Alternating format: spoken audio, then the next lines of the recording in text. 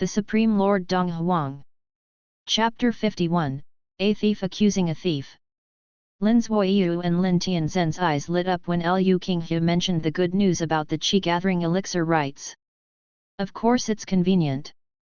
Lin Zuoyu readily agreed. To him, Liu Qinghu's request was a small matter. Head Elder, let's follow Patriarch Liu and Second Master Liu to the back courtyard to take a look, what evidence our side relative, Lin Lan, can produce to prove that the formula for the blood-staunching elixir is hers, Lin Zuoyu called out to Lin Tianzheng as he rose from his seat. Lin Tianzheng replied in acknowledgement and led the way to the door of the receiving chamber. He looked at Liu Qinghu and Liu Bao with a wide smile as he extended his arm and turned to show them in. Patriarch Liu, Second Master Liu, after you. The four of them filed out of the receiving chamber and made their way to the back courtyard of the Lin family mansion. When they arrived, there was already a crowd gathered in the back courtyard, surrounding something like a human wall. The atmosphere was rowdy. Patriarch and Head Elder are here. A sharp-eyed Lin family junior called out as he saw Lin Zuoyu and Lin Tianzheng. On cue, the gathered Lin family juniors respectfully moved aside to make a path for Lin Zuoyu and his party to pass through. On one side within the human wall were Zhou Donghuang and Lin Lan, with Fu and Granny Lian standing behind them. On the other side stood a sprightly old man of an average build with a ferocious look on his face. He was looking at them with disdain. That old man was the fourth elder of the Lin family, Lin Tonghong. Patriarch, Head Elder. Lin Tonghong bowed in respect when he saw Lin Zuoyu and Lin Tianzheng approach, and the second elder of the Lin family Lin Xuanhuan, who had been present for some time, walked towards Lin Zuoyu. Patriarch. Zhou Donghuang saw Liu Qinghu and Liu Bao as they walked over with Lin Zuoyu and Lin Tianzheng. Their eyes lit up when they saw that Zhou Donghuang had noticed them, and they were about to walk over to greet him when he stopped them with a look. The two of them stopped in their tracks at once. Second Elder, this is the Patriarch of the Liu family, who have just advanced to the rank of a preeminent family. This is Second Master Liu. Lin Zuoyu introduced Liu Qinghu and Liu Bao, who stood beside him as Lin Chonghuan approached. Patriarch Liu, Second Elder Liu, Lin Chonghuan greeted them with a wide smile after they were introduced, knowing that the Lin family was at the Liu family's mercy. Second Elder, please begin, Lin Tianzheng instructed Lin Chonghuan. Patriarch Liu and Second Master Liu are very curious as to what evidence a side relative of the Lin family can produce to prove that the formula for this blood-staunching elixir is hers. After this matter is resolved, we still need to return to the receiving chamber to discuss the matter of the rights to the Liu family's qi-gathering elixir, Lin Tianzheng prompted. I understand, Head Elder, Lin Chonghuan replied. Just then, Lin Lan led Zhou Donghuang over, bowing to Lin Zuoyu and Lin Tianzheng. Lin Lan acknowledges Patriarch, Head Elder. Humph! Lin Zuoyu snorted. Lin Lan, do you still consider me your Patriarch? This side relative, who ignored his orders and returned to the Lin family, was trampling on the dignity of the Patriarch of the Lin family. Today, no matter the outcome, he would not treat this matter lightly. Lin Lan, the Patriarch, and I already know the course of events. Now, if you can produce evidence that this blood-staunching elixir is yours, it will suffice. Lin Tianzheng looked at Lin Lan as he said this, and he hesitated as a grim look flashed across his eyes. If you are unable to produce this evidence and are found to be slandering Fourth Elder, the punishment will be the maximum. If that happens, your life is forfeit. Lin Tianzhen's tone was as cold as it could possibly be. Agreed. Lin Lan nodded solemnly. Standing behind Lin Lan, Zhou Donghuang could clearly feel the enmity that Lin Zuoyu and Lin Tianzheng felt towards his mother, Lin Lan, and the corners of his mouth curled upwards in a cold smile. Lin Lan, present your evidence. Lin Chonghuan looked at Lin Lan. As long as you are able to produce irrefutable evidence to prove Fourth Elder stole the formula from you, the family clan will make amends. Yes, Second Elder, replied Lin Lan. Donghuang. Zhou Donghuang stepped forward and looked at Patriarch Lin Zuoyu of the Lin family, and said calmly, Patriarch Lin, I heard that the Lin family has an intermediate-level medicine master? Let him be here as a witness. Who are you? Lin Zuoyu frowned at Zhou Donghuang and asked threateningly. What does Lin Lan's business concern you? Lin Lan is my mother.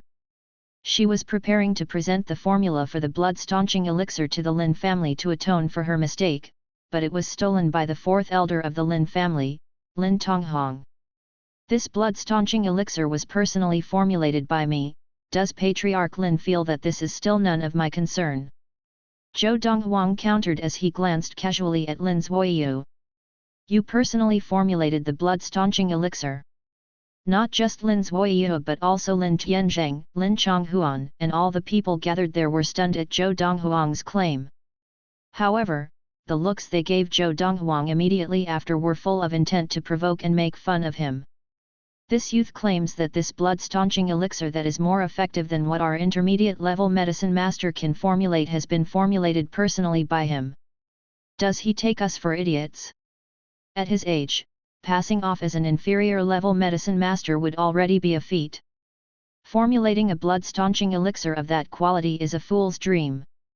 This is Lin Lan's proof. The crowd of Lin family juniors shook their heads, none of them believing this youth dressed in white standing before them.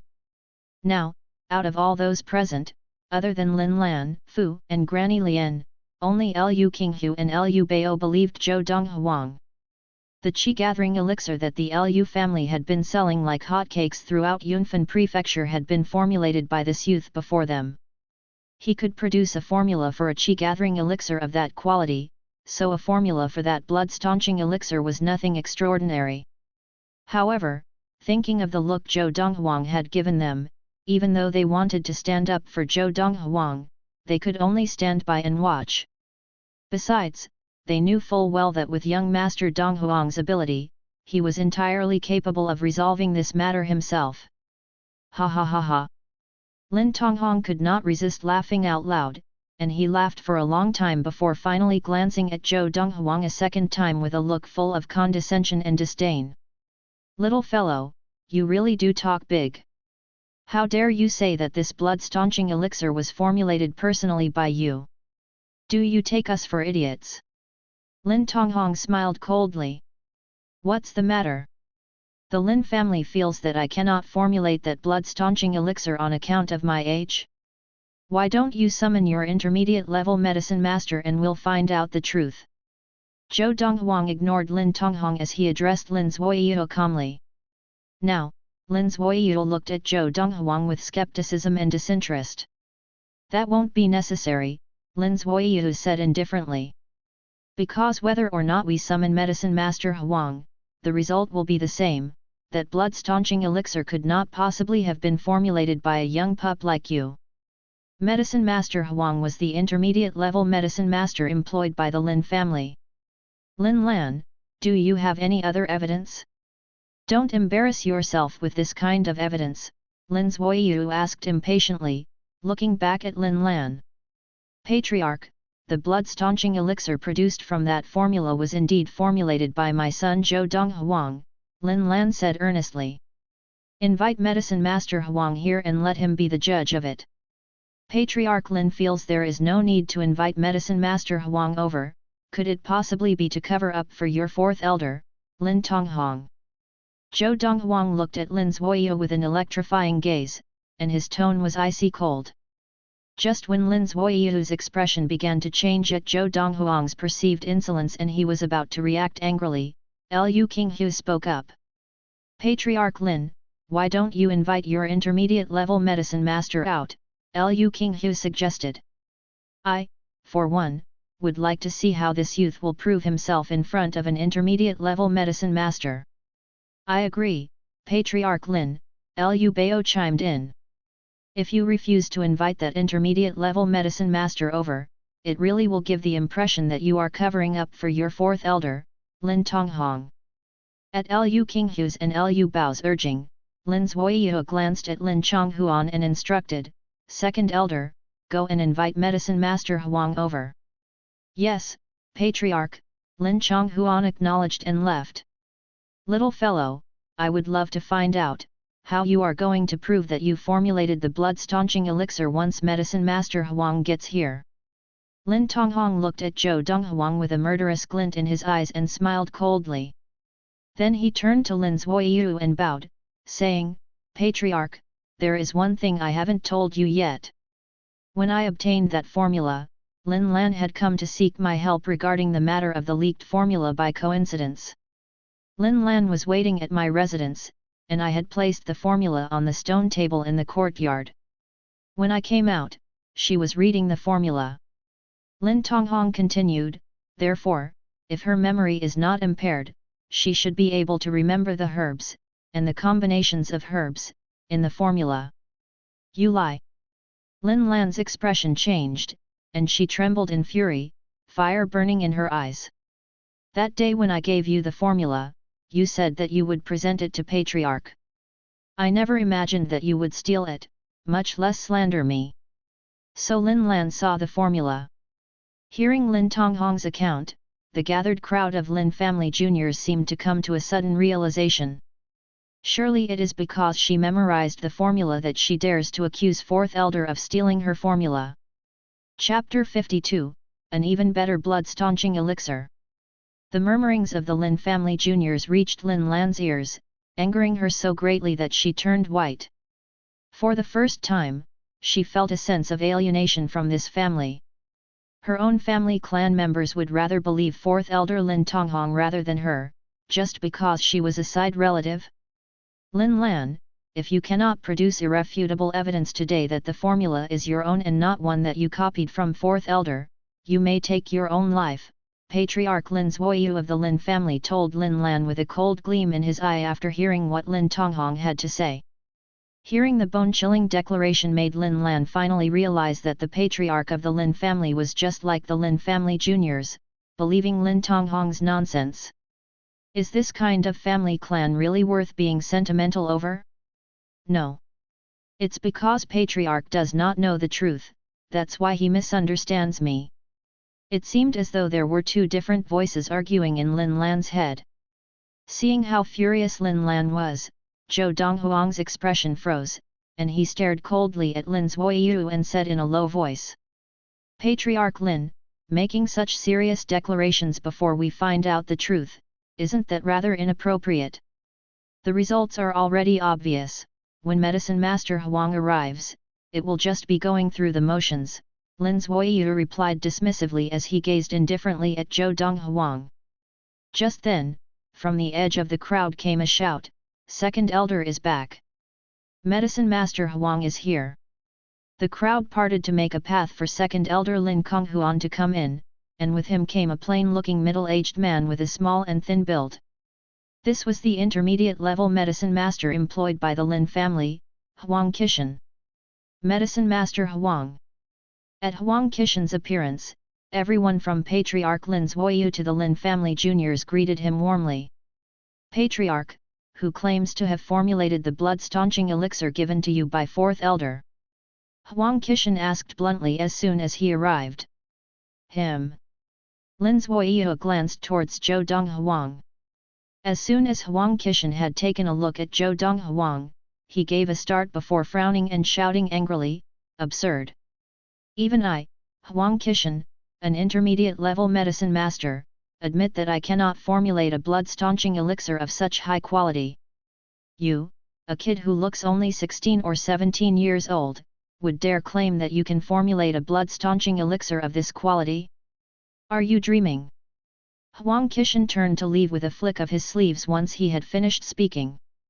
A mere intermediate-level medicine master like you is not worthy of debating with me regarding medicine. Zhou Donghuang spoke up casually just as Huang Qishan turned his back, allowing you to compare yourself with me, Zhou Donghuang, even feels like an insult to me. What did you say? When Huang Qishan, who was about to leave, heard what Zhou Donghuang said, he turned around immediately in a rage, staring furiously at Zhou Donghuang. That is too much. Lin Zuoyu and the rest of the Lin family leadership stared angrily at Zhou Donghuang, shouting out rebukes in unison. Faced with condemnation from the Lin family leadership, Zhou Donghuang remained calm and took out from his pocket a piece of paper he had prepared long ago. The Lin family should have these herbs. Today, before your eyes, I will formulate a blood-staunching elixir that exceeds the effectiveness of those on the market by 50%, and I will enlighten you frogs in the well. So saying, Zhou Donghuang tossed the paper in his hand to Huang Qishan, who instinctively reached out and caught it. Huang Qishan glanced instinctively at the herbs listed on the paper and frowned. These herbs, 8/10 of these are the ingredients in Fourth Elder's blood-staunching elixir. I have said before that the blood-staunching elixir was made with a formula that I made. As for the blood-staunching elixir produced with these herbs, that is the enhanced version of it, Zhou Donghuang said casually. The formula for the blood-staunching elixir that he had previously given his mother could only produce a blood-staunching elixir that was 40% more effective than those on the market. Now, he intended to formulate a blood-staunching elixir that was 50% more effective than those on the market and give the Lin family a resounding slap in the face. Didn't they say I was too young to have formulated a blood-staunching elixir that was 40% more effective than those on the market? Then I will formulate a blood-staunching elixir that is 50% more effective than those on the market before your very eyes. Ridiculous. Fourth Elder Lin Tonghong looked condescendingly at Zhou Donghuang, smiling coldly as he said, "Who in this world cannot boast? You say that you are able to formulate a blood-staunching elixir that is 50% more effective than those on the market, and I Lin Tonghong say that I can formulate a qi-gathering elixir that can increase the sensitivity to qi by 20%. A qi-gathering elixir that could increase the sensitivity to qi by 20% could only be formulated by the superior-level medicine master of the Imperial Court of Yunyang country." Standing beside Lin Tonghong, Lu Qinghu smiled coldly when he heard Lin Tonghong's words. What was a qi-gathering elixir that could increase the sensitivity to qi by 20%? Young Master Donghuang could even formulate a qi-gathering elixir that could increase the sensitivity to qi by 40%. Patriarch, I would like to see how this runt can formulate a blood-staunching elixir that is 50% more effective than those on the market. Huang Qishan walked towards Lin Zuoyu and passed the piece of paper he was holding to him. His meaning was clear: he wanted Lin Zuoyu to gather the herbs listed on the paper so he could see Zhou Donghuang formulate the blood-staunching elixir. Medicine Master Huang, do you feel this is really necessary? Lin Zuoyu asked with a frown. Yes. Huang Qishan replied resolutely. Today, if he cannot formulate that quality of blood-staunching elixir, he must kowtow in apology to me. This is the first time in my life that I, Huang Qishan, have been insulted in such a manner. Huang Qishan gave Zhou Donghuang a chilly gaze. With Medicine Master Wang's agreement, I'll instruct someone to get the herbs. Lin Zuoyu nodded and followed Huang Qishan's gaze to look at Zhou Donghuang, and smiled coldly as he said, "Today, if Zhou Donghuang cannot formulate the blood-staunching elixir as promised, not only will he have to kowtow to Medicine Master Huang in apology, but also the Lin family will not let him off lightly." As he finished speaking, Lin Zuoyu passed the paper in his hand to Lin Tianzheng. "Head Elder, please." Lin Tianzheng raised his eyebrows as he glanced at the herbs listed on the paper. "I'll send the herbs over in a few hours." So saying, he left. "Soon, I would like to see what fate the adopted son of Lin Lan will suffer." What fate he will suffer? From Patriarch's words, he's surely dead. The most he can do is formulate a blood-staunching elixir that is 40% more effective than those on the market based on the formula his mother stole from Fourth Elder. To formulate one that is 50% more effective is a fool's dream. Some of the looks that the Lin family juniors gave Zhou Donghuang were condescending, some were derisive, and some were even expressing delight at his impending doom. A few hours could be long, but they could also feel short. To the crowd gathered in the Lin family mansion, it seemed to pass by quickly. The head elder of the Lin family, Lin Tianzheng, hurried back as soon as he could with the herbs that Zhou Donghuang had requested. "The herbs are all here. Next, I would like to see how you formulate a blood-staunching elixir 50% more effective than those available." Lin Tianzhang tossed the bundled herbs to Zhou Donghuang and gave him a chilly look before backing away. And Zhou Donghuang for his part wasted no time, he proceeded immediately to formulate the blood-staunching elixir. The necessary tools had all been prepared under the instruction of Huang Qishan during the time that Lin Tianzhang had been gathering the herbs. Under the scrutiny of the crowd, Zhou Donghuang worked quickly, and he worked so naturally that at first glance, he looked like a medicine master with many years of experience formulating elixirs. What a show he's putting on! Lin Tonghong laughed coldly. However, Huang Qishan's expression had suddenly turned serious. It is said that the layman enjoyed the show, while professionals appreciated the craft. Huang Qishan realized that Zhou Donghuang's speed and efficiency were far superior to his. With such speed, the elixir will probably be ready in an hour at most. Huang Qishan whispered. Of course, such thoughts did not mean Huang Qishan believed Zhou Donghuang could formulate a blood-staunching elixir 50% more effective than those available. A blood-staunching elixir of such effectiveness was not something that an intermediate-level medicine master had the ability to formulate. An hour later, just as Huang Qishan had thought, Zhou Donghuang stopped working, having formulated 3 bottles of blood-staunching elixir. Of the 3 bottles of blood-staunching elixir, Zhou Donghuang kept one and gave one of the remaining 2 bottles to Huang Qishan and the other to Lin Zuoyu. Try it, Zhou Donghuang said casually. Huang Qishan eagerly slit his palm and poured the contents of the bottle over it. However, Lin Zuoyu did not even bother trying it because he felt it was completely unnecessary. The gaze of the crowd gradually focused on Huang Qishan as they waited for him to declare the result. Although the Lin family members present all felt that Zhou Donghuang would not be able to formulate a blood-staunching elixir of that quality, they still wanted to hear Huang Qishan announce the results personally. However, they were soon left dumbfounded. As they watched, Huang Qishan began to tremble, and his eyes lit up as he stared at the wound on his palm. This, could it be? Seeing Huang Qishan lose his composure, the crowd of Lin family members felt a mounting sense of disbelief. Impossible! Lin Tonghong's expression changed completely. Medicine Master Huang, what is the result? At that moment, even Lin Zuoyu, the patriarch of the Lin family, could no longer bear the suspense.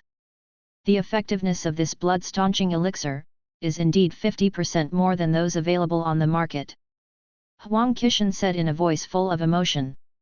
While Lin Zuoyu and the other Lin family members were still stunned in disbelief, Huang Qishan looked back at Zhou Donghuang and bowed low with a serious expression.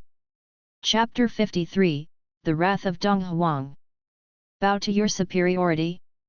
Huang Qishan's words caused many of the Lin family juniors who had just come to their senses to slip back into a state of shock.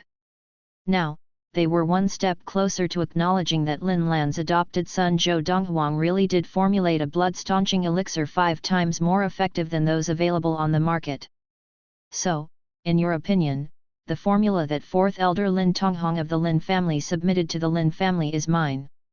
The blood-staunching elixir formulated with that formula and this one that you have just formulated yourself have similar ingredients, so naturally it is the work of the same person. Huang Qishan nodded sagely. At Huang Qishan's words, Lin Tonghong's expression changed, and he said urgently to Huang Qishan, Medicine Master Huang. Lin Lan must have stolen my formula, and this little fellow must have used it as a template and improved on it by adding on more herbs. Even if he formulated a blood-staunching elixir 5 times more effective than those available on the market, it is not enough to prove that the formula is really his. Lin Tonghong was really in a panic now. He never imagined that the adopted son of Lin Lan would have such a move prepared. More importantly, this intermediate-level medicine master before him could not be controlled by the Lin family and would not be concerned with protecting him. Are you questioning my competency in medicine? Huang Qishan looked at Lin Tonghong distastefully and challenged him in a chilly tone, I'll give you 1 month.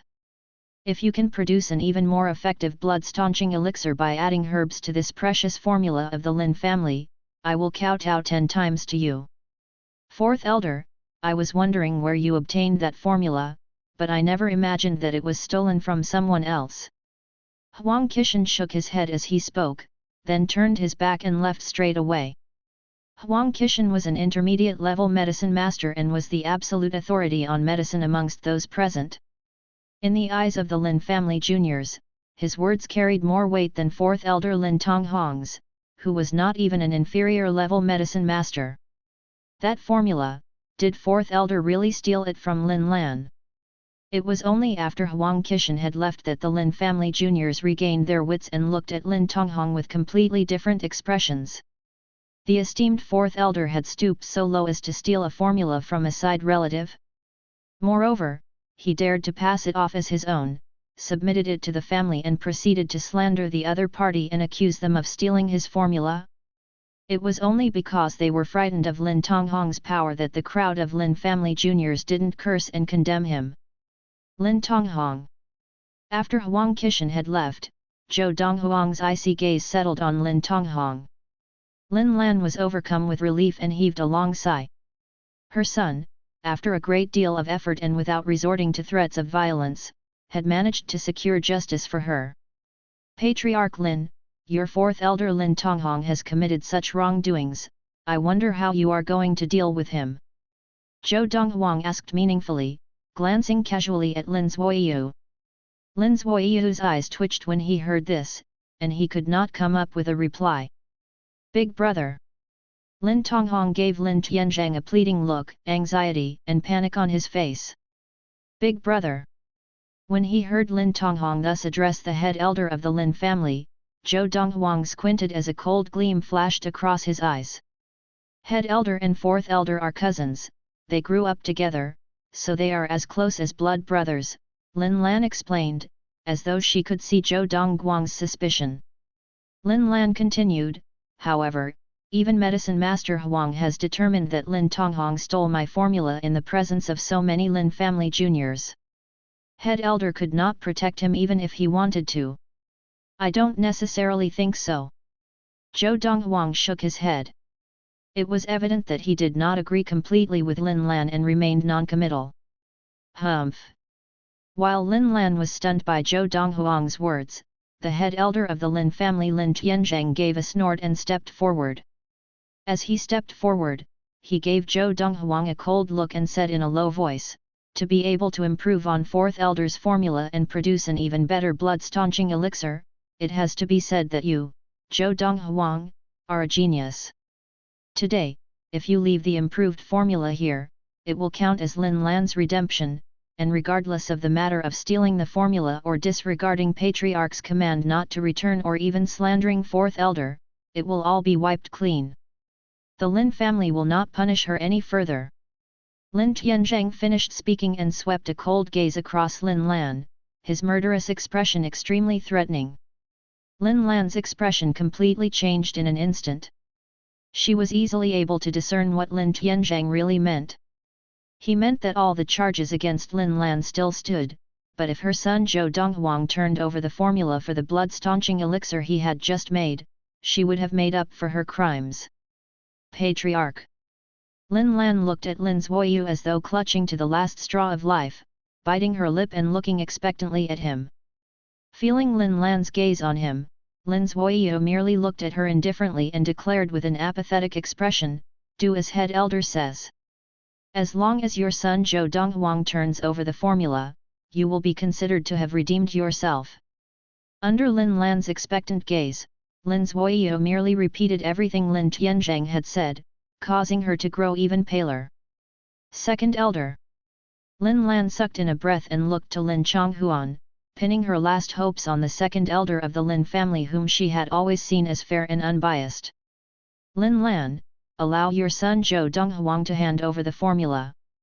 A look of regret flashed across Lin Konghuan's face, but it vanished quickly, and his expression grew serious. Lin Lan's already pale face grew even paler at Lin Konghuan's words, and she swayed on her feet as though about to fall. Many of the Lin family juniors present were dumbfounded.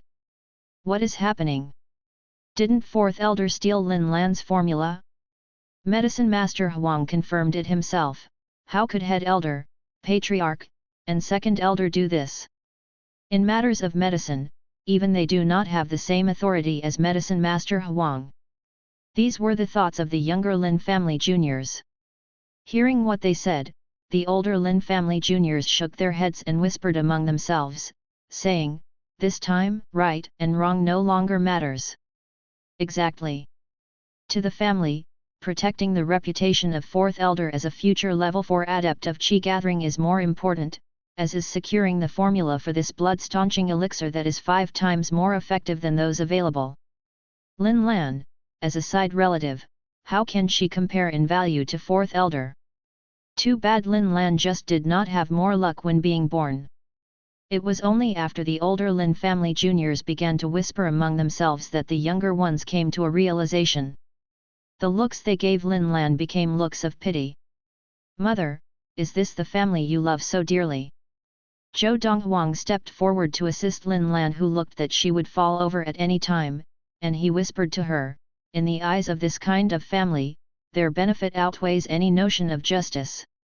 As Zhou Donghuang finished speaking, Lin Lan swept a chilly gaze across Lin Zuoyu and the assembled leadership of the Lin family and declared in a hoarse voice, "From this day on, I, Lin Lan, renounce the Lin family and will no longer be a member of the Lin family."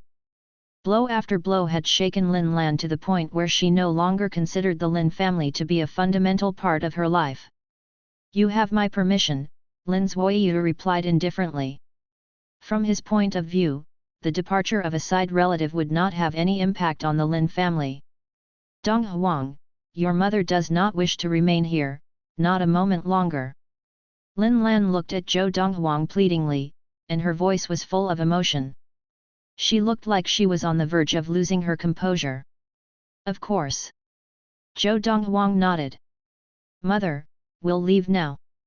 So saying, Zhou Donghuang helped support Lin Lan as they prepared to leave. As for the debt of the Lin family, he intended to return some other time to collect it. "You may leave if you wish, but hand over the formula." Just as Lin Lan, supported by Zhou Donghuang and followed by Fu and Granny Lian were about to leave, the fourth elder of the Lin family, Lin Tonghong, called out. As soon as he had spoken, Lin Tonghong stepped across to bar the way of Zhou Donghuang and the others, staring at him fiercely. "And what if I don't want to?" Zhou Donghuang looked calmly at Lin Tonghong, his face betraying no emotion and his tone completely even, as though he was thoroughly disinterested. "If you don't hand over the formula, the Lin family will pursue every last detail of Lin Lan's offences." Lin Tonghong smiled coldly. "Lin Lan, disregarding the patriarch's order and returning to the family is the foremost offence, stealing the formula that I submitted to the family is the second, and slandering me, the fourth elder of the Lin family, is the third. The punishment for multiple crimes should be death." A murderous look flashed across Lin Tonghong's eyes as he said this. "How dare you!" Zhou Donghuang handed Lin Lan over to Granny Lian's care and stepped forward, his white clothes lifting up in the wind. In that moment, the fury and rage in Zhou Donghuang's eyes that had been long suppressed burst forth in a flood. "I plan to send my mother back to rest before returning to settle this debt with the Lin family, but since the Lin family is in a hurry, I, Zhou Donghuang, will oblige you all." Zhou Donghuang grinned, showing his 2 rows of white teeth. This youth looked like the sun had transformed into a demon from hell in that instant. The Lin family is in deep trouble. Seeing Zhou Donghuang in this state, the patriarch of the Lu family, Lu Qinghu, who was standing beside Lin Zuoyu, shook his head at how extremely stupid the Lin family was. Chapter 54, Doing as he wishes. Settle accounts? You. Lin Tonghong looked condescendingly at Zhou Donghuang with a derisive expression and continued, "Even if that freezing wind were here, he would not dare to say such things." The last time Lin Tonghong went to Qingshan town intending to seize Zhou Donghuang's Yongsuan restaurant, he had been defeated by freezing wind and sent packing with his tail between his legs. Therefore, in his view, the strongest person that Zhou Donghuang and Lin Lan had with them was freezing wind. But he did not know that freezing wind's ability was given to him by Zhou Donghuang, and without Zhou Donghuang, freezing wind might not even have attained level 2 of qi gathering by now. Enough. Zhou Donghuang had long ago lost his patience, and seeing that Lin Tonghong still dared to carry on with his nonsense, he let out a shout of impatience and sprang into action. Star-stepping footwork. Zhou Donghuang swayed and stepped in a series of peculiar steps. He moved like a flash of lightning as he suddenly appeared right before Lin Tonghong, who was standing not far away. Lin Tonghong's expression changed immediately in the instant that Zhou Donghuang appeared before him. How could this Zhou Donghuang be so fast? Just as this thought appeared in Lin Tonghong's mind, he saw Zhou Donghuang's palm rise and descend towards his head. At this moment, his reaction was still a split second too slow. There was only one reason why the scene played out as it did: the difference in their ability was too great. No. In the same instant that Lin Tonghong cried out in desperation, Zhou Donghuang's palm landed like a tiger bounding down a mountain. Pong! Zhou Donghuang's palm struck Lin Tonghong's skull, and he fell to the ground with a crash, raising a cloud of dust. From the time Zhou Donghuang first moved till the time he killed Lin Tonghong with a single blow, the entire process had happened in the blink of an eye, too fast for the people present to react. Now, seeing Lin Tonghong fall lifeless to the ground, the gathered crowd of Lin family members all sucked in a cold breath. Lin Tonghong was the fourth elder of the Lin family, an outstanding level 3 adept of Qi gathering, with a good chance of attaining level 4 of Qi gathering within 10 years. But now, he was dead before them, and moreover, he was dead at the hands of a youth who looked to be no more than 16 or 17 years old. I'm not dreaming, am I? This is too incredible. He killed fourth elder. As the Lin family juniors began to come to their senses, they exchanged glances and saw disbelief and incredulity in each other's eyes. Several of them even pinched themselves to confirm that they were not dreaming. Fourth elder. The patriarch of the Lin family, Lin Zuoyu, second elder Lin Chonghuan, and the rest of the Lin family leadership regained their senses. Their expressions changed completely. When they looked again at the youth standing beside Lin Tonghong's corpse, their gazes were filled with disbelief without exception. If they had not seen it with their own eyes, they would never have believed that such a youth had the ability to kill the fourth elder of the Lin family, a level 3 adept of Qi gathering, Lin Tonghong. Among the Lin family leadership, the head elder, Lin Tianzheng, was the last to come to his senses. Little brother Hong. After he regained his senses, Lin Tianzheng stared in anguish at Lin Tonghong's lifeless body, and he wailed in sorrow, his body trembling in anger. Lin Tonghong was only his cousin, but to him, they were no different from brothers. And now, seeing Lin Tonghong killed before his eyes, he was filled with rage. He had no intention of holding back. Zhou Donghuang, you killed my little brother, Hong, I will kill you. Lin Tianzheng was furious beyond reason and was not considering whether Zhou Donghuang's ability was beyond his own. He sprang forward at Zhou Donghuang like a hound fixed on its prey. Although he was almost beyond reason, nevertheless, when he was approaching Zhou Donghuang, Lin Tianzheng did not dare to be reckless. He used the Lin family's lesser-grade technique, Crazy Python Punch. Swoosh! Lin Tianzheng was a level 4 adept and struck with the strength of 4 bulls, just over 3,000 jin of force, in an impressive show of force. And Lin Tianzhen's attacking arm in that moment seemed to become a frenzied python, barreling towards Zhou Donghuang. A good attempt. Faced with Lin Tianzhen's furious attack, Zhou Donghuang laughed indifferently and shifted his weight as his whole body shot forward. Swoosh! As his body shot forward, Zhou Donghuang threw a punch like a cannonball, and it met the furious assault of Lin Tianzhen's fist. Thunderbolt Punch was a second-grade technique with an emphasis on directness, speed, accuracy, and ruthlessness, destroying enemies with sheer force and fury. With this second-grade technique, Thunderbolt Punch, in addition to Zhou Donghuang's strength that was no less than Lin Tianzhen's, one could imagine the power of his attack. Pong! Under the gaze of the crowd, Zhou Donghuang and Lin Tianzheng exchanged blows, and it was glaringly obvious that his fist was a size smaller than Lin Tianzhen's. Ka-chok! Ah! Before the crowd could react, they heard the clear sound of bones cracking and snapping, followed closely by a hoarse and shrill cry of agony. Zhou Donghuang stood where he was, unmoved, and Lin Tianzheng was sent flying to land awkwardly more than 3 meters away on the ground. His attacking arm was broken, obviously maimed by Zhou Donghuang's one blow.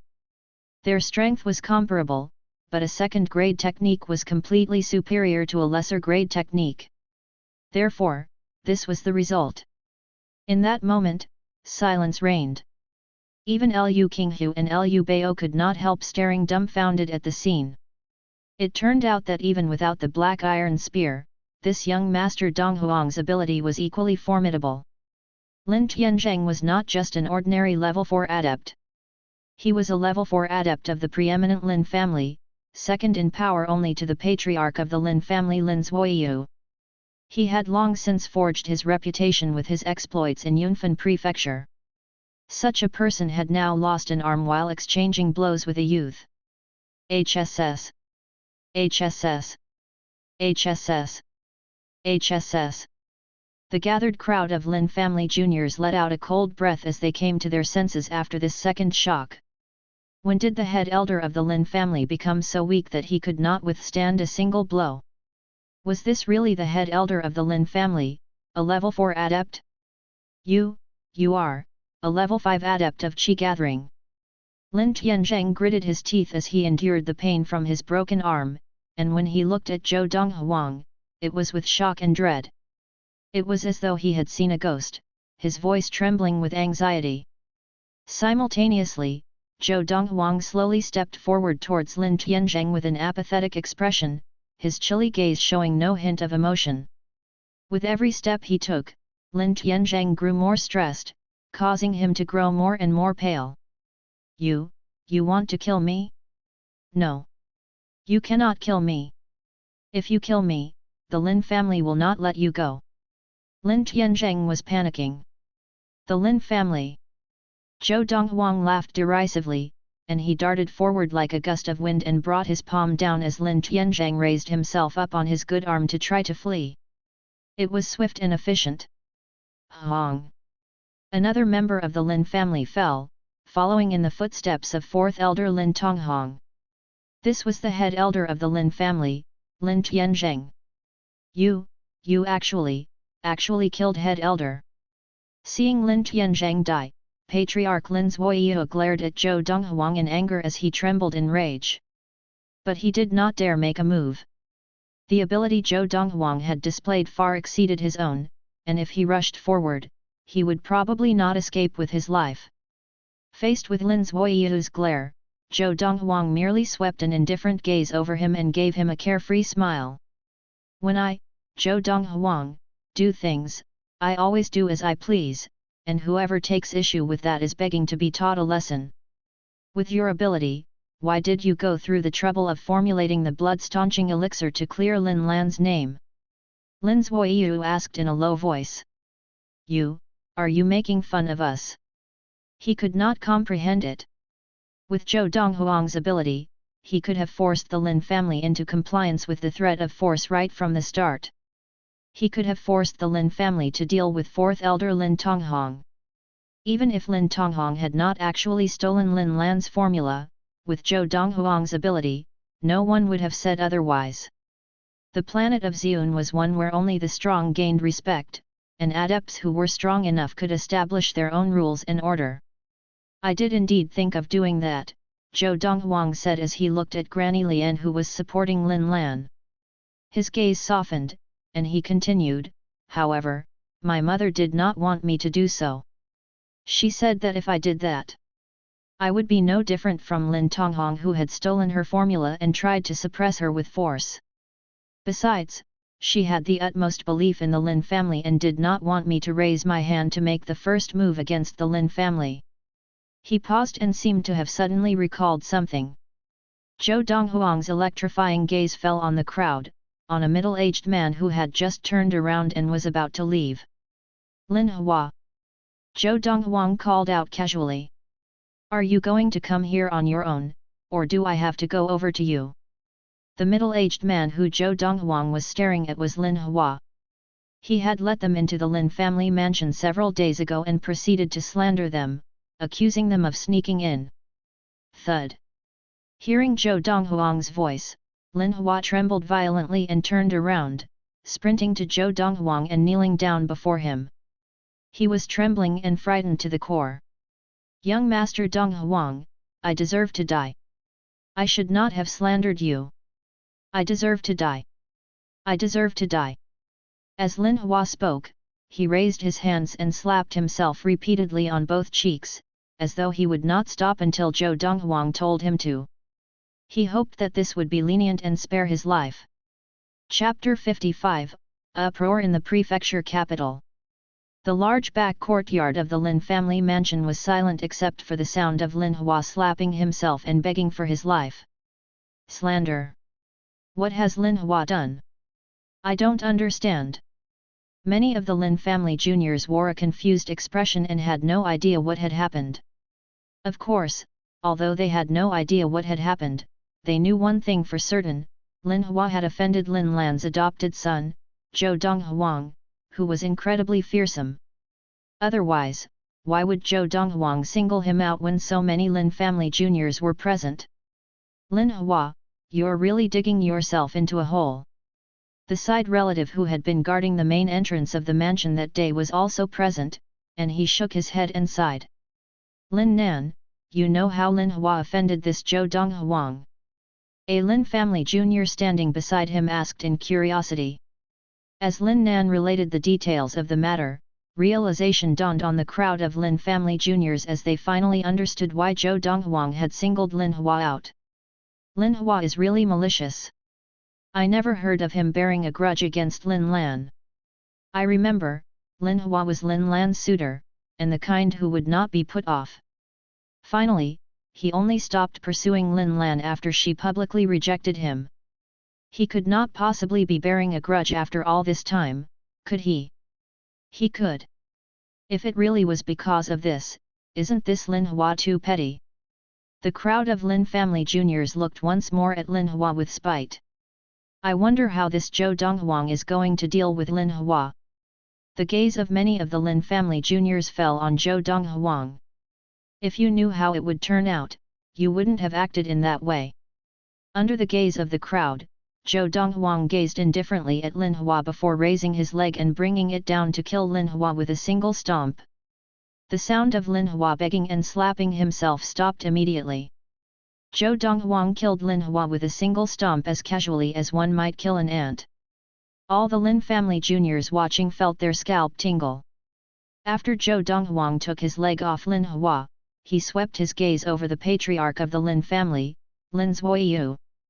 That look frightened him so much that his expression changed as though doom was descending upon him. Only when Zhou Donghuang took his gaze off Lin Zuoyu did he then release his breath. Seeing Zhou Donghuang's gaze fell on him, the second elder of the Lin family, Lin Xuanhuan, gave a bitter look without being fearful like Lin Zuoyu, as though he did not care whether he lived or died. "We're wrong, all wrong. Head elder was wrong, patriarch was wrong, and I was wrong too." Lin Xuanhuan knew that that day, every single one of them had been wrong. Otherwise, if Lin Lan had been welcomed into the Lin family, her adopted son Zhou Donghuang would also have been a part of the family. With such ability at 16 or 17 years of age, who knew what he would become in 30 years' time? The Lin family had missed a golden opportunity. "Donghuang, let's go." Just then, Lin Lan called out to Zhou Donghuang. She had watched impassively at everything Zhou Donghuang had done from beginning to end. The belief she had in the Lin family had crumbled completely from the moment she had announced that she was renouncing the Lin family. Now, the Lin family was no longer important to her, and she did not consider herself to be a member of the Lin family. "Okay." Zhou Donghuang acknowledged her and returned to her side, helping her along as he led Fu and Granny Lian towards the main entrance of the Lin family mansion. "Lin Lan." Lin Xuanhuan gritted his teeth and finally looked at Lin Lan and called out to her, "Would you still consider staying in the Lin family? The Lin family can give you justice." Lin Xuanhuan put his dignity aside for the sake of the Lin family. "Justice? Lin Lan turned around at this, gazing at Lin Chonghuan indifferently. Second elder, do I, Lin Lan, still need the Lin family to dispense justice? My justice has already been delivered by my son. As for the Lin family, from this day on, I, Lin Lan, will have nothing to do with you. With that, Lin Lan left with Zhou Donghuang, and the gathered crowd of Lin family juniors parted to let them through, staring at them as they left. They had the same bitter smile on their faces. Just like Lin Chonghuan, they knew that the Lin family had just missed a golden opportunity. Lin Lan and her adopted son, Zhou Donghuang, would have been the greatest assets of the Lin family. But now, they had been thrown out the door by the Lin family. Second elder, if she wants to leave, we'll let her, the Lin family will not miss an insignificant side relative. Lin Zuoyu said in a heavy voice. Although he sounded unperturbed, everyone in the Lin family knew that he was trying to salvage the last shred of dignity. Today, the greatest loss of the Lin family had not been the deaths of the head elder and fourth elder of the Lin family, but Lin Lan's departure. Lin Lan had left, bringing with her a 16 or 17-year-old youth that was most likely already a level 5 adept. Farewell, Patriarch Linear. Seeing Zhou Donghuang leave, Lu Qinghu did not intend to linger, and he bade Lin Zuoyu a farewell before leaving with Lu Bao. Patriarch Lu, wait. Seeing this, Lin Zuoyu called out hastily to Lu Qinghu. We haven't discussed the rights to the Lu family's chi-gathering elixir. There's no need for discussion. Before Lin Zuoyu could finish, he was interrupted by Lu Qinghu, who had stopped. He turned around to gaze indifferently at Lin Zuoyu, and said, the Lu family will never give the rights for our chi-gathering elixir to the Lin family. From this day on, the Lu family will not cooperate with the Lin family in any aspect. With that, a cold smile spread over Lu Qinghu's face. Lin Zuoyu's expression changed completely at Lu Qinghu's words, and he asked instinctively, why not? Because, the owner of the formula for the Lu family's chi-gathering elixir is none other than Lady Lin Lan's adopted son, Zhou Donghuang. The Lu family was only helping him with the manufacture and sale of the chi-gathering elixir. Lu Qinghu finished speaking and left with Lu Bao. Only when their silhouettes vanished from the sight of the crowd did the Lin family members regain their wits, and the expressions of shock spread over their faces as one. My God! The formula for the Lu family's chi-gathering elixir actually belongs to Lin Lan's adopted son, Zhou Donghuang. How is this possible? Patriarch Lu of the Lu family said so himself, it cannot be false. I really never thought. Lin Lan's adopted son was a hidden dragon all along. That hidden dragon should have been the Lin families all along. In that moment, the crowd of Lin family juniors all sighed at their missed opportunity, but they did not dare voice out the resentment against their patriarch, Lin Zuoyu. Patriarch, I'm going back. The second elder of the Lin family, Lin Chonghuan, gave a long sigh and greeted him before leaving, cutting a lonely and desolate figure as he went. And Lin Zuoyu, the patriarch, was left rooted to the ground, his expression unreadable as he was lost in his own thoughts. Soon, Lin Zuoyu regained his senses, and he swept a cold gaze across the crowd of Lin family juniors. If anyone spreads word about what happened today, they will suffer the discipline of the family. With that, he left. Although Lin Zuoyu's words had intimidated some of the Lin family juniors, many of the braver Lin family juniors did spread the news. In just several days, the entire capital of Yunfan Prefecture knew what had occurred on October 10, 1228 of the Xiun era in the back courtyard of the Lin family mansion. Zhou Donghuang, a youth of only 17 years old and also the adopted son of Lin Lan, a side relative of the Lin family, killed the fourth elder and head elder of the Lin family, implying that he had already attained level 5 of Qi gathering. The news spread, and the entire capital of Yunfan Prefecture was shaken by it. It was easy to imagine how not only the prefecture capital but also the entire Yunfan Prefecture and the prefectures adjoining it would be shaken by this news as it continued to spread. In the history of Yunyang, there had never been a 17-year-old, level 5 adept of qi gathering. Zhou Donghuang's accomplishment was unprecedented in the country of Yunyang. Of course, when this news spread, many people would remain skeptical.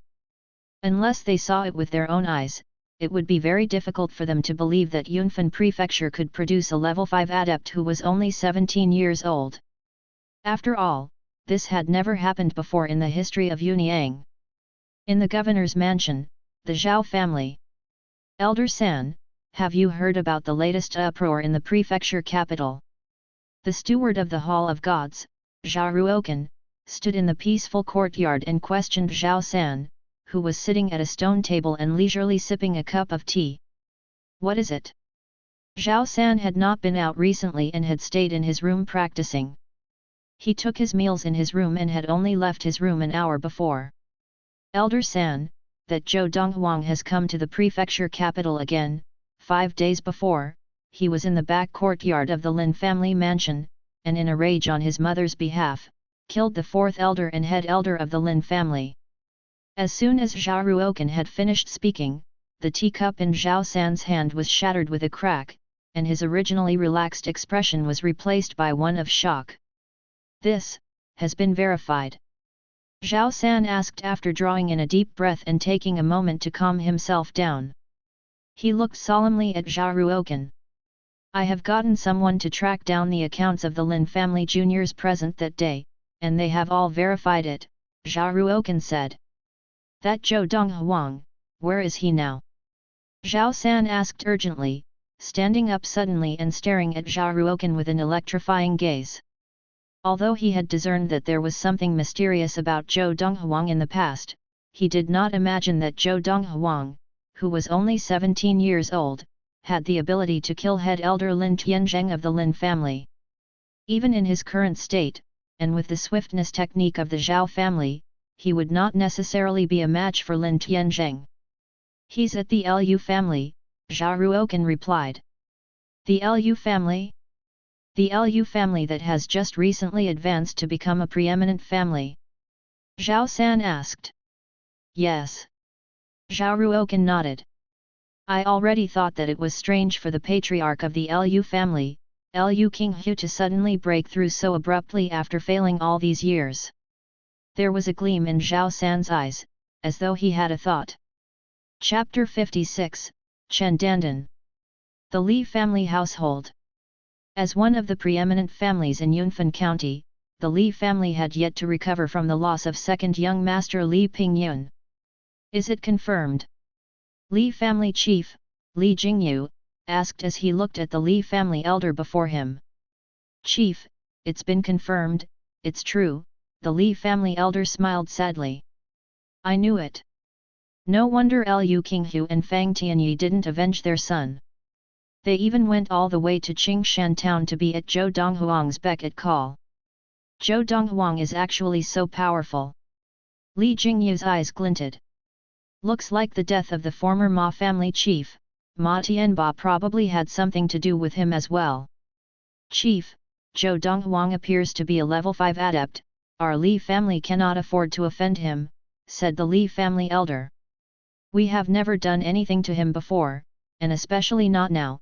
We'll wait for my eldest daughter to return from Guangling Prefecture first. If there is really nothing we can do, I don't want to avenge my son either, in case we fail and even end up losing our whole family. Though Li Jingyu said this calmly, his fists were clenched so tightly that they had started bleeding. It was clear that he was furious.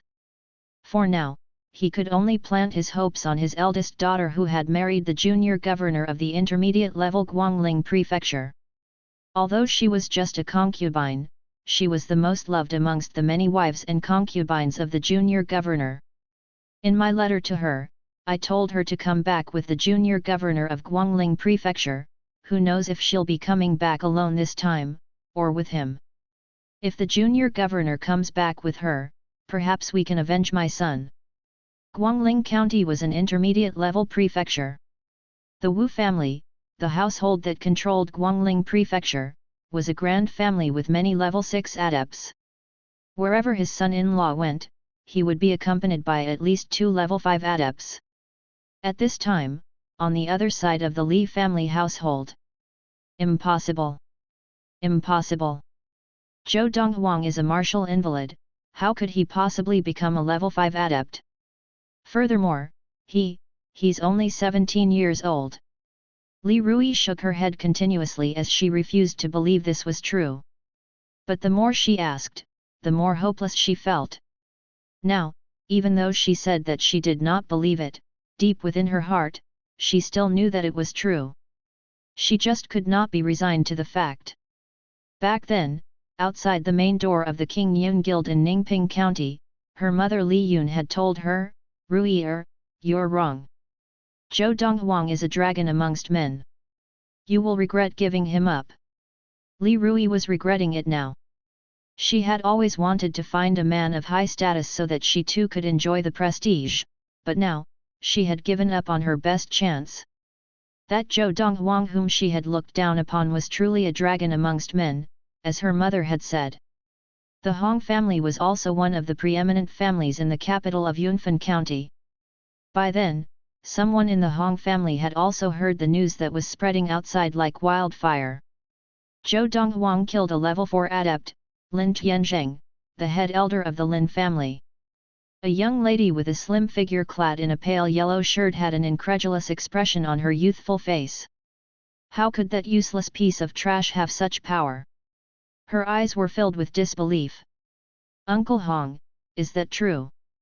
The young lady turned to the man who had told her the news, a middle-aged man dressed in a flowing green gown and a stern look on his face. The man was none other than Hong Wei, chief of the preeminent Hong family. "Dandan, it's true." Hong Wei nodded his head solemnly. "I sent someone to find out." Zhou Donghuang had indeed killed Lin Tianzheng. That day, Lin Tianzheng even used the Lin family fist motion technique, Crazy Python Punch, but after one round with Zhou Donghuang, his whole body flew backward and his arm was broken. The power that Zhou Donghuang showed that day is hardly inferior to a level 5 adept. Although this was not the first time he had known about this, Hong Wei's face was still full of shock. The young lady was none other than Chen Dandan, Lin Lan's adopted daughter and stepsister of Zhou Donghuang when he was younger. Because she had betrayed Lin Lan and released the Lin family medicine formulas to the Hong family, she had totally broken off contact with Lin Lan and Zhou Donghuang. After leaving Qingshan town, she had come to the preeminent Hong family. "I had grown up with that trash. I know all about him. How could he possibly have such power?" Chen Dandan still could not believe it, but she had no choice but to trust the words of Hong Wei, the chief of the Hong family. "Dandan, even if he is talented, if he cannot enter the Valley of Medicine Masters, he will not be able to transcend near perfection of the gathered qi," said Hong Wei with a smile. "And now, Yun Feng is already in the Valley of Medicine Masters, and you are on your way there. With the help of Medicine Master Zhong Er, the two of you will sooner or later be able to reach God tier. From gathered qi to God tier, that's such a huge jump that they are not even in the same league. Zhou Donghuang will never be able to compete with you then." The Valley of Medicine Masters was a sect that ruled over the country of Yunyang, and even the imperial court had to give them offerings regularly. Beneath the Valley of Medicine Masters, there were 16 countries, like Yunyang country, also named the 16 countries of the East Valley. Within the country of Yunyang, adepts with near perfection of the gathered qi could be considered titans. But in the Valley of Medicine Masters, there were adepts who had even reached God tier, and there were quite a number of them. But if he really is so talented, once the Valley of Medicine Masters hears of it, won't they definitely want to have him? Chen Dandan frowned worriedly. "Haha," Hong Wei laughed. "Dandan, you don't have to worry about this at all. In the Valley of Medicine Masters, the person in charge of receiving people from Yunyang is you and Yun Fei's teacher, the second elder, Chen Tianhe. As long as Zhou Donghuang does not get past him, he will never be able to enter the Valley of Medicine Masters. After you go there and become Elder Chen's disciple, as long as you and Yun Fei become good friends with the other disciples there, you can even ask them to help you kill Zhou Donghuang. I believe those arrogant disciples of the Valley of Medicine Masters also do not wish to see a lad from a small town rising above them someday." As he said this, a murderous glint flashed in Hong Wei's eyes. Hearing this, Chen Dandan immediately lit up. "You're right. We can kill him before he advances further. Zhou Donghuang, you are destined to be trampled beneath my feet, don't ever think of redeeming yourself." Chen Dandan laughed to herself quietly. Leaving Chen Dandan's courtyard, Hong Wei's eyes glimmered as he smiled. Who would have thought that a preeminent family like us would one day have relations with the Valley of Medicine Masters? As long as Yunfei and Dandan get together, eventually, our Hong family will be closely linked to the second elder of the Valley of Medicine Masters. By then, don't bother with the Grand and Tycoon families. As long as we wish, the Hong family will be able to take over the imperial court and become the new rulers of the country of Yunyang. Chen Dandan was the illegitimate daughter of Chen Tianhe, second elder of the Valley of Medicine Masters. Even Chen Dandan herself was unaware of this. Back then, Hong Wei had found out by pure coincidence that Chen Tianhe was looking for his illegitimate daughter and had tried looking for him. Eventually, he had found out that Chen Tianhe's illegitimate daughter was in Qingshan town beneath Yunfan County and had been adopted by Lin Lan, the guild master of the Magnolia Guild under the Lin family. After that, everything fell into place easily. He had asked his daughter to chase Chen Dandan, and after they had gotten together, his son had easily pledged his allegiance to Chen Dandan's birth father. He had become a high-ranking disciple of the Valley of Medicine Masters under the tutelage of second elder Chen Tianhe. In a few days, he would be sending Chen Dandan to the Valley of Medicine Masters to meet her birth father. The Lu family household. Young Master Donghuang. Lu Yuan, the first young master of the Lu family, who had been crippled by Zhou Donghuang previously, walked briskly into the courtyard where Zhou Donghuang was staying temporarily. "You look like you're recovering well," said Zhou Donghuang with a smile. He took a glance at Lu Yuan's leg, the one he had joined back together, as he sat at the stone table sipping tea in the sun. "All thanks to your treatment," said Lu Yuan gratefully. He continued, "Young Master Donghuang, I came to inform you. Zhao San of the Zhao governor's household has come to the Lu family household. Just now, as I walked past the hall, I overheard my dad talking to him. He seems to be here for you." "Zhao San?"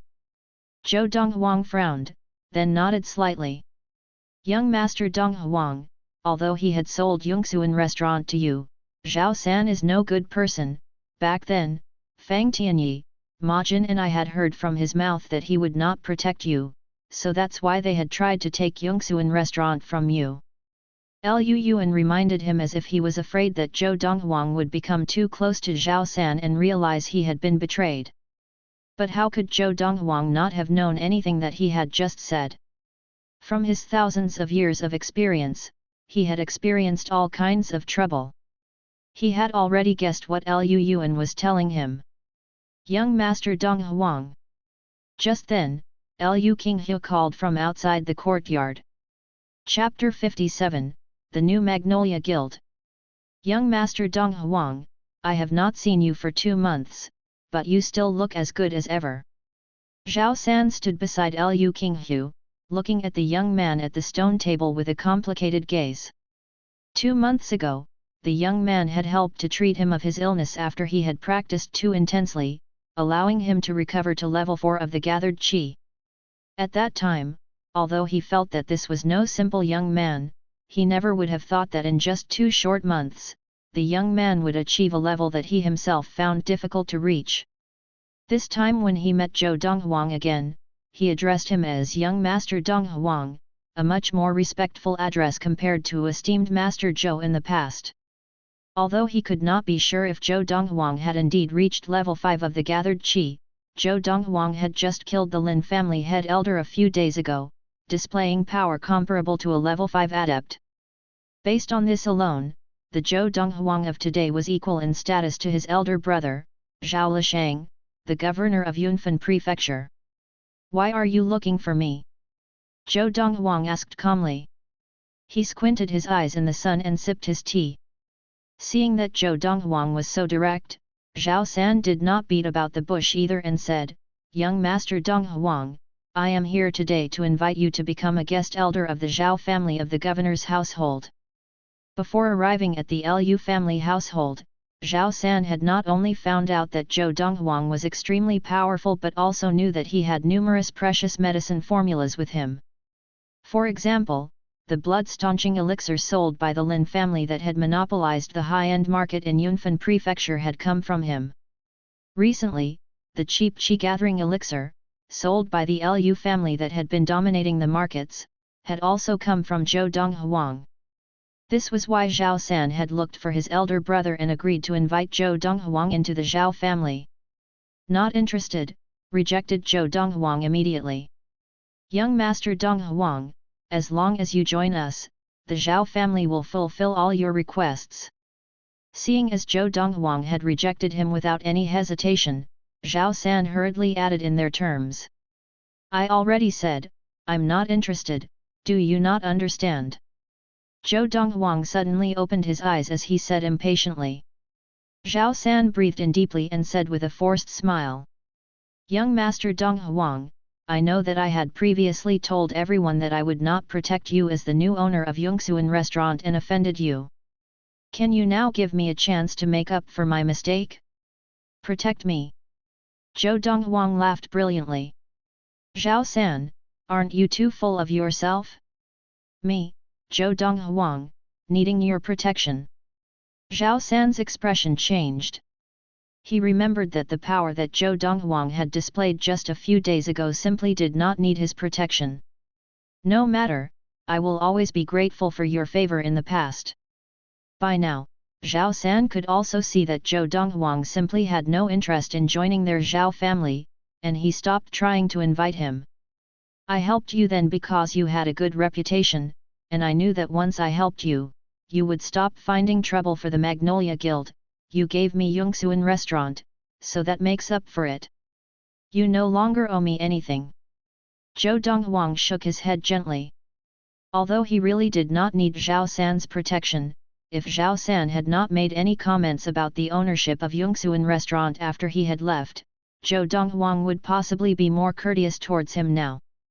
However, not only had Zhao San done that, he had boasted in public that he would no longer care about who owned Xuanhuan restaurant after him, as if he was trying to cause trouble for Zhou Donghuang.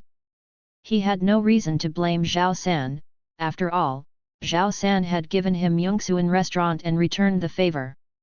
But he now had the freedom to no longer associate with Zhao San anymore.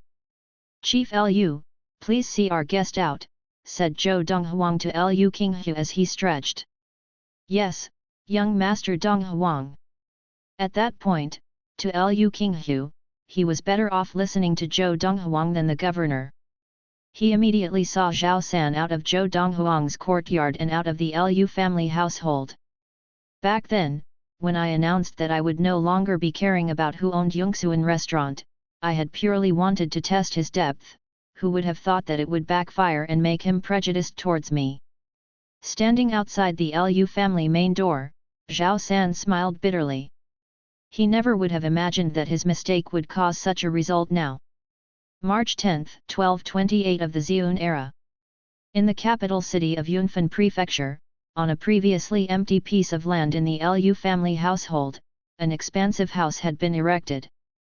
On the main door of the house, a plaque was hung, that read in large flowing characters, "Magnolia Guild." The words were inscribed powerfully as if to give the reader a visual shock if they looked closely. At the bottom right corner of the plaque was inscribed the name of the donor, Zhou Donghuang. A month ago, after leaving the Lin family household with Lin Lan, Zhou Donghuang had called Lu Qinghu and asked him to help to rebuild the Magnolia Guild. Lu Qinghu could not be happier to have Zhou Donghuang ask for help. Of course, he accepted the request without any questions asked. Fortunately, there was an empty piece of land on the side of the Lu family household that the family had bought from the governor's household some time ago, but it had not been used since. Seeing this opportunity, Lu Qinghu gave this piece of land to Zhou Donghuang. In a month's time, the Magnolia Guild was rebuilt on the empty land with the help of the Lu family. From the interior to its exterior, it was exactly the same as the guild in Qingshan town. The construction was based on Zhou Donghuang's demands and supervised throughout by Granny Lian personally. Today was the opening day of the Magnolia Guild. Since early that morning, Lin Lan and Granny Lian had already been standing at the main door of the guild, welcoming guests who had come from all over to congratulate them on the opening. At the main door of Magnolia Guild, a group of people had gathered. Today is the opening day of the Magnolia Guild of Lin Lan, the adopted mother of young Master Donghuang. I wonder who will turn up. The Lin and Li family will definitely not be coming. The Lu family will definitely be here, but as for the other two preeminent families in the capital city, the Hong and Zhao families, who knows if they will be coming. Logically, they ought to show some respect to young Master Donghuang. As the day passed, under the watchful eyes of everyone, a figure walked up the stairs to the Magnolia Guild, flanked by two men. The Lesser Fang family congratulates the Magnolia Guild on its new opening. Guild Master Lin, please accept this gift from our Fang family. Fang family chief, Fang Jishan, was the first to congratulate Lin Lan with 200,000 silver notes. Many thanks to Chief Fang. Lin Lan thanked him with a smile, and Granny Lian behind her put the notes away. The Lesser Ma family congratulates the Magnolia Guild on its new opening. Guild Master Lin, I am Ma Dongfeng, the new Ma family chief. After Fang Jishan, the Ma family chief, Ma Dongfeng, arrived as well and presented 200,000 silver notes as a gift. Many thanks to Ma chief. Lin Lan smiled while giving her thanks. The preeminent Lu family congratulates the Magnolia Guild on its opening. Soon, Lu family chief, Lu Qinghu, appeared as well. As for his gift, Lu Qinghu had presented 1,000,000 taels of silver. 1,000,000 taels of silver? This Lu family chief is really generous. I always knew that the Lu family had good relations with young Master Donghuang, but I never knew it was so good. This is my first time seeing so much money in my life. Accordingly, the Lu family's chi-gathering elixir was a formula from young Master Donghuang. Young Master Donghuang had given the Lu family so many benefits, it's only normal that the Lu family presents such a gift. Lu Qinghu's gift shocked many of the onlookers. Chief Lu, this is too much. You have helped out the Magnolia Guild enough, we simply cannot accept these notes, Lin Lan said. Guild Master Lin, this money cannot compare to the help that young Master Donghuang has given me. In the end, Lu Qinghu pushed the notes into Granny Lian's hands. After Lu Qinghu, many seniors from the lesser families outside of the prefecture capital also came forth to present congratulatory gifts for the opening of the guild. All of them wished to use this chance to make good relations with Zhou Donghuang. However, compared to the gifts from the Lu, Ma, and Fang families, theirs was much more inferior. The most was 50,000 taels of silver. Of course, it was not because they were stingy, but because they were that much poorer than the Lu, Ma, or Fang families. Although they were all lesser families, there was still a stark difference between them. That is, the governor. Suddenly, as gasps erupted, the crowd parted knowingly to open a path to the Magnolia Guild.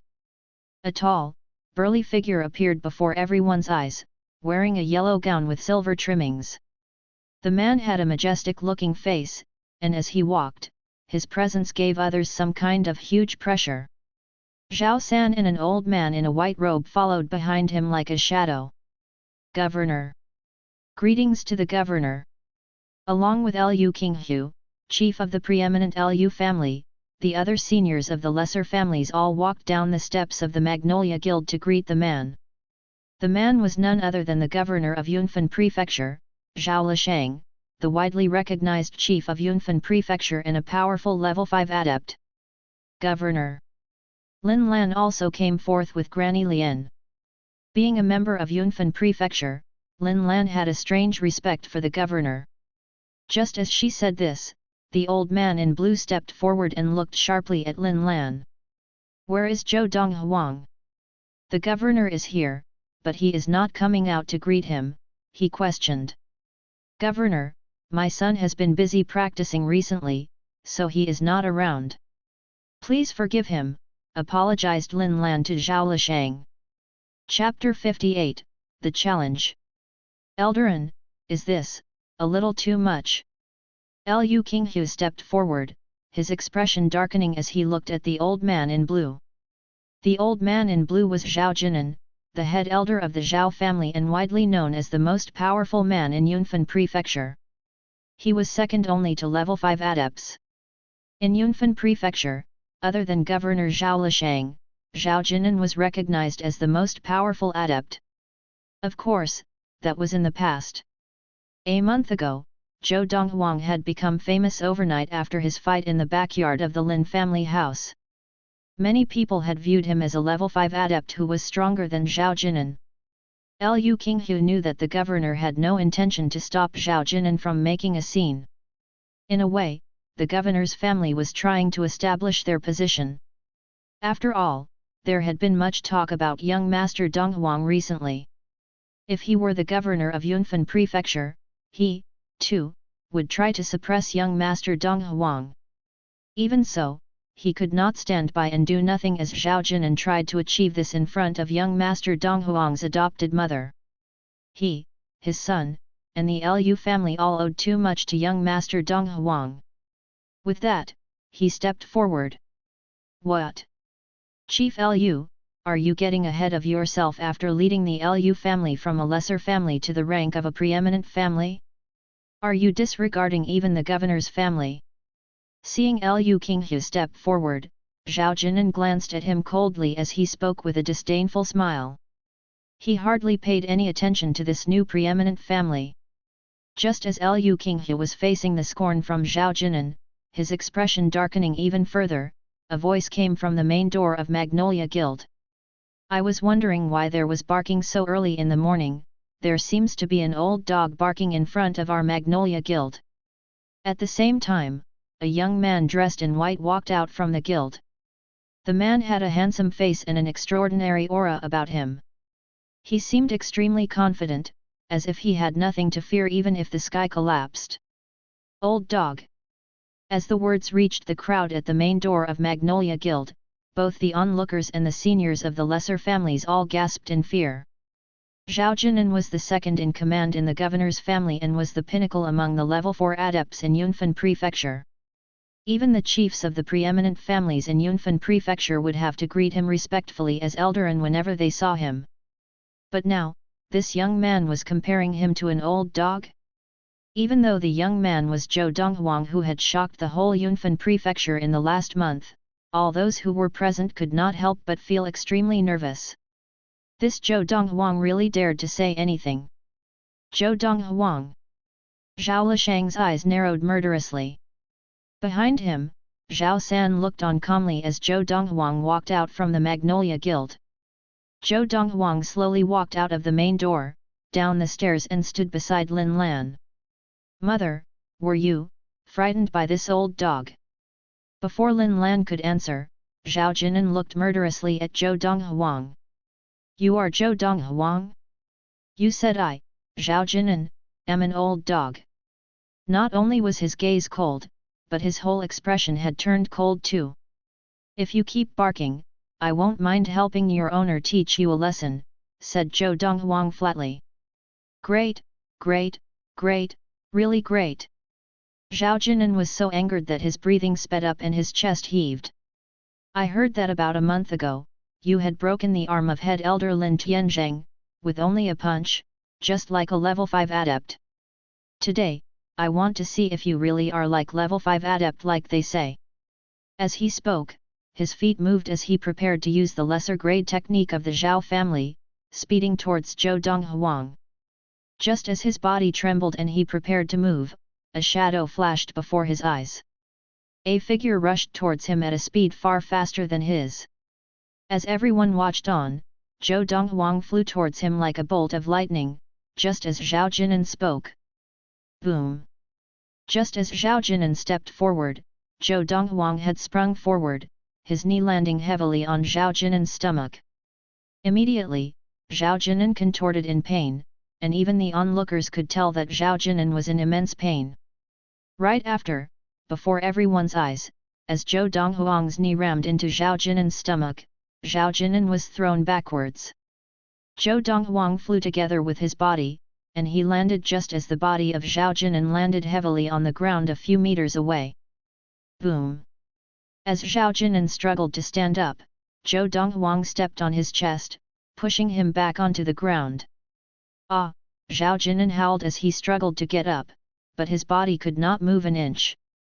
It was as if a huge 200 kg boulder was pressing down on his body. No matter how much he struggled, it was of no use. Then the crowd recovered from their shock and gasped. So powerful!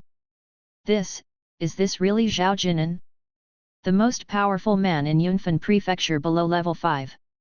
Looks like young Master Donghuang of the Magnolia Guild is really a level 5 adept.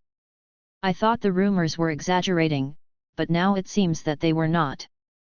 The sight of Zhou Donghuang stepping on Zhao Jinan shocked everyone there. Even Lin Lan, Granny Lian, and Lu Qinghu, who had witnessed Zhou Donghuang defeat Lin head elder Lin Tianzhang just a month ago, were astonished to see Zhou Donghuang display such power. After all, this was Zhao Jinan, head elder of the governor's household. He was simply incomparable to head elder Lin Tianzhang. Although they were both level 4 adepts, if Lin Tianzhang had fought with Zhao Jinan, he would not last more than 3 exchanges. The difference between the two was immense. Young Master Donghuang is really too powerful. Lu Qinghu was stunned. No matter if it was Lin Tianzhang or Zhao Jinan, it made no difference to young Master Donghuang. He could easily defeat them in just one move. But Lu Qinghu did not know that 1 month ago, Zhou Donghuang would not have been able to achieve this. Within a month, with the help of the qi-gathering elixir that could increase the sensitivity to qi by 6 times, Zhou Donghuang had risen to the ranks of level 4 of the gathered qi, becoming a level 4 adept with the strength of 4 bulls. With his extreme strength, even if he did not use any martial art techniques, his current power was comparable to a typical level 5 adept. Count Zhao Jinan as unlucky. Zhou Donghuang had literally reached level 4 just a while ago. Governor Zhao, Zhou Donghuang said with a smile. He was looking at Governor Zhao Lishang calmly, with a foot on Zhao Jinan. Your old dog frightened my mother, and I gave him a lesson, hope you don't have any objections. A challenge. A blatant challenge. To all the onlookers, this was simply a blatant challenge to Zhao Lishang, governor of Yunfan Prefecture. Just as they thought that Zhao Lishang would react violently, he looked at Zhou Donghuang and smiled. No objections, of course. As he said this, he turned and said to Zhao San behind him, Brother San, please present our gifts to Guild Master Linear. Yes, brother. Zhao San walked forward and took out a huge stack of notes and passed them to Lin Lan. He said respectfully, Guild Master Lin, the Zhao family of the governor's household congratulates the Magnolia Guild on its opening. Please accept these 500,000 taels of silver. This, Lin Lan was hesitant. Her son had just abused the Zhao head elder, perhaps it would not be wise to accept their gift? Mother, accept it. Finally, she only accepted it after Zhou Donghuang spoke. She thanked Zhao Lishang, many thanks to the governor. At the same time, Zhou Donghuang lifted his foot off of Zhao Jinan and returned to Lin Lan's side. Zhao Jinan's face was chalky. Although Zhou Donghuang's actions had thoroughly embarrassed him, he now no longer harbored any thoughts of challenging Zhou Donghuang. As Zhao San helped Zhao Jinan back to Zhao Lishang's side, Zhao Lishang put his hands together in respect and smiled. Esteemed Master Zhou, please feel free to visit the Zhao family if you have the time. We will definitely welcome you. Sure, Zhou Donghuang said with a nod. I'll take my leave, Guild Master Linear. After bidding farewell to Lin Lan, Zhao Lishang left with Zhao San and Zhao Jinan. As everyone looked on, they boarded the horse carriage that was waiting by the roadside. Inside the carriage, Zhao Lishang's expression darkened. It was nothing like the carefree attitude that he had displayed earlier. "Chief, that Zhou Donghuang is definitely a level 5 adept," Zhao Jinan said.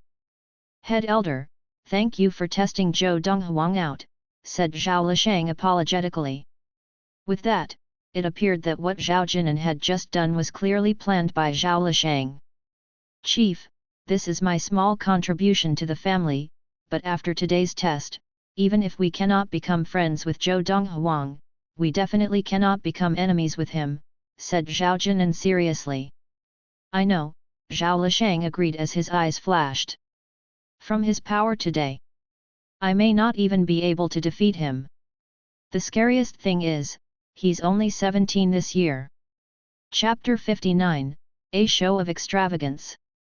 Just 17 years of age but a level 5 adept. Out of these 2 points, just the latter alone was enough to cause a commotion in Yunfan County, but with the former, there was no precedent in the history of the country of Yunyang.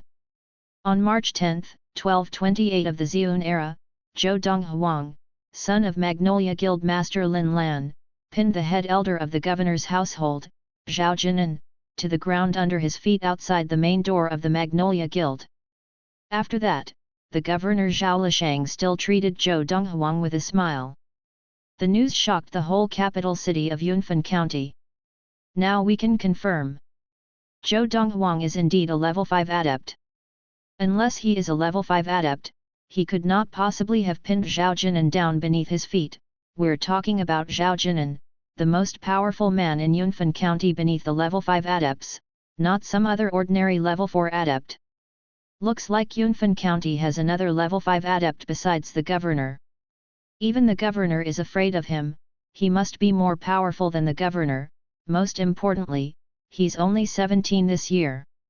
Just 17 years old and already so fearsome, will there be anyone who can match him in Yunyang County in the next 10 or 20 years? Looks like Yunfan County is about to produce a star. Zhou Donghuang had become a hot topic in the capital city of Yunfan County. Anybody who mentioned him could not help but give him a thumbs up with a face full of admiration. On the other hand, the few who had a feud with Zhou Donghuang hated him so much that they wished the skies would kill him with a strike of lightning out of jealousy. At the Magnolia Guild, although it had already been open for some time, the customers at the guild did not decrease, but instead, it even increased in numbers, to the extent that the doorstep was almost destroyed by the heavy traffic. All these people were seniors of lesser families from beyond the capital city who had come to the Magnolia Guild to seek partnerships. All of them expressed that they were willing to give most of the profits to the Magnolia Guild, even if they made a small loss in the partnership. The reason for this was none other than the fact the Magnolia Guild had a certain Zhou Donghuang. These days, Lin Lan was always smiling happily and joyous despite the hard work. Previously, she ran the Magnolia Guild to make money for the Lin family. But now, she was earning money for herself and did not need to give it to anyone else. The old Magnolia Guild relied on the backing of the Lin family to continue its business. But the new Magnolia Guild had her son, Zhou Donghuang's support. She did not even have to put in the effort to seek partnerships because swarms of people were coming to her to request for her partnership. They were even willing to give the guild a big bulk of the profits. Since the Magnolia Guild reopened, Zhou Donghuang had been practicing intently in his room alone. To him, the most important thing was to practice and increase his skill level. Hopefully Liu Qinghu is able to get most of the herbs for the formula. If he can, the quality of the qi gathering elixir can be improved further. A month ago, Zhou Donghuang had given Liu Qinghu a list of medicinal herbs and asked him to use the Liu family's resources to search for them. Now, using the qi gathering elixir formula that Zhou Donghuang had given them, the Liu family business extended to other counties outside of Yunfan County, and their connections had increased substantially as well. With that, it would definitely be much easier to search for the ingredients that Zhou Donghuang needed. Time passed quickly. Soon, it was March 22, 1228 of the Xiun era. "Young master, the Liu family chief is here." Zhou Donghuang, who was practicing in his room, was startled by Fu's voice from outside the room. His eyes lit up immediately. Lu Qinghe was likely here to deliver medicine. Zhou Donghuang guessed correctly. Lu Qinghe brought a portion of the herbs that he needed. Young Master Donghuang, our Lu family has only managed to find 2/3 of the ingredients you needed, we are still searching for the remaining third, Lu Qinghe said apologetically as he handed the herbs to Zhou Donghuang. These herbs, Zhou Donghuang was completely focused on the herbs in his hands. After checking what herbs were within, he gave a satisfied smile. Are just right.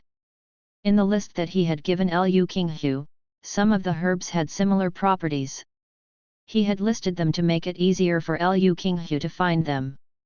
With these herbs, I can produce a qi-gathering elixir that increases sensitivity by 70%. Zhou Donghuang's eyes shone brightly.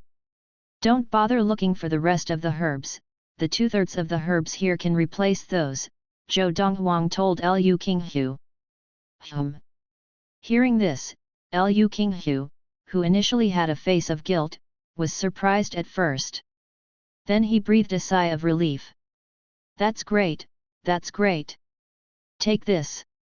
Zhou Donghuang passed Lu Qinghe a piece of paper and 3 bottles of qi-gathering elixir. Then Zhou Donghuang bid him farewell and turned to return to his room to prepare an improved elixir. With an improved elixir, his progress in training could be increased further. When Lu Qinghe took a good look at what was written on the piece of paper that Zhou Donghuang had given him, his eyes narrowed sharply. This is the formula for a qi-gathering elixir that increases your sensitivity to qi by 90%. A qi-gathering elixir that heightens sensitivity by 90% was incredibly valuable in the market, second only to the elixir that increases sensitivity to qi by a fold that was produced by the superior medicine masters of the imperial court. Lu Qinghe's breathing quickened rapidly. However, after returning home and using one of the 3 bottles that Zhou Donghuang had given him, he was even more stunned after practicing for a while. This qi-gathering elixir, somehow, increases your sensitivity to qi by 60%. In the past, Lu Qinghe used Zhou Donghuang's elixir that could increase the sensitivity to qi by 20%. But today, the 3 bottles that Zhou Donghuang had given him were ones that Zhou Donghuang had been using for himself, a qi-gathering elixir that could increase the sensitivity to qi by 60%. Young Master Donghuang, who on earth is he? After getting over his dazed shock, Lu Qinghe carefully took out the remaining 2 bottles of qi-gathering elixir. His gaze, as he looked at these 2 bottles, was strangely bright, like the eyes of a pervert looking at 2 beauties. From using an elixir that increased the sensitivity to qi by 20%, to the new one that increased the sensitivity to qi by 60% caused such a huge impact to Lu Qinghe that only he himself would know. Looks like, if we continue to follow young Master Donghuang, our Lu family can become a grand family, even a tycoon family or even kings in the future. Lu Qinghe's eyes shone brightly as he grew even more determined to latch onto Zhou Donghuang. Of course, Zhou Donghuang knew nothing about this. He had given Lu Qinghe the elixir that increased sensitivity to qi by 60% because Lu Qinghe had been very efficient. Furthermore, after interacting with him for some time, he was quite satisfied with Lu Qinghe's character. March 25, 1228 of the Ziyun era. A carriage drawn by 3 Fergana horses slowly rolled into the capital city of Yunfan County, drawing the attention of passers-by as it weaved through the traffic on the main roads. On both sides of the carriage, a man riding a Fergana horse stayed alongside the carriage like a shadow. 5 Fergana horses together was a majestic sight, and all heads turned to take a look. As everybody watched on, the carriage stopped at the house of the preeminent Li family. Seeing this, many were shocked. They are going to the Li family. I heard that the eldest daughter of the Li family had been married to the junior governor of the intermediate Guangling County. Could it be that she's back to visit her family? Most likely.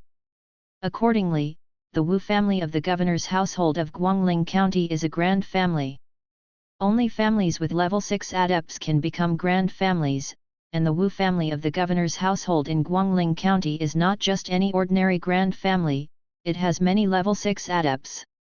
The governor's household of Guangling County is much stronger than the one here in Yunfan County. As everybody watched on, the two men flanking the carriage jumped off their horses in unison and stood guard on both sides of the carriage, surveying the area carefully. "Young master, young mistress, we're here." Of the two men driving the carriage, one pulled open the curtain in the carriage while the other jumped off and lay on all fours on the ground. Immediately after, everyone saw a young, handsome man with defined features dressed in luxurious clothing step out of the carriage and onto the back of the man lying on the floor.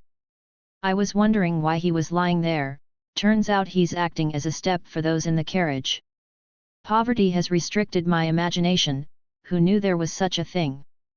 This is truly a first, the first time I've seen anything like this. Many onlookers gasped. Soon after that young, handsome man had stepped out of the carriage, a young lady who was beautifully dressed up also stepped out of the carriage and onto the back of the man on the ground. After getting out of the carriage, the lady naturally held the young man's hand and walked towards the main door of the Li family house. The two men who had ridden the Fergana horses over followed behind the two of them, escorting them on both sides. "Head lady! It's head lady!"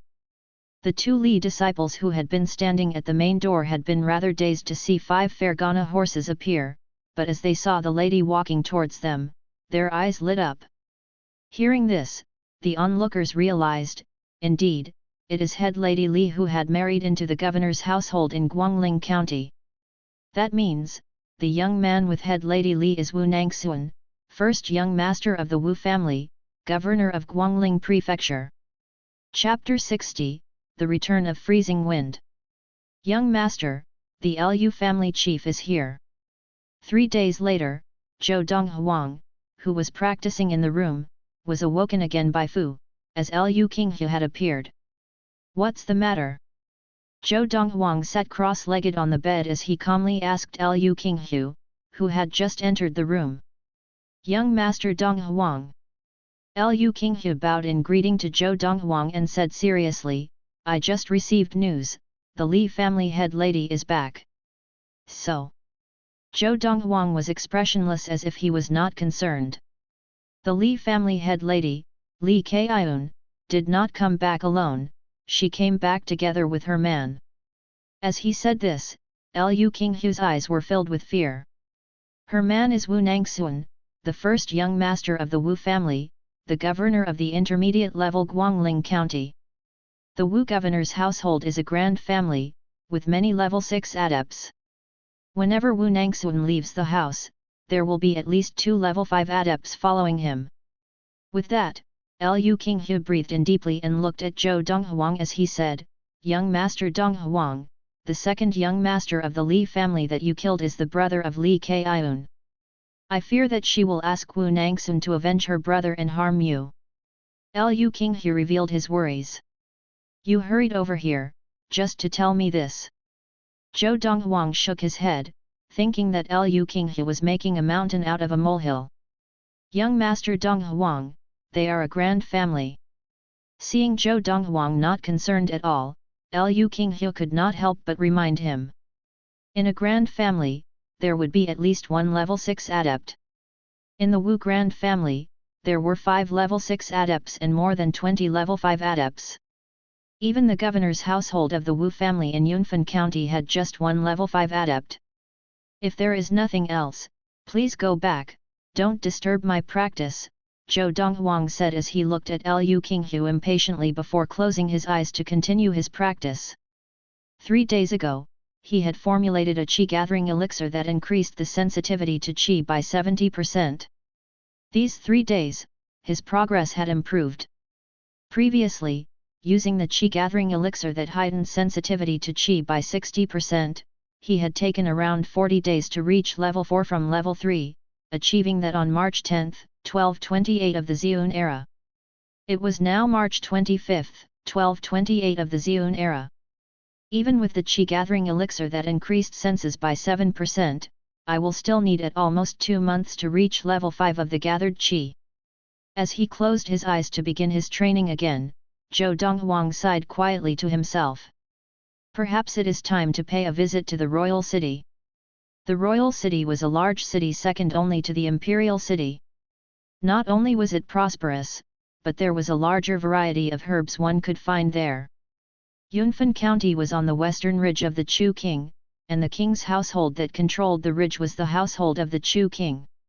Within the western ridge of the Chu King, the inferior counties, including Yunfan County, and the intermediate and superior counties were all controlled by the Chu King household, which was in the royal city. Young Master Donghuang, in the room, seeing Zhou Donghuang close his eyes and ignore him as he continued practicing, Liu Qinghu gave a bitter smile, but at the same time, his eyes shone exceptionally bright. The calmness that young Master Donghuang showed had made him incredibly confident. Looks like young Master Donghuang does not fear the Wu family of the governor's household of Guangling Prefecture. This cleared all his worries as his face turned from worry to a smile. In the past, Zhou Donghuang had surprised Liu Qinghu on many occasions, such that Liu Qinghu had almost blind faith in Zhou Donghuang. With that, Liu Qinghu left the room quietly and closed the door carefully after he left. As Liu Qinghu was about to leave the Magnolia Guild, he saw Fu walking towards him.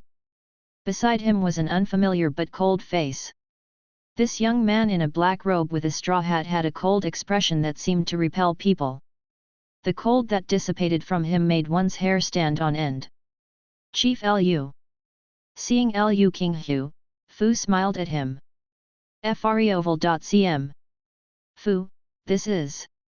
Although Fu was just a servant for Zhou Donghuang, Liu Qinghu was still very courteous to him, as if he could not let his guard down. Previously, the first young master of the Ma family, Ma Jin, had been crippled by Zhou Donghuang because he had kicked Fu. This is Freezing Wind, Brother Freeze, he introduced. Brother Freeze, this is the chief of the preeminent Liu family. The man in black glanced at Liu Qinghu and nodded his head, then looked away. This young man in black was none other than Freezing Wind, second commander of the Green Wolf Bastion. In January 1228 of the Xiun era, Freezing Wind had left on a mission from Zhou Donghuang and had only returned the day before, 2 months later. But on his return to Qingshan town, he found that his young master had gone to the capital. He then rode overnight to the capital on his Fergana horse. In Qingshan town, Freezing Wind had found out that his young master was now famous all over Yunfan County.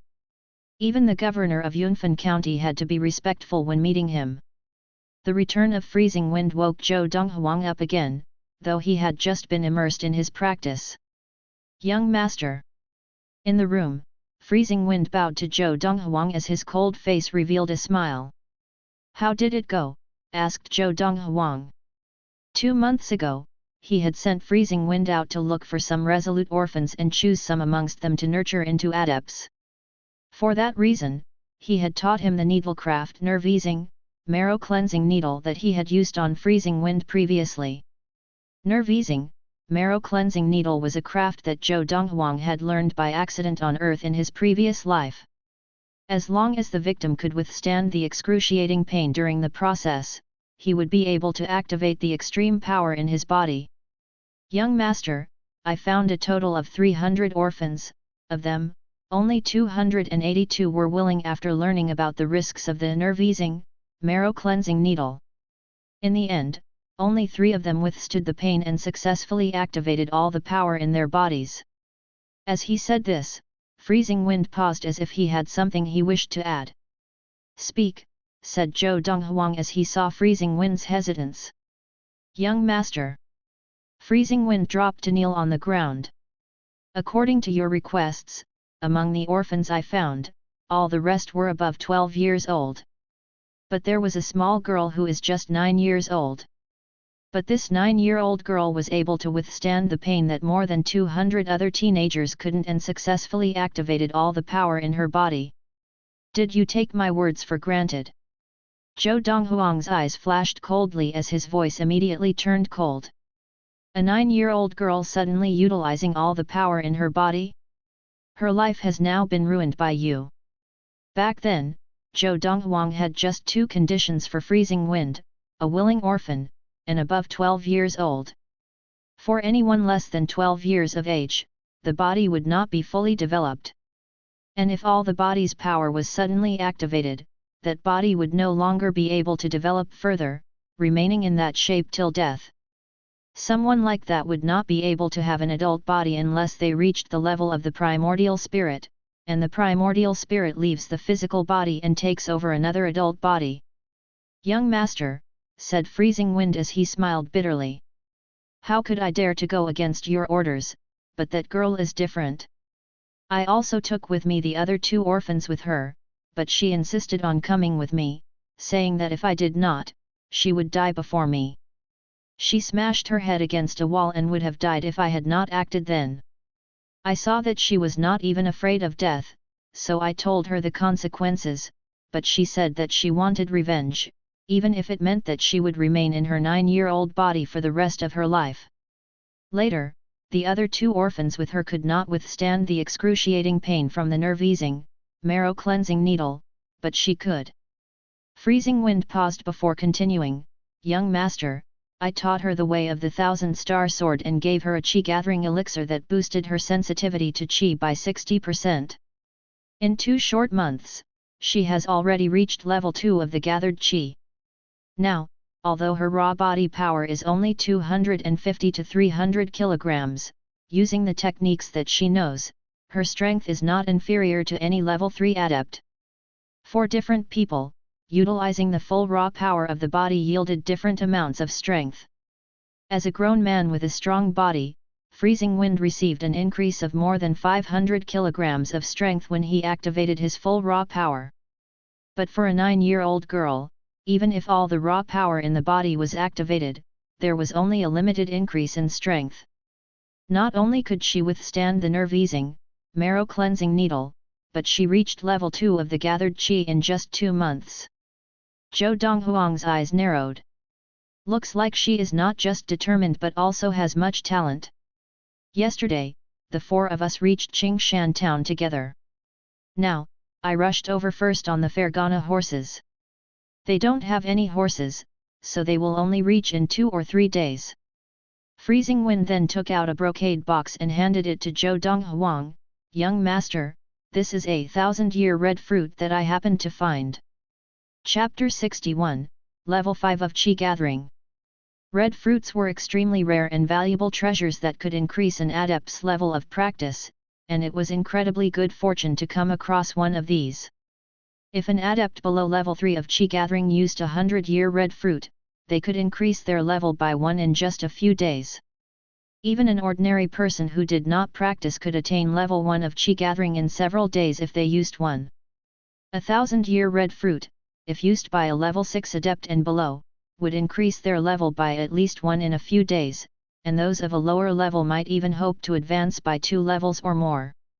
A 10,000-year red fruit, if used by a level 9 adept and below, would increase their level by at least 1 in just several days, and those of a lower level might even hope to advance by 4 levels or more. In the history of Yunyang country, there had never been a 10,000-year red fruit, and even 1000-year red fruits had only been seen several times throughout history. However, 100-year red fruits were more commonly seen, but every time one appeared, it would trigger a struggle which would sometimes result in a bloodbath. It really is a 1000-year red fruit. Opening the brocaded box that Freezing Wind passed to him, Zhou Donghuang saw a fruit that was completely red, about the size of a baby's fist. It gave off a smell that made one happy and relaxed. To him, who had stood at the pinnacle of the universe, a 10,000-year red fruit was like an apple back on earth, much less a 1000-year red fruit. But now, this 1000-year red fruit had caused a ripple in the previously calm waters of his inner heart. "You have probably already attained level 3 of Chi Gathering, haven't you?" Zhou Donghuang asked, looking at Freezing Wind. Freezing Wind nodded and replied, "All thanks to the way of the 1000-star sword and the Chi Gathering elixir that young master passed on to me, I attained level 3 of Chi Gathering 6 days ago. The fact that you recognized this as a 1000-year red fruit shows that you know its use. You only need to consume it, and your level of practice will advance directly to level 4 of Qi Gathering, and even to within touching distance of level 5.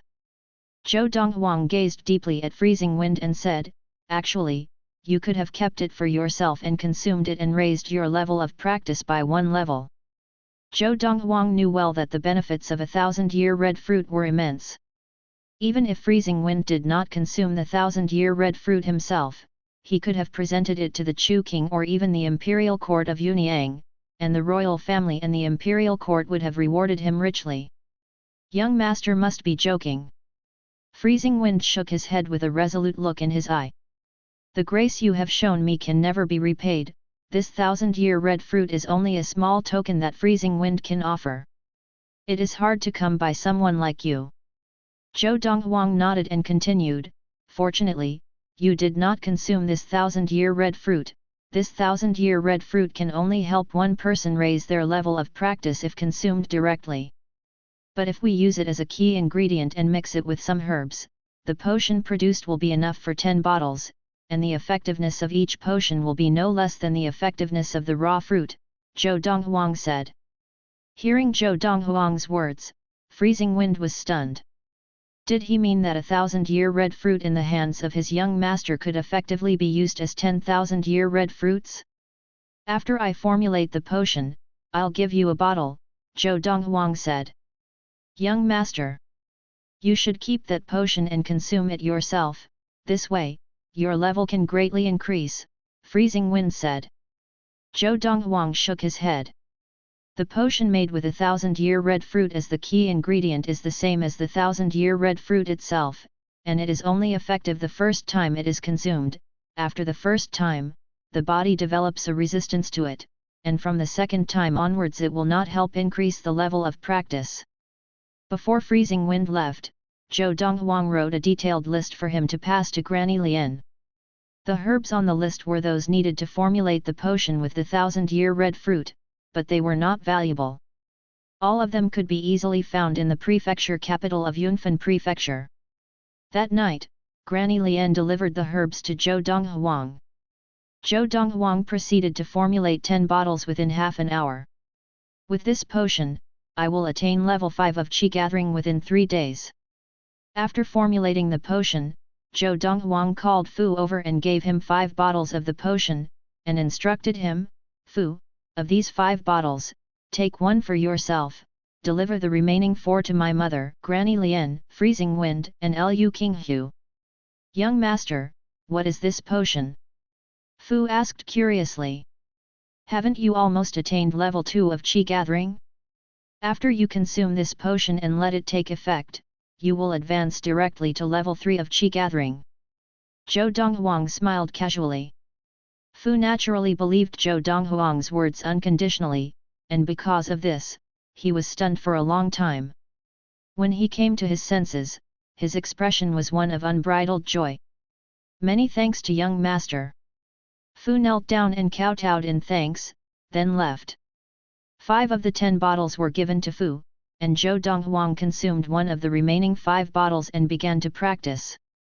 From the 1,000 years' worth of experience practicing in his previous life, he knew very well how to absorb the effect of the potion in the shortest time possible. Therefore, in only 1 day and 2 nights, he had completely absorbed the effect of the potion and smoothly attained level 5 of Qi Gathering. Moreover, it was not just attaining level 5 of Qi Gathering that would be easy. With my current level of practice and with the Qi Gathering elixir that increases my sensitivity to Qi by 70%, I will be able to attain level 6 of Qi Gathering in at most 3 months. I never would have imagined that Freezing Wind's luck would be so good as to find a 1,000-year red fruit. This is really a stroke of good luck." After attaining level 5 of Qi Gathering, Zhou Donghuang stopped practicing and left his room. Since the Magnolia Guild had begun operations, he rarely left his room, usually eating and drinking in his room. Other than eating, he only slept or practiced. "I actually haven't really explored the capital of Yunfan Prefecture at all." With this thought, Zhou Donghuang began walking towards the main entrance of the Magnolia Guild, preparing to go for a stroll. As he passed by the receiving chamber, Zhou Donghuang heard a familiar voice chatting with his mother, Lin Lan. Lin Lan, I really envy you for having a son who is already a level 5 adept of Qi gathering at 17 years of age, not like my own daughter, who has not even attained level 1 yet, even though she is only a year younger than your Donghuang. Hearing this, Zhou Donghuang was able to guess the identity of the speaker, and it really was the guild master of King Yun Guild of Ningping Town, Li Yun. She was his Lin Lan's good friend of many years. Li Yun was also Li Rui's mother. Compared to Li Rui, he had a far better impression of Li Yun. Sister Yun, you flatter me. I have not seen Xia Rui for many years, and she really has changed so much, she grows prettier by the day. Lin Lan's voice reached him. Auntie Lan, you are also no less elegant than in the past. Hearing Li Rui's voice, Zhou Donghuang could not help smiling a thoughtful but mocking smile. He never imagined that Li Rui had the gall to come with her mother to see Lin Lan. Mother. Now, Zhou Donghuang was no longer in a hurry to go out, and he strode straight into the receiving chamber. Auntie Yun. Standing beside Lin Lan, Zhou Donghuang gave Li Yun, who was standing together with Li Rui, a slight smile. Donghuang, you're just in time, your Auntie Yun doesn't visit the prefecture capital often. This afternoon we'll have a meal with your her and Xia Rui, Lin Lan said with a slight smile, looking lovingly at Zhou Donghuang. Sure. Donghuang, Auntie Yun never imagined that you could attain level 5 of Qi gathering at 17 years of age, even among this generation of youths in the entire country of Yunyang, probably no one can compare to you. Li Yun smiled radiantly as she praised him. Immediately, Li Yun glanced at Li Rui, who was beside her. Rui, why are you standing there dumbly and not greeting him? As Li Yun finished, Li Rui looked at Zhou Donghuang, red-faced, and greeted bashfully, Big brother Donghuang. It's my honor, Zhou Donghuang replied indifferently, not responding to Li Rui's affection. Seeing Zhou Donghuang's coldness to Li Rui, Lin Lan gave a slight frown. Donghuang, why do you speak like that to your little sister Xia Rui? Mother, if others look down on me, how can I be warm and friendly to their cold and rude demeanors? Zhou Donghuang shook his head gently. What is this? At that moment, Lin Lan discerned that surely something unpleasant had occurred between Li Rui and her son. If not, she knew her son well enough to know that he would never be this rude for no reason. Auntie Lan, don't blame Big Brother Donghuang, it's my fault. I annoyed Big Brother Donghuang the last time we met, Li Rui said tearfully, looking extremely pitiful. When Lin Lan saw Li Rui in this state, her heart softened. Zhou Donghuang looked at Li Rui and laughed indifferently. Li Rui, you and Auntie Yun probably came from Ningping town together and just arrived in the prefecture capital, and have not yet returned to the Li family. Li Rui gave a start, not knowing why Zhou Donghuang suddenly asked about this. She and her mother had indeed just arrived in the prefecture capital. Earlier, when they discovered that Lin Lan's Magnolia Guild had reopened in the prefecture capital, she returned to Ningping town and asked her mother, Li Yun, to come with her to the prefecture capital, and under the guise of visiting Lin Lan, get close to Zhou Donghuang and mend their relationship. In Li Rui's opinion, with her beauty, all she had to do was be a little more proactive, and Zhou Donghuang would definitely fall for her charms. You probably don't know yet, but the head lady of your Li family returned 2 days ago. Zhou Donghuang looked deeply at Li Rui and said unhurriedly, returning together with her was the first young master of the governor's household of the intermediate-level Guangling prefecture that she married, Wu Nangxuan. Tisk tisk, if she knew that a side relative of the Li family was mixing with the enemy who killed her younger brother, aren't you afraid that you'll be expelled from the Li family? Zhou Donghuang smiled as he clicked his tongue. His words caused Li Rui's expression to change in an instant. Even Li Yun's expression changed completely, sitting beside Li Rui. Just as both Li Rui's and Li Yun's expression changed, Granny Lian's voice came into the room. Chapter 62, Like Killing a Dog. The morning of March 27, 1228 of the Xiun era. At the main entrance of the Magnolia Guild was a carriage drawn by 3 Fergana horses, and on each side of the carriage was a middle-aged man mounted on a Fergana horse. He was guarding it as closely as a shadow. In front of the carriage stood another Fergana horse below the stairway of the Magnolia Guild's main entrance. Mounted on this Fergana horse was a handsome, middle-aged man of average build, gazing towards the Magnolia Guild with an extremely icy and bloodthirsty look of vengeance. The 6 Fergana horses together gave a sense of majesty and arrogance. Because of this, the arrival of the 6 Fergana horses had attracted a crowd of onlookers. That carriage.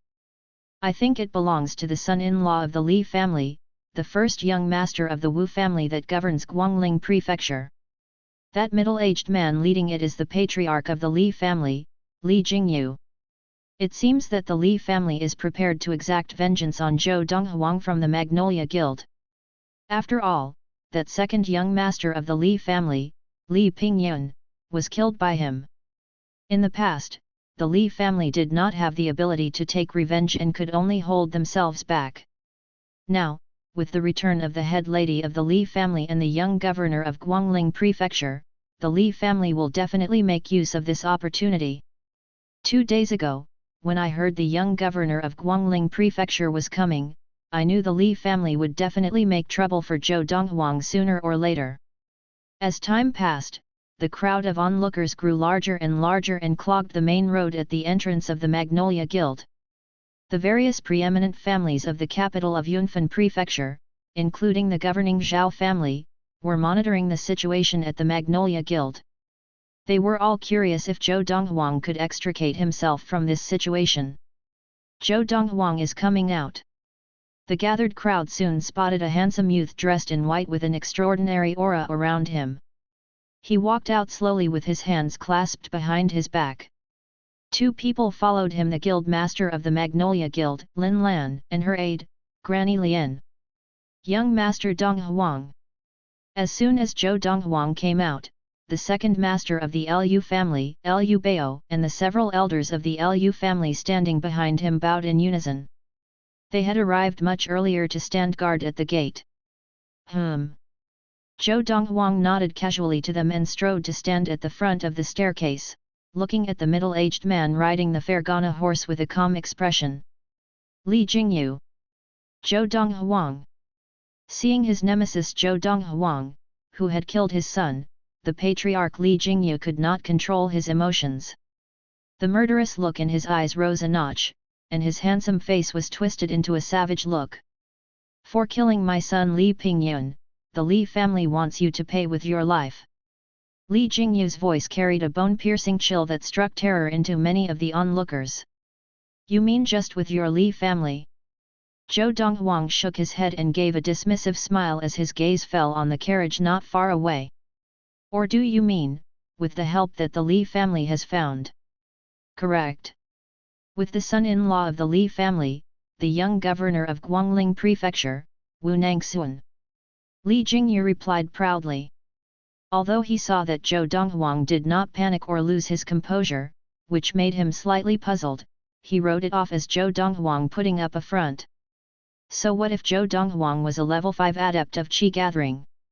Could he possibly stand up to the governing Wu family of Guangling Prefecture? The Wu family was a grand family that had many level 6 adepts of Qi gathering.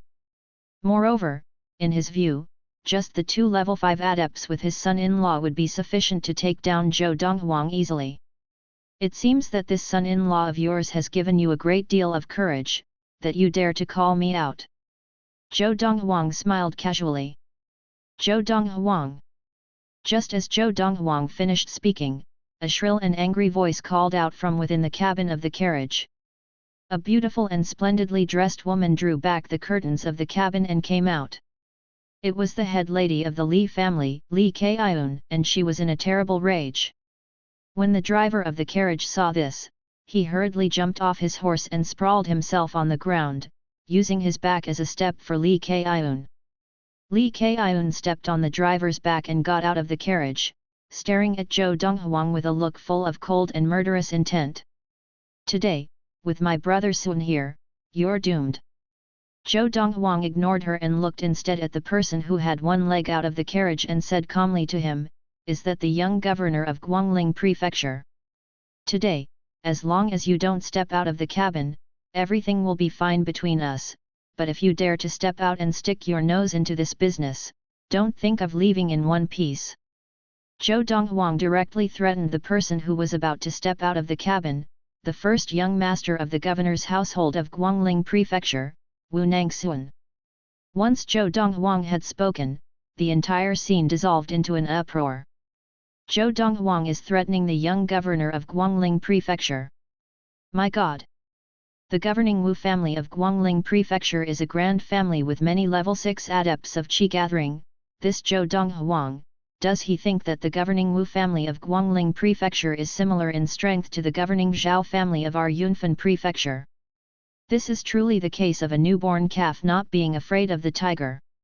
The gathered crowd whispered among themselves, shaking their heads. Even though they knew Zhou Donghuang was a level 5 adept and even the governing Zhao family of Yunfan Prefecture dreaded him, they still felt he was in deep trouble. However, this time it was the governing Wu family of Guangling Prefecture, and moreover, this was the first young master of the Wu family, Wu Nangxun himself. The governing Zhao family of Yunfan Prefecture was only a preeminent family. But the governing Wu family of Guangling Prefecture was a grand family with many level 6 adepts, and with more than 20 level 5 adepts in the family. A single level 5 adept was nothing compared to the grand Wu family. How dare you! The two middle-aged men mounted on the Fergana horses beside the carriage stared furiously at Zhou Donghuang, shooting daggers from their eyes. You could say that. At that moment, a voice that turned anger to laughter came from the cabin, and the person who had paused instinctively at Zhou Donghuang's words strode out of the cabin and dismounted from the carriage. This was a handsome young man wearing an elaborately brocaded Mandarin costume. He had such an air of arrogance that he seemed to have been born with it. As soon as he showed himself, he immediately became the focus of the entire scene. He is the first young master of the governing Wu family of Guangling Prefecture, Wu Nangxuan. Someone worthy to be the first young master of a grand family simply cannot be compared to the young masters of the preeminent families in strength. After Wu Nangxuan dismounted from his carriage, the two middle-aged men on the Fergana horses flanking the carriage dismounted as well, and they followed behind Wu Nangxuan. Brother Xuan, this Zhou Donghuang seems to have no respect for you or the Wu family. In my opinion, we shouldn't give him a quick death today but torment him for a long while before we kill him. Li Kaiun took Wu Nangxuan's hand as she spoke to him daintily and gazed towards Zhou Donghuang with a cold, murderous look. However, Wu Nangxuan strode forward several paces without replying, looking calmly at Zhou Donghuang and said, Zhou Donghuang, just 17 years old and already a level 5 adept of Qi gathering. It has to be said that your martial talent is extraordinary. But however talented you are, this is your last day of life. As he finished, besides the murderous look in the depths of Wu Nangxuan's eyes, there was also a trace of envy. The fact that a nobody from a small village could have such great martial talent only served to emphasize how weak the first young master of his grand family was. I've given you a chance. Zhou Donghuang swept an indifferent gaze over Wu Nangxuan. However, since you didn't take it, just don't blame me. As he finished, Zhou Donghuang moved without warning, stepping in a peculiar sequence of steps and shooting forward like a cannonball straight towards the closest person to him, Patriarch Li Jingyu. Swoosh! Zhou Donghuang's speed was extremely fast. He flew forward onto Li Jingyu's horse and brought his palm down onto his head. Only then did Li Jingyu react, his eyes widening in surprise and his expression changing completely. As it was, that turned out to be Li Jingyu's last expression. Pong! With just one strike of his palm, Zhou Donghuang killed Li Jingyu as he sat on his horse. His corpse fell lifeless from the horse. Li Jingyu was the patriarch of the preeminent Li family of Yunfan Prefecture, a level 4 adept of Qi gathering, and he did not even have a chance to make a move from beginning to end. The crowd was stunned speechless. This Zhou Donghuang is really powerful. Incredible. Killing a level 4 adept as though he were killing a dog. His ability would probably be considered strong even among other level 5 adepts, right? I don't know if the people that the first young master of the governing Wu family of Guangling Prefecture brought with him will be a match for him. These two people shadowing this first young master of the Wu family also seem to be level 5 adepts, 2 on 1, could the two of them not beat Zhou Donghuang? Many people found themselves gazing subconsciously at the two middle-aged men behind Wu Nangxuan. What they noticed was that after witnessing Zhou Donghuang kill Patriarch Li Jingyu of the Li family with one strike of his palm, their indifferent expressions had become much more serious. Father! Li Kaiun wailed in sorrow as she came to her senses, and she looked back at Zhou Donghuang with an even colder look, as though she could not wait to slice his corpse into 1,000 pieces. Brother Xuan, avenge my father! Avenge my father! Li Kaiun shouted urgently to Wu Nangxuan beside her. At that moment, she did not wish to see Zhou Donghuang alive. Seeing Zhou Donghuang kill his father-in-law in front of him, the only thing that Wu Nangxuan felt was that his majesty had been trampled upon, and his expression became so thunderous that it seemed about to drip water. Chapter 63, Meridian Destroying Palm. At Wu Nangxuan's command, the two middle-aged men behind him answered in unison, "Yes, young master," with a serious look in their eyes. They sprang into action together. Swoosh! Swoosh! As level 5 adepts of Qi gathering of the Grand Wu family, they both practiced the lesser-grade swiftness technique of the Wu family, and they moved lightly and fluidly like shadows. Ching! Ching! When they had advanced halfway, they drew the swords sheathed at their waists almost simultaneously and charged towards Zhou Donghuang with their swords raised, the keen edges of their swords gleaming coldly. In the country of Yuniang, there were differences between the lesser-grade offensive techniques. For example, sword techniques and other weapon techniques, compared to fist techniques and palm techniques, were far more valuable. Preeminent families could petition the royal family for the latter. However, only grand families could petition the royal family for the former.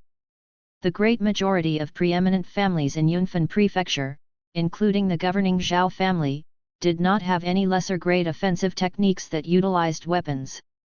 Of course, between offensive techniques of the same level, those that utilized weapons were naturally much more powerful than other kinds of offensive techniques. If not, why would some adepts spend so much effort in obtaining a weapon that suited them best? Swoosh! Faced with the ferocious advance of the two level 5 adepts, Zhou Donghuang used the star-stepping footwork and met them calmly. Huff! Huff! Zhou Donghuang's hands became claws, demonstrating the third-grade technique stone-breaking fingers for the first time in a long while. His 10-clawed fingers became hard as stone, grabbing for the swords of the two men on his left and right. Because the two men were using all their strength, they were not able to draw their swords back from Zhou Donghuang's grip. That morning, Zhou Donghuang's level of practice had advanced to level 5 of Qi gathering, and with only his Qi, he was able to exert the strength of 5 bulls. Together with his maximum muscular strength, his total strength exceeded that of an ordinary level 6 adept of Qi gathering. With his current strength, and demonstrating a third-grade technique, he could easily defeat any level 5 adept in the country of Yuniang. Let go! As Zhou Donghuang commanded casually, he jerked his arms violently, splitting the two men's hands between their thumb and index finger. Blood spurted out, and he wrested the swords from their hands. Swoosh! With a sword in each hand, Zhou Donghuang sped up his steps, moving like lightning through the space between the two men. Pu-chi! Pu-chi! Zhou Donghuang gripped the handles of the two swords and swept them across the throats of the two men, making a gentle sound as their throats spurted blood like a fountain. Ah! Ah! Hack hack hack! The two middle-aged men frantically grabbed at their throats in an attempt to stop the flow of blood, but it was useless, and they soon fell in a pool of their own blood with a thud.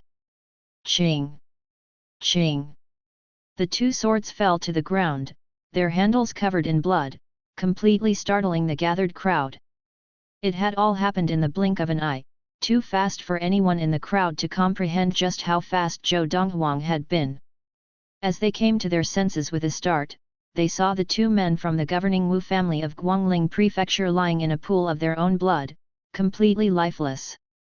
And Zhou Donghuang was somehow already standing close to Wu Nangxuan and Li Kaiun. Zhou Donghuang stood straight with his hands clasped behind his back, his white robe fluttering in the wind, with not a single drop of blood on him, his robe white as snow and without a speck of dust. If they had not witnessed it with their own eyes, no one would have dared to believe that this was the work of Zhou Donghuang. Looking at him, it seemed as if he had strolled over not just slaughtered 3 men. Those 2 men, are they really level 5 adepts? If they really are level 5 adepts, then isn't this Zhou Donghuang truly fearsome? The gathered crowd looked once more at Zhou Donghuang with shock and dread. Just a moment ago, they were still thinking that Zhou Donghuang was probably no match for the 2 men, but in the blink of an eye, Zhou Donghuang had killed them in just one exchange. It's a pity, you didn't treasure the chance I gave you. Zhou Donghuang looked at Wu Nangxuan with a casual smile.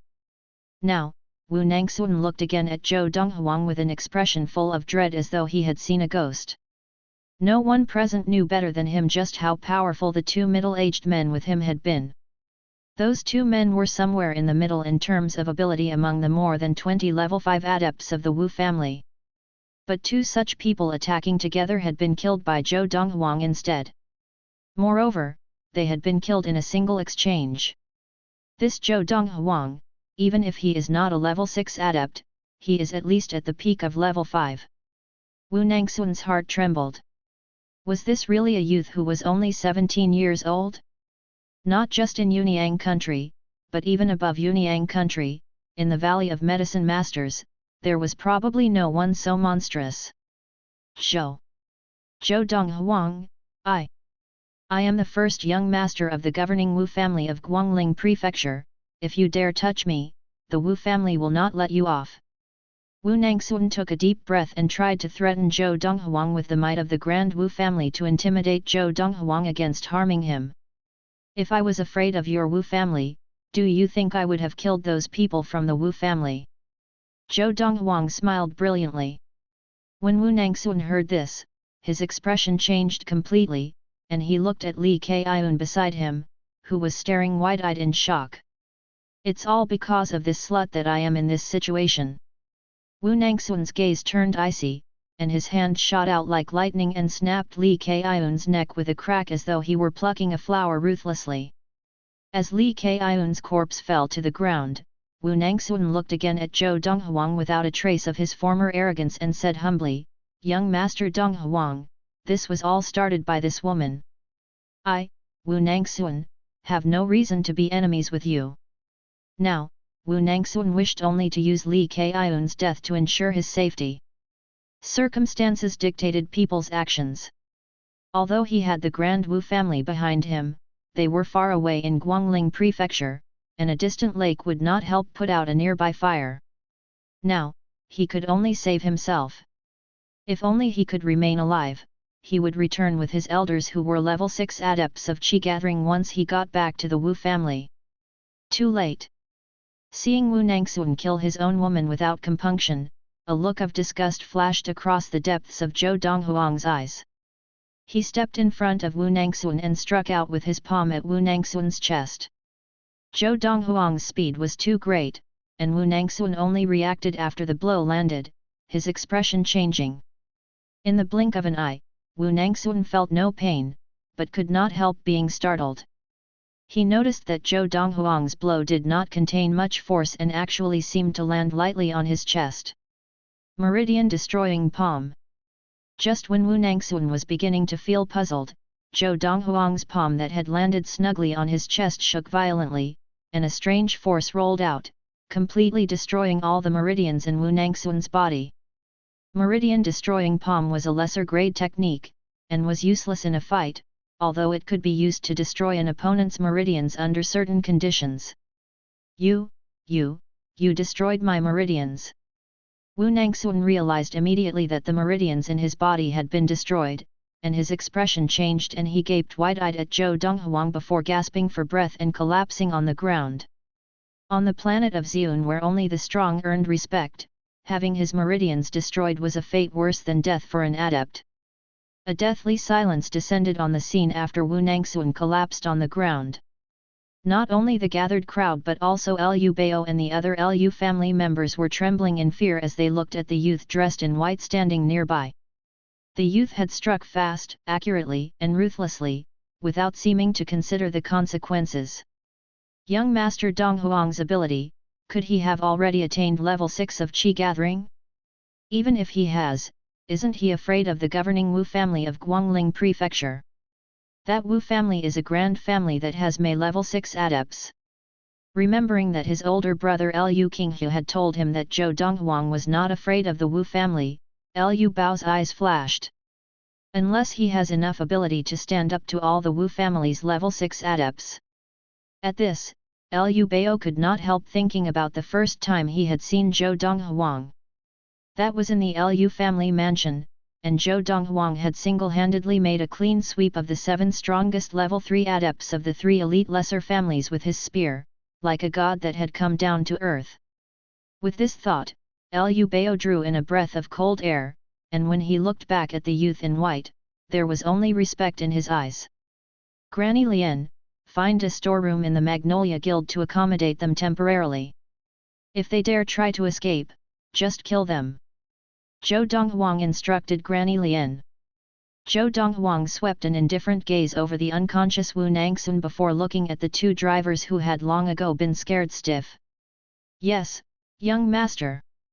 Now, Zhou Donghuang's word was law to Granny Lien, and she acknowledged him hurriedly. Although Lin Lan felt that imprisoning the members of a grand family was unwise, this was what her son Zhou Donghuang requested, and she did not pursue the matter. Now, she had unconditional trust in her son, even if her son poked a hole in the sky, she would not say anything about it.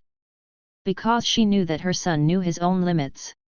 Mother, I'm going out for a stroll, after so long in the prefecture capital, I still have not taken in the sights. Under the gaze of the crowd, Zhou Donghuang greeted Lin Lan with a slight smile and walked out like nothing had happened.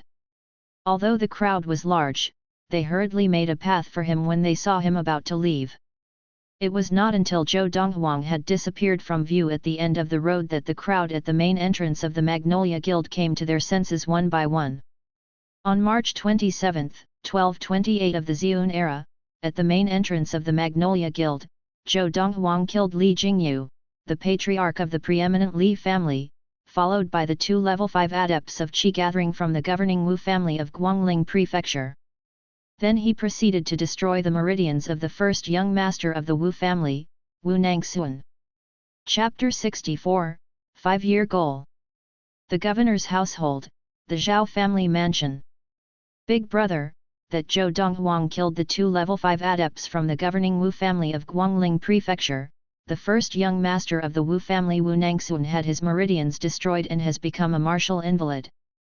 After receiving the news of what occurred at the main entrance of the Magnolia Guild, Zhao San immediately went to find his older brother, the governor of Yunfan Prefecture and patriarch of the Zhao family, Zhao Lishang.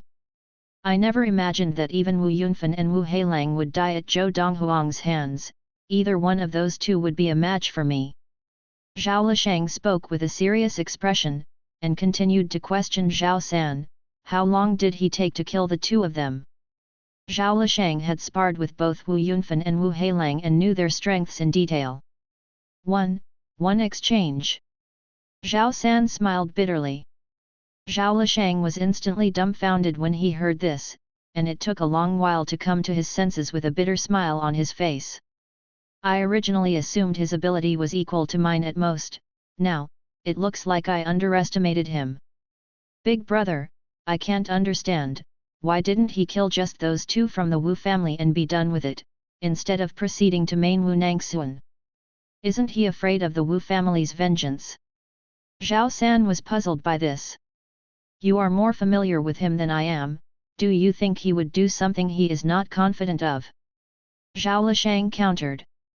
Zhao San hesitated momentarily as he considered it, then shook his head. He wouldn't.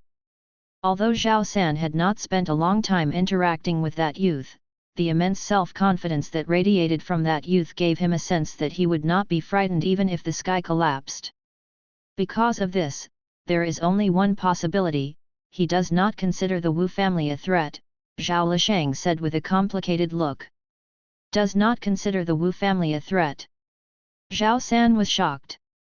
The Wu family was a grand family and one that had many level 6 adepts of qi gathering. If that Zhou Donghuang did not consider even the Wu family a threat, how strong was his ability? The Hong family mansion. That Zhou Donghuang has such courage. The second master of the preeminent Hong family, Hong Kun, was in a state of shock for a good while upon receiving the news from outside and had just recovered his wits. The strength of Zhou Donghuang's ability had greatly surprised him. However, he felt that Zhou Donghuang's courage was even greater, to the extent that he dared to kill the people from the governing Wu family of Guangling Prefecture and even maim the first young master of the Wu family, Wu Nangxuan. I never imagined he had this level of ability. With the ability he has demonstrated today, even the governor of Yunfan Prefecture Zhao Lisheng is no match for him. However, although the strength of his ability is indisputable, the same cannot be said of his brain. He even dares to maim first young master Wu Nangxuan of the Grand Wu family. He's simply trying to get himself killed. Wu Nangxuan was the designated future governor of Guangling Prefecture, and because of this, outsiders referred to him as the young governor. And now, his meridians had been maimed in the prefecture capital of Yunfan Prefecture, and that made him a martial invalid. Zhou Donghuang maimed the future governor of Guangling Prefecture. It could be imagined how furious the governing Wu family of Guangling Prefecture would be when news of this reached them. Seems that it won't be necessary for Yunfei and Dandan to seek the help of the disciples of the Valley of the Medicine Masters. That little fellow is doomed, Hong Kun muttered with a glimmer in his eyes. Not long ago, his older brother, the patriarch of the Hong family Hong Wei, had left the Hong family together with Chen Dandan and brought her out of Yunfan Prefecture to the Valley of the Medicine Masters. He was aware of Chen Dandan's life story as well as the conflict between her and Zhou Donghuang. The Li family mansion. Today, with the patriarch and head lady, together with our son-in-law, and with the 2 level 5 adepts with him, that Zhou Donghuang of the Magnolia Guild is doomed. This was the thought of all the members of the Li family before Patriarch Li Jingyu of the Li family, and the others set off. After all, the man of the head lady of the Li family was the young governor of the intermediate level Guangling Prefecture. Moreover, with the young governor were 2 level 5 adepts who could match the governor of Yunfan Prefecture in ability.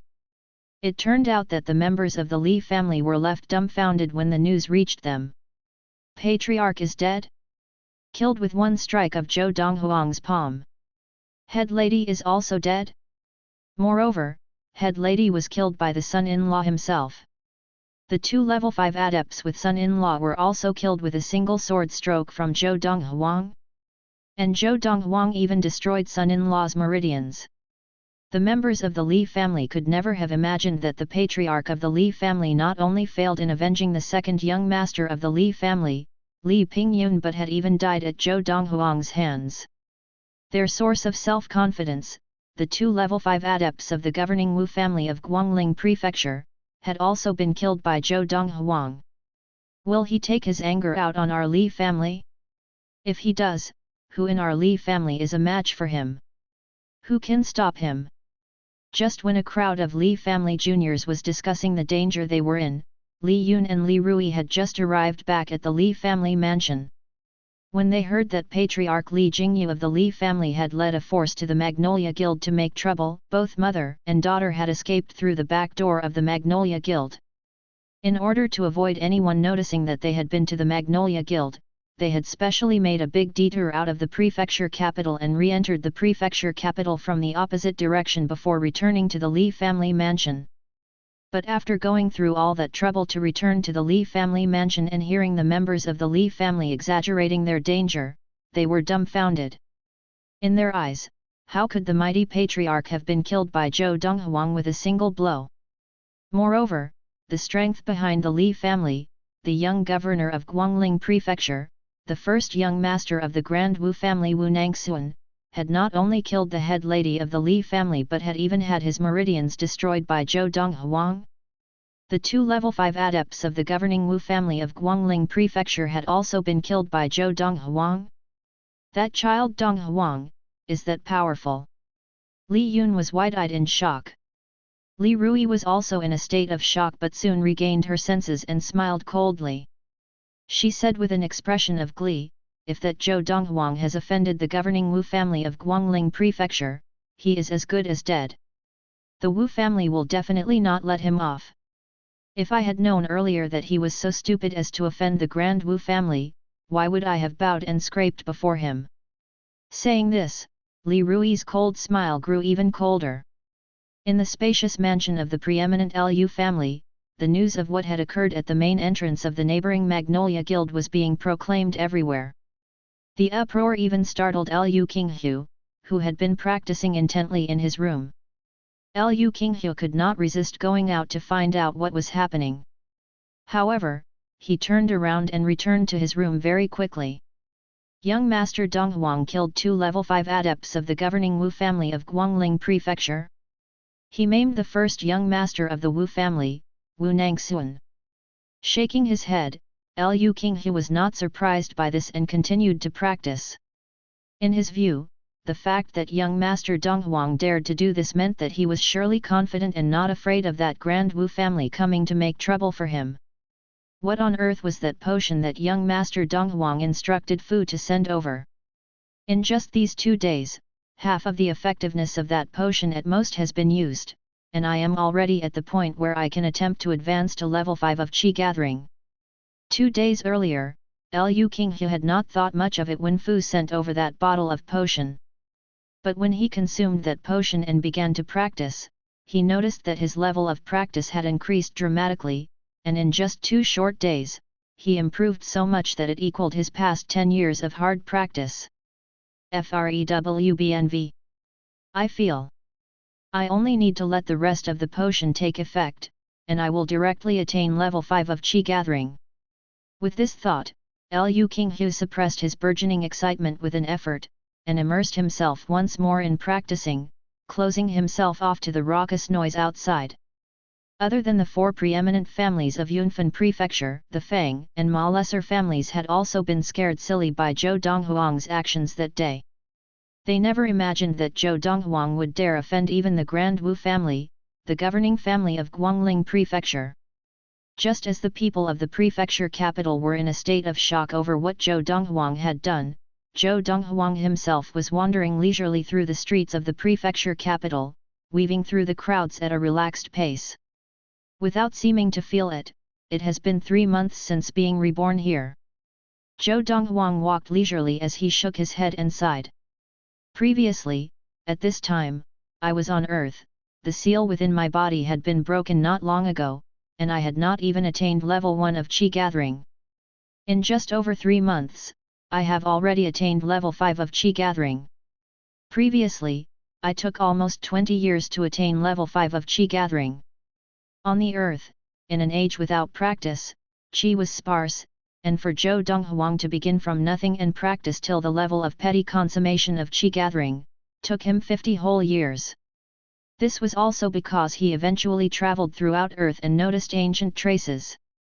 After some exploration, he had a fortuitous encounter. After spending 10 more years, he smoothly attained the stage of Khanate stage. After that, in the next few decades, he used the power of Earth's science to travel to nearby planets where Qi was denser to practice, and he smoothly attained the stage of primal core before he left Earth. To physically travel across space, a minimum stage of primal core was required. Otherwise, one would never be able to withstand the force of the magnetic fields in space. In this life, I will strive to attain the level of primal core within 5 years. Zhou Donghuang muttered. If what Zhou Donghuang had just said was announced far and wide, it would have been enough to scare everyone not just on the planet of Xiun, but in the myriad civilizations of the universe. After sightseeing for a while more, Zhou Donghuang turned to return home. In 2 days, I'll travel to the Chu royal city, and Guangling prefecture happens to be on the road I must take to reach the Chu royal city. I'll go with Wu Nangsun to the Wu family. Chapter 65, Yun Lu. As soon as he arrived at the main entrance of the Magnolia Guild, Zhou Donghuang saw 3 large horses standing before the stairs of the main entrance, hesitating as if they could not decide whether to proceed. On the lead horse sat a small girl, and judging from her physique, she was about 8 or 9 years old. Her delicate and attractive side profile was enough to make an observer fall in love with her. On the 2 horses behind her sat 2 youths who looked about 12 or 13 years old, one with his long hair tied behind him and the other with neat, short hair. "Boss, are you sure you're not mistaken, and that the name on the plaque really is the Magnolia Guild that Sir Freezing Wind spoke of?" The short-haired youth questioned the little girl, and his question indicated that he could not read. A 12 or 13-year-old youth addressing an 8 or 9-year-old girl as boss seemed strange whichever way one looked at it, but the short-haired youth did not seem to mind in the least. "Just because you can't read doesn't mean I can't." The little girl turned with her arms akimbo and gave the short-haired youth an annoyed look, then she leaped off the horse nimbly. "Let's go. We'll go in and look for our benefactor and Uncle Freezing Wind." "Yes, boss," the 2 youths replied obediently and leaped off their horses. Although their technique was good, the little girl was better, and their performance was slightly inferior compared to the little girls. It was then that Zhou Donghuang deduced their identities. These were the 3 orphans that Freezing Wind had carefully selected on his orders for their perseverance and resilience. The 3 of them watched Zhou Donghuang as he approached and walked up the stairs at the main entrance of the Magnolia Guild. Benefactor.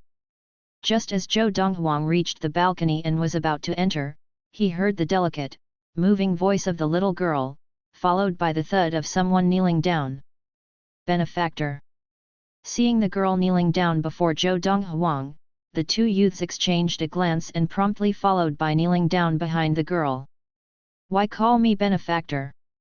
When he heard the girl's voice, Zhou Donghuang knew that she had recognized him, and he could not help smiling casually as he turned around. "What a clever girl!" Zhou Donghuang looked at the delicate and pretty little girl and sighed in his heart.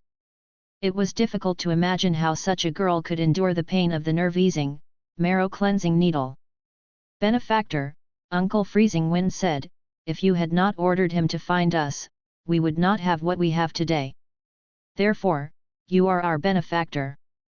The little girl was not casual towards Zhou Donghuang like how she had been casual with the 2 youths, and her severe expression made her look like a miniature adult.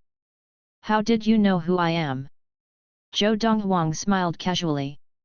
"From the time Uncle Freezing Wind mentioned you, benefactor, I was especially eager to meet you, and Uncle Freezing Wind drew a portrait of you especially for me, although the portrait did not do your good looks justice. The posture when you clasped your hands looks exactly like you." The girl took out a folded piece of paper as she spoke and carefully unfolded it. The image of a youth could be seen, and the image was of Zhou Donghuang.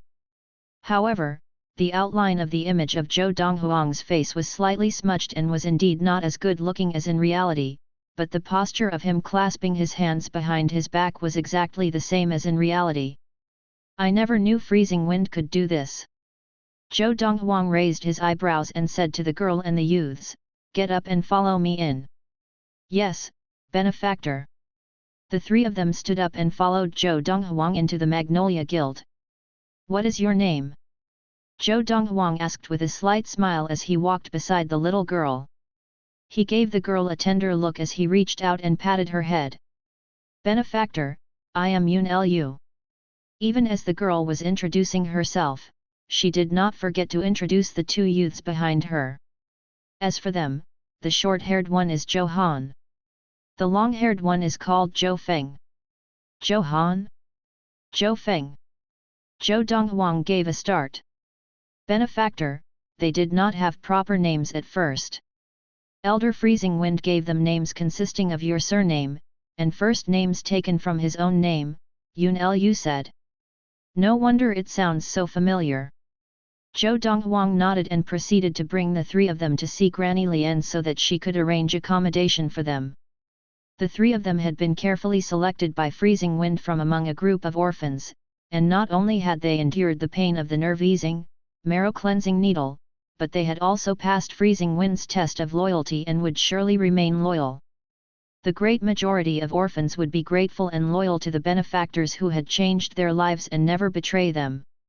After handing the three of them over to Granny Lian, Zhou Donghuang returned to his room to continue practicing.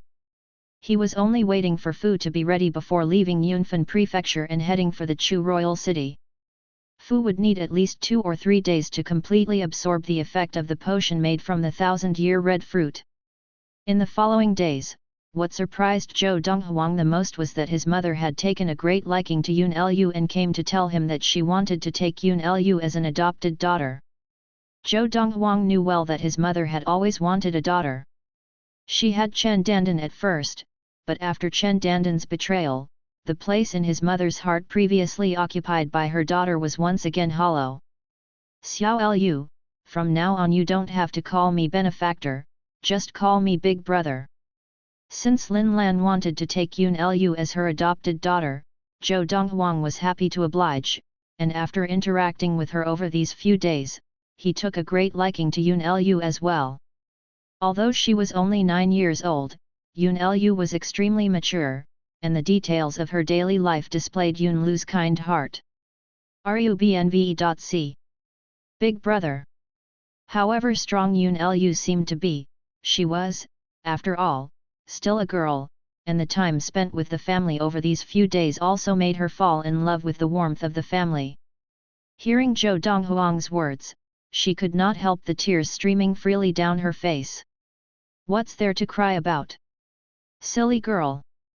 Zhou Donghuang reached his hand out and wiped Yun Lu's tears and stroked her head, giving her an indulgent smile. Xiao Lu, mother will bring you shopping to buy some nice outfits. Lin Lan arrived, and seeing that Zhou Donghuang was there as well, she asked promptly with a smile, Donghuang, would you like to come shopping with us both? Mother, please go ahead. Zhou Donghuang gave her a smile. I still have some matters to assign freezing wind. He planned to leave Yunfan Prefecture the next day for the Chu royal city. Of course, he had not yet told Lin Lan this.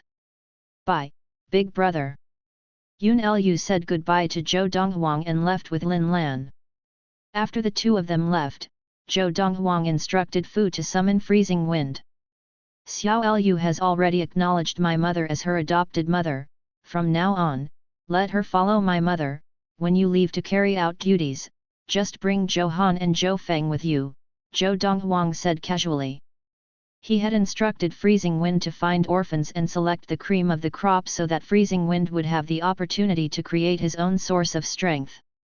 This source of strength was not to help him in any way, but was so that his family could be better protected and they could travel onwards without worrying about matters at home. Yes, young master, Freezing Wind replied respectfully. Now, after his experience with the 1000-year red fruit, he revered this youth before him as a god. To be able to use a 1000-year red fruit to get the effect of 10,000-year red fruits, never mind in the country of Yunyang, but who on the whole planet of Xiun could do this? Freezing Wind had now smoothly attained level 4 of Qi gathering after consuming the potion made from the 1000-year red fruit, and he became a level 4 adept of Qi gathering with the strength of 4 bulls.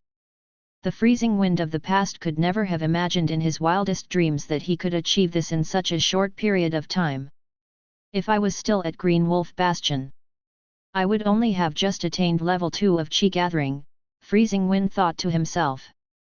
Take these 2 bottles of potion, based on your evaluation, if you are more certain that Zhou Han and Zhou Feng have the potential, give these to them, Zhou Donghuang instructed Freezing Wind, casually tossing the 2 bottles made from the 1000-year red fruit to him. After this, only 2 bottles of potion remained in Zhou Donghuang's possession. He planned to give one of them to Yun Lu before he left the next day. April 1, 1228 of the Xiun era. Lin Lan and Yun Lu stood at side by side at the main entrance of the Magnolia Guild, staring at the carriage drawn by the 3 Fergana horses as it vanished into the distance.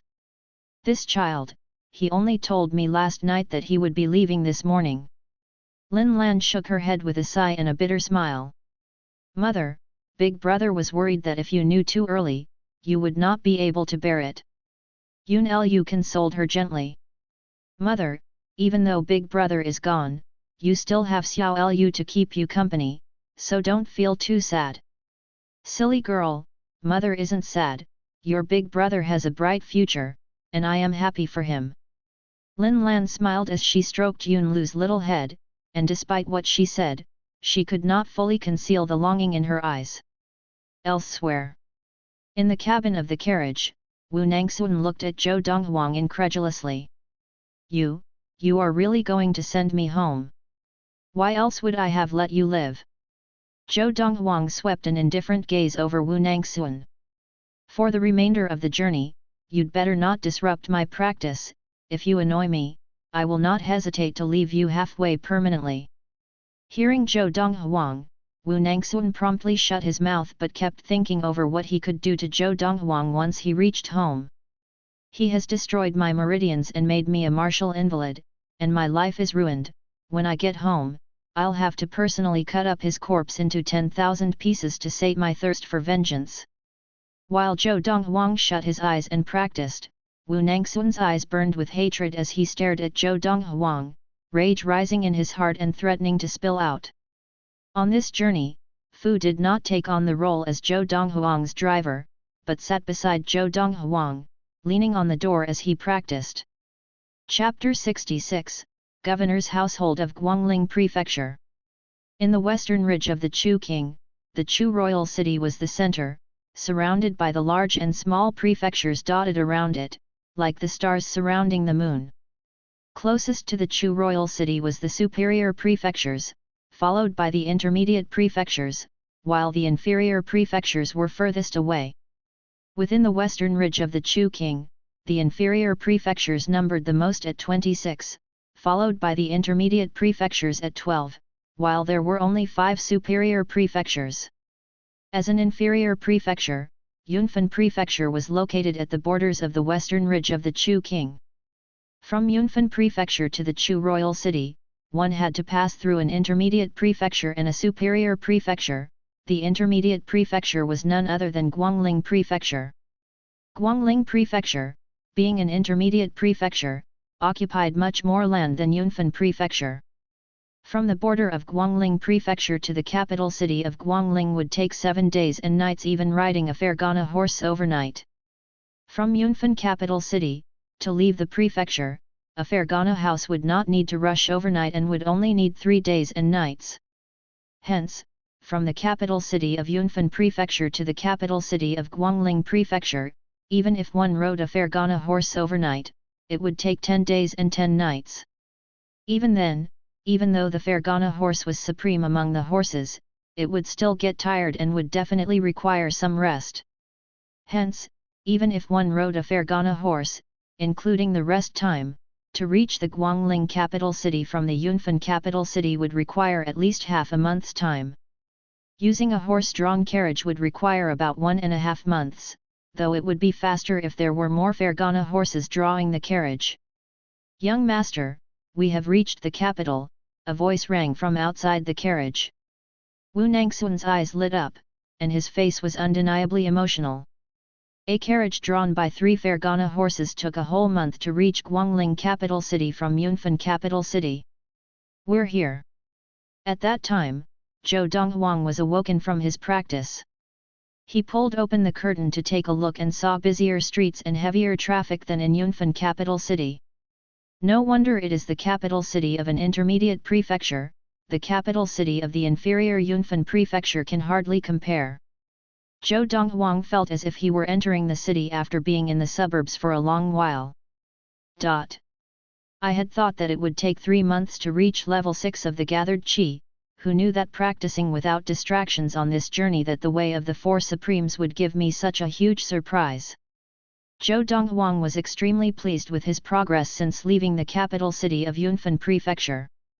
Unless something happens, I will achieve level 6 of the gathered Qi in about a month's time. The original plan of 3 months had been shortened by almost a third. This was all due to the surprise from the way of the Four Supremes. The more time spent practicing without any distractions, the quicker the progress. In the past, Zhou Donghuang would always be disturbed every few days while practicing in Qingshan town or the capital city and was unable to achieve absolutely no distractions. On this journey, because their horse-drawn carriage bore the logo of the Wu family, the governor's household of Guangling Prefecture, no thieves dared to rob them, and the occasional animal was driven away by the 2 Wu disciples who were the coachmen. Hence, he was able to practice without any distractions throughout and achieved so much progress. The Wu family of the governor's household of Guangling Prefecture was not only a grand family but also the premier family in Guangling Prefecture. As the saying went, without a lion in the mountains, the monkey calls himself king. The governor's household of Guangling Prefecture, which was also the Wu family house, was decorated as if it was a small palace and was extremely luxurious. Being inside it gave one a sense of being in a palace courtyard. In the brilliant hall of the Wu family household, Zhou Donghuang sat at the head seat, slowly sipping tea from a cup that lay on the table beside him. Fu stood behind him, holding a 3-meter-long spear shining in black and red. This was none other than the heavy black iron spear that Zhou Donghuang had bought from the Hall of Gods in Yunfan Prefecture. The first young master of the Wu family, Wu Nangxuan, and the 2 Wu disciples who acted as the coachmen stood there, not daring to breathe. Because of Wu Nangxuan's presence, the party had been able to enter the Wu family house to this hall without any obstacles. Now, I'm sure you can't wait to call your father over to seek revenge for you, am I right? Zhou Donghuang put his teacup down and stared at Wu Nangxuan. Wu Nangxuan swallowed but did not respond. Go ahead, said Zhou Donghuang calmly. Call your father over, ask him to bring along all the level 6 adepts in the Wu family as well. It's no challenge if it's just him alone. Zhou Donghuang shook his head and smiled, revealing 2 rows of perfect white teeth. The confidence in his smile seemed contagious to all present. Initially, Wu Nangxuan had found it unbelievable that Zhou Donghuang had been so daring to return with him to the Wu family, even thinking that Zhou Donghuang had a death wish. But now, looking at his confidence, he could not help but question himself. This Zhou Donghuang, could he possibly be confident in destroying all the level 6 adepts in the Wu family? However, just as the thought crossed his mind, the vengeful Wu Nangxuan pushed it away. No. Impossible. Simply impossible. I will look for my father now and have father capture him. I want to crush him with my bare hands. His vengeful anger totally overpowered his rationality at this point. Wu Nangxuan left the hall, and the 2 disciples followed hurriedly as if they could finally heave a sigh of relief. That young man had given them extreme pressure. Leaving the hall, Wu Nangxuan went directly to find his father, the governor of the capital city of Guangling Prefecture and the Wu family chief, Wu Wentao. Sooner, you're back. Wu Wentao was a man in a loose green robe with a medium build and a ferocious face with a mustache. Although half his hair had turned grey, his eyes were alert and sharp. However, upon seeing Wu Nangxuan, his sharp eyes immediately softened. Wu Nangxuan was his only son, and so he not only doted fondly on him but also placed high expectations on him. He even planned to let him inherit his position as governor of Guangling Prefecture. Father! Seeing Wu Wentao, Wu Nangxuan's eyes lit up. His tense face crumbled and he rushed to him, dropped to the ground, and cried while hugging Wu Wentao's thighs. Sooner, what's wrong? Wu Wentao's expression changed. He knew his son well, and unless something disastrous happened, he would not have had such a reaction. Father, all my meridians have been destroyed. I won't be able to fulfill your hopes and take over your position in the future. Wu Nangxuan's voice trembled as he said with a pained face. What? Wu Wentao's expression changed. He immediately bent down and confirmed that his son had indeed had all his meridians destroyed. His eyes narrowed, and his expression turned stone cold. In that moment, the temperature in the courtyard seemed to drop by a few degrees. Sooner, what happened? How did your meridians get destroyed? Wu Wentao asked. After all, he was the governor and the chief of the Grand Wu family. Wu Wentao quickly controlled his anger that threatened to override his rationality. Father, it was Zhou Donghuang from Yunfan Prefecture. Faced with his father's questioning, Wu Nangxuan broke into tears as he explained exactly what had happened. As he finished, Wu Wentao's expression darkened. A 17-year-old teenager killed 2 level 5 adepts of the Wu family, crippled the son of Wu Wentao and still dared to come to his doorstep? Sooner, he really said, to ask me to call all the level 6 adepts in our family over. Wu Wentao was different from Wu Nangxuan. The latter had allowed his anger to override his rational thinking, but although Wu Wentao was furious, he could still think rationally. That Zhou Donghuang dared to make such bold words, he either had a death wish, or he was really disrespecting the Wu family. From what his son had told him, Zhou Donghuang was clearly not the former. Father, he is definitely boasting. Wu Nangxuan said angrily. But since he wants to have a taste of the level 6 adepts in our Wu family, let us show him. I just wish that by then he'll wet his pants in fear. Sooner, be calm, we will definitely test out Zhou Donghuang. But before confirming that he is just boasting, we cannot offend him further. Wu Wentao was much calmer than Wu Nangxuan. Soon, Wu Wentao sent someone to gather all level 6 adepts in the Wu family. Including him, there were a total of 4 of them together. In the Wu family, there were 5 level 6 adepts, but one had been out recently, so only 4 were left in the house. But the one who was absent was the least powerful among the 5 level 6 adepts in the family and would have been of little significance. Uncle Fan, second brother, head elder, after they all had arrived, Wu Wentao told them all that had happened. All 3 of them were shocked. A 17-year-old teenager killed both Wu Yunfan and Wu Heilang with just a single strike. Wu Yunfan and Wu Heilang were considered powerful among the level 5 adepts in the Wu family. That was why they had been sent to protect their first young master, Wu Nangxuan. Now, upon finding out that the 2 had been killed instantly by a 17-year-old, the 3 level 6 adepts gasped in unison. Chapter 67, Let's Attack Together. In the hall of the Wu family household, Zhou Donghuang sat at the chief seat and looked at the 5 people who walked into the hall with an air of calm. If I remember correctly, there are 5 level 6 adepts in the Wu family? Why are there only 4 here? Unless, you think that the 4 of you are enough to defeat me. As he spoke, his lips rose into a playful smile. Among the 5 who had just walked into the hall, one was Wu Nangxuan, but the rest were unfamiliar faces to Zhou Donghuang. 2 of them looked similar to Wu Nangxuan. Sir, I am the governor of Guangling Prefecture and head of the Wu family, Wu Wentao. Wu Wentao introduced himself as he stepped forward and clasped his hands together. He looked at Zhou Donghuang with a heavy gaze. Before he had met this youngster, he had not thought anything about it. But upon seeing him for himself, he then understood the meaning of confidence. It was as if the young man before him would not be bothered even if the sky fell. People with such confidence either had real power or were putting on a front. Wu Wentao had seen countless people in his life and believed that this youngster was more of the latter rather than the former. Second master of the Wu family, Wu Jingtao, level 6 adept. After Wu Wentao had finished his introduction, the second master also stepped forward. His skinny body was as straight as a spear, but his gaze was stone cold as he stared at Zhou Donghuang.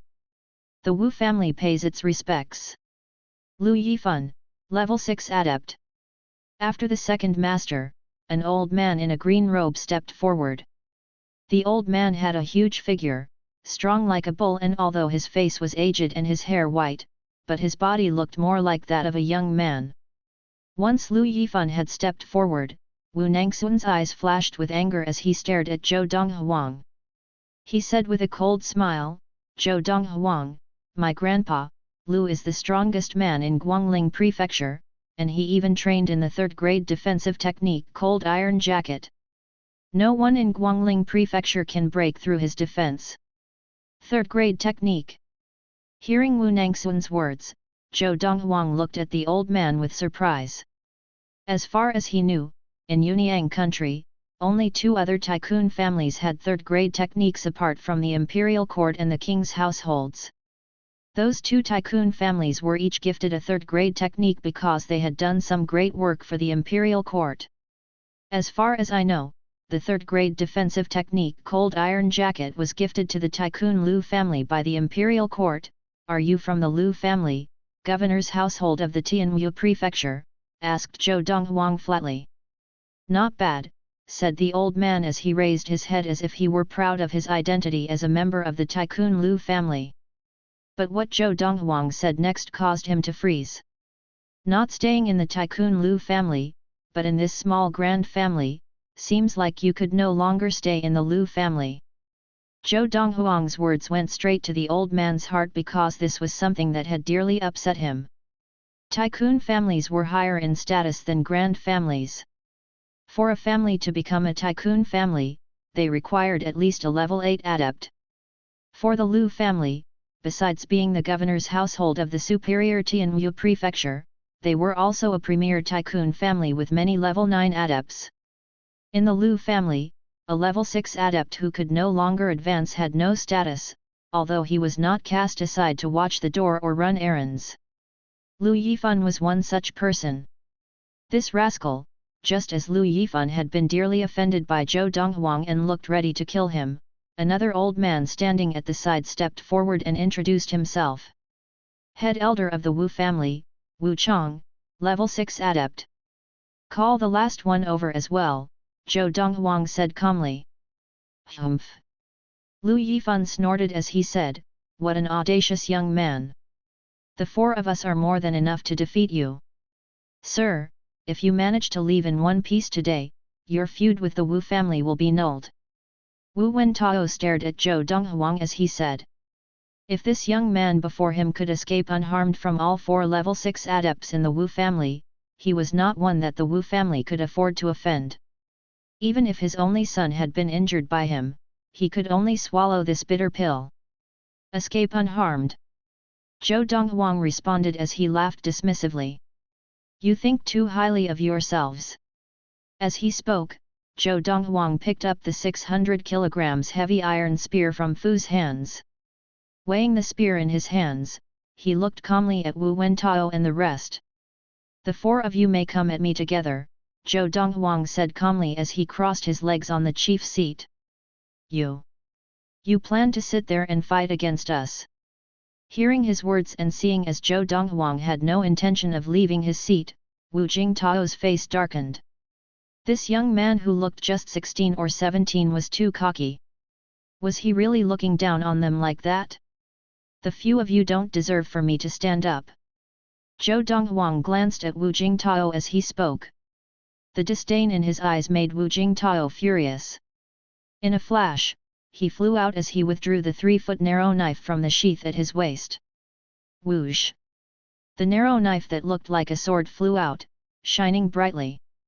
It seemed to come alive in Wu Jingtao's hands, heading straight for Zhou Donghuang as it flew out like a snake. Wu Jingtao had not only displayed the Wu family's lesser-grade swiftness technique, but also the lesser-grade knife technique. Swoosh! Zhou Donghuang's spear-holding hand shook, and the heavy black iron spear flew like a black bolt of lightning as it struck the knife just 4 feet away from Zhou Donghuang's eyes. Clang! Ah! As the sound of the weapons striking each other rang out in the air, Wu Jingtao shrieked. As he let go of the narrow knife, the perlicue of his hand was ripped and bleeding profusely. Smash! The narrow knife that had flown out was stuck in a pillar in the corner of the hall. The blade of the knife was fully stuck within, and the power in which it had flown out was clear. This was the result of just a casual flick of Zhou Donghuang's spear. Come together! Zhou Donghuang glanced at Wu Wentao, Liu Yifan, and Wu Chong, his voice as calm as before. His expression was also calm and unflinching. As the three of them watched Zhou Donghuang injure Wu Jingtao with just a stroke of his hand, even making Wu Jingtao's knife fly away, their expressions immediately darkened. Now, hearing Zhou Donghuang's words, they looked at each other and all moved together. Whoosh! Whoosh! Whoosh! Their three figures flew out together towards Zhou Donghuang. rwbnve.co. At the same time, Wu Jingtao rushed to the pillar and used his uninjured left hand to pull the knife out of the pillar, as he prepared to join the attacking army. Ping! Ping! Ping! However, just as Wu Jingtao pulled his knife out and prepared to join Wu Wentao and the rest, he heard three loud sounds ring beside his ear, accompanied by two painful cries and a loud thud. As he turned around, the sight before him caused his legs to turn into lead, making him unable to move an inch. Whoosh! Whoosh! Wu Wentao and Wu Chong flew backward towards a wall in the hall like arrows leaving a bow after being hit by Zhou Donghuang's spear. With a loud crashing sound, the wall which their bodies hit began to crack, lines appearing like a spider's web. Now, even the proclaimed strongest man in Guangling Prefecture, Lu Yifan, was also pushed backward many steps by Zhou Donghuang's spear. His eyes widened, and his face was red as blood dripped from the corner of his mouth. Truly a third-grade defense technique, cold iron jacket. You were only slightly injured by my spear. Zhou Donghuang stood up and walked towards Lu Yifan. He reminded, just now, I don't think you were fully defending yourself, but now, let me give you the chance to put on your complete defense. Let's see if your cold iron jacket can take another one of my blows. As he spoke, Zhou Donghuang smiled, revealing a shining set of teeth. Seeing Zhou Donghuang raise his hand and come towards him with his spear, Lu Yifan knew a clash was unavoidable. His face darkened as he released all the inner qi in his body, displaying the third-grade defense technique cold iron jacket of the Lu family. After he had displayed the cold iron jacket, Lu Yifan looked again at Zhou Donghuang with renewed confidence. Qi stacking. Zhou Donghuang's eyes flashed, and the qi in his body stacked one upon the other. Grasping the spear, he flew like a meteor and landing heavily on the strong chest of Lu Yifan. The strongest point of defense of the cold iron jacket was on the chest. Ping! The heavy black iron spear landed heavily as Lu Yifan stepped backward in shock. Seeing this, Wu Wentao and the rest lit up as they believed that Lu Yifan had managed to withstand this blow. Then in the next moment, they froze. Whoosh! Lu Yifan's body flew backward in the same moment as he stepped back as if gravity did not exist. The speed at which he flew backward was many times faster than that of Wu Wentao and Wu Chong just now. Chapter 68, Liuxiang Restaurant. Bang! Bang! Boom! Boom! After the wall had been penetrated, the broken bricks fell to the floor, and the loud crashing sounds shocking the stunned Wu Wentao and the rest. Uncle Fan! The expression of Wu Wentao, governor of Guangling Prefecture and Wu family chief, changed entirely. He would never have expected that the youngster could cause Lu Yifan to fly away even after he had displayed the third-grade defense technique, cold iron jacket. Even a level 7 adept could not have such ability. Wu second elder Wu Jingtao, head elder Wu Chong and first young master Wu Nangxun were all in disbelief as well. Soon, the four of them walked through the collapsed wall and found the collapsed Lu Yifan more than 10 meters away. The robe on his chest was entirely torn, revealing a huge eye-catching bruise. After confirming that Lu Yifan had just been severely injured and not killed, the four others breathed a sigh of relief. Head elder, please bring Uncle Fan downstairs to recuperate, Wu Wentao instructed Wu Chong. He turned to Wu Nangxun and said sadly, sooner, you saw for yourself, the Wu family is not able to avenge you. Father, it is me who has implicated all of you, responded Wu Nangxun with a bitter smile. When he witnessed Zhou Donghuang cause Lu Yifan to fly with just a stroke of his weapon, he had realized that the Wu family could not avenge him. There was simply no one who was Zhou Donghuang's match. Furthermore, after all that he had seen, he realized that he was incredibly lucky to have survived at Zhou Donghuang's hands. Now, I just hope that he will forgive our disrespect. With his strength, he can easily decimate our whole Wu family, sighed Wu Wentao. When the three of them returned to the hall and found that Zhou Donghuang had already left, they all heaved a sigh of relief. This showed that Zhou Donghuang had no intention to continue the dispute with the Wu family. To Zhou Donghuang, he had only one aim in going to the Wu family, which was to scare them and not allow them to have any thoughts of revenge. He was not afraid of their revenge, but he had to consider his mother. Fu, find a restaurant, we'll begin our journey after having our meal. After leaving the Wu household and boarding the horse-drawn carriage, Zhou Donghuang instructed Fu. He did not plan to stay long in Guangling Prefecture, he planned to go straight to the Chu royal city. There, he could increase his level of gathered qi more quickly. To him, that was the priority. The resources in even the superior prefecture capitals could not compare to those in the royal cities. Yes, young master, responded Fu. He directed the horse carriage to a decent restaurant nearby. As the governor's household, the Wu family household was in the city center of the capital of Guangling Prefecture. Fu found a nearby restaurant in the most prosperous city center of Guangling Prefecture capital. It was furnished lavishly and had a huge crowd. Liaoxiang Restaurant was the largest restaurant in the whole of Guangling Prefecture and one of the businesses owned by the Wu family. Even Zhou Donghuang's Yongxuan Restaurant was far inferior to this Liaoxiang Restaurant. The restaurant had a dedicated space for leaving carriages. After Fu stopped the carriage there, he called to Zhou Donghuang, "Young master, we're here." Zhou Donghuang led Fu into the restaurant and asked if there were any private rooms available. The waiter replied, "Sir, the people's dining booth, and the earthly dining booths are all not available, though there is one heavenly dining booth remaining, would you like that?" Right after, he added, "Sir, the heavenly dining booth here at Liaoxiang Restaurant come at a minimum of 1,000 liang. 1,000 liang. Zhou Donghuang's eyes flashed. Even in his Yongxuan restaurant in Qingshan town of Yunfan Prefecture, the best heavenly dining booth cost only 100 liang. But to him now, there was no difference between 100 and 1,000 liang. "Lead the way," said Zhou Donghuang flatly. "This way please, sir." The waiter led Zhou Donghuang and Fu to the last available heavenly dining booth in Liaoxiang Restaurant. As the heavenly dining booth of Liaoxiang Restaurant, the furniture and decor were all extremely particular. Not only were they elaborate, but they gave one a rare sense of the warmth of home. "Sir, this is our menu, please take a look." The waiter had just prepared to hand the menu to Zhou Donghuang, but he already shook his head and said, "No need for that. Just bring us the best dishes you have at this restaurant.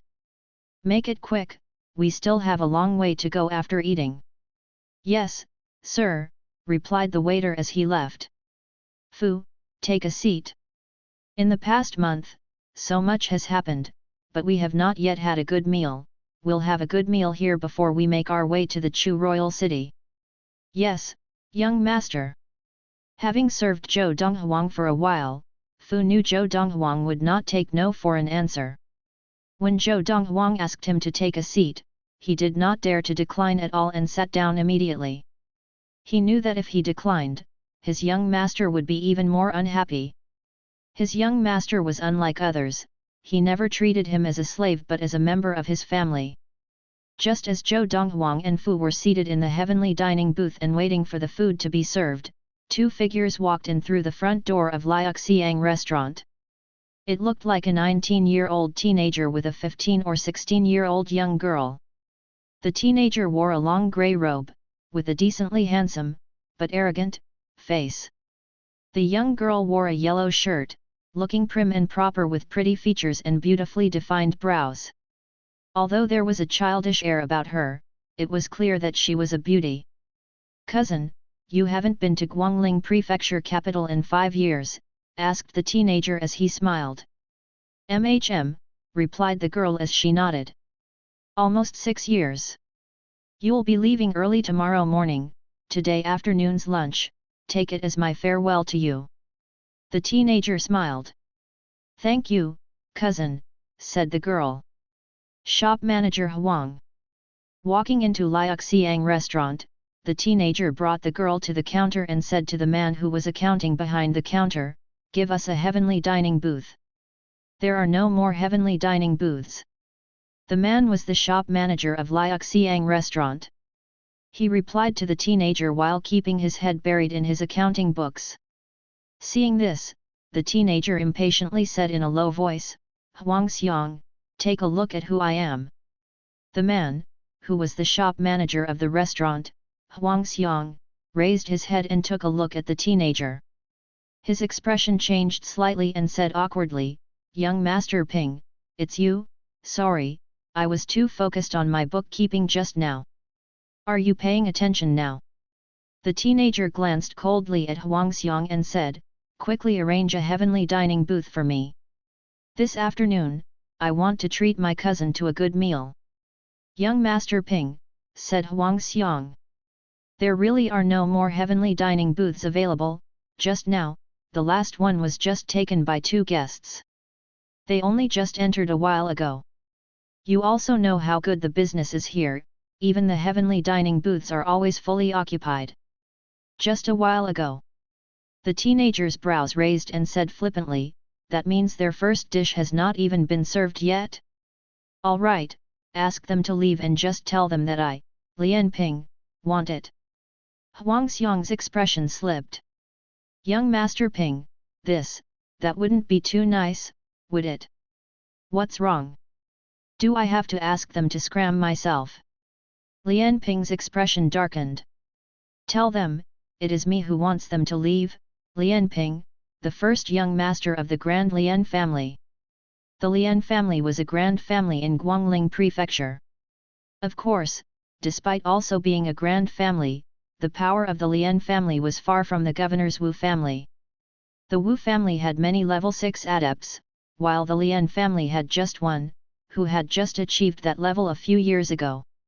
The Lian family only became a grand family a few years ago. Seeing as Huang Xiang was hesitant, Lian Ping's eyes flashed coldly and said, "Huang Xiang, if you still do not go, trust me, I'll tell my uncle to make you leave." "Young Master Ping, I'll go right away." Huang Xiang's expression changed. He then remembered that the teenager before him was not only the first young master of the Lian family, but also the nephew of his boss. With that, Huang Xiang left the counter hurriedly and rushed towards the heavenly dining booth. After Huang Xiang had left, the girl beside him shook her head gently. "Cousin, actually there is no need for so much trouble. It's fine if there are no more dining booths, we can eat in the common hall. I'm not that precious." "Cousin, don't bother about it, just leave it to me," Lian Ping said with a laugh. "Just wait a moment, we'll go to the heavenly dining booth right away." To Lian Ping, few people dared to offend him in Guangling Prefecture capital. But after a while, Huang Xiang returned with a bitter smile. Immediately, Lian Ping's expression darkened again. "What's wrong? They refused to leave." Huang Xiang said with a forced smile. "Young Master Ping, they said they would leave once they were done eating and asked you to wait. Did you not tell them I'm the one who wants that booth?" Lian Ping asked coldly. "I did, but they still asked you to wait." Huang Xiang forced out a smile, feeling that he had been put in a tight spot. "Did you not tell them that, the owner of this restaurant, the second master of the Wu governor's household, Wu Jingtao, is my uncle?" asked Lian Ping again. "I did," he said, "let second master tell him himself," Huang Xiang replied as he shook his head in resignation. Chapter 69, Back Again. Lian Ping was the first young master of the Grand Lian family of Guangling Prefecture capital. His aunt was married to the second master of the governor Wu family, Wu Jingtao. As Wu Jingtao and his wife had no children, they doted fondly on their nephew. Whenever Lian Ping got into any trouble that the Lian family could not solve, they were always the ones who cleaned up the mess. Soon, to Lian Ping, there were few people whom he could not offend in Guangling Prefecture. And even if there were, he knew all of them, and the shop manager of Liuxiang restaurant, Huang Xiang, would definitely recognize them as well. Cousin, since they came first and do not wish to give up their booth, we do not have to force them to as well. Let's just eat in the common hall, persuaded the girl, seeing Lian Ping ask Huang Xiang to bring him to the heavenly dining booth. Cousin, Lian Ping said with a serious face. Now, this is not about the booth. I want to see who dares to disrespect me in Guangling Prefecture capital. EOL.O. Knock. Knock. Inside the heavenly dining booth, Zhou Donghuang heard a knock and thought it was the food being served. But when the door opened, he saw the shopkeeper who had left just a while ago, Huang Xiang. Beside him stood two other people, a teenager and a young girl. Your Liuxiang restaurant does business like this? Zhou Donghuang looked calm, but his voice was stone cold. Without a doubt, he knew that the person who had requested for him to give up the heavenly dining booth was the two people standing before him. So it is the two of you who dare to disrespect me, Lian Ping, and refuse to give up the heavenly dining booth. As he walked in, Lian Ping glanced at Zhou Donghuang and Fu with fury in his eyes. You are the nephew of Wu Jingtao? Asked Zhou Donghuang as he glanced at Lian Ping. Wu Jingtao? Second master of the governor's household, the Wu family? The skinny man whom he had severely injured with a flick of his weapon in the hall of the governor's household just now? That's right. Lian Ping raised his head proudly. Wu Jingtao, second master of the Wu family, governor's household of Guangling Prefecture, is my uncle. He is also the owner of this Liuxiang restaurant. With that, he looked at Zhou Donghuang with disdain. Now, I'm sure you understand the situation here? Today, you must give up this heavenly dining booth regardless of your choice, because you simply don't have a choice. His gaze was condescending and arrogant. Humph! Fu stood up and stared furiously at Lian Ping. Even if your uncle, Wu Jingtao, was here, he would not dare to treat my young master so disrespectfully. Who are you? Ha ha ha! Hearing Fu's words, Lian Ping was first taken aback, then could not help but break into laughter. With tears flying out of his eyes, he said, You think that just based on that, I'll believe you and leave quietly? Ridiculous! Lian Ping did not believe Fu at all, thinking that he was just putting on a front. In Guangling Prefecture, there was nobody his uncle feared. Fu, throw him out! At Zhou Donghuang's command, Fu immediately stretched out with his pincer-like hands. As his hands landed on Lian Ping, he could hardly struggle and was thrown out easily. Hong! Before he could react, Lian Ping was already thrown out of the booth by Fu. Initially, after having used the potion concocted from the 1000-year red fruit, Fu had achieved level 3 of the gathered qi. Additionally, he was trained in the premier Fiery Thunder training regimen, and upon entering level 3 of the gathered qi, his internal strength was fully realized, not needing the nerve-easing, marrow-cleansing needle like freezing wind to stimulate all the strength within him. Now, Fu's qi was stronger than most level 3 adepts. Furthermore, with his internal strength and the techniques that Zhou Donghuang had taught him, he could easily defeat any adepts below level 5 of the gathered qi. Although Lian Ping was the first young master of the Grand Lian family and had talent, at his young age of 20 years, he had not even achieved level 3 of the gathered qi. Needless to say, he was hardly Fu's rival. TSS, the scene before him made Huang Xiang draw a sharp gasp of air. As the shop manager of Liuxiang restaurant, he was also a level 4 adept, but he knew that even though he had the power to throw Lian Ping out of the booth, he could definitely not do it as easily as the honest young man in front of him. So powerful! The young girl's expression turned serious. The honest young man who looked harmless looked even younger than her cousin but was undeniably stronger than him. Although she was just from the side family of a tycoon family with a low level of qi, her insight was no less than Huang Xiang's. Sir, allow me to apologize on behalf of my cousin, said the young girl as she bowed to Zhou Donghuang. My cousin just wanted to give me a farewell treat in this heavenly dining booth, so he had asked you to leave. Zhou Donghuang only glanced at the young girl and turned to look at Huangxiang and said flatly, "If I do not receive my food soon, you'll bear the consequences." As he said this, a murderous glint flashed across his eyes. He never thought that they would encounter such a thing on the rare chance they had a meal outside. "Yes, yes, yes, sir, I will arrange for it immediately," Huangxiang responded as he left. Now, as slow as he was, he could also tell that this young man in white was no simple figure and definitely not one he could afford to offend. What a joke! Even a servant who was just 18 or 19 years old had as much power as him.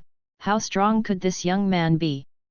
Furthermore, since the start, although he knew of Lian Ping's identity, the young man had no intention of giving in.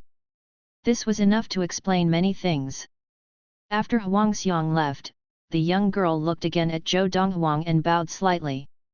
"Sir, Lu Li takes her leave."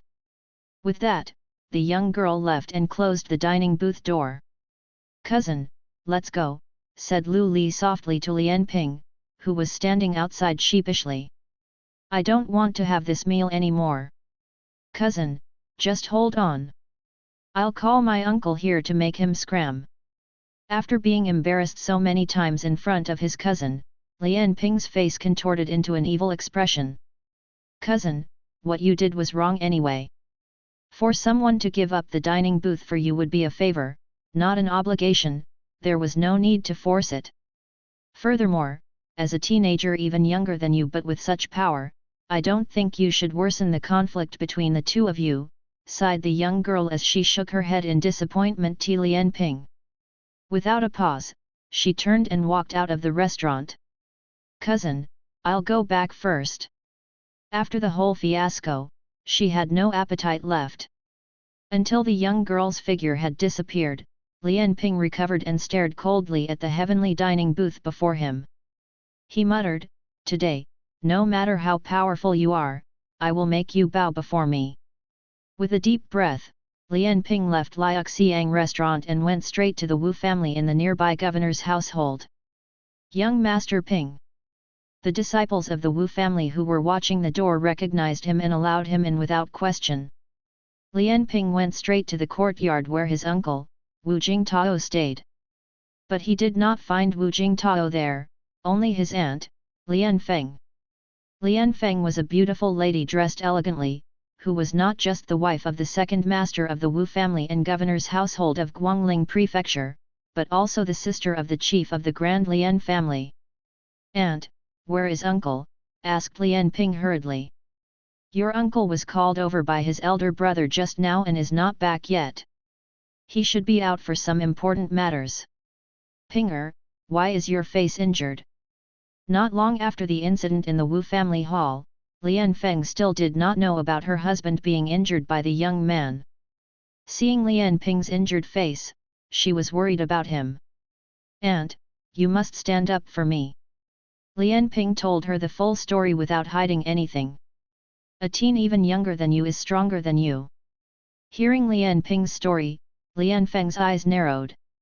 Furthermore, he said that even our second master does not dare to disrespect his young master? "I want to see who on earth this young master is. If he is really someone of status, then there's nothing we can do about it. But if not, and he dares to disrespect our second master and tarnish his name and even injured you, he won't be stepping out of Liuxiang restaurant today." With that, a murderous glint flashed across Lian Feng's eyes. In the heavenly dining booth of Liuxiang restaurant, a whole table's worth of dishes had been served, and Zhou Donghuang and Fu had already begun to dig ravenously into the food, as if a tornado swept across the table. After a month on the road, they had not had a proper meal. This meal was the first proper meal they had had since leaving Yunfan Prefecture capital. Knock. Knock. Knocks on the door rang across the room. Fu raised his brows slightly. "Aren't all the dishes here?" Although confused, Fu called out, "Come in." The dining booth door swung open. Huangxiang stood courteously to the side as a beautiful lady walked slowly into the room, accompanied by a maid, a man, and a teenager. Chapter 70, Call Second Master here. "And, this is the one who threw me out just now," Lian Ping told the well-dressed, elegant lady beside him as he stared coldly at Fu. The lady glanced past Fu and stared at Zhou Donghuang, a hint of a smile appearing on her face. "I am the lady boss of Liuxiang Restaurant, Lian Feng. How may I address you?" At first, knowing that this young man's servant who was not even 20 years old could defeat her nephew, she had guessed that this was no simple young man. Now, as she saw him in the flesh, the young man seemed to display some extraordinary aura that made her feel that this man must have some prestigious background. Hence, she was very cautious and courteous with her words. "Zhou Donghuang." Zhou Donghuang rose slowly, threw a glance at Lian Feng, then looked back down at the dishes on the table. The whole time, he looked extremely calm, as if there was not a tinge of surprise. "So it is young Master Donghuang." Lian Feng's smile widened as she said, "But young Master Donghuang, where do you come from?" At the same time, Lian Feng was racking her brains to think of any Zhou families in the country of Yunyang, but after thinking for a while, she could not recall any families named Zhou. From the imperial court to the preeminent families, none of them were named Zhou. "Yunfan Prefecture," responded Zhou Donghuang, without even raising his head. With that, he called Fu, "Fu, quickly finish your food, we'll leave once we're done." "Yes, young master," replied Fu as he ducked back into the food. Zhou Donghuang and Fu, master and servant, ate the food ravenously as if there was nobody else, completely ignoring Lian Feng, Lian Ping and the rest. "Yunfan Prefecture." Lian Feng frowned. Wasn't that an inferior prefecture? Her eldest nephew, which was the first young master of the Wu governor's household, Wu Nangxuan, had married a lady from a preeminent family in Yunfan Prefecture as a concubine. To her, Yunfan Prefecture was an insignificant place where even birds would not lay an egg. Even the governor of Yunfan Prefecture had to be respectful to her. "Young Master Donghuang, you must have passed by Yunfan Prefecture on your way to Guangling Prefecture. Someone like you does not look like you grew up in that inferior prefecture," Lian Feng probed as she smiled. She was a patient person. "What? Are you looking down on us from Yunfan Prefecture?" Zhou Donghuang was finally full. He put his chopsticks down, raised his head and looked playfully at Lian Feng. "You really are from Yunfan?" asked Lian Feng. She froze as she stared unblinkingly at Zhou Donghuang. Up till now, she did not dare to believe that this young man could have come from a small place like Yunfan Prefecture. "No doubt about it," replied Zhou Donghuang. "And, you're being too careful, someone from an inferior prefecture, even if there is a strong servant beside him, what kind of background could he possibly have?" Hearing that Zhou Donghuang was from Yunfan Prefecture, Lian Ping's gaze turned icy cold. Now, hearing his response to Lian Feng, Lian Ping could not help but stand up and tell her, "And, just now, he allowed his evil servant to throw me out of this booth. You must stand up for me!" he cried angrily as he stared at Lian Feng with fiery eyes. At the same time, Lian Feng's face also turned stone cold. "This guest, you ate at my Liuxiang restaurant, but insulted my nephew, don't you owe me an explanation?" After getting Zhou Donghuang's confirmation twice and verified that he was indeed from Yunfan Prefecture, Lian Feng also did not think that he could possibly have any surprising background. Just as her nephew had said, what kind of background could someone from an inferior prefecture have? Hence, she had nothing to fear. In fact, she even felt that being so respectful to someone from an inferior prefecture was simply beneath her status. The more she thought of how she had just acted, the more disgusted and furious she was at herself. Thus, upon hearing Lian Ping's words, Lian Feng's expression changed completely. "Owe you an explanation?" Zhou Donghuang looked at Lian Feng with a curious look on his face and laughed. "Why don't you ask me why I asked Fu to throw your nephew out?" Lian Feng laughed coldly. "I, Lian Feng, am the lady boss of this restaurant. Of course, my nephew has priority to use the heavenly dining booth, since the dishes were not served yet, you should have given up the booth when he asked you to. In fact, with just a call from me, I can blacklist you and bar you from ever coming back to Liuxiang restaurant, said Lian Feng in a low voice. Your husband is Wu Jingtao? Asked Zhou Donghuang suddenly. That's right, answered Lian Feng as she nodded.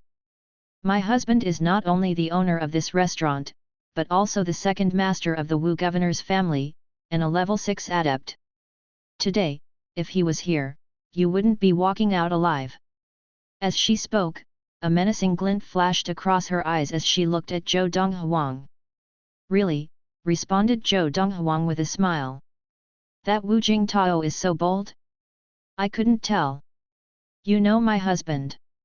Lian Feng frowned. I wouldn't say no, but we've met, replied Zhou Donghuang calmly. And just then, Lian Ping spoke up. Don't forget I told you just now, his evil servant boasted to me that even if uncle was here, he would not dare to misbehave in front of his young master. I forgot about that. Lian Feng then remembered what Lian Ping had told her. Immediately, a layer of ice seemed to freeze over her face. You hurt my nephew in my restaurant and even disrespected my family's second master and the boss of this restaurant. Today, if you and your servant don't leave something behind, don't even think of leaving. Lian Feng's eyes flashed with fury. Oh! Zhou Donghuang's eyes shone. So what, would you like us to leave? Before Lian Feng could answer, Lian Ping jumped in and said coldly, leave a leg behind. Is that what you mean too? Zhou Donghuang's eyes narrowed sharply, his tone turning cold as he looked calmly at Lian Feng. Lian Feng's eyes flashed. That is exactly what I meant. With that, Lian Feng ordered, Wu Gan, break off one of their legs and then throw them out of the restaurant. Yes, ma'am. The man behind Lian Feng was none other than Wu Gan, the disciple whom Wu Jingtao had sent to protect her. Wu Gan then turned and looked sharply at Zhou Donghuang and Fu. He walked forward towards them quickly. Fu. Before Wu Gan did anything, Zhou Donghuang could tell that he was of decent power, but had not entered level 5 of the gathered qi. Such an opponent would be good training for Fu. Although Fu was powerful, he lacked real fighting experience and needed more sparring practice. This Wu Gan would be a good test for him. Ho! Instantly, Fu rose to his feet and advanced towards Wu Gan using star-stepping footwork. Although his movements seemed more unfamiliar than what Zhou Donghuang exhibited, his speed was not slower than that of his opponent's lesser-grade swiftness technique. In a moment, the two reached each other and began their battle. At the beginning, Fu was being overpowered by Wu Gan, but soon, Fu turned the tables and completely subdued his opponent. This sight alarmed Lian Feng and the rest. Wu Gan was not just any level 4 adept but was the supreme level 4 adept in the Wu family. That was why he had been sent to protect Lian Feng. Bang!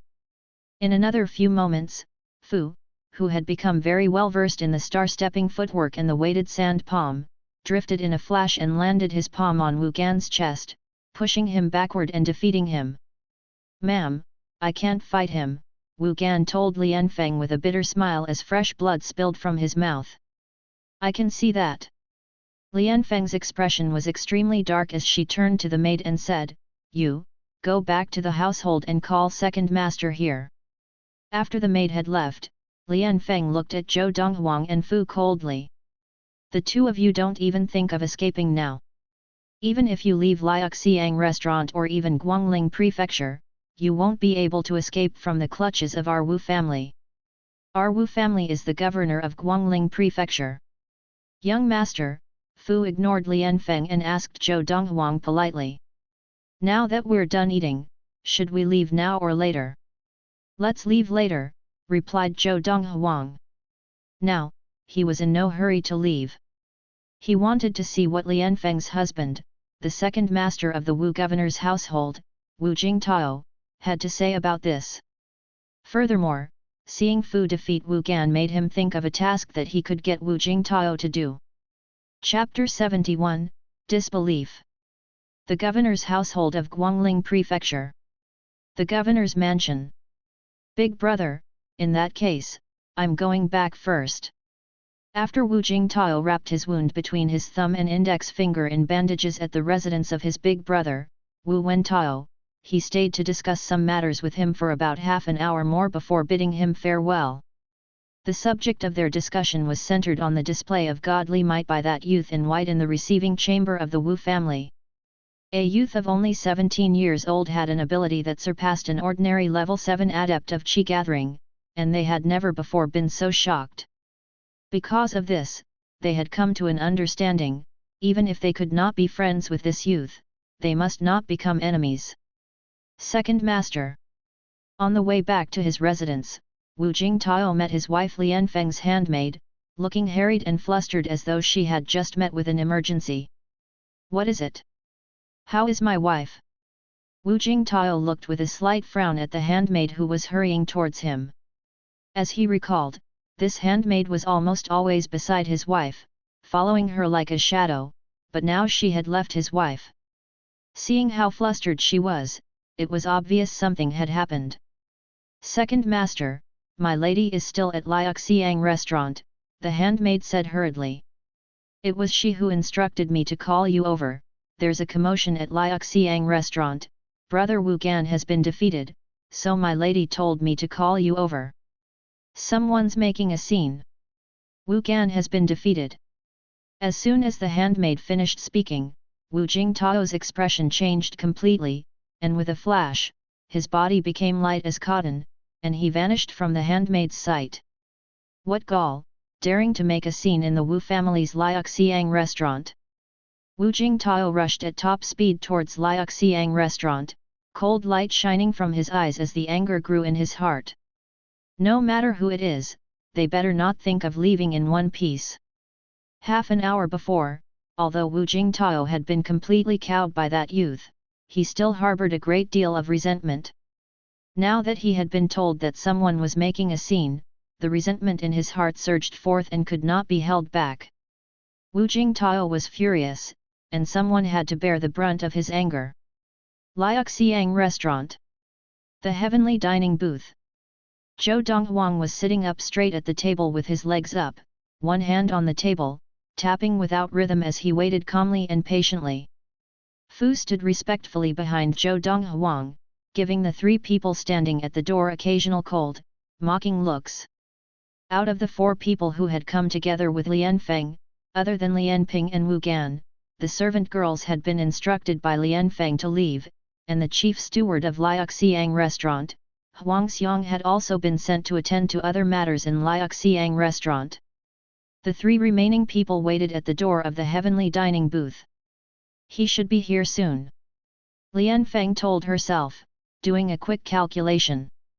Not 10 breaths after Lianfeng's thought, she heard a thunderous, angry voice from outside the heavenly dining booth.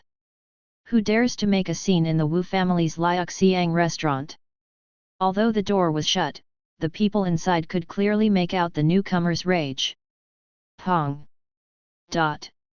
The doors of the booth were thrown open with a crash, and the silhouette of a straight-backed and pencil-thin man appeared before those present. Zhou Donghuang and Fu saw at first glance that the newcomer was none other than Wu Jingtao, the second master of the governing Wu family whom they had seen just half an hour ago. Second Master. Lianfeng was the first to meet the newcomer as Wu Gan bowed in respect to him. Uncle. Lianping also stepped forward, looking excitedly at the newcomer with newfound self-confidence, as though he had been reborn because of Wu Jingtao's presence. Second Master, how did you hurt your hand? Lianfeng looked at her husband's bandaged hand, her expression changing. It's nothing, just a small wound. Seeing Lianfeng, Wu Jingtao's originally furious expression became much calmer, and he dutifully forced out a smile.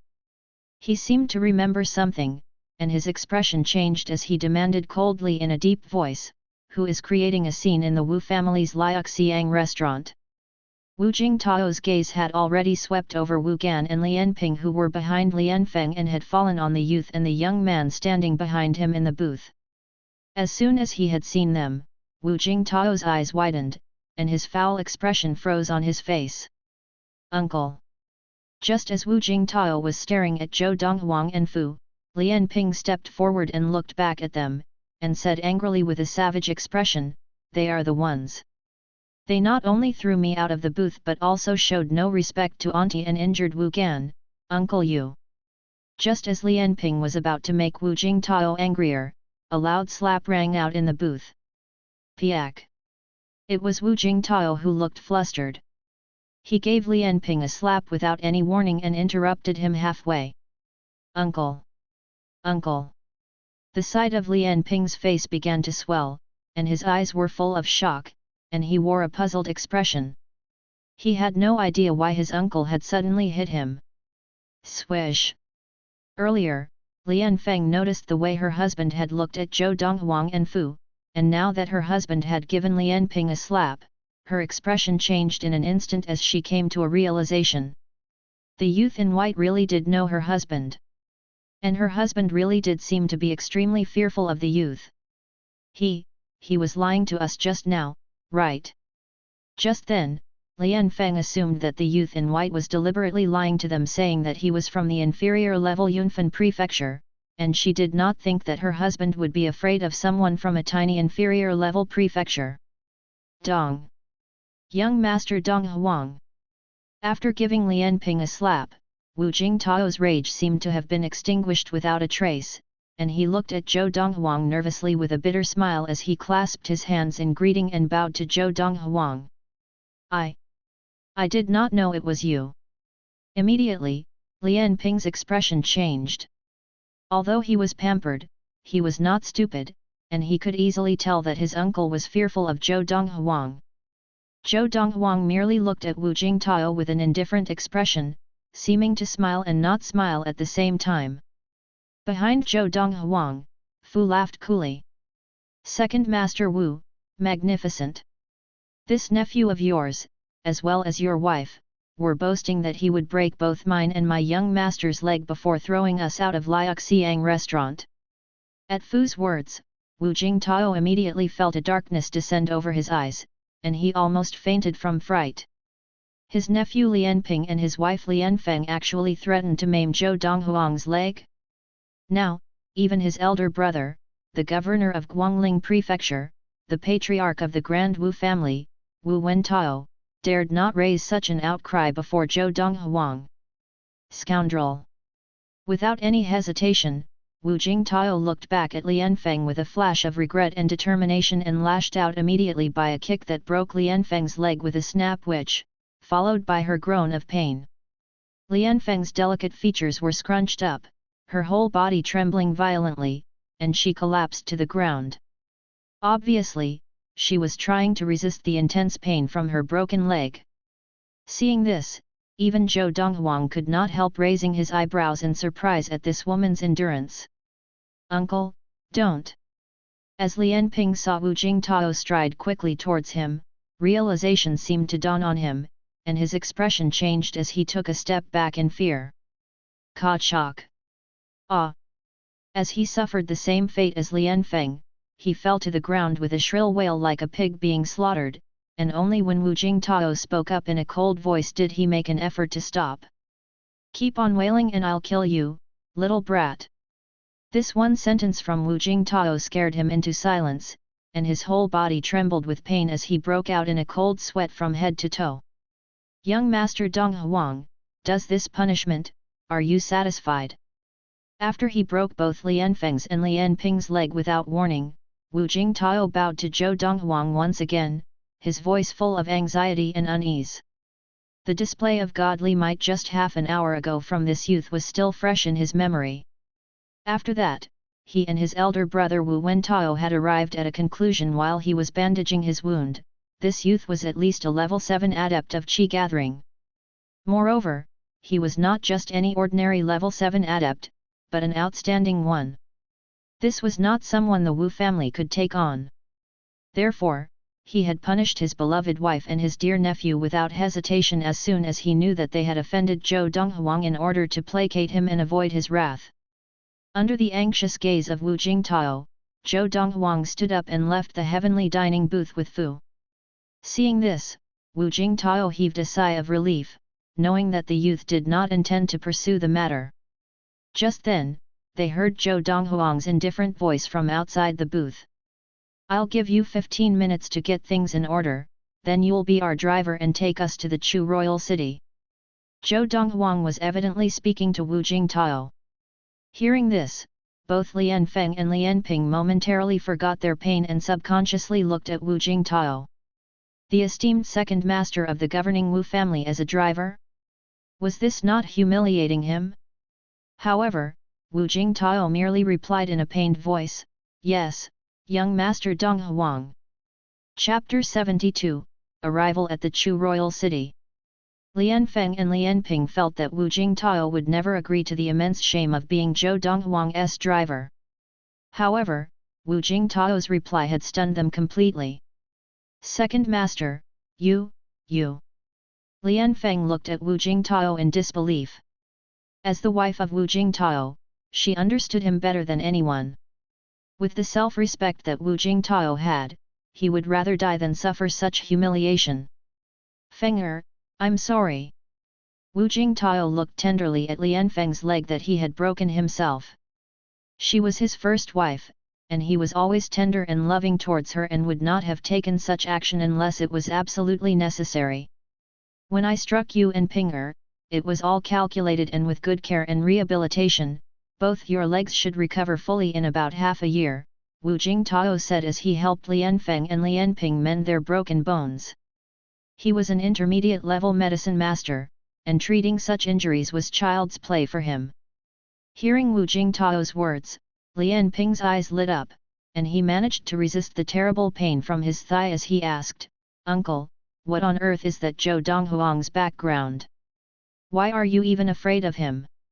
At Lian Ping's question, Lian Feng looked at Wu Jingtao as well with similar suspicion in her eyes. "He does not have any background." Thinking of what his nephew, Wu Nangxun had told him about Zhou Donghuang's background, Wu Jingtao shook his head with a bitter smile. "He has no background." Lian Ping and Lian Feng were stunned. "He is an ordinary person born and bred in Yunfan Prefecture, what kind of background can he have? Even the governor of Yunfan Prefecture would not dare remain standing if I asked him to kneel." Wu Jingtao said with a sigh. "Is he really from Yunfan Prefecture?" Lian Feng was stupefied, and Lian Ping was also looking blankly at Wu Jingtao, disbelief in his eyes and on his face. Lian Ping recovered shortly and asked with incomprehension, "Uncle, if he has no background, why are you afraid of him?" "He has no family background." Wu Jingtao's eyes gleamed, and he said in a low voice, "But he himself is a level 7 adept of Qi gathering, and not just an ordinary level 7 adept at that. Do you think such a person would need any kind of background in front of me?" Wu Jingtao threw Lian Ping's question back at him. "What?" This time, not only were Lian Ping and Lian Feng dumbfounded, but Wu Gan, who was standing to the side, was also dumbfounded. That youth who looked 16 or 17 years old at most was actually a level 7 adept of Qi gathering. Impossible. Lian Ping shook his head. "How old is he? How could he be a level 7 adept?" "Uncle, are you mistaken?"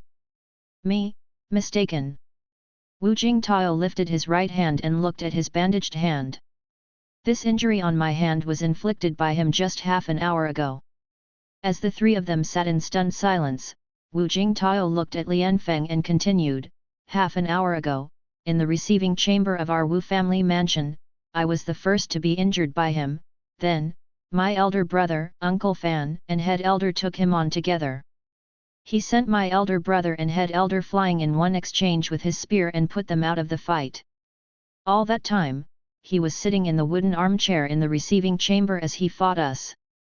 Although Uncle Fan withstood his first attack with his spear, he was injured, then he got up and sent Uncle Fan flying through the wall with a single thrust of his spear, and he landed unconscious more than 10 meters away. Now, the wall of the receiving chamber has still not been repaired yet." Lian Feng and the others trembled more and more violently with every word that Wu Jingtao said, and they had not regained their wits even by the time Wu Jingtao had finished speaking. Although what Wu Jingtao said seemed incredible, they knew that he had no need to lie. Uncle Fan is acknowledged as the strongest man in Guangling Prefecture, and with his mastery of the third-grade technique, Cold Iron Jacket, no one in Guangling Prefecture can break his defense, even he was no match. Lian Feng was so frightened that she turned white as a sheet, and thinking back on her earlier display of arrogance before Zhou Donghuang, she was simply grateful that she had escaped with her life. Why else would I say that he is not an ordinary level 7 adept? Wu Jingtao gave a bitter smile. Uncle, why would he go to the governor's house, and moreover raise his hand against you? Lian Ping thought of this key question. He came back with sooner. Wu Jingtao's eyes flashed, and he related the details of what had happened to Wu Nangsun in the capital of Yunfan Prefecture. He probably only raised his hand against us to establish his superiority, so that we would not dare seek revenge on his family.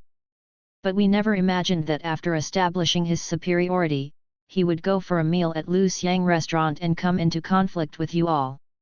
As he finished, Wu Jingtao could not help sighing. Lian Feng, Lian Ping, and Wu Gan were still thinking about Wu Nangsun's misfortune, and they did not recover their senses for a long time. Wu Nangsun, the young governor of Guangling Prefecture and the cream of Guangling Prefecture, had his meridians maimed by the youth they had just encountered? Right then, Lian Ping realized how fortunate he had been and broke out in a cold sweat. Compared to Wu Nangsun, his leg would recover completely, and the injury could be considered insignificant. If I were alone, and he asked me to be his carriage driver, I would never cooperate given my temperament, but I have the Wu family to think about, and I dare not refuse him. It was because he was afraid that the youth would take his wrath out on the governing Wu family of Guangling Prefecture that Wu Jingtao had no choice but to comply with Zhou Donghuang's request. Second Master, you have been wronged for the sake of the family. Lian Feng sighed. Uncle, he won't take revenge on me, will he? Lian Ping asked anxiously. If he wanted to, he wouldn't have left. I think that what I did to you both has placated his anger. Wu Jingtao shook his head and instructed Lian Feng on some matters before leaving Lu Xiang restaurant to look for that youth. Of course, before he left, Wu Jingtao emphasized to Lian Feng and Lian Ping that they were not to even think about going to Yunfan Prefecture and taking revenge against that youth's family, or they would only end up bringing disaster to the Wu and Lian families. Once Lian Feng and Lian Ping had known how Wu Nangsun had been maimed by that youth and how the governing Wu family of Guangling Prefecture could only accept it, they were completely cowed and did not even entertain any thoughts of revenge against that youth. Earlier at Liuxiang restaurant, Zhou Donghuang was planning to get Wu Jingtao to send 2 Wu family juniors of reasonable ability to drive his carriage and take him to the Chu royal city when he arrived. Although Fu could also drive the carriage, it would affect his practice. Therefore, he intended to get someone else to drive the carriage. When Wu Jingtao arrived, he felt that other than another level 6 adept, no one else in the Wu family was more suitable to be his driver. With Wu Jingtao's ability, the journey to the Chu royal city would be much less tedious. Because of this, he could focus even more intensely on practicing the Lord of the Four Supremes. Under those conditions, his level of practice would progress at great speed, and perhaps he would be able to smoothly attain level 8 of Qi gathering before he reached the Chu royal city. On the road here from Yunfan Prefecture, the rate of practice kept increasing when I was able to practice the Lord of the Four Supremes without distraction, and it kept increasing even when we reached the capital of Guangling Prefecture. In other words, the rate of practice is not yet at a maximum. From Guangling Prefecture to the Chu royal city, even with 3 Fergana horses pulling the carriage at top speed, it would take at least 4 months. If my rate of practice can keep increasing during this period of time, never mind level 7, I'll even be able to attain level 8 of Qi gathering by the time we reach the Chu royal city. Level 7 of Qi gathering is just the conservative estimate for practicing uninterrupted for 2 months with the maximum rate of practice. At this thought, Zhou Donghuang's eyes were filled with longing. Uninterrupted did not mean that there could be no breaks while practicing, but that while taking breaks from practicing, there could not be too many distractions that divided one's attention. Just eating and resting would not affect the state of mind required for uninterrupted practice. For example, during his second last trip to the capital of Guangling Prefecture, that uninterrupted state of practice had been forcibly disrupted. Now, to enter a similar state of practice, he would need to start all over again. The Lord of the Four Supremes was only a technique that could be practiced until the level of divine essence. However, just the portion comprising the stage of Qi gathering is enough to defeat any of the techniques that I know of in 10,000 civilizations in the universe. Sitting in the cabin of the carriage, Zhou Donghuang's eyes gleamed and he thought to himself, if the Lord of the Four Supremes can only be practiced until the stage of fundamental essence, just the uniqueness of the portion of the stage of Qi gathering in addition to the strength of the stage of contained primal essence, it can surpass any technique in the universe. It was exactly as Zhou Donghuang thought. With Wu Jingtao personally driving the carriage at top speed, the journey was extremely peaceful. About 20 days later, the carriage left Guangling Prefecture and entered the superior level prefecture between Guangling Prefecture and the Chu Royal City. It then spent the next 2 months traveling through that superior level prefecture before it arrived at the outskirts of the Chu Royal City. This was as fast as the carriage could travel. Using 3 Fergana horses to draw the carriage had the same efficiency as using more than 3 horses to draw the carriage. If not, Wu Nangxuan, who was the young governor of Guangling Prefecture, would not have used a carriage drawn by 3 horses to travel to Yunfan Prefecture. A person of his status could easily have a carriage drawn by 10 Fergana horses. Because of this, Zhou Donghuang had not asked Wu Jingtao for additional Fergana horses to draw the carriage as it would have been meaningless. Young Master Donghuang, the Chu Royal City is up ahead. On September 9, 1228 of the Xiun era, the carriage drawn by 3 Fergana horses and driven by Wu Jingtao finally arrived at the city gates of the Chu Royal City. They had set off from the capital of Guangling Prefecture on March 3, 1228 of the Xiun era.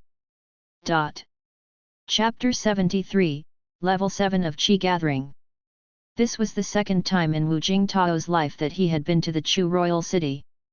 On his first visit, he had felt a sense of curiosity and yearning. But this time, he felt a sense of release. Young Master Donghuang, we've reached the Chu Royal City. Am I allowed to return to Guangling Prefecture? Wu Jingtao asked uneasily, stopping the carriage outside the gates of the Chu Royal City and looking back over his shoulder at the cabin. In the cabin, Fu glanced at the youth in white who was completely absorbed in practicing, and seeing no response, he pulled aside the curtain and walked out. My young master is still practicing, if you want to go, then go.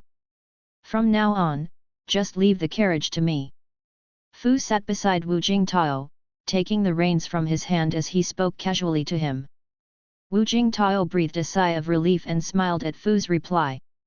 He got out of the carriage immediately and leaped onto the Fergana horse following the carriage, turning it around and galloping off without a backward glance.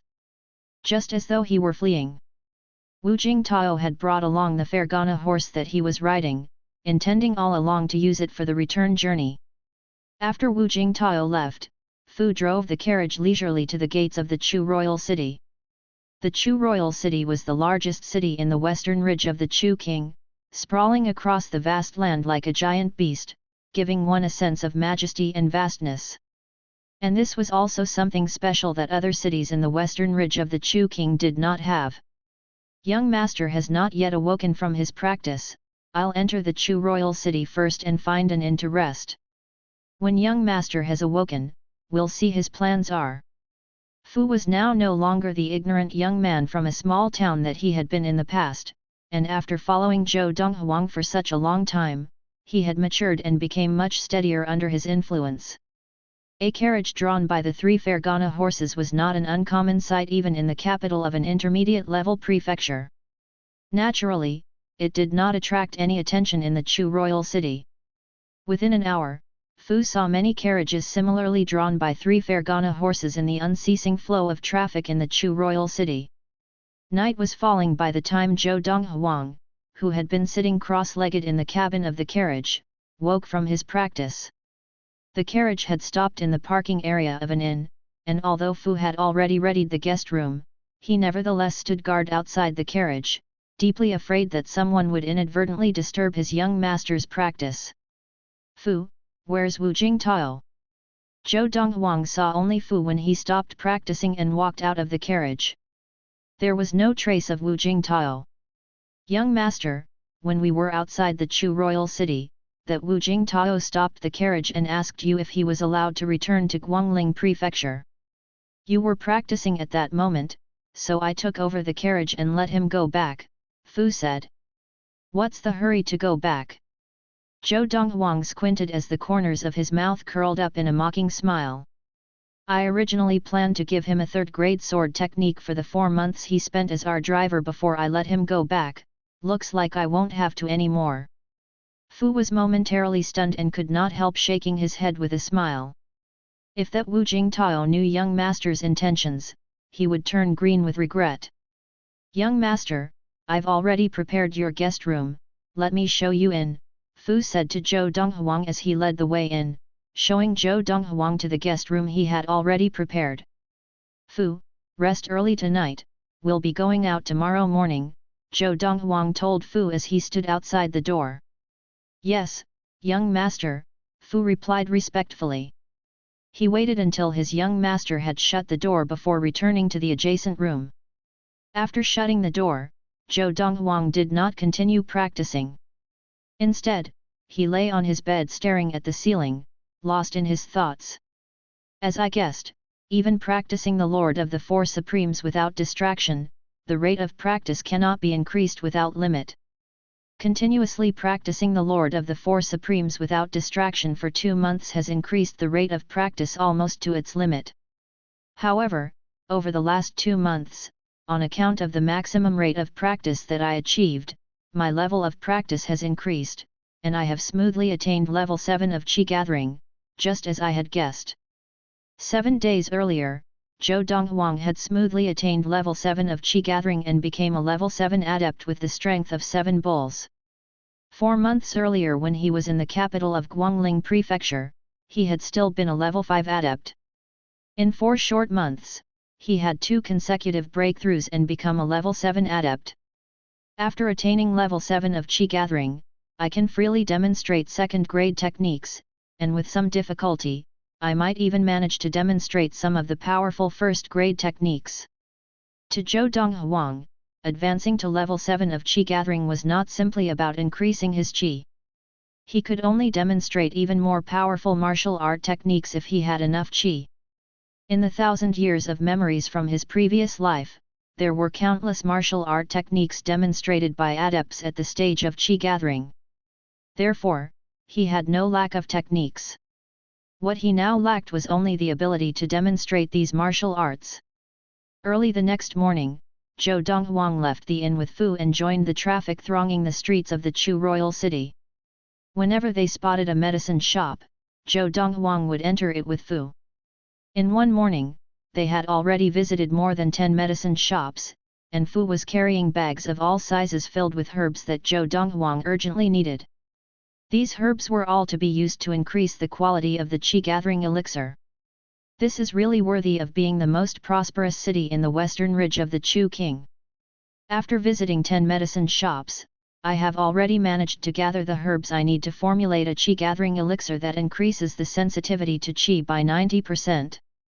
Walking along the main street of the Chu royal city, Zhou Donghuang said to himself, "Now, I only lack 2 more kinds of herbs, and I will be able to formulate a Qi gathering elixir that increases the sensitivity to Qi by 100%. A Qi gathering elixir that increased the sensitivity to Qi by 100% was the maximum effectiveness of a Qi gathering elixir. Of course, such Qi gathering elixir was not the best medicine for helping the practice of an adept at the stage of Qi gathering, and if Zhou Donghuang was at the stage of primal core and above, he could use the samadhi fires condensed from his essential core to forge a Qi gathering elixir that was even more effective than a Qi gathering elixir. Even a poor quality Qi gathering elixir would be able to increase the sensitivity to Qi by 20% and a good one by 30%. Now, Zhou Donghuang's level of practice was limited, and the best he could do was to produce a qi-gathering elixir of maximum efficiency to aid his practice. Of the 2 million liang of silver in notes that we brought along, we have already spent close to half. The herbs that Zhou Donghuang had bought earlier were all extremely rare and valuable, and because of this, they were extremely expensive. As they continued walking the streets and alleys of the Chu royal city, Zhou Donghuang kept looking around. The wide streets and the close press of people in the alleys all gave Zhou Donghuang a sense of how busy this city was, and it could not be compared to the prefecture capitals. Even a superior level prefecture could not compete with the Chu royal city. Webnovel. Of course, Zhou Donghuang also felt that the Chu royal city was more prosperous than the prefecture capitals, and this was no surprise to him. In his previous life, he had traveled across the universe, visiting countless planets, and had seen cities that were 1,000 or even 10,000 times bigger than the Chu royal city. Compared to those cities, which could be considered big even when comparing cities across the whole universe, a city like the Chu royal city could only be considered a tiny city. 100-year sea lotus flowers. After visiting several more medicine shops, Zhou Donghuang finally found one of the 2 remaining ingredients he needed to formulate a qi-gathering elixir that increased the sensitivity to qi by 100%.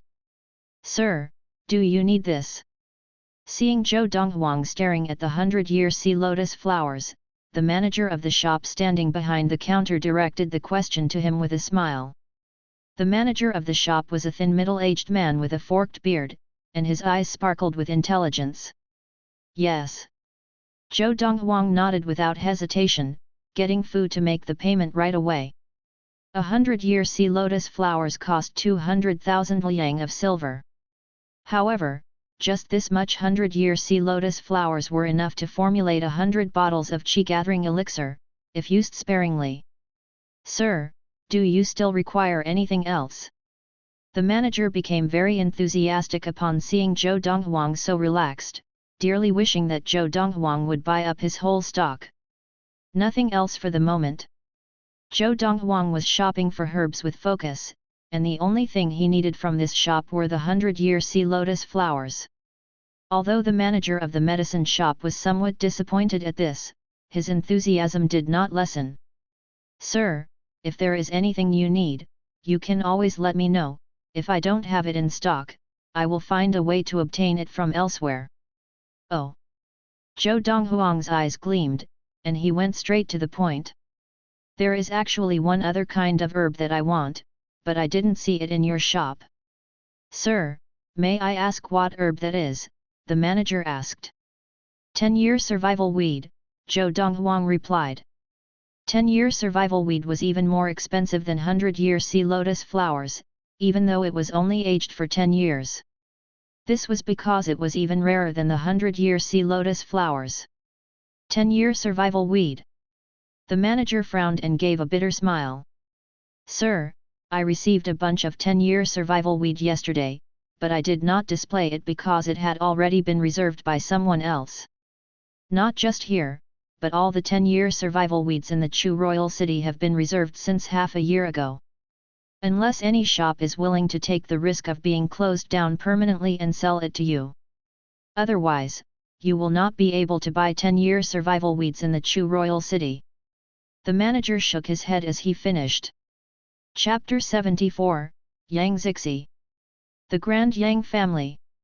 The manager of the medicine shop did not evade Zhou Donghuang's question and gave a direct answer. Why do they want so much 10-year survival weeds? Zhou Donghuang asked curiously.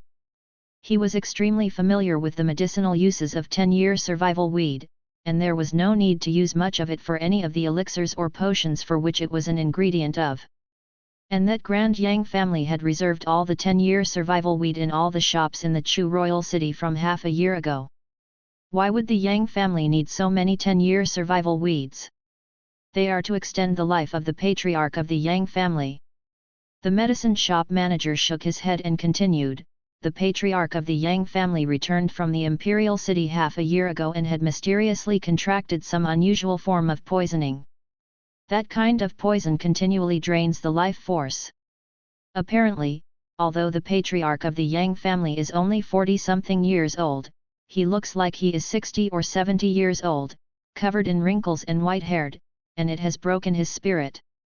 In the past half a year, he would have died from old age long ago, as his life force was drained, if not for the 10-year survival weed which allowed him to extend his life. However, buying the 10-year survival weed over the past half a year has consumed most of the Yang family's wealth. Now, the Yang family has already sold off many of their side businesses for the money to buy 10-year survival weeds to extend the life of the Yang family patriarch, the medicine shop manager said slowly. A bunch of 10-year survival weeds cost 300,000 liang of silver, and when purchased in such large quantities, it was a strain even on the Grand Yang family. Evidently, the patriarch of the Yang family is very important to them. Zhou Donghuang could easily see how important the patriarch of the Yang family was to his family, given that most of the family's wealth was spent on him. However, Zhou Donghuang felt that the Yang family's actions were a waste of resources. 10-year survival weeds could indeed be used in this way, but to him, it was simply too wasteful. Just like directly consuming a 1,000-year red fruit. Previously, after he had processed the 1,000-year red fruit obtained by freezing wind, it could be used as 10,000-year red fruits, making the most of the 1,000-year red fruit. He could do the same for 10-year survival weeds. That's only natural. The medicine shop manager nodded his head at Zhou Donghuang's statement. Although the Yang family is a grand family, they are at the bottom of the pile among the grand families. The Yang family has only one level 6 adept of Qi gathering, and that is their patriarch. Once the patriarch of the Yang family dies, they will be downgraded to a preeminent family without a level 6 adept. And the Chu royal family does not allow families of lesser status than a grand family to do business in the Chu royal city. Therefore, if the Yang family becomes a preeminent family, the Yang family's businesses in the Chu royal city will be confiscated by the Chu royal family. Although the Yang family could sell off their businesses before their patriarch dies. If given a choice, who would kill the chicken for its eggs? The medicine shop manager's explanation helped Zhou Donghuang understand the difficult situation that the Grand Yang family was currently facing. Almost as soon as the medicine shop manager had finished, a melodious voice could be heard coming from the entrance of the medicine shop. Manager Hu, it seems that you understand the situation of the Yang family very well. The speaker was a young lady who had just entered the medicine shop, followed by a middle-aged lady. The young lady was about 15 or 16 years old, her long hair falling like a waterfall, and she was wearing a thin, rose-red cardigan over a yellow long-sleeved dress. A purplish-red belt perfectly accentuated her slender waist. Of course, the most attractive thing about the young lady was not her dressing or her lovely figure, but her youthful-looking, beautiful face. This young lady was the most beautiful woman that Zhou Donghuang had seen in this life. In terms of looks, not considering temperament, she could compare to the great beauties of the great civilizations in the universe that he had seen in his previous life. Even if those great beauties of the great civilizations in the universe had fathers who were ordinary-looking, their mothers were peerless beauties over whom wars could be fought. As long as their looks were passed on to their daughters, they would be beautiful enough. Zi. Lady Zixi. The medicine shop manager smiled a bitter smile at the sound of her voice and looked at her, not realizing that a member of the Yang family had arrived to collect the 10-year survival weed just as he was talking about the Yang family. I'll bring the 10-year survival weed over for you now.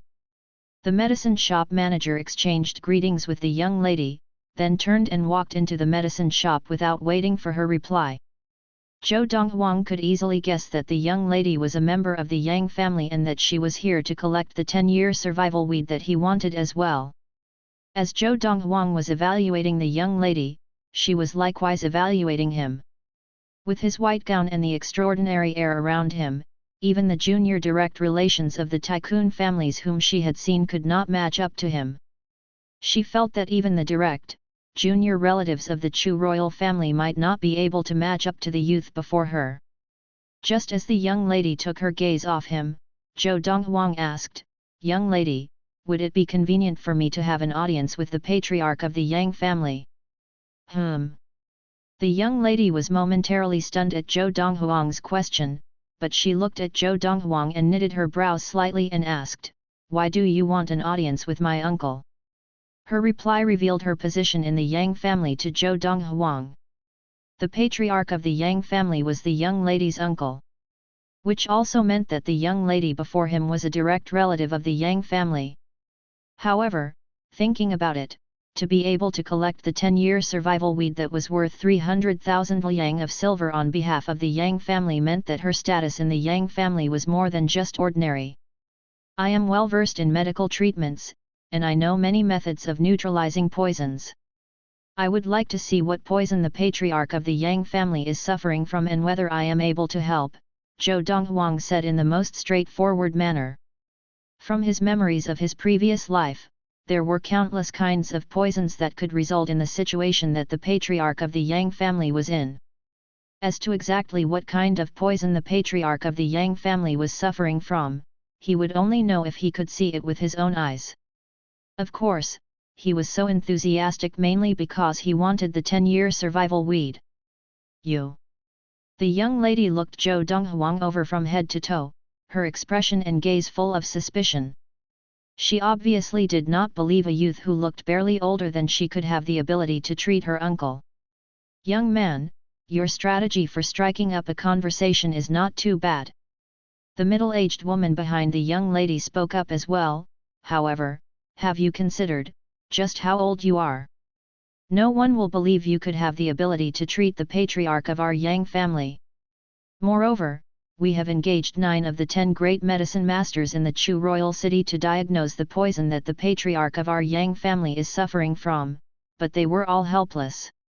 Could a youth such as yourself compare to them? Are you taking my young lady for a fool?" The middle-aged woman put on an air that declared that she could see through Zhou Donghuang and read his thoughts. There were no superior-level medicine masters in the western ridge of the Chu king. Although the 10 great medicine masters of the Chu royal city were all only intermediate-level medicine masters, they were all outstanding intermediate-level medicine masters, and if any one of them agreed to serve in the Chu royal family, they would be treated extremely well. In any case, 9 of these 10 medicine masters of the Chu royal city were helpless against the poison that the patriarch of the Yang family was suffering from. Striking up a conversation. Zhou Donghuang could not help laughing. "You think I was trying to pick up your young lady? Were you not?" The middle-aged lady gave him a look of understanding. "It has to be said that your young lady really is quite beautiful and will definitely be a matchless beauty in the western ridge of the Chu king in several years' time." The middle-aged woman's expression relaxed when Zhou Donghuang said this, and the corner of the young lady's mouth curled upwards in an expression of disdain. But their expressions turned serious as soon as they heard what Zhou Donghuang said next. "However, even if that's the case, it isn't enough for me, Zhou Donghuang, to take the first step to pick her up," Zhou Donghuang said indifferently. "You?" Just as the middle-aged woman was getting exasperated, Zhou Donghuang gazed calmly at her and said flatly, "Your accumulated labor has resulted in illness, and you suffer a persistent pain in your back lasting no less than half a day with intervals of 3 days at most between each episode." The middle-aged woman's eyes widened at Zhou Donghuang's words, shock written on her face. How could this youth know this? Arino.cm. There were only 3 people, including herself, who knew of this, and even her young lady did not know about this. "And you?" Zhou Donghuang's calm gaze moved quickly from the middle-aged woman to the young lady. However, he did not say anything in front of Fu and the middle-aged lady but stepped forward to the young lady's side. He said in a voice that only she was able to hear, "The past half a year, your period probably has not been regular, and recently it has not come for at least 2 months, am I right?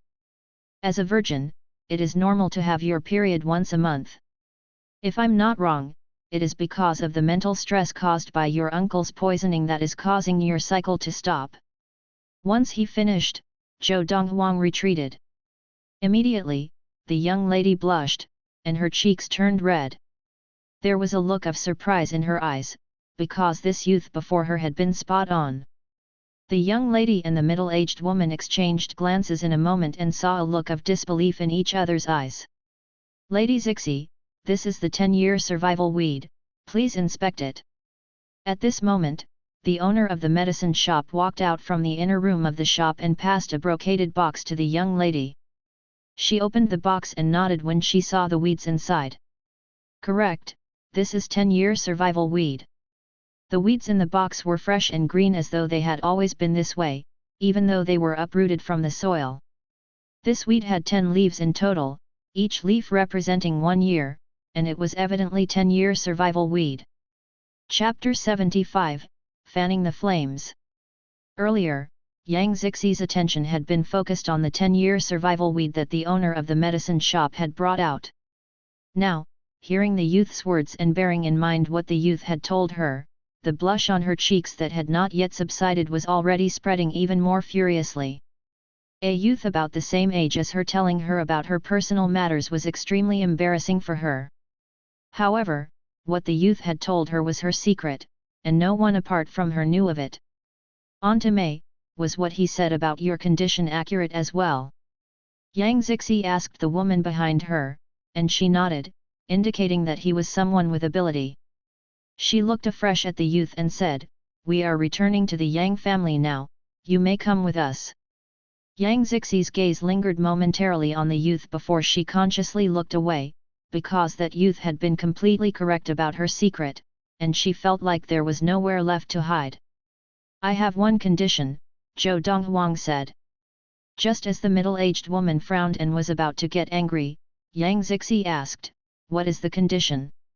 Zhou Donghuang said directly, "If I can cure Patriarch Yang's poisoning, I want the 10-year survival weeds that you are holding. Of course, if you cannot make that decision, I can follow you back to the Yang family and let someone who has the power to make the decision decide."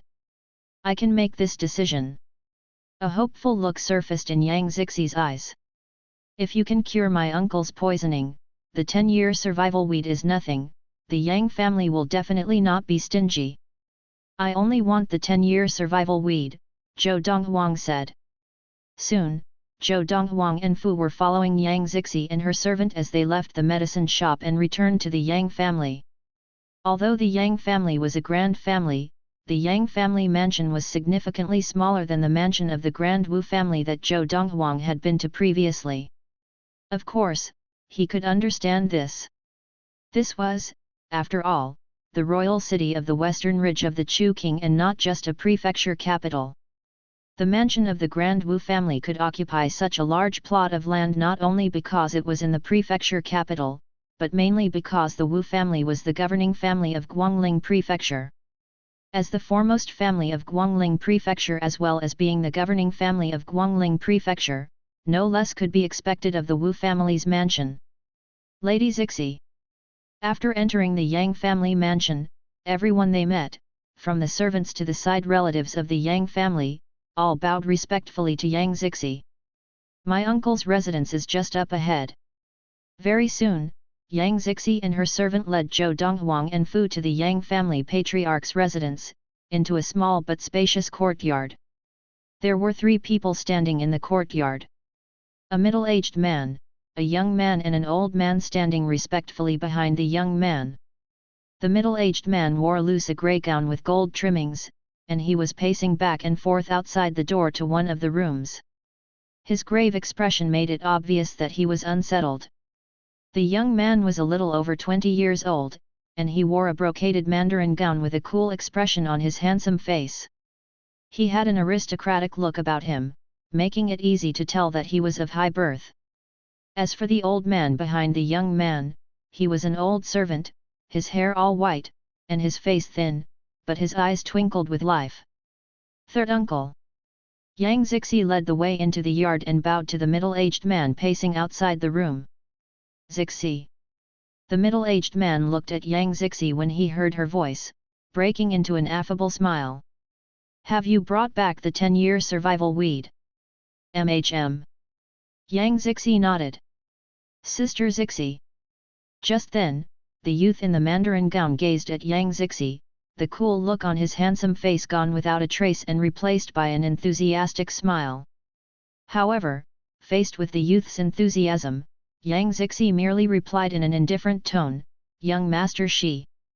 From the distaste in Yang Zixi's gaze, it was obvious that she not only disliked this youth but was even repulsed by him. However, the youth seemed accustomed to this and did not seem to mind. The smile remained on his face until he noticed Zhou Donghuang, who had arrived with Yang Zixi. Zhou Donghuang's gown was whiter than snow, and his handsomeness put the youth to shame. The aura of coolness that he suddenly seemed to exude gave off a mysterious and dreamy feeling. Both in terms of appearance and disposition, the youth in the Mandarin gown was completely outclassed by Zhou Donghuang. "Sister Zixi, this is..." The youth in the Mandarin gown gave Zhou Donghuang a chilly look. This was the first time he had seen a man walking so closely with Yang Zixi. Yang Zixi was the woman he had fallen for, and it had been extremely difficult for him to even walk with Yang Zixi. Therefore, the look from his cold, glittering eyes also carried threatening undertones. In any case, he was ignored by Zhou Donghuang. "Third uncle." Just then, Yang Zixi glanced at Zhou Donghuang and said by way of introduction, "This is Medicine Master Zhou, here to examine uncle." She proceeded to introduce the middle-aged man to Zhou Donghuang. "Medicine Master Zhou, this is my third uncle, the third master of the Yang family, Yang Yongkong." "Medicine Master Zhou." Yang Yongkong looked over Zhou Donghuang from head to toe with a look of surprise, because it was obvious to him that this youth before him was 16 or 17 years old at most, not much older than his niece, Yang Zixi. The thing was, even with extensive study of medicine, the most he could be at this age was an inferior-level medicine master. However, he understood that his niece was not an impetuous person. The fact that she had brought him back was enough evidence that he could potentially be of help, and therefore, he greeted him with a slight smile. "Medicine Master Zhou." Zhou Donghuang nodded casually in return. "Tch." A derisive sound came suddenly from nowhere. The youth in the Mandarin gown standing to the side was looking at Zhou Donghuang with a mocking smile. "Little fellow, at your age, you are at most an inferior-level medicine master, right? You as an inferior-level medicine master would dare claim to be able to examine Patriarch Yang? You should know that Patriarch Yang's illness is not just any trivial illness, but a deadly case of poisoning." The youth in the Mandarin gown commanded arrogantly, "I have already invited Medicine Master Su, who is the most learned in poisons among the 10 great medicine masters in the Chu royal city, to treat Patriarch Yang. There is no place for you here, you may leave now." "Medicine Master Su." Yang Zixi could not help exhaling softly and looked at Yang Yongkong. "Third uncle, is Medicine Master Su inside examining uncle?" Yang Yongkong nodded with a slight smile. "Medicine Master Su has been away for more than a year and has just returned today. He has been invited over by young Master Shi.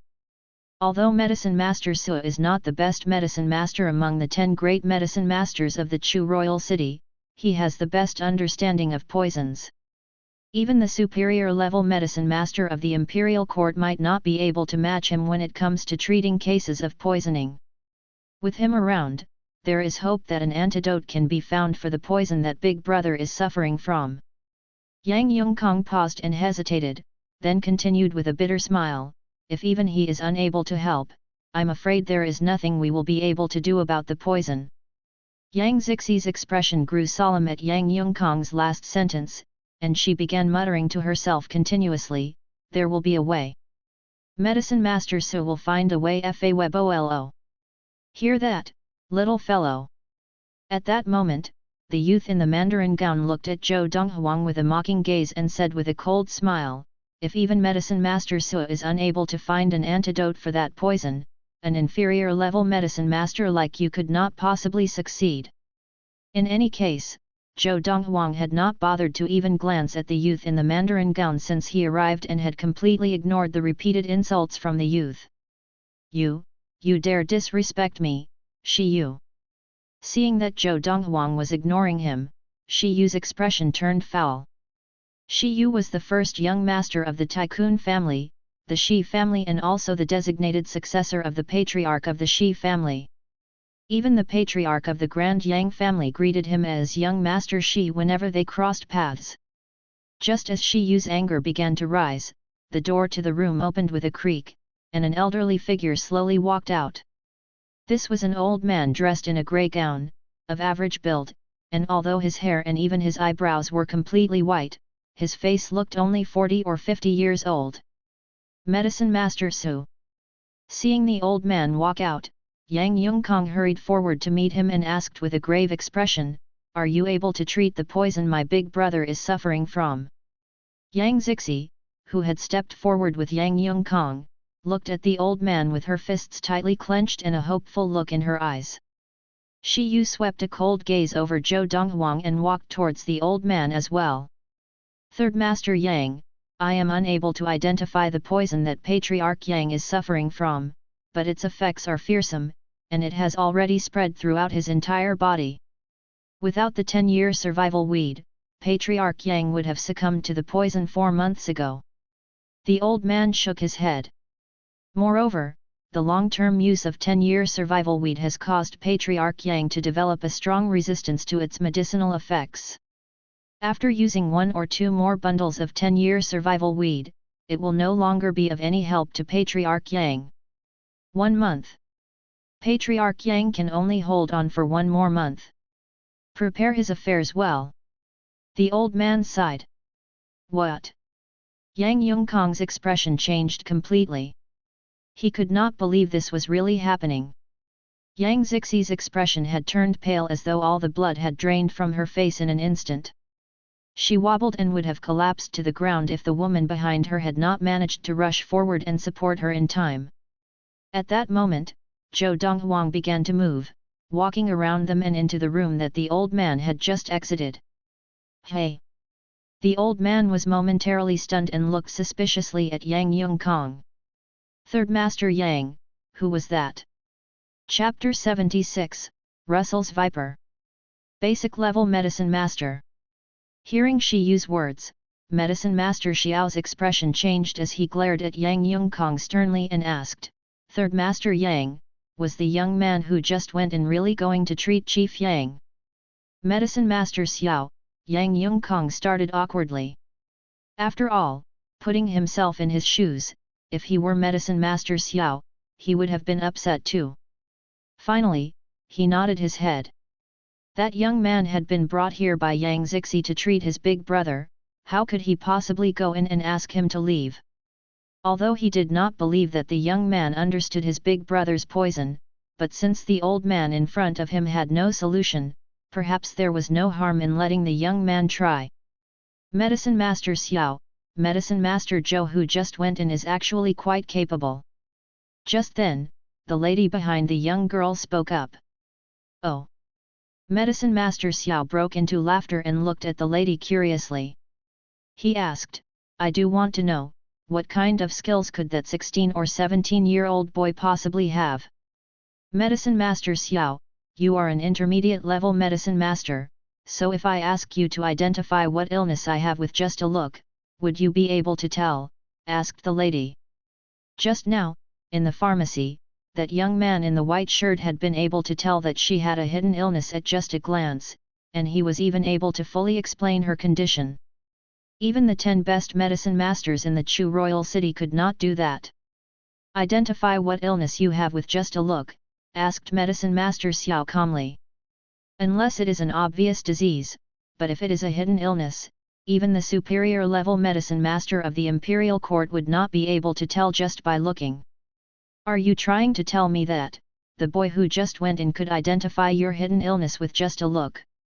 As he spoke, his face was filled with disdain. "That's right," answered the lady as she nodded seriously. "He could tell what hidden illness I had with just a look." Ridiculous. Medicine Master Xiao did not believe her words at all.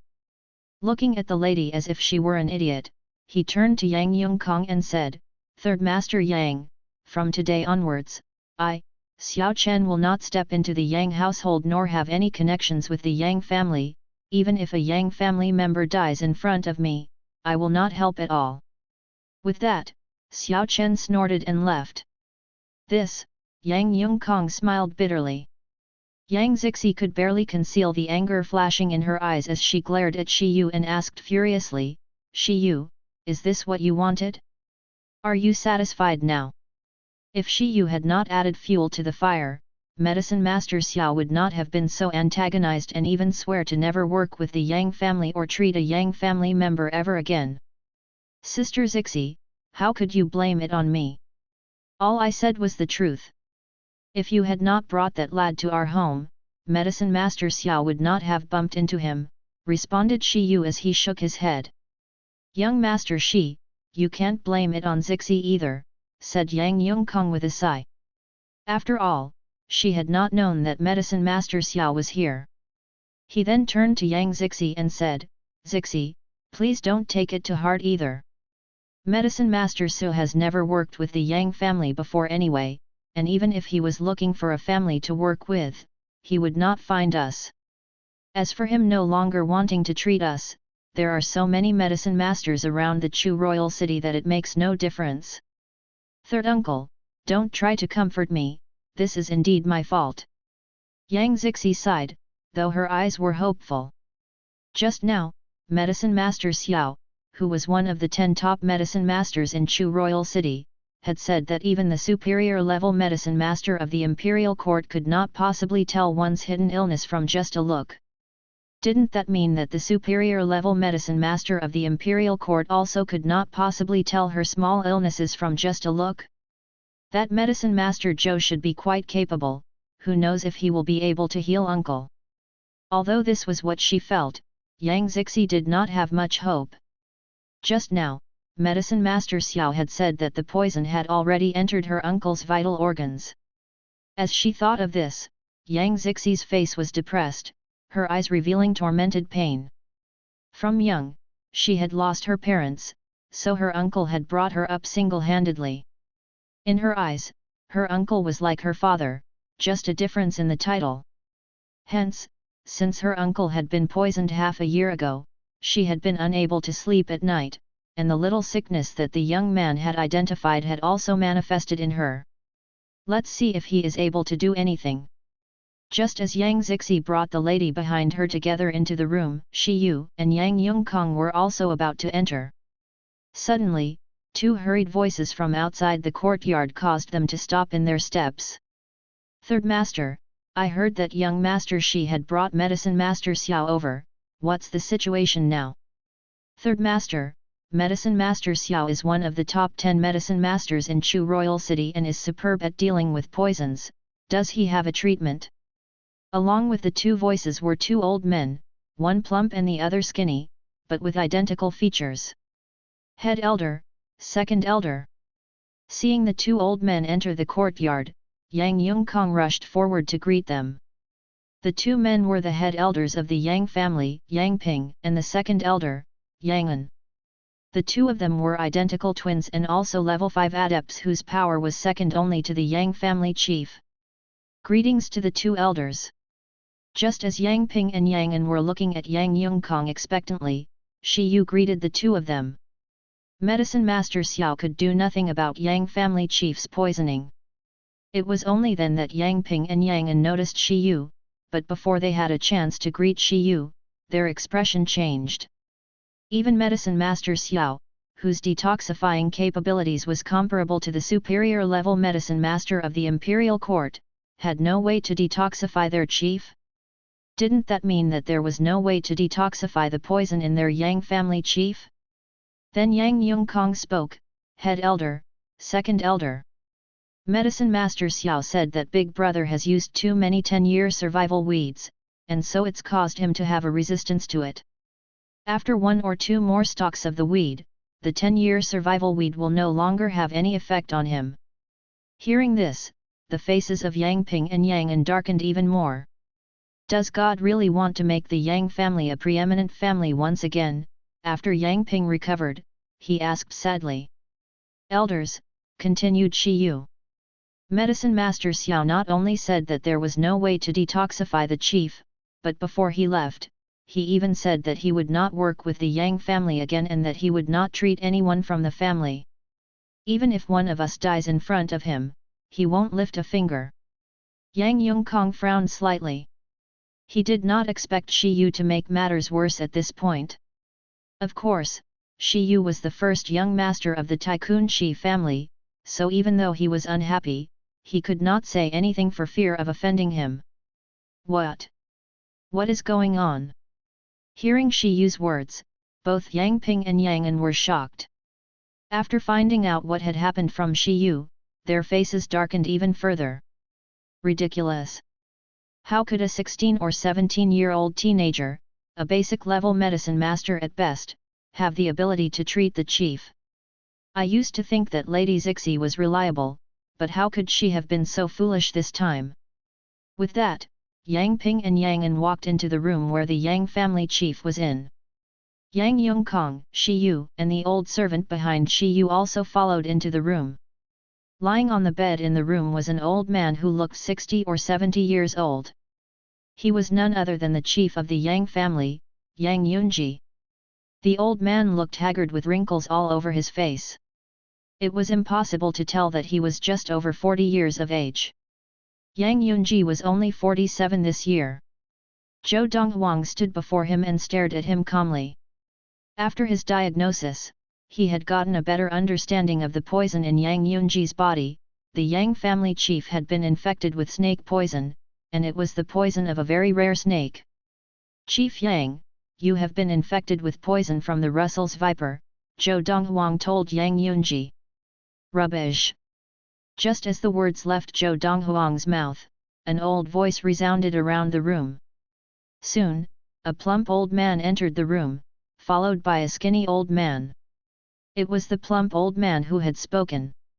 Head elder, second elder. Seeing the two men, Yang Zixi greeted the two respectfully. Lady Zixi, how could you bring this young boy here to treat the chief? Now, you've offended medicine master Xiao. Yang An, who had followed behind Yang Ping, asked Yang Zixi as he frowned. Although we can always find other medicine masters if any of us falls sick. But what if someone is poisoned? Medicine Master Xiao is an expert at treating poison. His skills at treating poison are unparalleled in the whole Yunyang country. Now that we've offended him today, we've landed ourselves in trouble. As he spoke, his tone got harsher. PSH. Before Yang Zixi could respond, Fu, who had been standing behind Zhou Donghuang, could not help but laugh sarcastically. That medicine master Xiao you speak of cannot even treat your chief's poison, how dare he claim to be an expert? What a joke! Chapter 77, Sense of Security. If you've never heard of it, that can only mean that you're ignorant. Zhou Donghuang had not planned to bother about the Yang head elder, Yang Ping, but seeing as he had no intention of stopping once he began questioning him, he replied coldly as he glanced condescendingly at him. The Russell's viper was a rare venomous snake. Its head was strikingly similar to the mandala flower, hence giving it the common name the mandala snake. The viper did not bite to poison but used its nose to release its venom, poisoning whoever breathed in the toxins.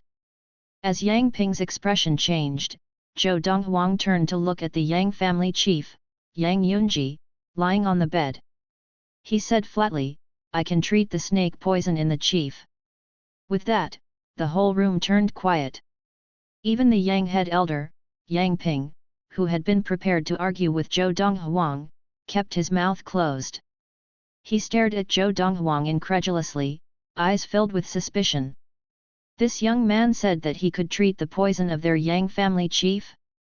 Medicine Master Zhou, are you serious? The third master, Yang Yongkong, who had just entered the room, happened to hear Zhou Donghuang's words. After his initial shock, he was the first to respond as he asked Zhou Donghuang seriously.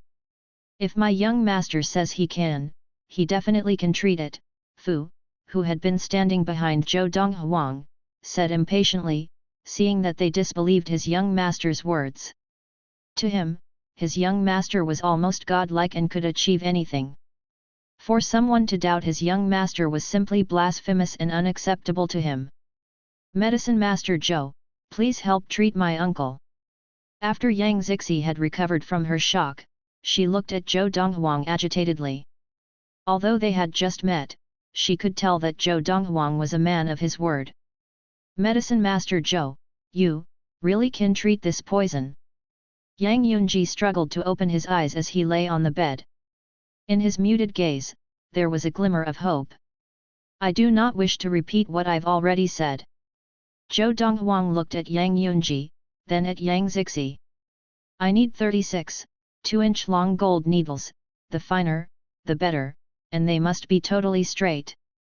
If you prepare it within 3 days, I'll be able to completely cleanse his body of the snake poison in 10 days, he said. Before Yang Zixi could speak, Yang Yongkong had already turned to Yang An and said, Second Elder, you are in charge of the gold treasury here, please help to prepare the needles that Medicine Master Zhou has requested. All right, Yang An responded and left. Although he did not really believe that the young man could detoxify his chief, but if even Medicine Master Xiao could do nothing about it, then they could only cling on to this last hope. Fu, pen and paper. After Fu had passed a pen and paper to him, Zhou Donghuang wrote some herbs and quantities on it and passed it to Yang Zixi. Prepare these herbs within 3 days. After I detoxify your chief, you will have to brew these herbs for him to drink. With this medicinal soup, he will be able to completely recover his strength once the poison has been purged from his body, said Zhou Donghuang. I will do it. Yang Ping took the prescription from Yang Zixi and left without looking back. Their Yang family chief's health had everything to do with the success of their family, and even though he doubted this young man, he was prepared to try what he had offered. If it worked, it would be a cause for celebration. And if not, it would not be too late to make the young man answer for it. Humph! I want to see how he treats the Yang family chief in 3 days. Shi Yu, who had come into the room with Yang Yongkong, muttered to himself as he saw that all the Yang family members had believed the young man's words. He turned and left the household with his servant. Medicine Master Zhou, do you live far from our house? If not, do you want to stay here for the next 3 days? Yang Yongkong asked Zhou Donghuang. Quietly, he was also worried that this young man would disappear after making such a bold claim. If he was prepared to stay, he would be more trusting of his words just now. I just arrived in Chu Royal City and am staying temporarily at an inn, answered Zhou Donghuang. That inn is indeed quite a distance from here. Yang Yongkong's eyes lit up as he suggested, Medicine Master Zhou, why don't you get your servant to return the room? Our guest room here is definitely much better than the inns, Yang Yongkong said as he looked at Zhou Donghuang. All right, said Zhou Donghuang with a nod. Seeing Zhou Donghuang agree, Yang Yongkong could not help but feel a flutter within him, because this meant that this young man was probably someone with real ability. If not, he would not have agreed to stay. Zixi, go ahead with Aunt May to prepare the guest room for Medicine Master Zhou, Yang Yongkong instructed Yang Zixi. Yang Zixi had already viewed Zhou Donghuang as her uncle's saving grace. She excitedly brought Zhou Donghuang to the guest room and prepared the best room for him. Medicine Master Zhou, you said that you just arrived in Chu Royal City? You are not a local? Yang Zixi asked curiously. Zhou Donghuang shook his head. No. Medicine Master Zhou, you look just 1 or 2 years older than me, can I call you Brother Zhou? You don't have to address me as Lady Yang either, just Zixi will do, said Yang Zixi with a smile. Sure, said Zhou Donghuang with a nod. To him, it didn't matter. Brother Zhou, how can I treat it? As she remembered the hidden illness that the young man had mentioned earlier, Yang Zixi was embarrassed. Her cheeks flushed red. Yours is just a small illness, once the golden needles are ready, I'll do some acupuncture on you, and you'll be fine, Zhou Donghuang said dismissively. But you must make sure to rest and monitor your emotions to prevent it from coming back. As for you, Zhou Donghuang looked at the lady behind the young girl. Tomorrow morning, come and collect your prescription from me. If you take the medicine for 3 days, your pain will subside. After a month, your hidden illness will be treated, he said. Thank you, Medicine Master Zhou, the lady thanked him profusely, her face full of joy. Aunt May, you get back to work first. I'll stay here and talk to Brother Zhou, the young girl said to the lady. Yes, ma'am, the lady said as she left. After the lady had left, the young girl was about to kneel before Zhou Donghuang but was stopped by him. He asked with a frown, What are you doing? Brother Zhou, I want to thank you for treating my uncle, said the girl. You don't have to thank me. Zhou Donghuang shook his head. I helped to detoxify your chief only because of your Yang family's 10-year survival weed. Brother Zhou, not just one stalk of the weed, even 10 stalks of the 10-year survival weed would not be enough to repay your help, said the girl seriously. Saving my uncle is akin to saving our whole Yang family. If her uncle died from this poison, the whole Yang family would go from a grand family to just a preeminent family and lose all of their current glory. Of course, she did not care whether the family was a grand or preeminent family. As long as her uncle was fine, even if the Yang family became a lesser family, she could accept it. All she cared about was her uncle's health. And I kneel not on behalf of the family, but as myself. Finally, the girl insisted on kneeling down and kowtowing to Zhou Donghuang. Since my parents passed away when I was young, my uncle raised me. To me, he's my father. Seeing the stubbornness on the girl's face, even Zhou Donghuang was moved. Chen Dandan could hardly compare to this young girl. Don't worry. As long as your second elder prepares the needles within 3 days, your uncle will be fine. Zhou Donghuang helped the young girl up. This time, his tone was gentler than before. In some ways, the young girl had earned his recognition. Thank you, Brother Zhou. In Yang Zixi's memory, this was the first time that she had been in such close contact with a man. Instantly, she blushed even redder. Usually, she disliked those rich playboys and steered clear of them, but she felt no animosity towards this young man in front of her. In fact, after he had helped her up and let go of her, she had felt a strong sense of disappointment. When he had helped her up, although she did not understand why, she felt a strong sense of security as if she did have to fear anything as long as she had the young man by her side. Once the young man had stepped away, this sense of security had dissipated, and in that moment, she felt as if she was just a lone boat in the middle of the vast ocean, with nobody to depend on. Brother Zhou, where are you from? Furthermore, the young man's abilities had filled her with admiration. She was curious about where someone like him had come from. Yunfan Prefecture, said Zhou Donghuang. Yunfan Prefecture.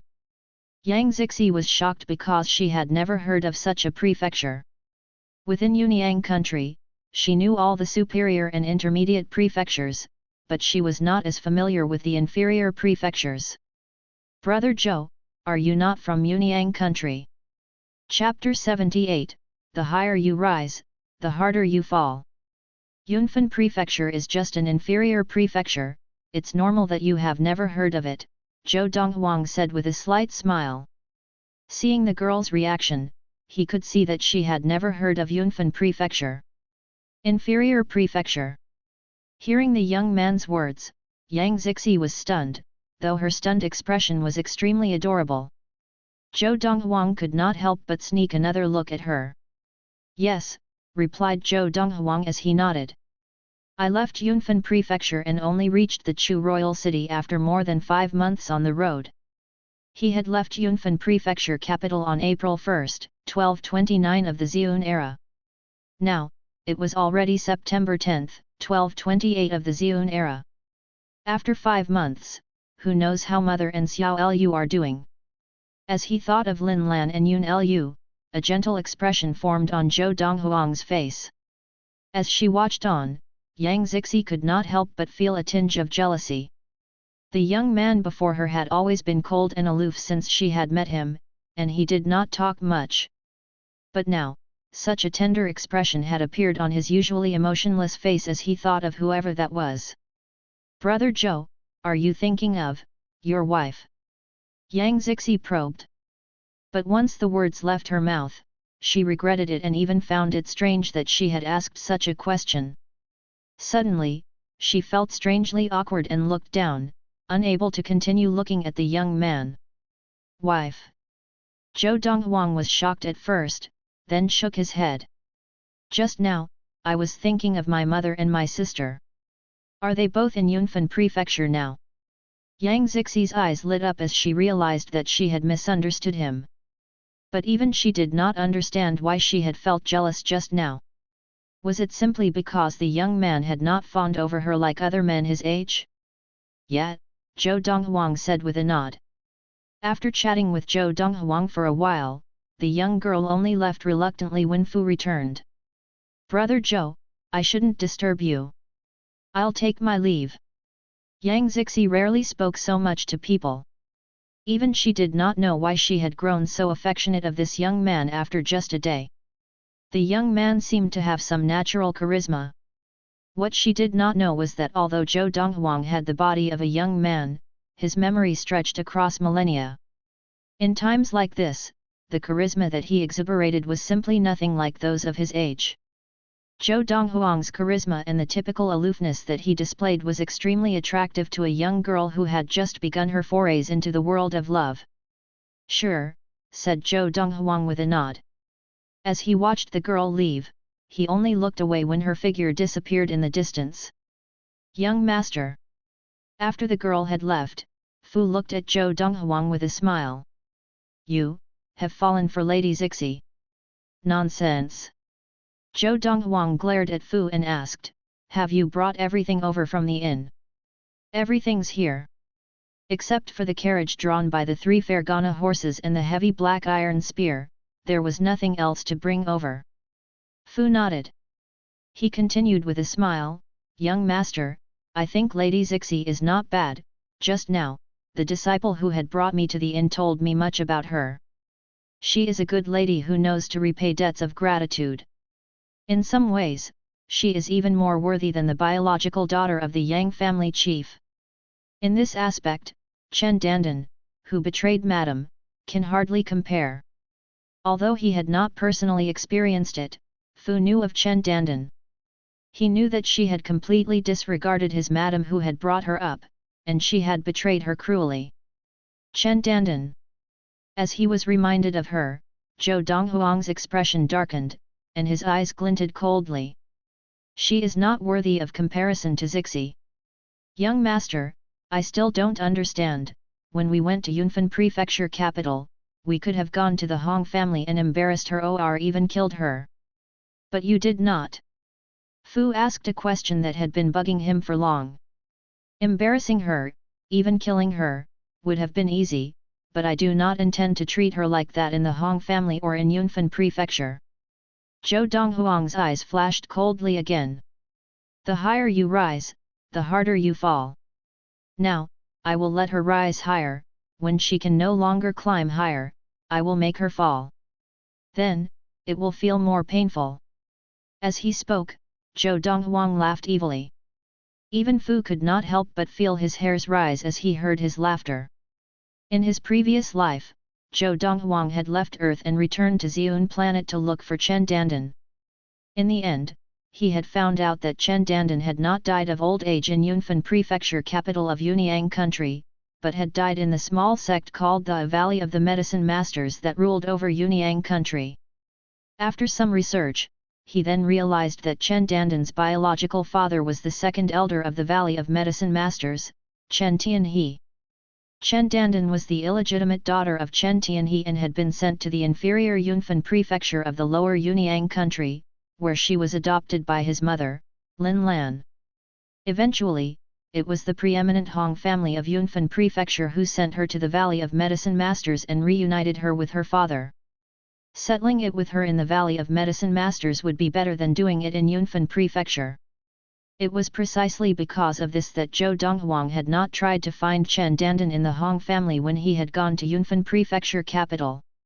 He planned to seek his revenge with Chen Dandan in the Valley of Medicine Masters. When Chen Dandan finally receives her status of daughter of the second elder of the Valley of Medicine Masters, she will be at her happiest. At that point, when I destroy everything she has and send her to the depths of despair, then I'll kill her, only then will my hatred be sated. That was Zhou Donghuang's plan. Otherwise, he would have gone directly to the Hong family when he went to Yunfan Prefecture capital, embarrass and then kill Chen Dandan. Chen Dandan, you should be thankful you have a biological father as the second elder of the Valley of Medicine Masters, if not, you would have been dead in Yunfan Prefecture capital. Zhou Donghuang's eyes flashed with an evil glint as he laughed to himself.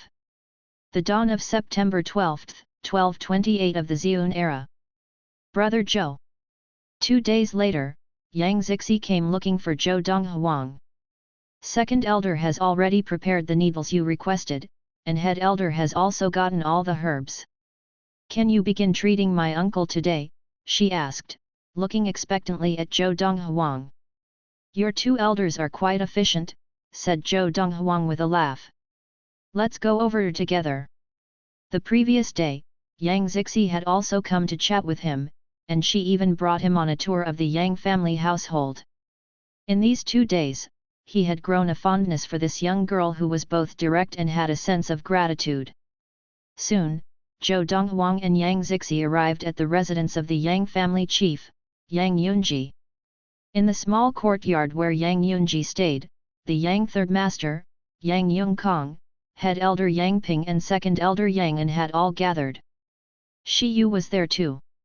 In his chats with Yang Zixi over the last 2 days, she had mentioned Shi Yu, so Zhou Donghuang knew who he was. Shi Yu was the first young master of the Tycoon Shi family of the Chu royal family. Although the Shi family was only considered the bottom of the Tycoon families, they had a level 8 adept, which was incomparable with the Yang family. That was considered among the lowest grand families. The reason why Shi Yu kept coming to the Yang family so faithfully was simply because of Yang Zixi. He wanted to marry her. In fact, he had asked for her hand from the Yang family chief a long time ago. Yang Yunji had been moved, but Yang Zixi had rejected him firmly, even threatening to commit suicide. Seeing this, Yang Yunji did not dare to press further and let things take their turn naturally. From Yang Zixi, Zhou Donghuang had also learned that Shi Yu was a rich playboy. In the Chu royal city, many attractive-looking girls had been destroyed by his hands. More than 100 young girls had chosen to kill themselves after he had toyed with their feelings. On the planet of Xiun, people were conservative, and a lady whose chastity had been violated would typically not be able to find a suitor unless she had a strong family backing. Hence, Yang Zixi had always hated Shi Yu but feared offending him in order not to implicate her family. Sister Zixi. Seeing Zhou Donghuang walk in together with Yang Zixi, Shi Yu glared coldly at Zhou Donghuang, but when he looked at Yang Zixi, he greeted her with a wide smile. But Yang Zixi only glanced at him and ignored him. Shi Yu was already used to her indifference and did not take it to heart. But when his eyes turned to Zhou Donghuang again, he could not help but laugh as he gloated, "Lad, didn't expect you to really come back. I want to see for myself how you will treat a poison that even the medicine master poison expert couldn't treat." But, from the moment he entered, Zhou Donghuang did not even look at Shi Yu. Zhou Donghuang walked straight into the courtyard and asked Yang Yongkong and the rest, "Where are the needles?" "Here." Yang An handed a box to Zhou Donghuang. As he opened it, Zhou Donghuang saw 36 2-inch golden needles neatly arranged inside. The needles were extremely thin, hardly thicker than a thread. "Medicine Master Zhou, are these okay?" Yang Yongkong asked Zhou Donghuang worriedly. He only heaved a sigh of relief when Zhou Donghuang nodded. "Besides Zixi, the rest please wait outside." As Zhou Donghuang carried the box into the room, Yang Yongkong and the rest were about to head in together, but Zhou Donghuang's voice rang from inside the room. Immediately, Yang Yongkong, Yang Ping and Yang An stopped in their tracks. Chapter 79, Celestial Dipper Detox Needle. Behind the tightly closed doors of the room, Yang Zixi was dazzled as she watched the young man administer the needles to her uncle. Swoosh! swoosh, swoosh, swoosh, swoosh. The thin 2-inch-long golden needles seemed to come alive in his hands as they passed through the clothing and pierced into her uncle's body. The whole process was as fluid as flowing water. Now, Zhou Donghuang was using acupuncture that he had learned in his previous life on Earth on the Yang family chief, Yang Yunji. In the past, the nerve-easing, marrow-cleansing needle which he had performed on freezing wind was another form of acupuncture. Of course, he was not using the same technique on Yang Yunji, but another acupuncture technique called Celestial Dipper Detox Needle. Celestial Dipper Detox Needle could be used to detoxify poison and was a technique not inferior to the nerve-easing, marrow-cleansing needle which he had picked up by chance in his previous life on Earth. Furthermore, the technique had extremely strict standards regarding the needles used. They had to be fine, 2-inch long, pure gold needles, and it required exactly 36 needles for each of the 36 celestial dippers. To Yang Zixie's eyes, the young man's hands were lightning fast. She could not see how he administered the needles. When she saw him slow down and even stop administering the needles, an hour had passed. All 36 golden needles were in Yang Yunji's body. Next, I will hit your meridian points. Together with the 36 acupuncture points, this will help to detoxify the poison in your body, said Zhou Donghuang as he looked at Yang Yunji.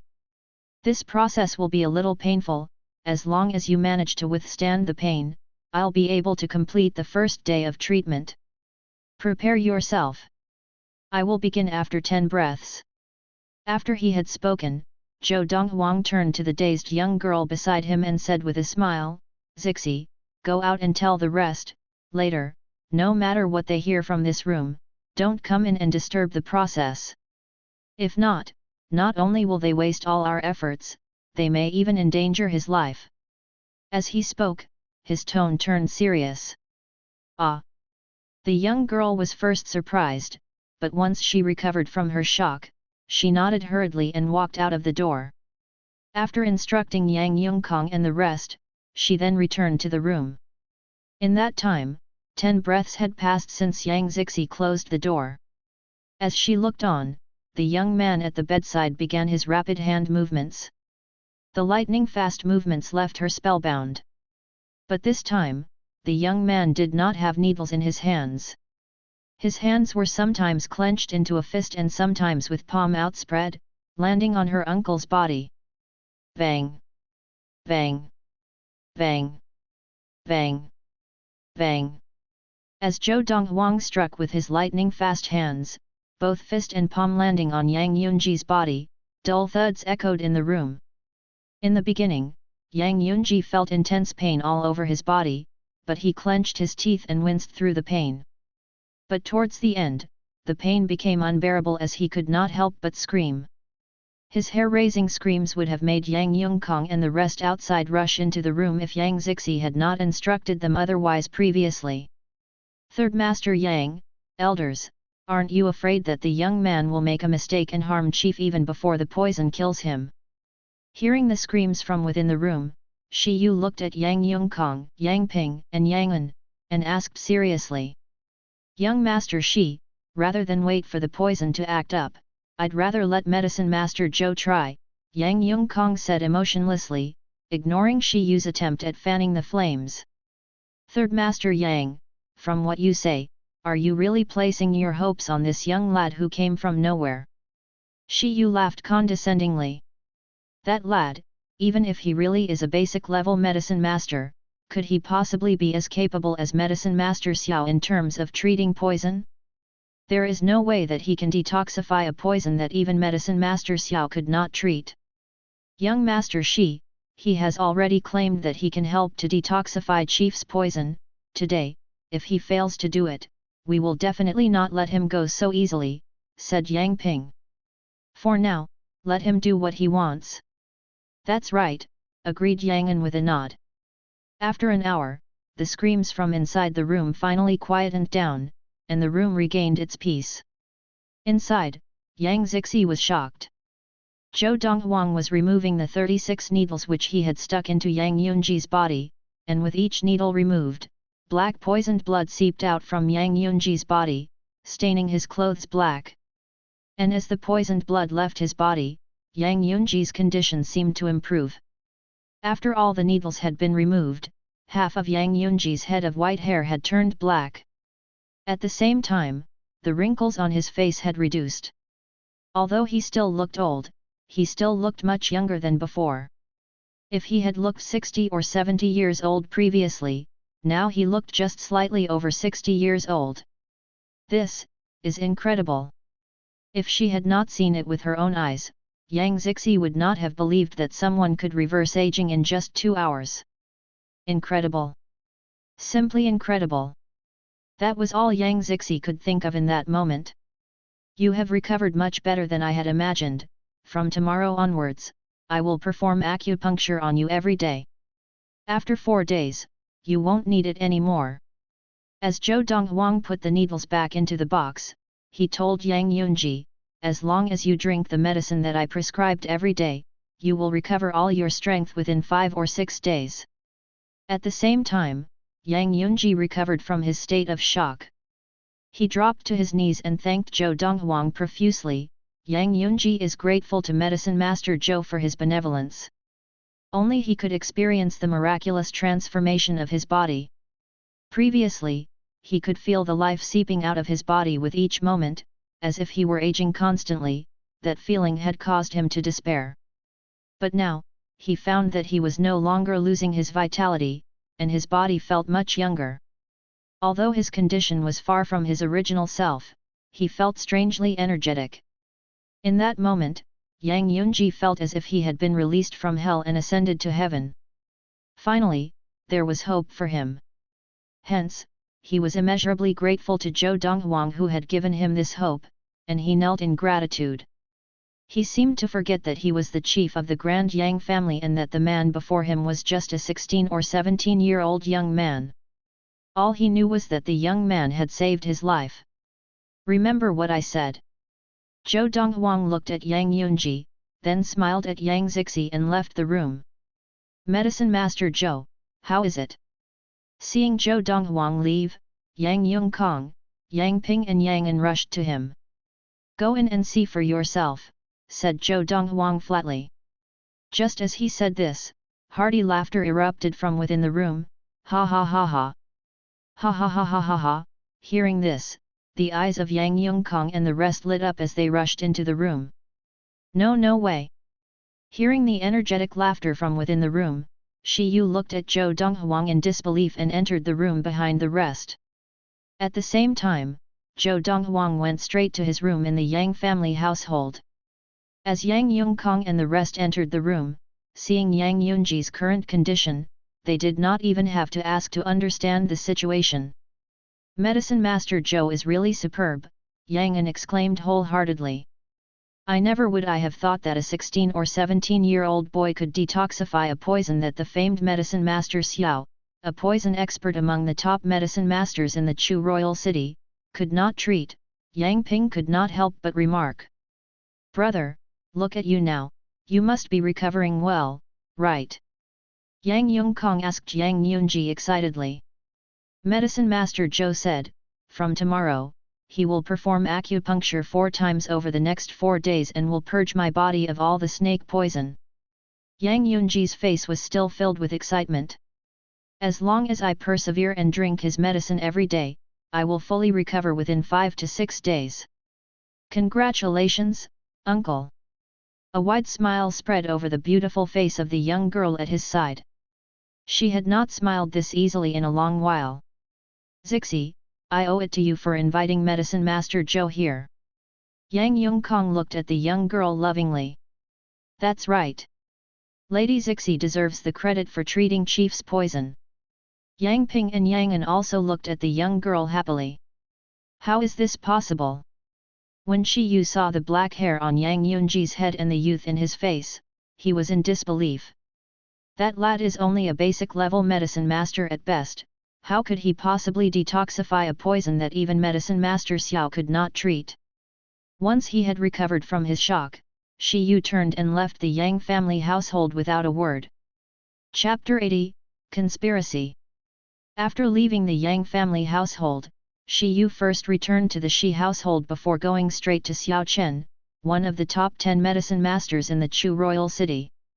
Xiao Chen was an intermediate-level medicine master who had not joined any family, and he had opened his own pharmacy in the city. As the poison expert among the top 10 medicine masters in the Chu royal city, Xiao Chen had a monopoly over the whole market for poison detoxification in the city. Xiao Chen hadn't joined a family not because none of them wanted him, but because he wanted the freedom of not being tied down by a family. If he wanted to, he could even join the household of the Chu king and become a royal physician there.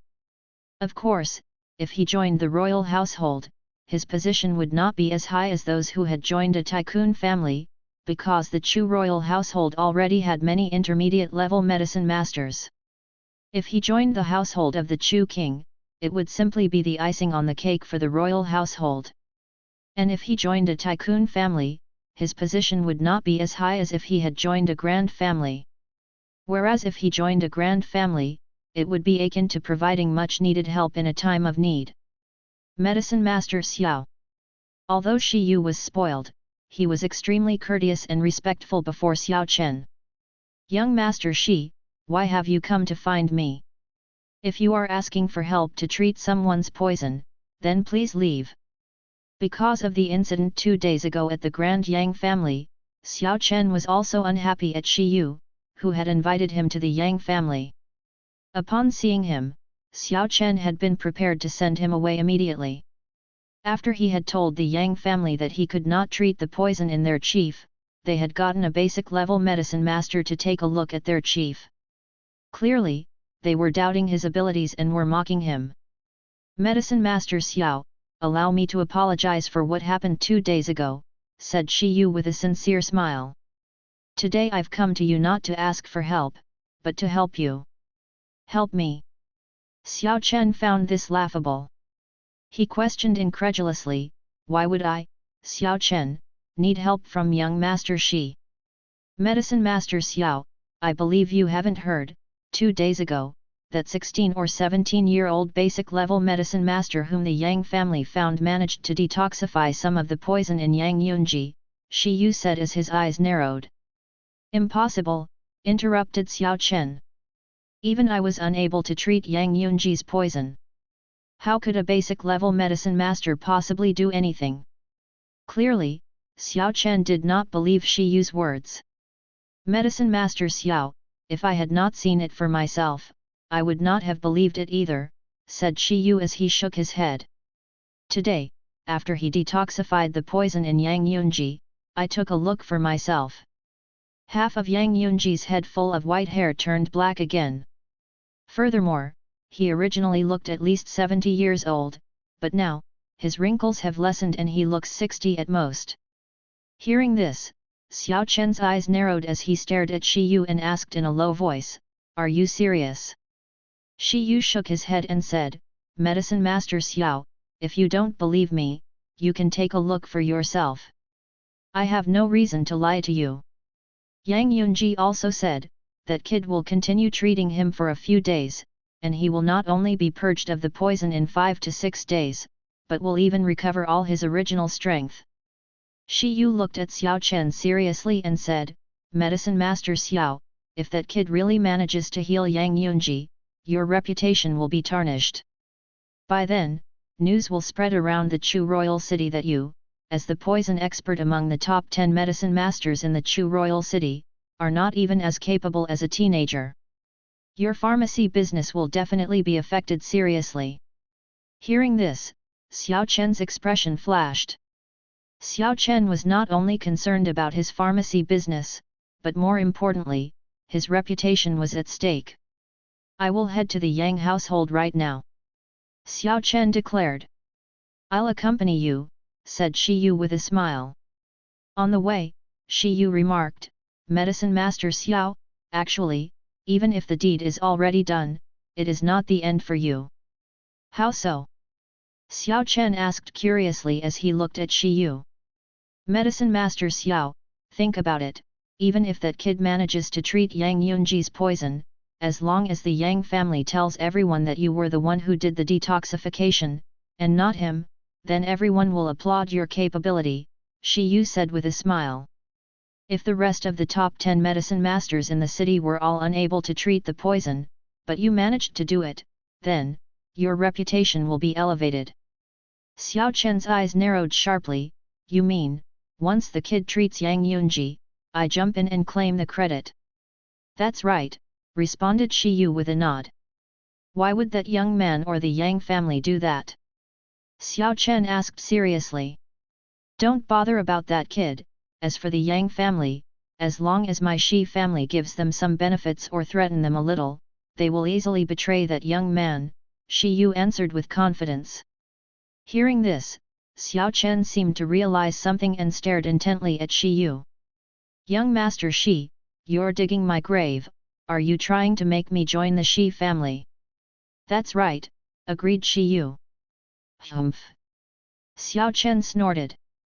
Even if I wanted to win the Yang family over, I can do it myself, without your help. As an intermediate-level medicine master, he too could bribe the Yang family without the help of the Shi family. As long as the Shi family got involved, he would definitely be trapped by them. That was not what he wanted at all. Medicine Master Xiao, the problem is, you may be able to bribe the Yang family, but can you buy me over? Shi Yu laughed, his threat hardly concealed within his words. You? Xiao Chen's eyes flashed murderously. Noticing this, Shi Yu said nonchalantly, don't you think that I would have discussed this with my family before looking you up? After all, this concerns an intermediate-level medicine master joining our Shi family, and not just any intermediate-level medicine master, but one of the top 10 in the Chu royal city. Unless Xiao Chen was willing to give up his whole career in this city, he would definitely not dare to kill him. Humph! Xiao Chen's eyes flashed as he said with a low voice, let's talk about joining the Shi family after the kid actually treats Yang Yunji. Medicine Master Xiao, once you take a look at Yang Yunji, you won't have to wait any longer to confirm that the kid will probably be able to treat him, replied Shi Yu with a laugh. Till now, he could still remember his shock upon seeing Yang Yunji in the room. His drastic change was almost like the reversing of aging in the legends. Soon, Shi Yu and Xiao Chen reached the Yang family household. The two Yang family disciples guarding the front door recognized Shi Yu and naturally did not dare to stop him. Shi Yu and Xiao Chen entered the household. How is this possible? When Xiao Chen saw Yang Yunji again, it was like seeing a ghost. His face was filled with fear, his eyes widened in disbelief. Unless he had seen it for himself, he would not have believed that a person could undergo such a huge change in just 2 short days. Now, he was certain that Shi Yu had not been exaggerating. Everything was exactly as he had described. Yang family chief, let me test the poison in your body. Breathing deeply and suppressing his agitation, Xiao Chen used his own method to test the level of poison in Yang Yunji's body. To his surprise, the amount of poison had decreased by almost 30%, was well controlled and was no longer spreading. Yang family chief, that young man, did he tell you what poison you had been infected with? Asked Xiao Chen. Although Xiao Chen could not help to treat his poison, he was still one of the top 10 medicine masters in the city. Yang Yunji did not dare to offend him, and he answered truthfully, Medicine Master Zhou said it was a snake poison. Snake poison? Xiao Chen said firmly, impossible. 2 days ago, when he had tested the poison in Yang Yunji, he had not noticed any bite marks anywhere on his body. Furthermore, if he had been bitten by a snake, Yang Yunji would have definitely felt it and told him.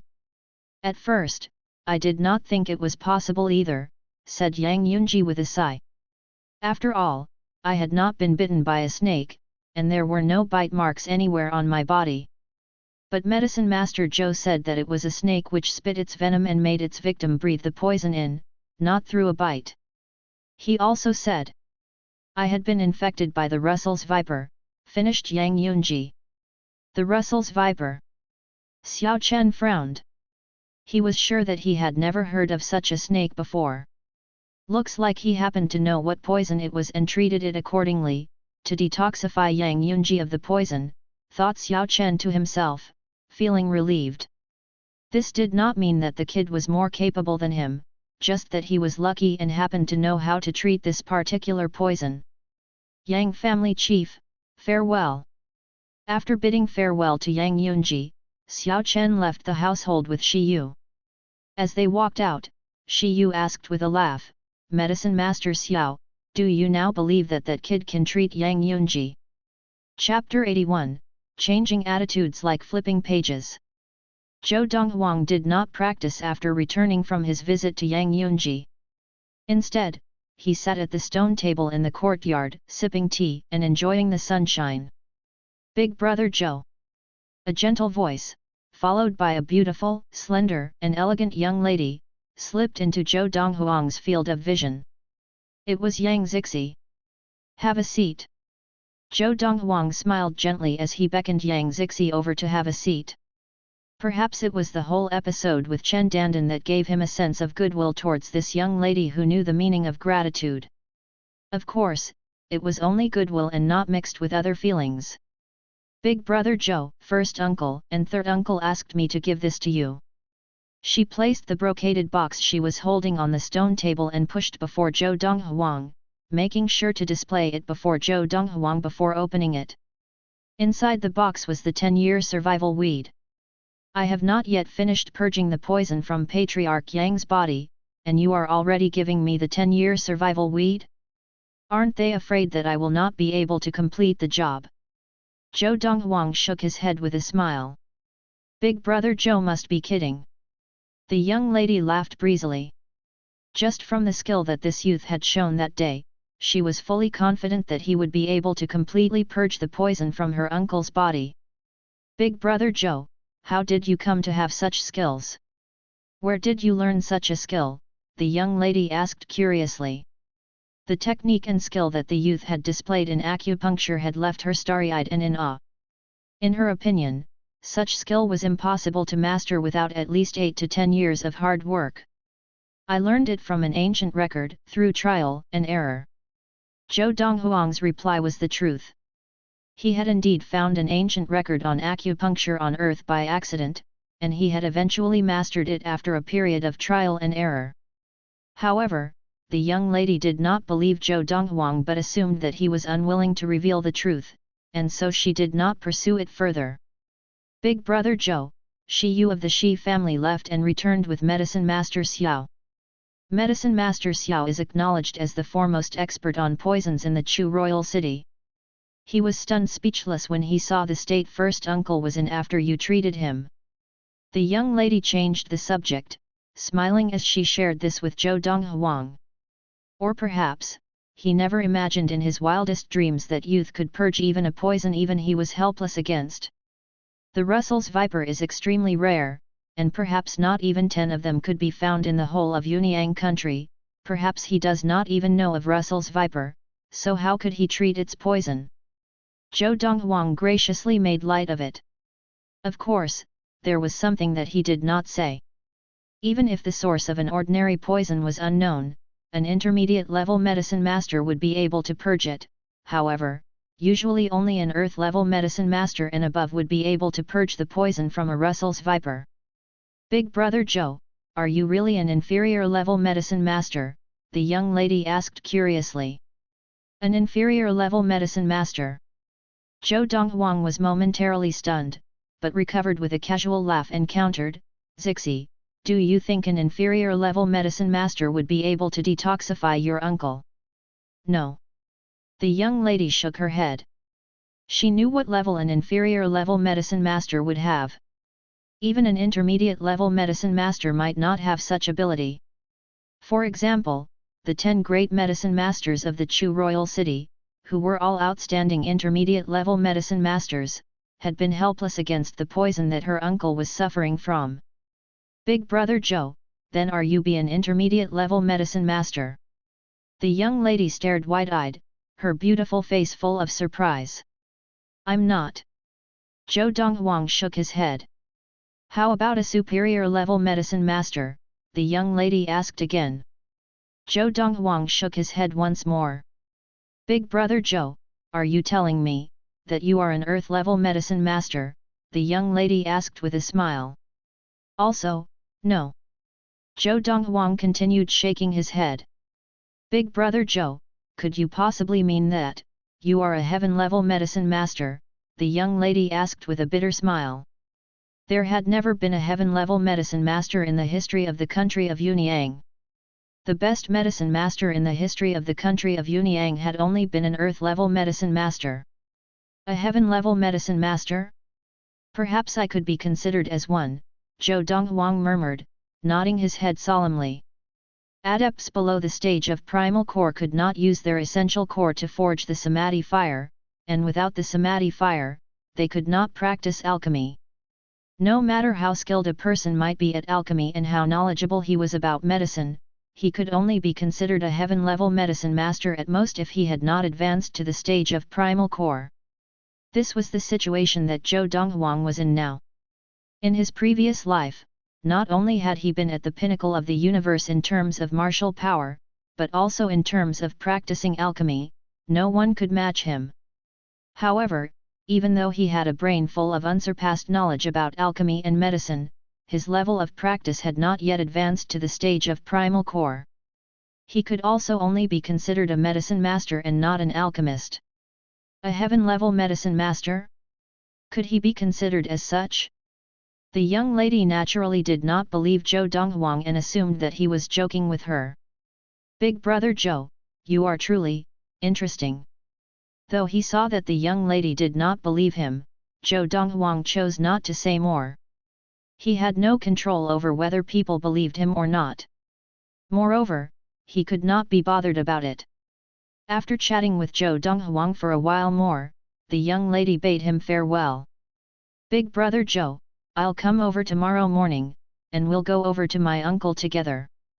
After acknowledging the young lady, Zhou Donghuang returned to his room to begin formulating the new qi-gathering elixir.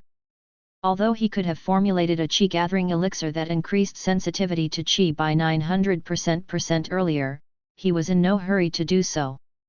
He had been waiting for the 10-year survival weed from the Yang family. Now that he had the 10-year survival weed, he could immediately formulate a qi-gathering elixir that increased sensitivity to qi by 1000%. With this maximum strength qi-gathering elixir, my rate of practice can be increased even further. Several hours later, Zhou Donghuang was looking at bottle after bottle of maximum strength qi-gathering elixir, his eyes glittering. With this maximum strength qi-gathering elixir, when I enter that state of complete concentration needed for the Lord of the Four Supremes, my rate of practice will be even greater. At this thought, Zhou Donghuang's eyes began to glitter even more brightly. Of course, he knew that he would not be able to enter that state of practice for the next few days, because he needed to help the patriarch of the Yang family purge the poison from his body every day for the next 4 days. Of course, although he would not be able to enter that particular state of practice for the next few days, Zhou Donghuang was nevertheless impatient to consume the maximum strength qi-gathering elixir and begin practicing. Now, in the process of practicing the Lord of the Four Supremes, he could distinctly feel his rate of practice increasing. The increase in his rate of practice was so great compared to before that it could not even be mentioned in the same breath. Zhou Donghuang practiced till late at night before collapsing onto his bed and falling asleep. The next morning, he continued practicing as soon as he awoke. At Zhou Donghuang's current level of practice, he still could not enter a state of practice that was as good as sleep. In the boundless universe, only adepts who had achieved the stage of primal core could enter a state of practice that was as good as sleep. At the stage of primal core, the body could enter a state of sleep while using the core condensed inside the body to absorb qi to practice, and this process would not affect the practice. Big brother Zhou.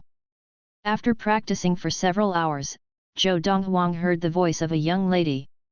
He stopped practicing immediately and left the room. He went with Yang Zixi to the accommodation of Patriarch Yang Yunji of the Yang family. Similar to the previous day, Zhou Donghuang allowed only the young lady to remain in the room as he purged the poison from Yang Yunji. Less than half a day later, after Zhou Donghuang had put the 36 gold needles back in the brocaded box, and the robe that Yang Yunji was wearing was once again stained with black poisoned blood. Besides that, almost half of Yang Yunji's hair had turned black. There were significantly fewer wrinkles on Yang Yunji's face. After purging the poison the previous day, he had looked just over 60 years old, but now, he looked less than 60 years old. First uncle, rest well. The young lady wished Yang Yunji before leaving with Zhou Donghuang, not lingering as she had the previous day. As they were leaving, the third master of the Yang family, Yang Yungkong, entered the room, smiling at Yang Yunji who was sitting cross-legged on the bed. He said, "Big brother, that girl Zixi seems to have feelings for that medicine master Zhou. I've never seen her so close to any young man of similar age as her. It's a pity he is from an inferior level prefecture, if not, we could seriously consider matching Zixi with him." Yang Yunji was very enthusiastic in front of Zhou Donghuang, but now, at the mention of Zhou Donghuang, a look of distaste crept into his eyes. He changed his demeanor like flipping the pages of a book. He had just found out yesterday from Yang Zixi herself that Zhou Donghuang was from Yunfan Prefecture, an inferior level prefecture. "Big brother, although he is from an inferior level prefecture, there is something about him, to be able to treat even the poison you are suffering from. If he and Zixi end up together, and he stays with our Yang family, it would be a great asset to our Yang family," Yang Yungkong said. "He can purge the poison from me only because he happens to recognize this particular kind of snake poison, and therefore knows how to purge this kind of snake poison," Yang Yunji said indifferently. "At his age, he can only be an inferior level medicine master at best. Our Yang family does not lack a mere inferior level medicine master." Although Zhou Donghuang had demonstrated an extremely skillful method of acupuncture before Yang Yunji, in Yang Yunji's view, that could only have been familiarity that resulted from practice and did not prove anything. Even if a youth of 16 or 17 years of age could master such a dazzling technique, he could still not possibly be an intermediate level medicine master. To become an intermediate level medicine master, a person's mastery of medicine must meet a certain standard. How high a standard could a youth reach? "Patriarch, the patriarch of the Shi family is here." Just as Yang Yunji finished speaking, he heard the voice of a Yang family junior coming from outside the room. With him are young master Shi Yu and medicine master Xiao. The patriarch of the Shi family. Yang Yunji squinted at the Yang family junior's words. What is he here for? The Shi family was a tycoon family, and although it was at the bottom of the pile among the tycoon families, the Yang family was likewise at the bottom of the pile among the grand families and could not compare to them. "Shi Yu and Xiao Chen are with him. Why do I feel for some reason that the patriarch of the Shi family is here concerning the matter of medicine master Zhou treating your poison?" Chapter 82, Transactions. In the receiving chamber of the Yang family mansion. There were 3 people already waiting in the receiving chamber when Patriarch Yang Yunji and Third Master Yang Yungkong arrived. One of them was seated at the place of honor in the receiving chamber and was an imposing middle-aged man wearing a dark gold mandarin gown.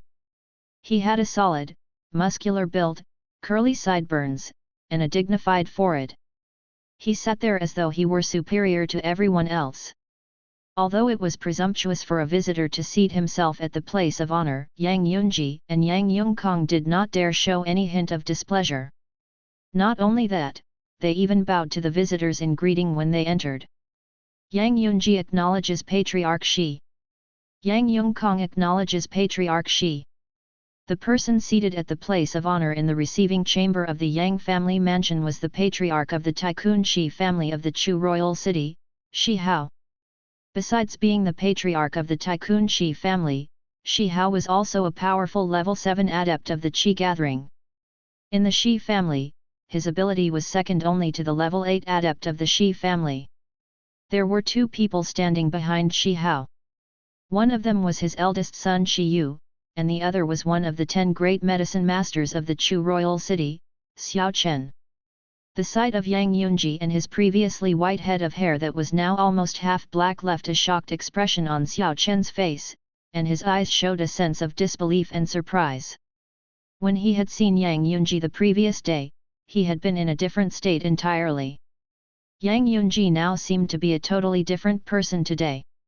Not only Xiao Chen, but Shi Yu too had a similar reaction when he saw Yang Yunji.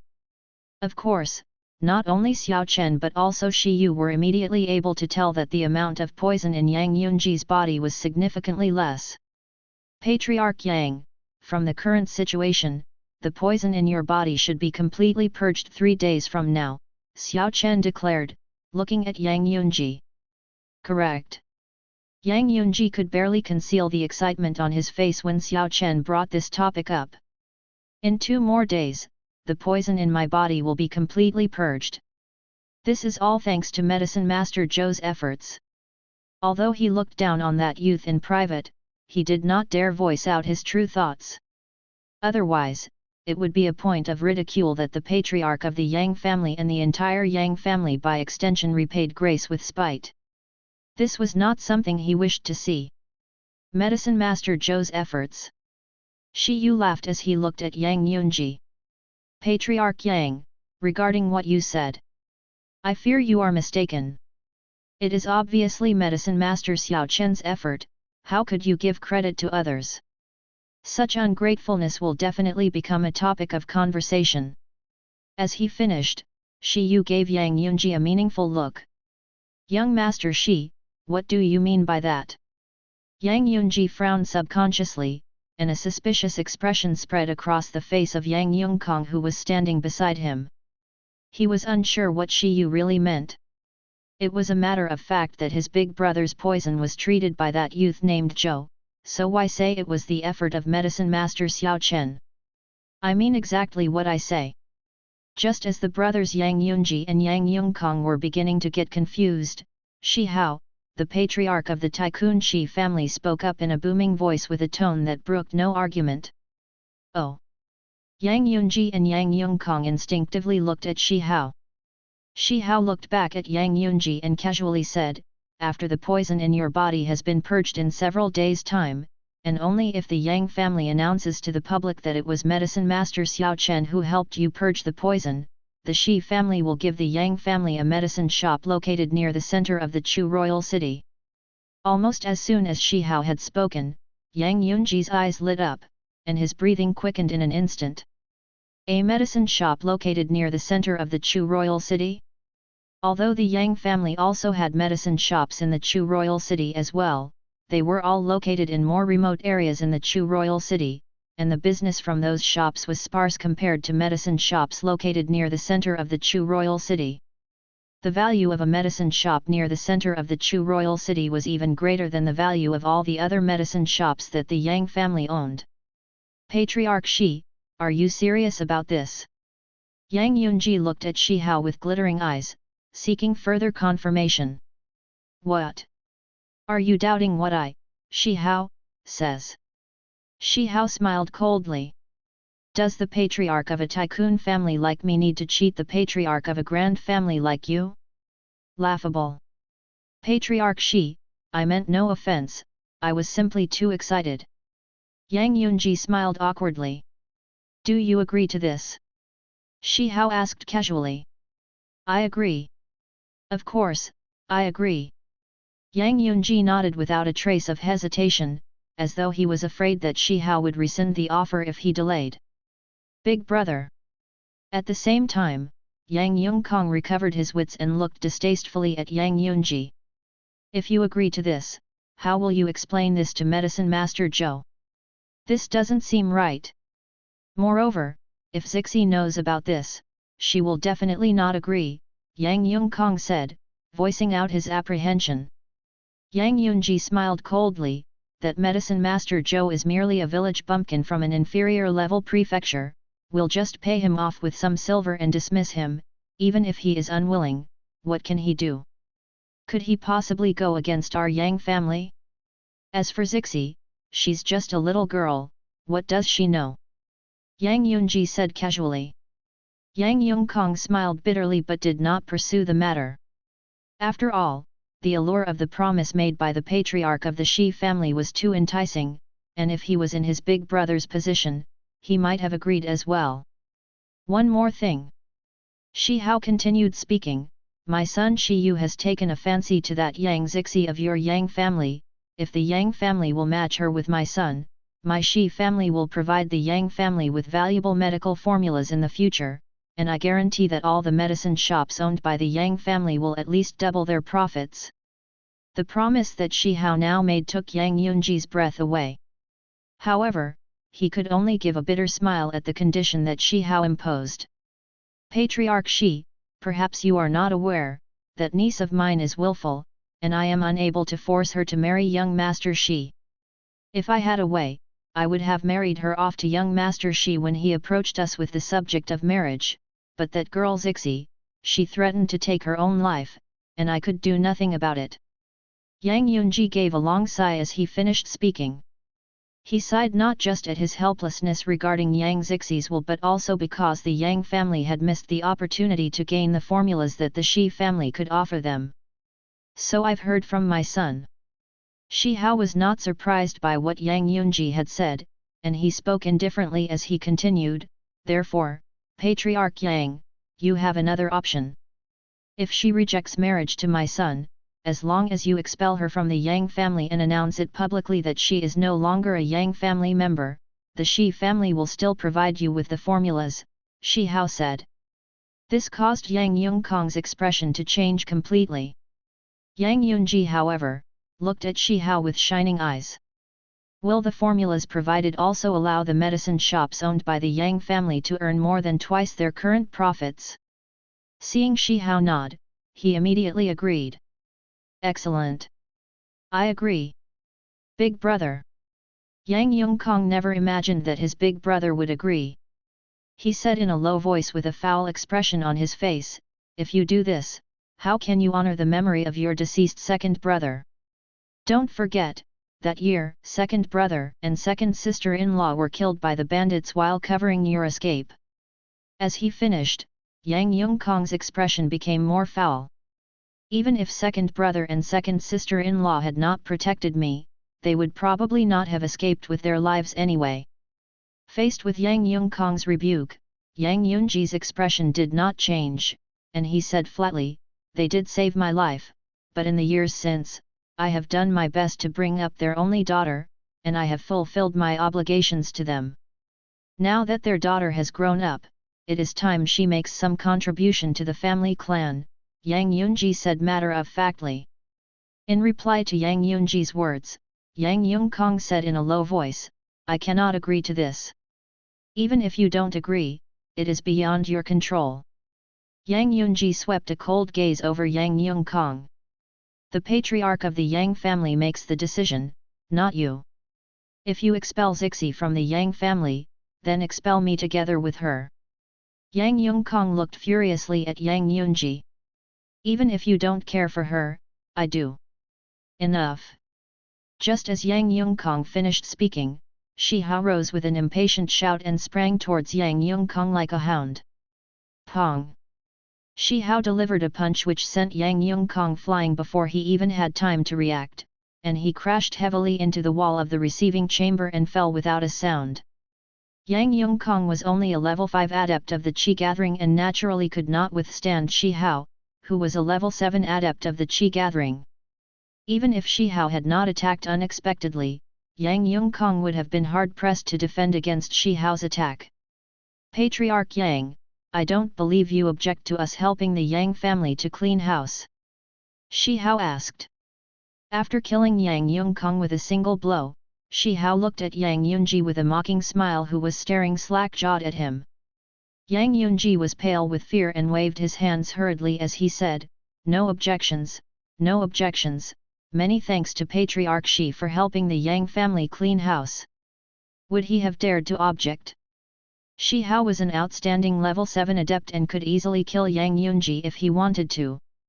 Of course, because of the restrictions imposed by the imperial court of Yunyang country, Shi Hao did not dare kill the patriarch of a grand family indiscriminately, but roughing him up was not out of the question.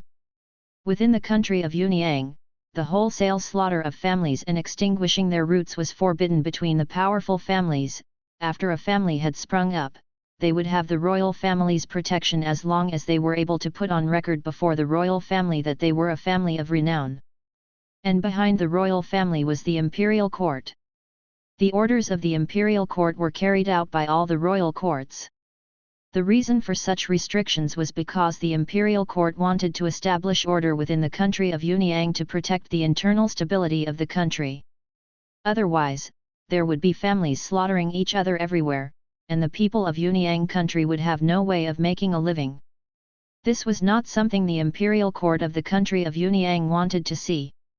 If only that slut is expelled from the Yang family and is denied the support of the Yang family, she will be fish on my cutting board, and I, you, will be able to do whatever I wish. Yu's eyes glittered at Yang Yunji's agreement. His father had included this condition at his suggestion, and he considered it a reward from his father. Chapter 83, An Invisible Hand. The morning of September 14, 1228 of the Zhun era. Big Brother Zhou. This would be the third time that Zhou Donghuang was visiting the patriarch of the Yang family Yang Yunji to purge the poison from his body, and the young lady had arrived early in the morning to look for him.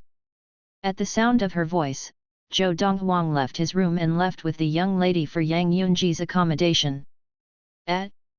Where's third uncle?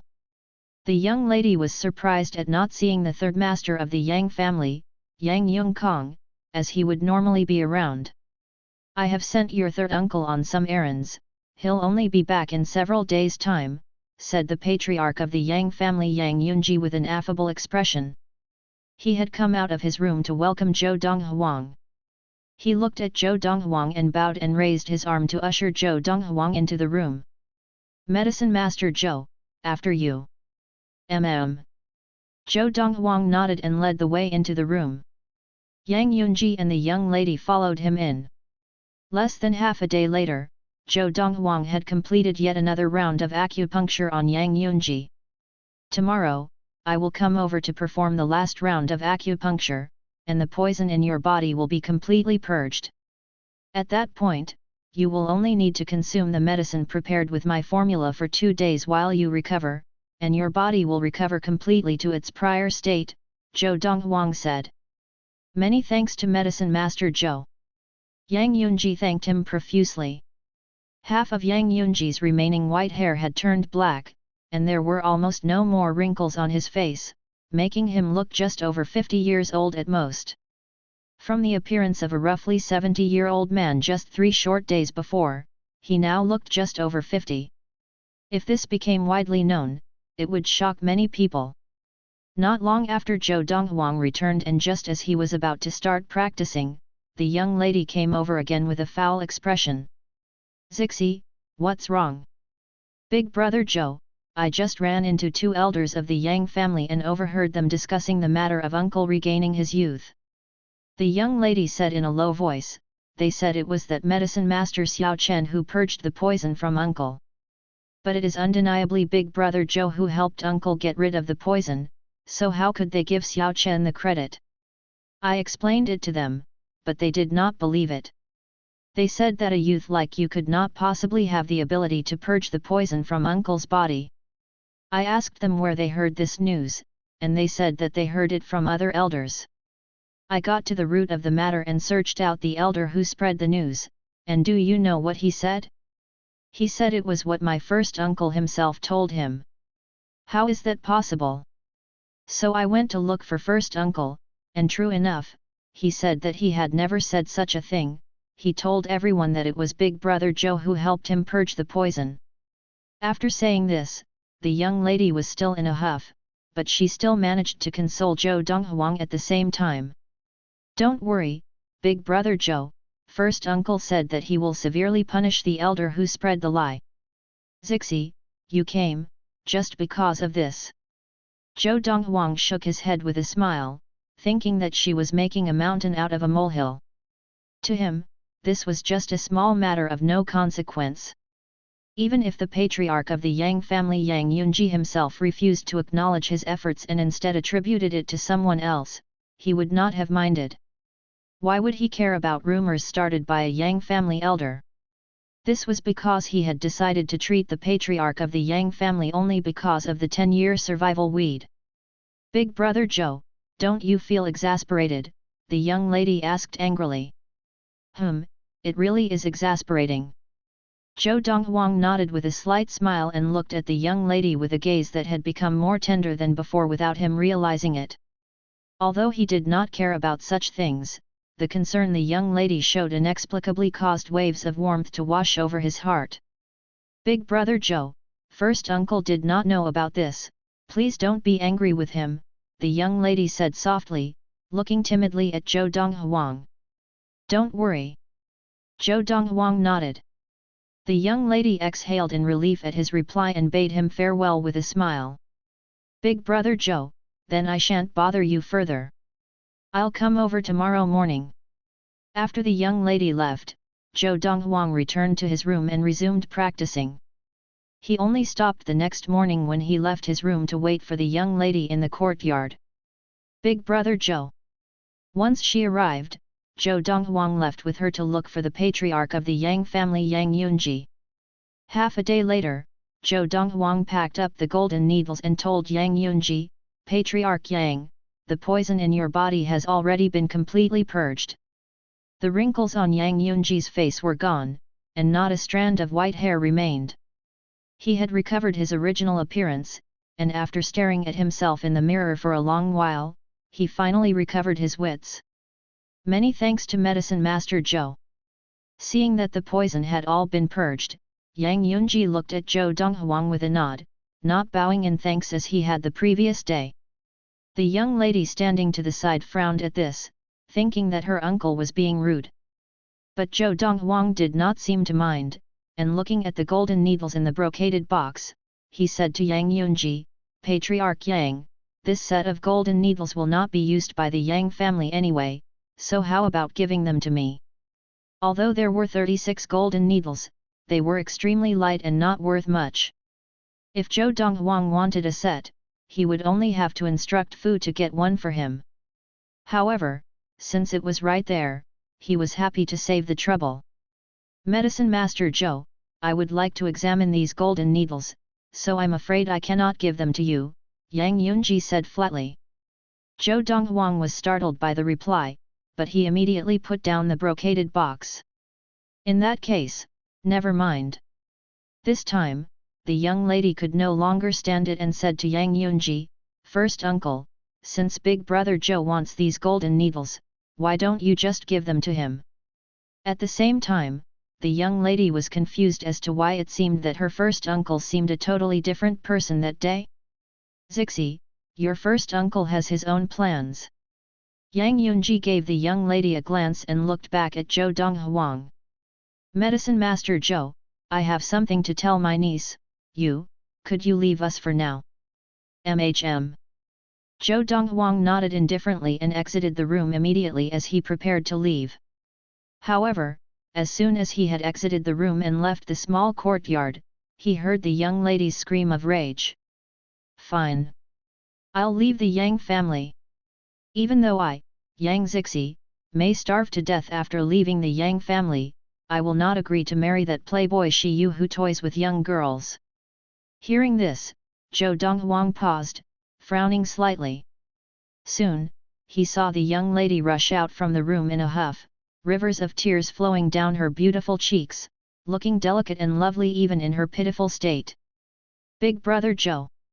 Seeing that Zhou Donghuang had not yet left, the young lady reached up to wipe the tears from her eyes, but the tears kept flowing. Even though Zhou Donghuang had 1,000 years of memories and had seen disasters and calamities, he could not help feeling pain seeing the young lady in this state. What happened? The young lady cried as she told him, First uncle wants me to marry that Shi Yu, and said if I do not agree, he will expel me from the Yang family. Now, the young lady's voice was trembling, and it was obvious how emotional she was. How could he say such a thing? Zhou Donghuang frowned. Could he just have been angry? No. The young lady shook her head. I know first uncle, and he would not say something if he did not mean it. Big brother Zhou, I'll take my leave to pack my things and get ready to leave the Yang family. Now, I don't wish to linger here a moment longer." The young lady stumbled off after wishing Zhou Donghuang, crying as she went and leaving a trail of tears behind her. Zhou Donghuang's face fell, and he entered the courtyard once more and went into Yang Yunji's room. "Why?" Zhou Donghuang looked at Yang Yunji and asked in a low voice, "Do you know, Zixi respects you as a father, and you, in order to force her to marry someone she hates, would even expel her from the Yang family." "Medicine Master Zhou, this matter is the Yang family's concern, don't worry about it," Yang Yunji replied indifferently to Zhou Donghuang's question. "Do you confirm that what you said to her was not just to scare her?" Zhou Donghuang asked in a low voice. "I am the patriarch of the Yang family, and my word is decisive. Why would I scare her?" Yang Yunji smiled coldly. "Medicine Master Zhou, if you are able to advise her, please do so. If only she agrees to marry young Master Shi, she will still be part of the Yang family and will continue to enjoy the blessings that come with it." Zhou Donghuang's eyes gleamed coldly at Yang Yunji's words, and not bothering to argue, he left and returned directly to his guest room. After Fu had packed up, he led Fu in search of the young lady. When they found her, she was about to leave with Aunt Mei. "Big brother Zhou." Seeing Zhou Donghuang and Fu, the young lady and Aunt Mei could not help being stunned momentarily. There were still traces of tears on the young lady's face, and Aunt Mei's face was full of rage. "I am also about to leave the Yang family, let's go together." Zhou Donghuang smiled. As they walked out of the main entrance of the Yang family mansion, Zhou Donghuang asked the young lady, "Where do you intend to go next?" She hesitated briefly before answering, "I intend to go to a sister and stay with her temporarily." "I'll send you over," Zhou Donghuang said with a smile. "Big brother Zhou, you two do not have accommodation in the royal city at the moment. When I see my sister, I'll get her to take you in too," the young lady said as she dutifully forced out a smile. The entrance of the family mansion of the Grand Zhang family. "Young Mistress Zixi, our young mistress has instructed us, if you have come seeking shelter after being expelled from the Yang family, we are not to allow you in. We are also to advise you that an arm cannot be stronger than a leg. It is best that you marry young Master Shi," the Zhang family junior guarding the entrance told the young lady. "Did she really say that?" The young lady's face turned pale. "Yes." The Zhang family junior nodded. The main entrance of the family mansion of the Grand Xie family. The young lady had been turned away again. "Sister Zixi, our young mistress says, if you agree to marry young Master Shi, you will both remain sisters, if not, the bond as sisters that you share will end here." Zhou Donghuang followed the young lady as she encountered one setback after another. Chapter 84, Ren Jiapi. They have all become so heartless. The young lady was pale-faced and desolate. She never imagined that the daughters of the other grand families who had previously been as close as sisters to her would turn their backs on her in her time of need after being expelled from the Yang family. Not just that, each one of them was trying to push her into the pit. In the past, she had shared with them more than once that she would rather die than marry that young Master Shi Yu of the Shi family. Now, were they really trying to force her to her death? "Zixi, we had better find an inn to stay for now." Zhou Donghuang sighed. He did not know how to console the young lady given her situation because this was reality. No one ever objected to making a good situation even better. However, no one would ever be willing to give help when it was most needed. "No. I cannot believe it, I cannot believe it." The young lady shook her head with an indignant expression and proceeded to bring Zhou Donghuang to the family mansions of two more grand families, with similar results. They were turned away at the door. "Young mistress, listen to Medicine Master Zhou, let's find an inn for the night." Aunt Mei sighed. "Right now, you have already looked up everyone who could have helped." "No, there's still one more." There was a look of stubbornness on the young lady's face. "Still one more? Who?" Aunt Mei was momentarily stunned. She knew all her young mistress's friends, and she could not recall anyone else besides those whom her young mistress had already sought out. Ren Jiapi, the young lady said solemnly.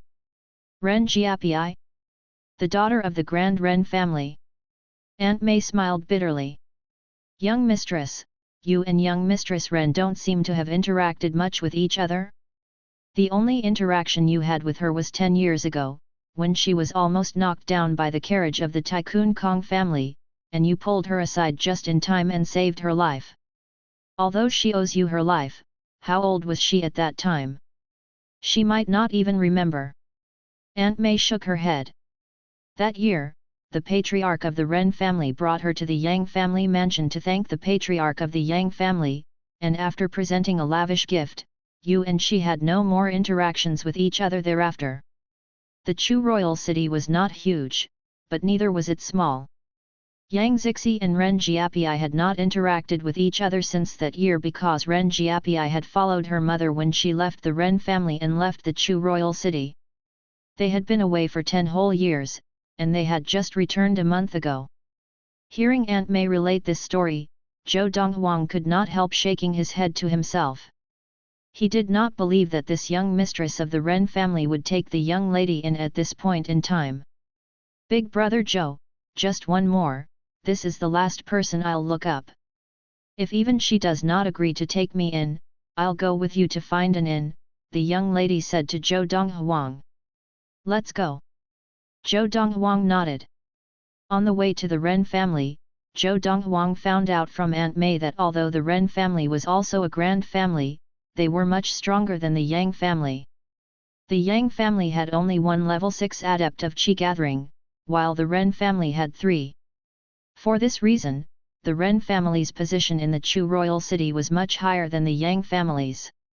Of course, they could still not compare to the Shi family, which was a tycoon family. Soon, the small group arrived at the main entrance of the Ren family mansion. I am Yang Zixi, looking for young mistress Ren Jiapi. The young lady was not holding on to too much hope after the repeated setbacks, and she spoke to the 2 Ren family juniors without much confidence. Yang Zixi. One of the Ren family juniors gave a start and asked with a serious expression, young mistress Zixi of the Grand Yang family. In the past, however, I have now been expelled from the Yang family. Yang Zixi shook her head with a self-deprecating smile. What the Ren family juniors said next surprised everyone, including Zhou Donghuang. Young mistress Zixi, our young mistress instructed us yesterday that if you came looking for her, we should bring you to the receiving chamber immediately and notify her to go over. Young mistress Zixi, this way please. As they spoke, the Ren family juniors ushered the group of 4 into the Ren family mansion and led them to the receiving chamber. Young mistress Zixi, please wait here for now. I'll proceed to notify our young mistress. After greeting the young lady, the Ren family junior jogged away from the receiving chamber. I never imagined, really never imagined. Aunt Mei looked at the young lady in disbelief, sighing and shaking her head. Young mistress Ren has not seen you for over 10 years now. I never imagined that just when young mistress is in need, she would be more reliable than those young mistresses of the other grand families who you are usually close to and treat like sisters. I never imagined, really did not imagine. Aunt Mei could still not believe it. Now, Zhou Donghuang was already thinking about something else.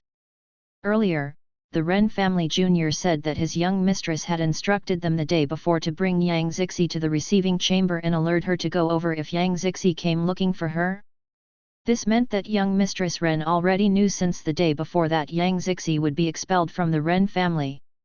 The young mistresses of the grand families who are usually so close to Zixi obviously also knew about this, which is why they instructed their family juniors in advance to turn Zixi away at the door. Zhou Donghuang's eyes narrowed at this thought. It's that Patriarch Yang, could he have made arrangements with the daughters of the other grand families in advance for them not to take Zixi in? Or could it be, the Tycoon Shi family? At this point, Zhou Donghuang could already make several intelligent guesses. Hey! Suddenly, with a slight movement of Zhou Donghuang's ear, he heard the sound of hesitant footsteps drawing closer, and although they were still some distance away, he still managed to detect them. This was the reward of practicing the Lord of the Four Supremes. While building up his store of qi, practicing the Lord of the Four Supremes also greatly increased the acuity of his eyesight and hearing. Just as Zhou Donghuang was looking out of the receiving chamber, Sister Zixi, a crimson figure entered, accompanied by a melodious and delicate voice. It was a young lady wearing a figure-hugging crimson outfit, about 15 or 16 years old, with an alluring figure. Her pretty face was captivating, as it seemed delicate and mature at the same time. This apparent contradiction gave the young lady an attractive sense of uniqueness. Sister Zixi, it's been 10 years, and you've grown even more beautiful. The young lady in crimson immediately came up to Zixi with a brilliant smile, two small dimples appearing intermittently, her gaze softening. You are Sister Jiapi. Seeing the young lady in red, Yang Zixi's expression froze. She could not reconcile the slender and elegant young lady with the alluring figure with the little girl from many years ago who cried so easily. What? Don't you even recognize your sister? Ren Jiapi asked with a smile. No, it's just that, Sister Jiapi, you have changed so much. Yang Zixi gave a bitter smile. It has been 10 years after all, big changes are normal. In the month since returning, my level of practice has been on the verge of a breakthrough, which is why I have not looked you up. I intended to do so after I had broken through. Ren Jiapi stopped there and hesitated, and a cold gleam flashed through her eyes. But I never imagined that before I could break through, someone from the Shi family came looking for me, putting on the air of being a tycoon family and telling me politely but with an implied threat that if you were expelled from the Yang family, I must not take you in. At first, I thought that the patriarch of the Yang family could never expel you from the Yang family, but I never imagined that he would actually do it. As she finished, a hint of anger appeared on Ren Jiapi's face. From what I know, if your parents had not sacrificed their lives that year, he would have died at the hands of the bandits. What an ungrateful scoundrel! It appears that the Shi family has offered him substantial benefits. Ren Jiapi got angrier as she spoke. However, when Ren Jiapi looked back at Yang Zixi, there was no trace of anger on her face. Sister Zixi, from now on, the Ren family is your family, stay as long as you like, others may be afraid of the Shi family, but I, Ren Jiapi, am not afraid. Many thanks to Sister Jiapi. Yang Zixi thanked her with an expression full of emotion. No need for thanks between us, that year, I would have been crushed by that carriage that suddenly appeared from nowhere if not for you. Ren Jiapi shook her head with a smile. Sister Jiapi, I don't have to introduce Aunt Mei, you have met her in the past. Yang Zixi looked at Zhou Donghuang, and introduced him to Ren Jiapi. This is big brother Zhou Donghuang, he is a medicine master, my first uncle. At this point, a pained look came over Yang Zixi's face, and she corrected herself. The poisoning that Patriarch Yang Yunji of the Yang family was suffering from was purged by Big Brother Zhou himself. Big Brother Zhou. Ren Jiapi followed Yang Zixi in calling Zhou Donghuang Big Brother, and Zhou Donghuang, who was quite positively inclined towards Ren Jiapi, returned her greeting with a smile. Young Mistress Ren. Sister Zixi, this is not right. Ren Jiapi looked at Yang Zixi with a slight frown. These 2 days, the news spreading in the Chu royal city is that, the poison that Patriarch Yang Yunji of the Yang family was suffering from was purged by one of the 10 great medicine masters of the Chu royal city, Xiao Chen.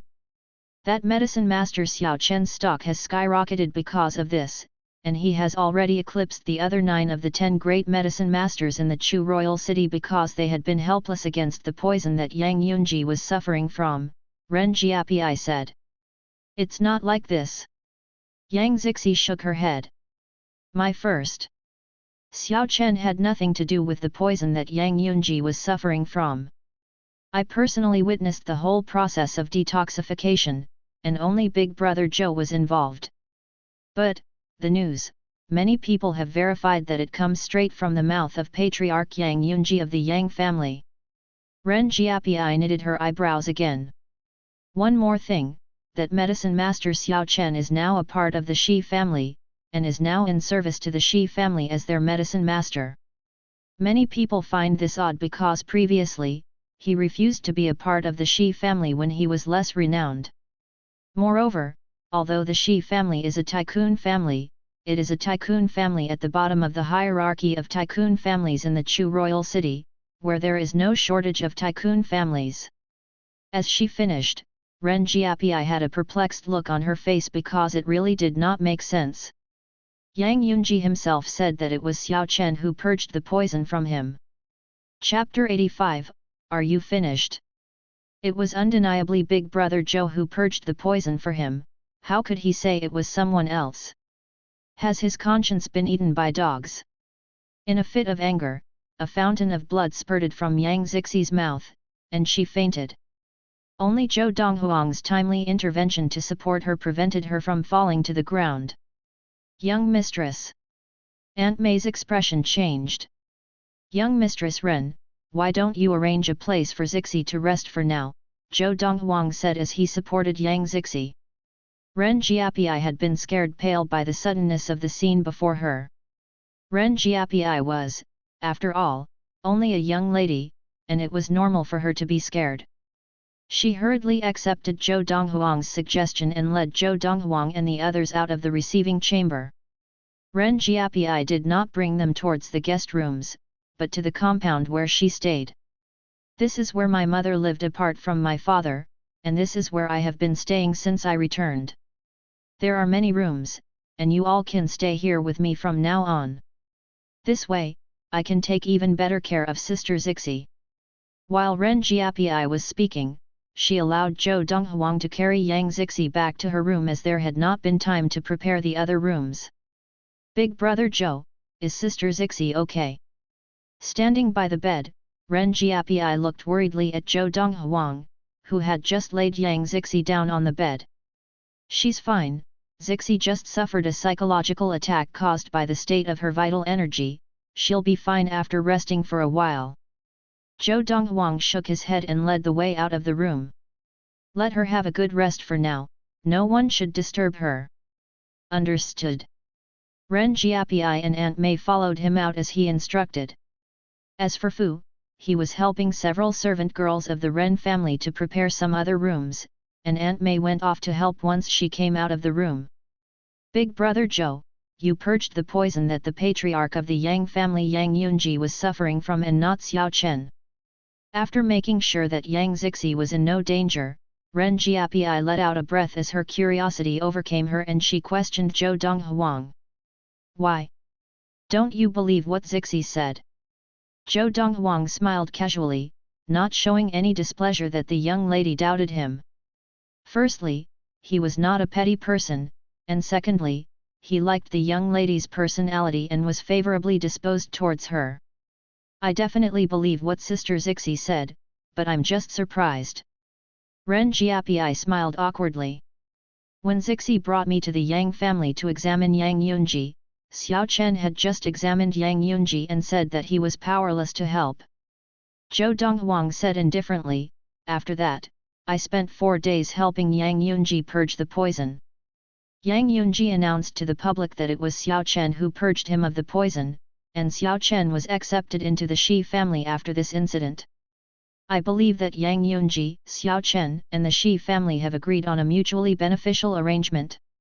If I'm not wrong, Zixi's expulsion from the Yang family should also be a part of this agreement. As he finished, a cold gleam flashed across Zhou Donghuang's eyes.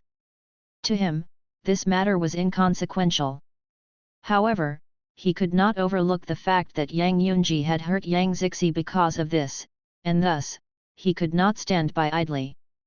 Moreover, Yang Zixi had rejected Shi Yu in the past had not been expelled from the family by Yang Yunji, but this time, he really had expelled her. He had a feeling that Shi Yu had no small part to play in this. In reality, it was soon proven that Zhou Donghuang had guessed correctly. The next day after Ren Jiapi returned from outside, she called Zhou Donghuang and Yang Zixi over together, her pretty face unusually serious. "Big brother Zhou, sister Zixi," Ren Jiapi said in a low voice, "today, the Shi family gave one of their medicine shops near the city center to the Yang family, and the Yang family is in the process of taking it over. Besides that, the big medicine shops owned by the Yang family have put on sale a good number of new elixirs and potions, and these new elixirs and potions are not something that the inferior level medicine master of the Yang family has the ability to formulate.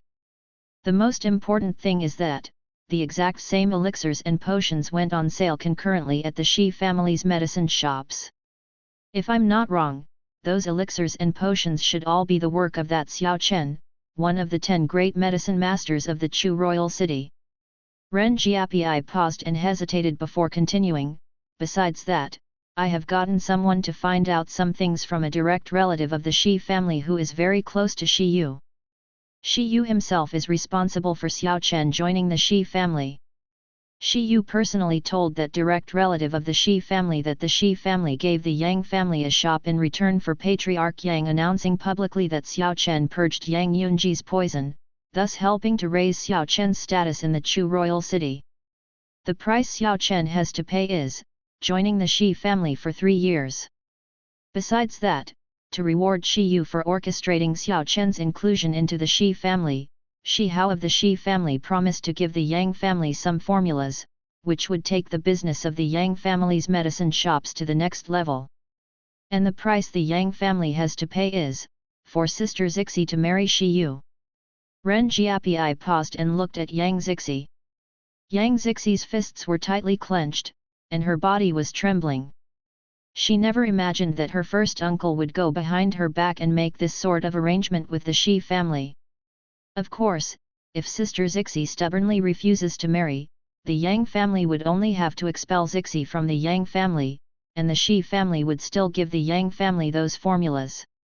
This was also Shi Yu's idea, because he intended to appear before Sister Zixi after no one takes her in when she is expelled from the Yang family, making himself appear as her last straw of hope and thus lay claim to Sister Zixi from then on. The Shi family junior who came to the Ren family earlier looking for me was also sent by him, the only thing was that he did not imagine that I would still take Sister Zixi in, Ren Jiapi continued. Shi Yu. A cold gleam flashed across Zhou Donghuang's eyes, and he knew then that his guess was correct. It was him who had landed Zixi in this situation. He suddenly could not help feeling a sense of remorse in his heart. "There's one more thing." Suddenly, Ren Jiapi looked at Yang Zixi, her expression instantly turning serious again. "It's about Third Master Yang." "Third uncle? What about third uncle?" she asked anxiously. A sense of dread crept into Yang Zixi's heart at Ren Jiapi's expression, and her expression changed as she spoke. "Third Master Yang is dead." Ren Jiapi sighed. "Third uncle is dead."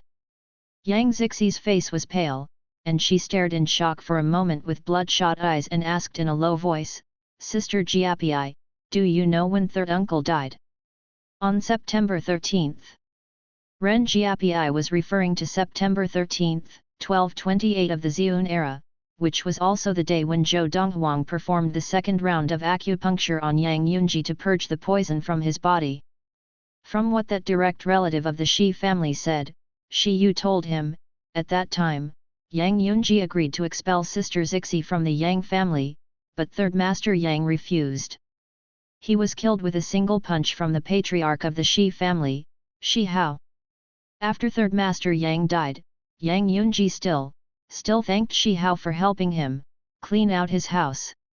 As she finished, Ren Jiapi's speech slowed down, and she took a careful look at Yang Zixi. "Zixi, your third uncle, he did not abandon you." "Third uncle?" Yang Zixi threw her head back with a shrill wail of grief. Blood rushed to her eyes and blood flowed from her tightly clenched fists. Blood also dribbled from the corners of her mouth from clenching her teeth too hard. Swoosh! A cold gleam flashed across Zhou Donghuang's eyes as he immediately rose from his seat and said to Yang Zixi, "Zixi, come with big brother Donghuang. Today, big brother Zhou will take you to the Yang family and the Shi family and get justice for you. The Yang family? The Shi family? They were just ants in Zhou Donghuang's eyes. Zhou Donghuang's sudden violent outburst had given Ren Jiapi a fright, and she smiled bitterly. Big brother Zhou, I know you are fighting for Zixi, but that Yang family, Shi family. So what of them? Zhou Donghuang smiled coldly, spite and condescension on his face.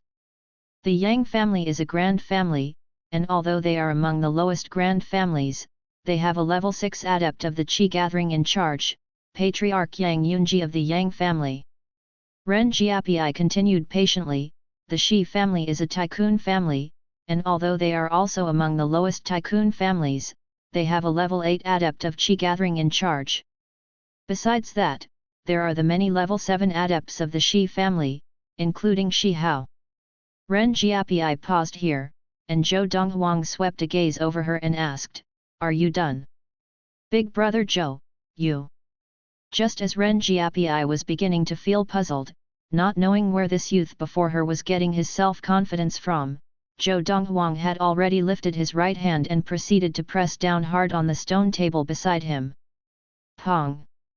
There was a loud sound, and the entire stone table trembled. It seemed to be transformed into a heap of stone powder, crashing to the ground in a cloud of dust. This! Ren Jiapi stared wide-eyed, completely dumbfounded, and only regained her wits after a long while.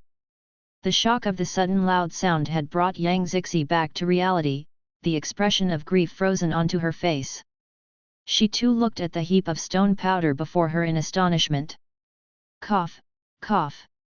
Finally, Ren Jiapi absent-mindedly spat out a wad of saliva as she recovered, looking at the youth before her as though she had seen a ghost. Friho Bien. The youth was tall, his clothes were whiter than snow, and his handsome face bore only a trace of delicateness. His eyes were deep and unfathomable, making it impossible for anyone to read him. The most important thing was this youth looked only 16 or 17 years old at most. If she had not witnessed it with her own eyes, she would not have believed even if she was beaten to death that such a youth could reduce the stone table in her courtyard to this state with just a single slap of his palm.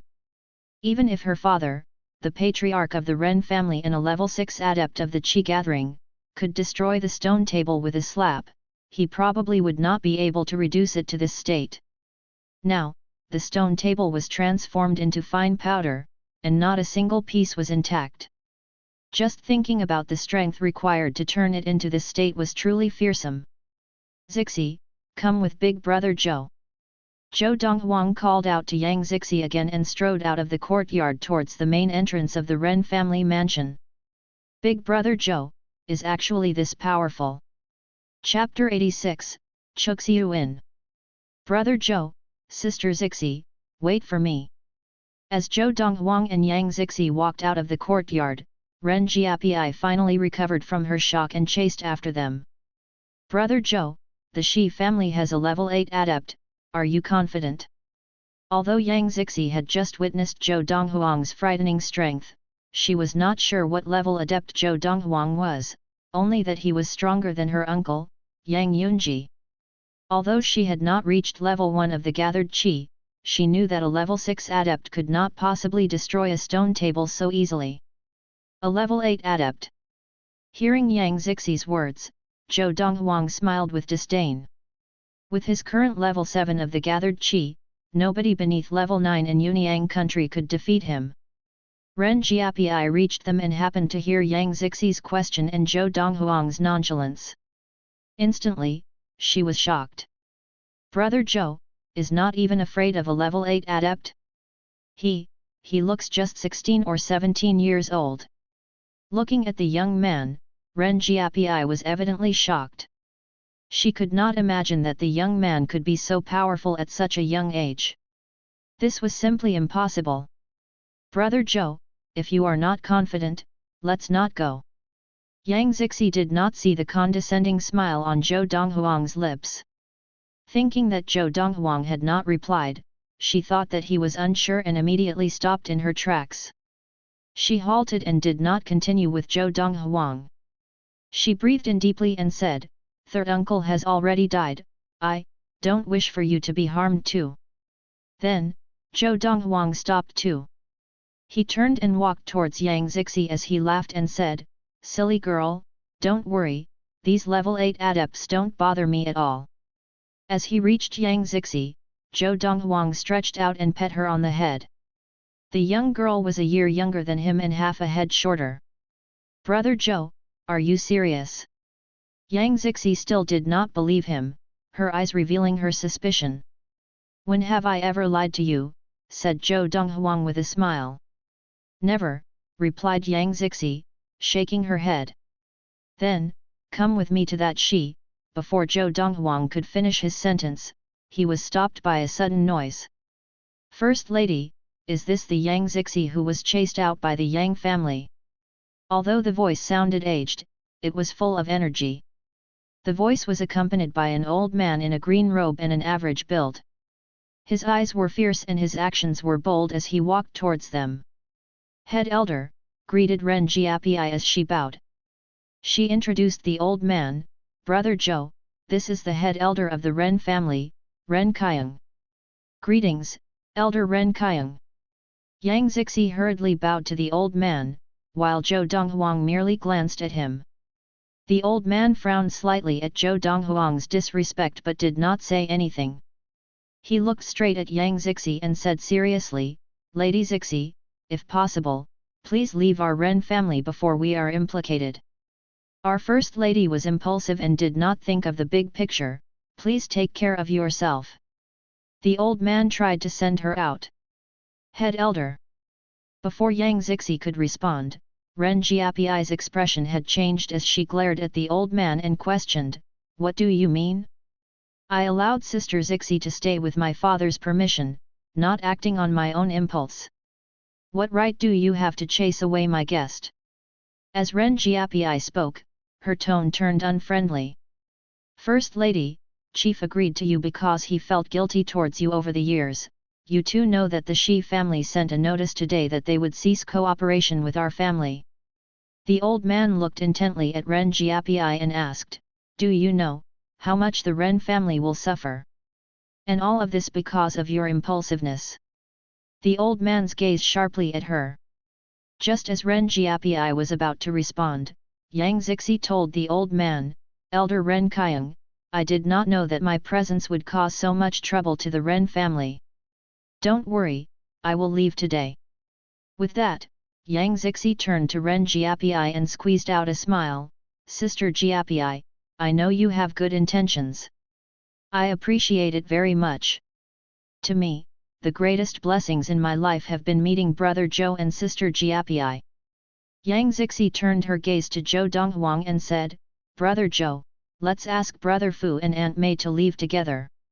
"Sure," said Zhou Donghuang as he nodded. "Brother Zhou, Sister Zixi," Ren Jiapi's face fell, as if she was about to say something, but was interrupted by Yang Zixi. "Sister Zixi, do you know? Before I looked for you here, I had looked up many others whom I treated as sisters. But not a single one of them dared to meet me and rejected me at the door. I will remember your help forever," said Yang Zixi seriously. "I know that you can keep asking the Ren family chief to allow me to stay, but my presence will only implicate your whole family, that is not what I wish to see. Sister Jiapi, please don't try to keep me here, alright? The more you try, the more guilty I will feel." As she spoke, tears sprang into Yang Zixi's eyes, but she forced a smile. Seeing Yang Zixi and Zhou Donghuang leave, Ren Jiapi looked terribly upset. She glared sternly at the head elder and declared, "Head elder, you will regret this." Just now, seeing the young man's power, she knew that as long as he stayed at the Ren family household with Sister Zixi, even if the young man did not join their family, he would definitely protect the Ren family should anything happen. But now, the head elder had sent him away, along with Sister Zixi. Regret? The old man laughed with disdain. Seeing this, Ren Jiapi did not bother explaining further, because she did not wish for the family to try to keep the young man out of material interest.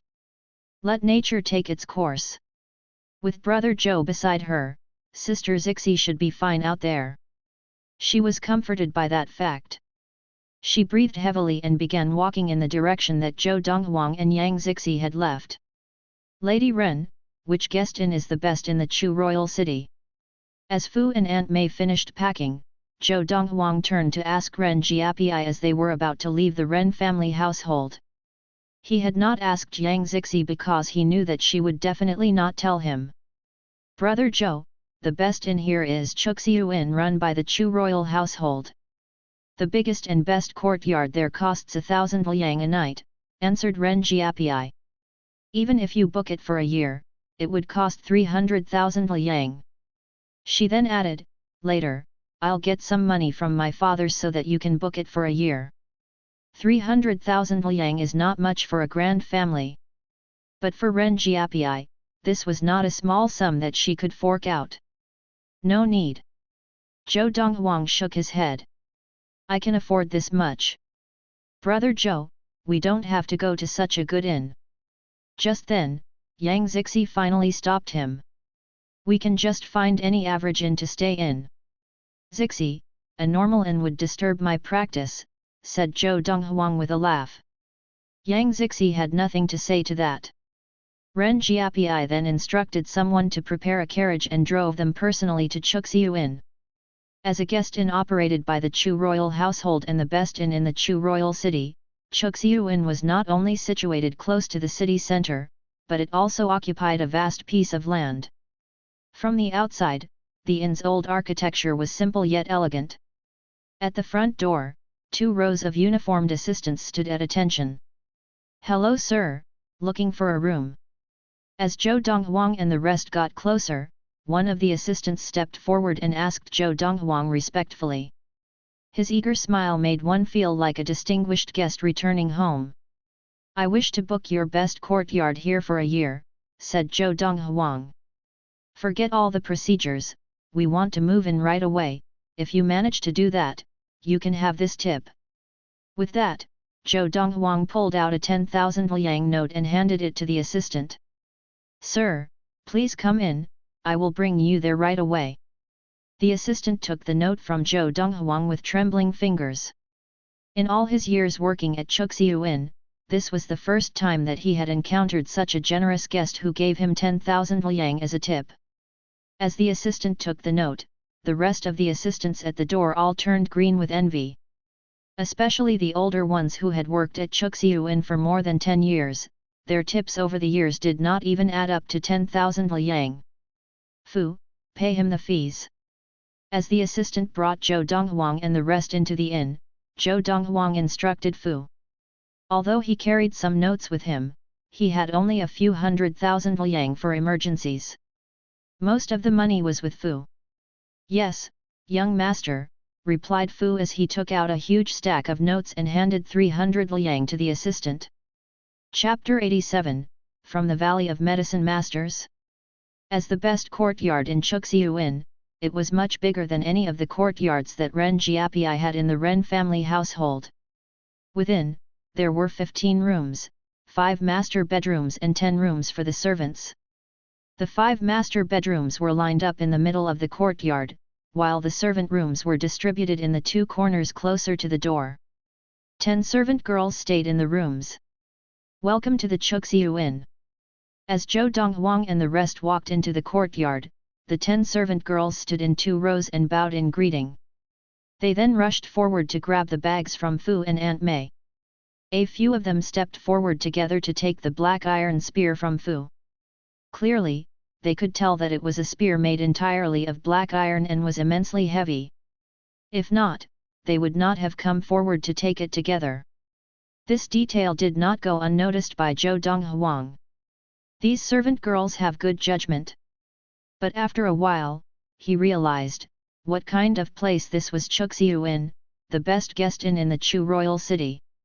Furthermore, since these servant girls had been sent to wait on the guest in the best guest courtyard, they must have gone through careful selection. No wonder it costs 1,000 liang to stay here for a night, they really put on quite a show, Zhou Donghuang muttered to himself as his eyes flashed. Of course, he was only mildly surprised to find such extravagance in the Chu royal city.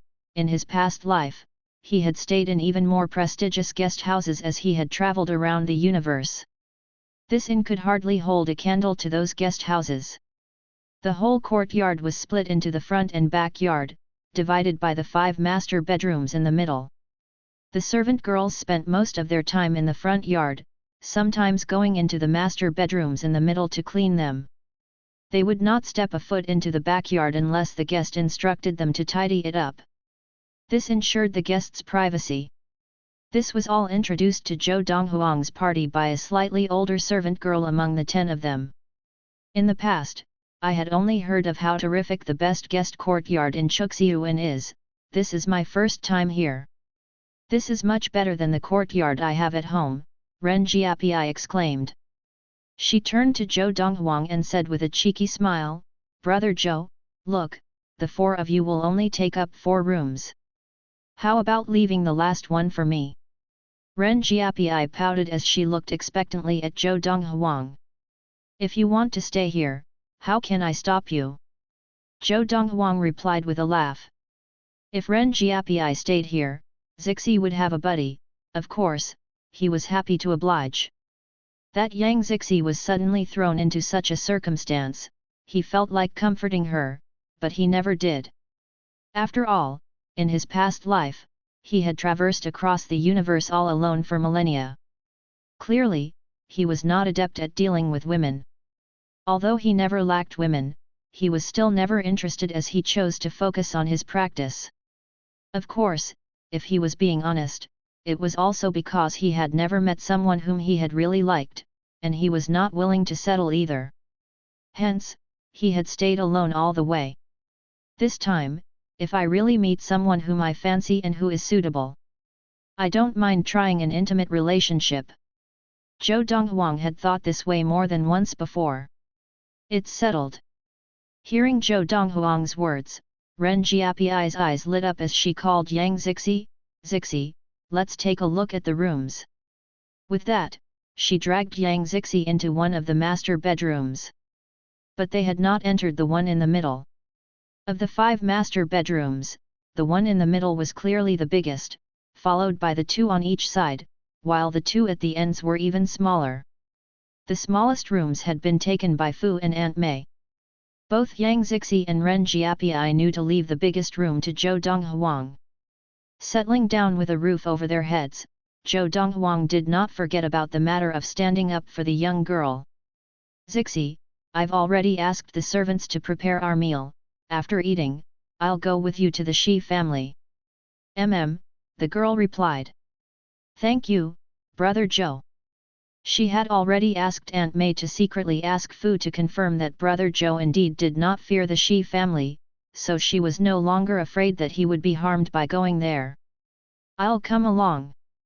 Ren Jiapi's eyes flashed, eager to be part of the fun.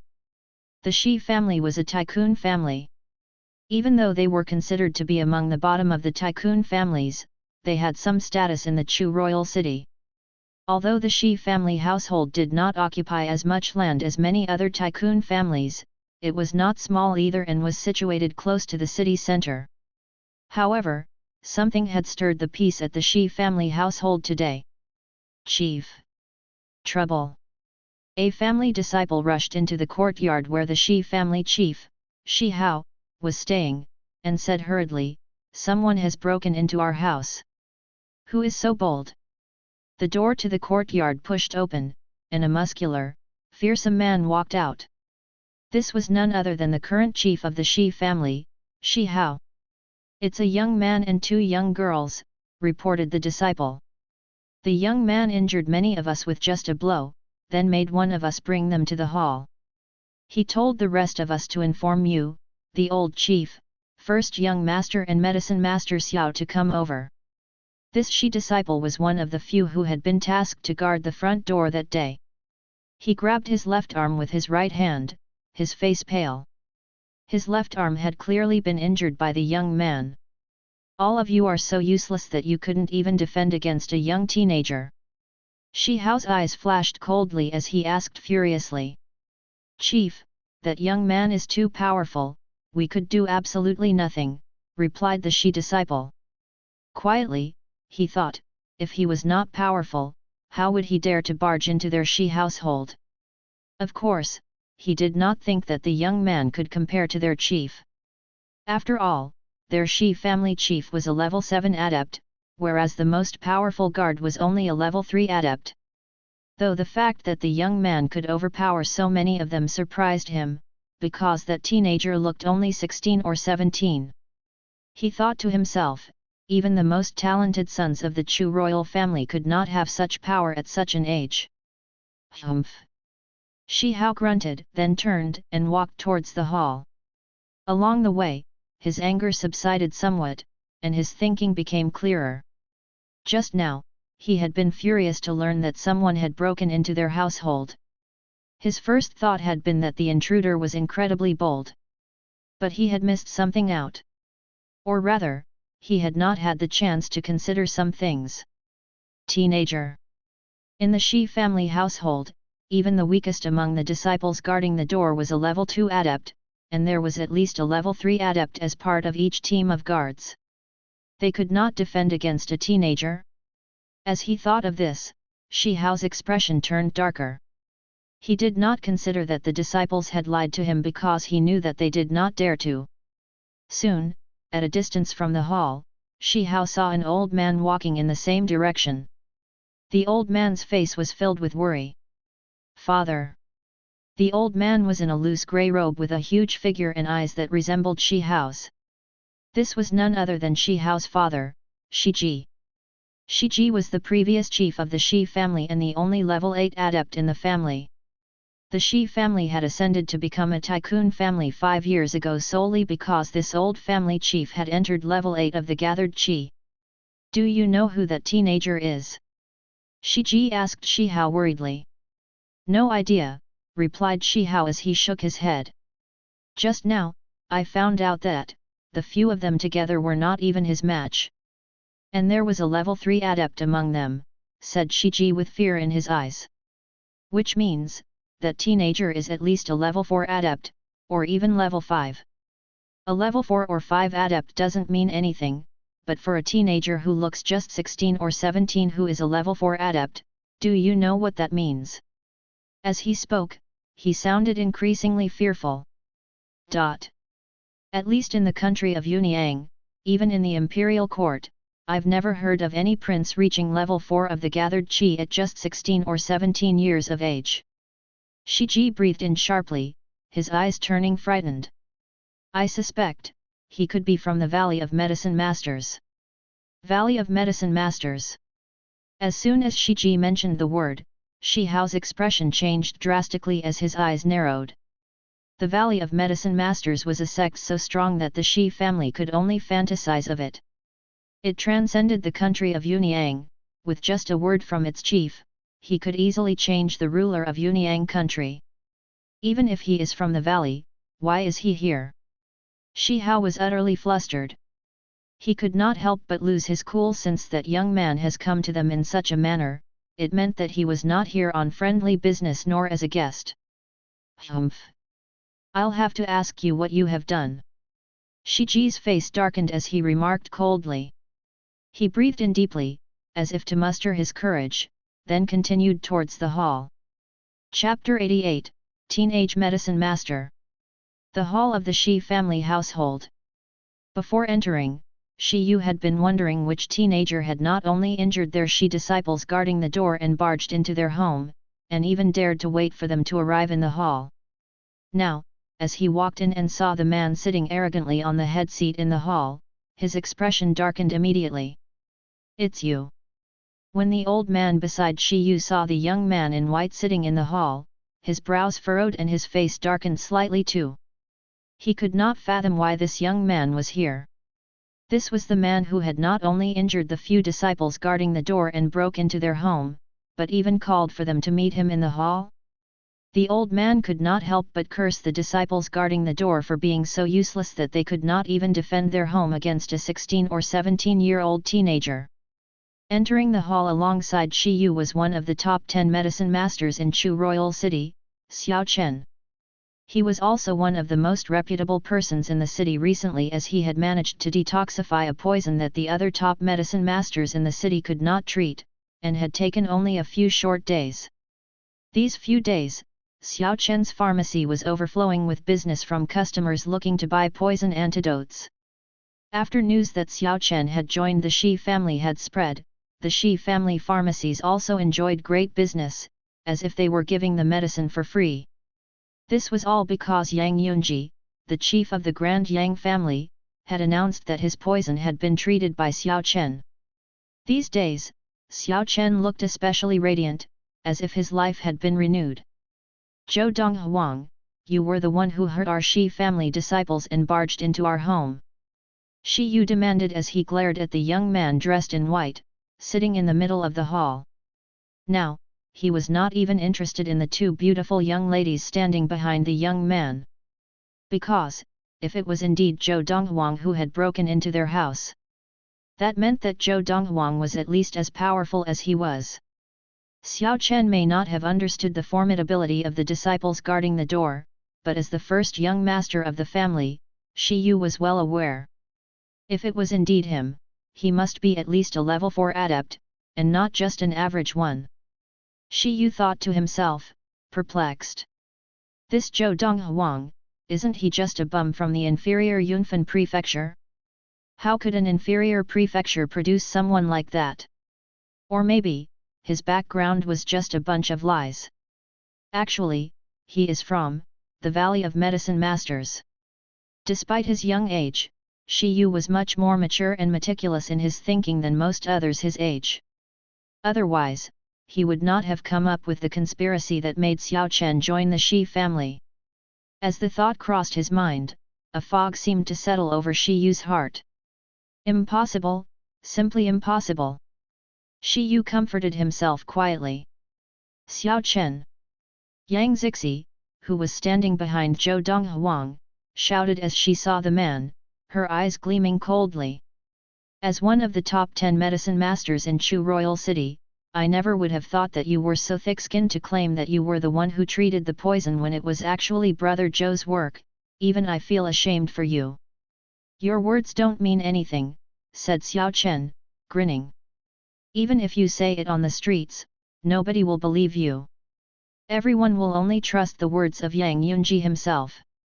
If he says it was me who treated him, then it has to be me. As he spoke, his smile widened.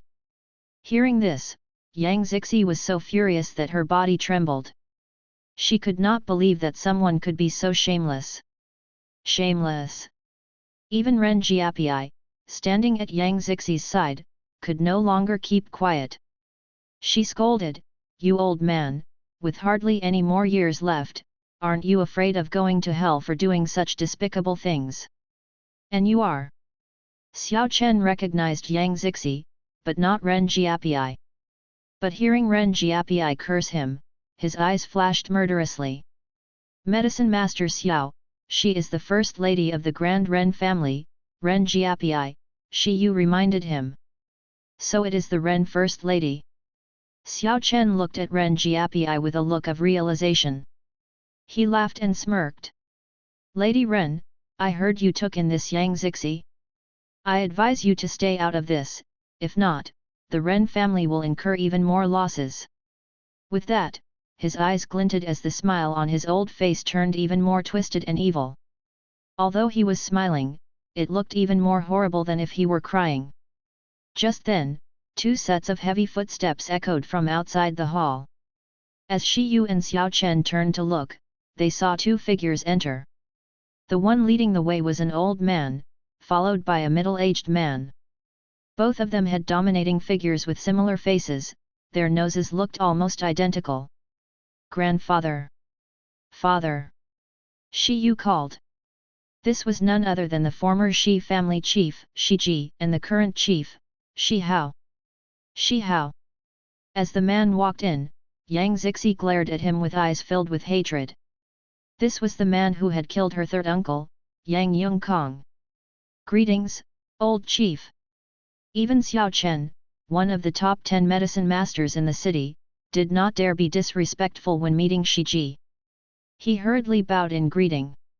Shiji was not only the old chief of the Shi family, but also the pillar of strength of the family and a formidable level 8 adept. It was solely because of him that the Shi family could become a tycoon family. If the family did not produce another level 8 adept in the next century, they would fall to the status of a grand family again. Chief. On the other hand, Xiao Chen was more relaxed towards Shi Hao, the current chief.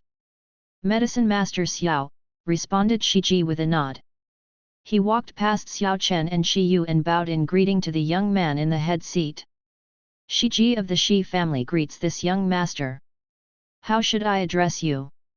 Shiji asked cordially.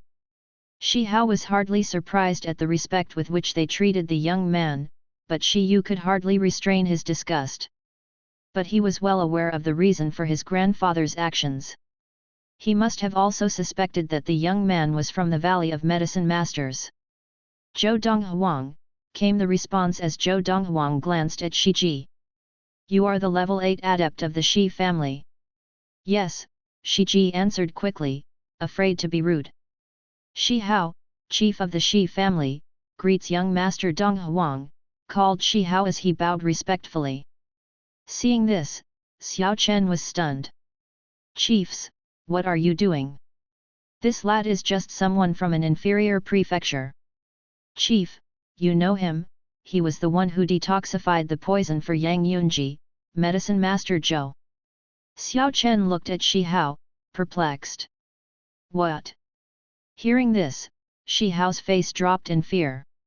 He turned to the young man in fright as he muttered, He is that teenage medicine master? Wasn't he from an inferior prefecture? How can someone from such a place enter level 4 of the gathered qi or even level 5 at such an age? Shi Hao was shocked.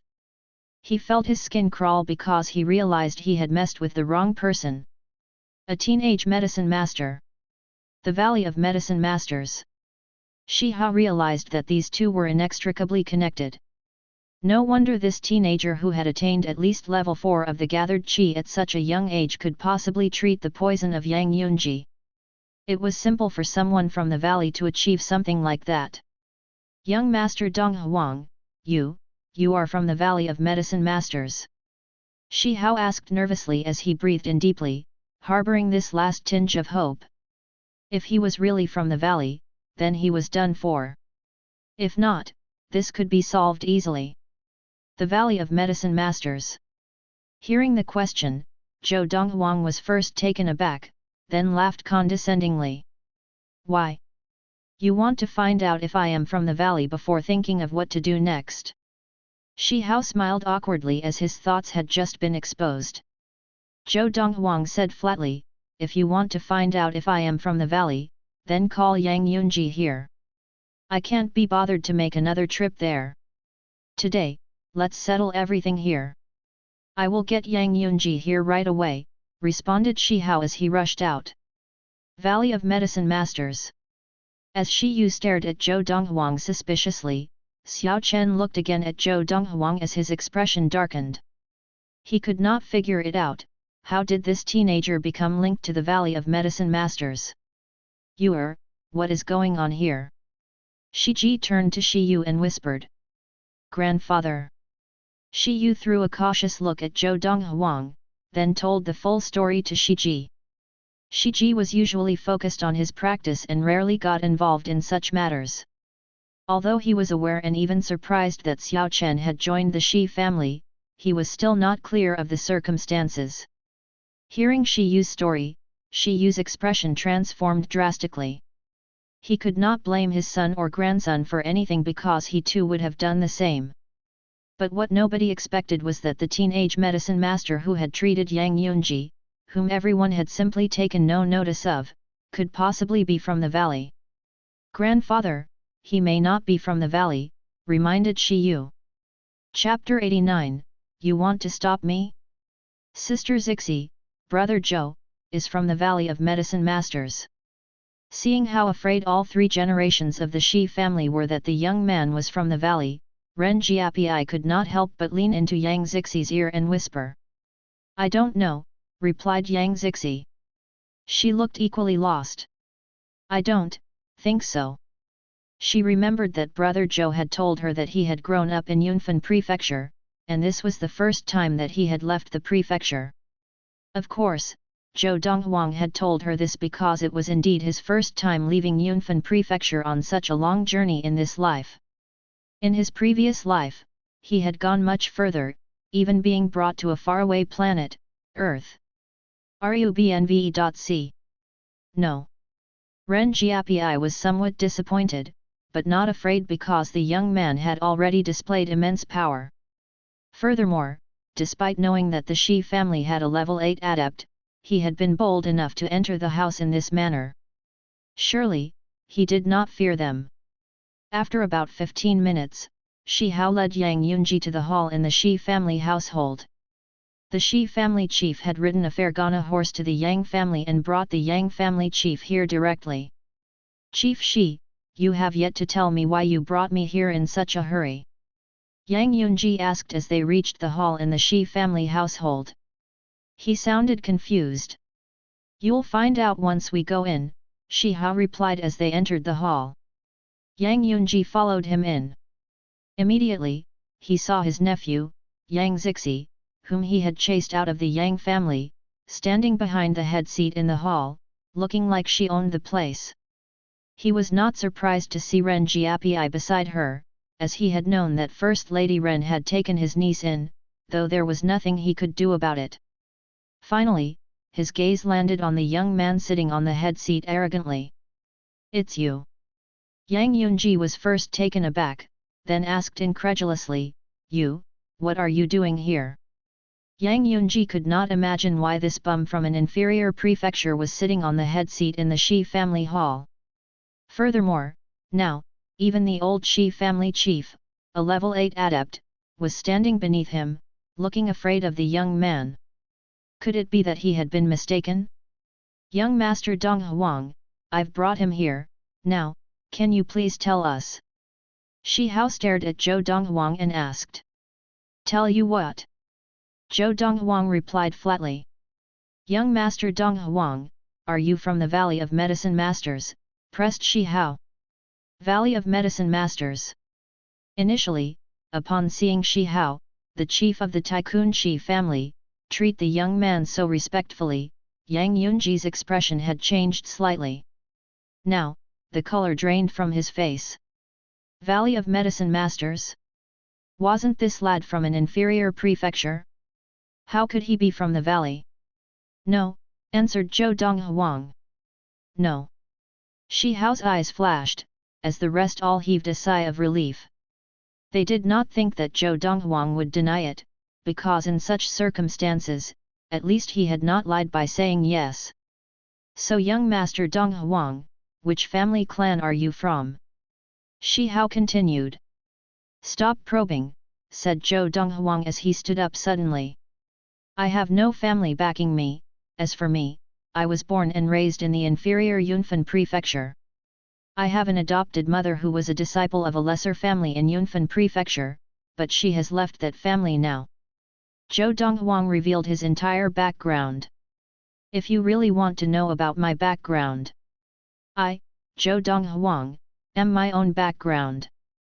As he said this, his eyes flashed like the sparkling stars in the night sky. An aura of confidence seemed to surround him, as if there was nothing in this world that he feared. Chief Shi, I was wondering why you brought me here so hurriedly, so it is because you thought that this country bumpkin was from the Valley of Medicine Masters. You've been overthinking. Disciples of the valley are not like cabbages that can be found anywhere, Yang Yunji said as he laughed, shaking his head. If you're not from the valley, how dare you be so brazen in my home? Shi Hao turned to Zhou Donghuang again, his gaze icy cold. He stepped forward as he declared, Today, since you have come to our Shi family, don't think of leaving. Shi Ji stood at the side, frowning slightly as he looked at the young man. If this man had no family background, how could he be so arrogant?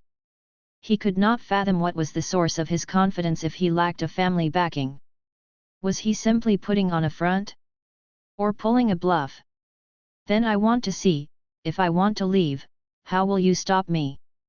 Zhou Donghuang strode towards Shi Hao. Just as Shi Hao was also wondering why this young man was so arrogant, Yang Yunji laughed coldly, "Lad, someone like you doesn't need the Shi family chief to get his hands dirty, I can send you on your way myself." With that, Yang Yunji ran towards Zhou Donghuang using a lesser-grade swiftness technique. Wah! Yang Yunji reached Zhou Donghuang, his palm outstretched. He looked formidable, his power as a level 6 adept fully displayed. Just as Yang Yunji was about to attack Zhou Donghuang struck Yang Yunji's palm with his right palm in a lightning-fast motion, without so much of a glance in his direction. Bang! As the two palms hit each other, the loud sound resounded around the hall. Catch NG! Ah! The sound of bones cracking accompanied Yang Yunji's guttural scream as he flew backward. He crashed into the screens in the hall along the way before falling on the ground, blood gushing out of his mouth. The arm which he had used to attack Zhou Donghuang had been totally destroyed by the strike from Zhou Donghuang's palm. Instantly, a hush fell over the hall. Brother Zhou, even though the two young ladies were prepared to see this, they still could not help but draw in a sharp breath upon seeing Zhou Donghuang injure Yang Yunji so terribly with just a casual strike. Yang Yunji was the chief of the Grand Yang family and a formidable level 6 adept. But now, in front of their brother Zhou, he had been defeated in just one strike as if he were a baby. How is this possible? Shi Yu's expression changed. Initially, he had found it hard to believe that the young man was a level 4 adept. But now, the young man had injured the level 6 Yang Yunji so severely with just a strike. That meant that he was at least a level 7 adept. Or even stronger. This young man, could he be reincarnation of a magnificent practitioner? Xiao Chen started at the young man with fright, his heart thumping. For a 16 or 17-year-old teenager to be stronger than a level 7 adept was unheard of, even in the Valley of Medicine Masters that transcended Yunyang country. Thus, Xiao Chen could not help but suspect that this young man could be the reincarnation of a magnificent practitioner. Even the god-tier adepts who had surpassed the levels of gathered qi were not fit to be considered magnificent practitioners, a term reserved only for the beings who surpassed god-tier. These beings could fly, even use their physical form to transcend through space, leaving Xiun planet for other planets. To the people of Yunyang country, these were legendary creatures. Across the whole Xiun planet, there were few of such beings. Shi Hao, chief of the Tycoon Shi family and a level 7 adept. I heard you are the strongest level 7 adept in the Shi family. As Zhou Donghuang walked towards Shi Hao, he did not break his stride even as he blew Yang Yunji away with just a strike. Within an instant, he was right in front of Shi Hao. Sir, it was only when Zhou Donghuang came face to face with him that Shi Hao recovered from his shock, his face revealing his fear. Even he did not have the power to injure Yang Yunji like that. In the Shi family, only his father had such power. Young Master Donghuang, please have mercy. Shi Ji stepped forward. Now, he finally understood why the young man was so arrogant. As he had said, his background was he himself.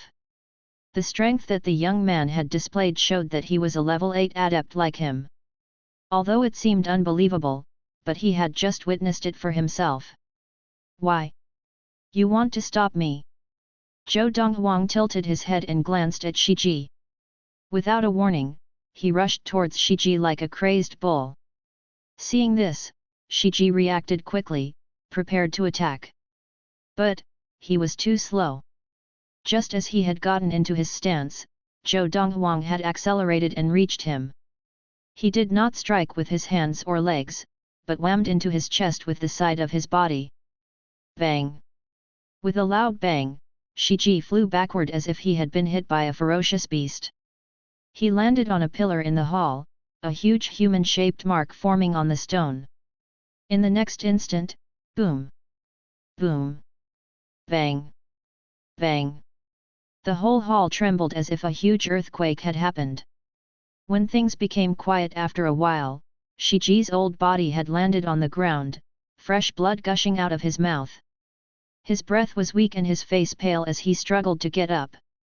Father! Grandfather! Both Shi Hao and Shi Yu were horrified. Chapter 90, The Regretful Yang Yunji. Hung!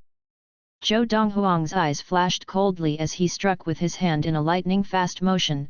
Before Shi Hao could react, his two hands grabbed his arm like claws. Shua! As Zhou Donghuang grabbed Shi Hao finally recovered from the shock of seeing his father Shiji get defeated so easily. The blood drained from his face. He tried to pry open Zhou Donghuang's hands, but to his surprise, no matter how much force he used, his strength was like a pebble sinking in the ocean, unable to create any waves. He could hardly fathom why this was happening. The man was simply too strong for him. This is the Shi family's strongest level 7 adept. Ignoring Shi Hao's struggle, Zhou Donghuang remarked calmly. In a quick motion, he grabbed Shi Hao and threw his body behind him like a rag doll. In the next moment, bang! With a loud crash, Zhou Donghuang turned around, and as his feet touched the ground, he flew out towards Shi Hao, causing the tiles to crack. Instantly, he flew above Shi Hao's body and raised his right leg. He landed squarely on Shi Hao's chest. Zhou Donghuang pressed Shi Hao's body down to the ground, landing behind Yang Zixi and Ren Jiapiai. Hong! With another ground-shattering sound that reverberated around the hall, Shi Hao's body crashed into the ground under Zhou Donghuang's feet. Blood gushed out of his open mouth as he lay seriously injured, like his father Shiji.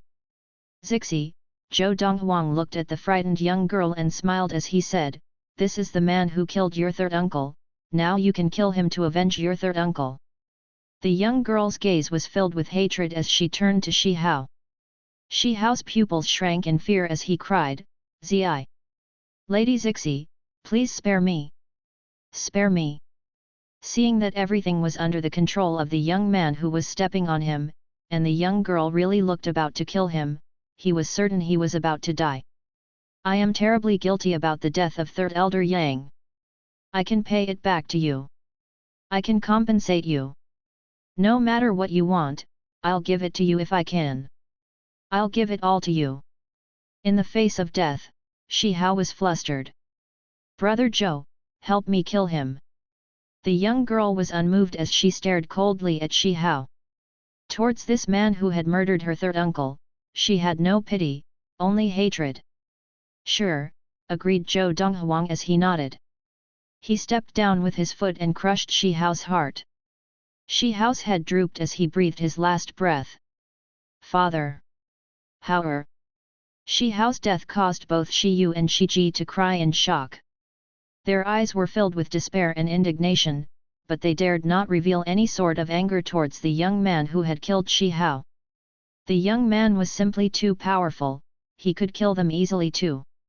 With Shi Hao's death, the young girl fell to the floor loudly. She knelt in front of Zhou Donghuang and kowtowed, "Brother Zhou, thank you for avenging third uncle, from today on, my life is yours." "Silly girl, you don't have to do this." Zhou Donghuang helped her up and shook his head gently. "I have a part to play in third elder Yang's death, today, I avenged him not just to help you." However, the young girl continued to stare resolutely at Zhou Donghuang. "Zixi, how do you want to deal with this Yang Yunji?" As Zhou Donghuang helped the young girl up, he looked at Yang Yunji who could barely stay on his feet. His eyes narrowed murderously. Before the girl could answer, Yang Yunji was so frightened his face had turned pale as he too fell to his knees as his entire body trembled. "Zixi, I am your uncle, you can't kill me. Don't forget that it was me who raised you. As long as you agree, you can come back to the Yang family anytime. Once I return home, I will announce to everybody and accept you back into the family. Uncle was wrong, I know I was wrong. Give me a chance, give uncle a chance." Seeing Shi Hao, chief of the Tycoon Shi family, being murdered, Yang Yunji was absolutely terrified as he begged the young girl nervously. I never would have thought that you could watch third uncle get killed. You can ignore me as your niece, but third uncle, he was your brother. The young girl looked at Yang Yunji with disgust, her body shaking with anger. From today onwards, I, Yang Zixi, have nothing to do with you and the Yang family. Hearing this, Yang Yunji heaved a sigh of relief, because he knew that as long as the young man did not act on his own accord, he would be able to walk out alive today. After you go back home, prepare 5 million liang, that is the price you'll pay for keeping your life today. Zhou Donghuang glanced at Yang Yunji as he said calmly. Later, I will get my men to collect it from you. Clearly, Zhou Donghuang was not going to let him go so easily. Just as well, the money that he had brought from Yunfan Prefecture was running low. 5 million liang. Yang Yunji's eyes narrowed as he grimaced. In the past, it would be easy for the Yang family to produce 5 million liang, but in this half a year, he had spent most of the family's money on producing the 10-year survival weed. The Yang family would not be able to produce 5 million liang now. What? You really value your money more than your life? Seeing Yang Yunji's reluctance, Zhou Donghuang stared at him menacingly. Seeing this, Yang Yunji was completely flustered and cried, "Young Master Donghuang, I'll prepare it right away. I'll get it right away." Now, Yang Yunji was already planning to sell some of the family business to get enough money for this man. He could not afford to offend him. Muttered Zhou Donghuang as he nodded with satisfaction. He turned to the pale old man who had long since been frozen with fright. "Xiao Chen, Medicine Master Xiao. Dong. Young Master Donghuang, do you have any instructions?" Thinking that he had escaped, Xiao Chen turned in fright when Zhou Donghuang called to him. His eyes were nervous. "The poison that I treated, you said it was you, now you're famous in the city?" Zhou Donghuang asked. "Young Master Donghuang, I will announce to everyone that you were the one who treated Yang Yunji's poison and not me." Xiao Chen's expression changed as he cried hurriedly. "No need," said Zhou Donghuang as he shook his head. "I don't care what they are saying, your fame must be worth 5 million liang." With that, Zhou Donghuang looked hard at Xiao Chen. Xiao Chen's face turned pale as he heard what Zhou Donghuang had just demanded. 5 million liang. He could fork out this sum. But once he did, that would be all his life's savings. "Why? You can't do it?" Zhou Donghuang asked as his eyes flashed coldly. Sensing Zhou Donghuang's murderous glint, Xiao Chen broke out in a cold sweat as he shook his head hurriedly. I can. Money lost could be earned again. But once he lost his life, that was it. Xiao Chen understood this. "Very good," said Zhou Donghuang as he nodded. "Later, I will send someone to collect it from the Shi family. You better prepare it soon, if I don't receive the money, I'll come here to look for you. By then, it won't be just a mere 5 million liang." With that, Zhou Donghuang glared at Xiao Chen. Xiao Chen immediately agreed, "Young Master Donghuang, don't worry, I will prepare the money in the next 2 days." Shi family, Zhou Donghuang's eyes landed on Shi Ji, who was staring forlornly at the body of his son, Shi Hao. Zhou Donghuang said calmly, 10 million liang should be reasonable for the Shi family. His eyes landed on Shi Yu as his lips curled into a murderous smile. "If not, you can also, leave Shi Yu with me." Shi Yu had been influential in this whole incident. Hearing this, Shi Yu's expression changed as he dropped to his knees with fright, screaming, "Grandfather, save me! Save me!" Shi Ji said gravely, "Young Master Donghuang, don't worry, we will prepare the 10 million liang within 2 days." Today, even though he was a level 8 adept and the pillar of strength of the Tycoon Shi family, he could do nothing but accede to the request. The young man was simply too strong. Even if he was not a level 9 adept, he had to be among the strongest level 8 adepts and definitely not someone the Shi family could afford to offend. "Old Chief Shi is decisive," said Zhou Donghuang with a smile. He then turned to call the two girls behind him as they left arrogantly. After their figures had disappeared out of sight, Shi Yu turned to Shiji as he cried with hatred, "Grandfather, we must avenge father's death." "Revenge?" Shiji laughed. "Even I am not his match, why don't you tell me how we will take revenge?" "Grandfather, we can sue him in the Chu royal household," suggested Shi Yu. "Chu royal household?" Shiji shook his head as he said, "Though he killed your father, it was a simple act of revenge. Even if it wasn't, your father's death doesn't affect the Shi family, as we are still a tycoon family. The Chu royal court will not care." Shi Yu was silent. Our Yang family missed out on a huge opportunity. Here, the most regretful one was none other than Yang Yunji, the chief of the Yang family. He would never have thought that this teenager that he had looked down upon would be such a powerful man. If the young man had been on good terms with his niece and stayed on in the Yang family, he could have led the family to become a tycoon family. Chapter 91, Level 8 of the Qi Gathering. After returning from the Shi family mansion, Zhou Donghuang began to devote all his energy and concentration to practicing. He would let Fu collect the bill from the Yang family as well as the 2 bills from the Shi family, 10 million liang of silver in total, turning him from a pauper back into a prince. The 2 million liang of silver he had previously brought from Yunfan Prefecture was almost completely spent. Sitting cross-legged on his bed as he practiced in his room, Zhou Donghuang suddenly opened his eyes. Must the state of total concentration needed for practicing the Lord of the Four Supremes really be reached only by devoting time to reach that state? That state of total concentration is, after all, a state of calm and focus. There are many elixirs that can help achieve this state. Can I use these elixirs to directly enter a state of total concentration? The Lord of the Four Supremes that Zhou Donghuang was now practicing could be practiced at an incredibly fast rate which was incomparable to the normal rate of practice if he entered a state of total concentration. For example, his level of practice was still at level 5 of the Qi Gathering when he was in the intermediate level Guangling Prefecture. In 4 short months, his level of practice had advanced to level 8 of the Qi Gathering by the time he had arrived at the Chu royal city, consecutively breaking through 2 levels of practice. This was because he had entered a state of total concentration, and attained the maximum rate of practice for the Lord of the Four Supremes.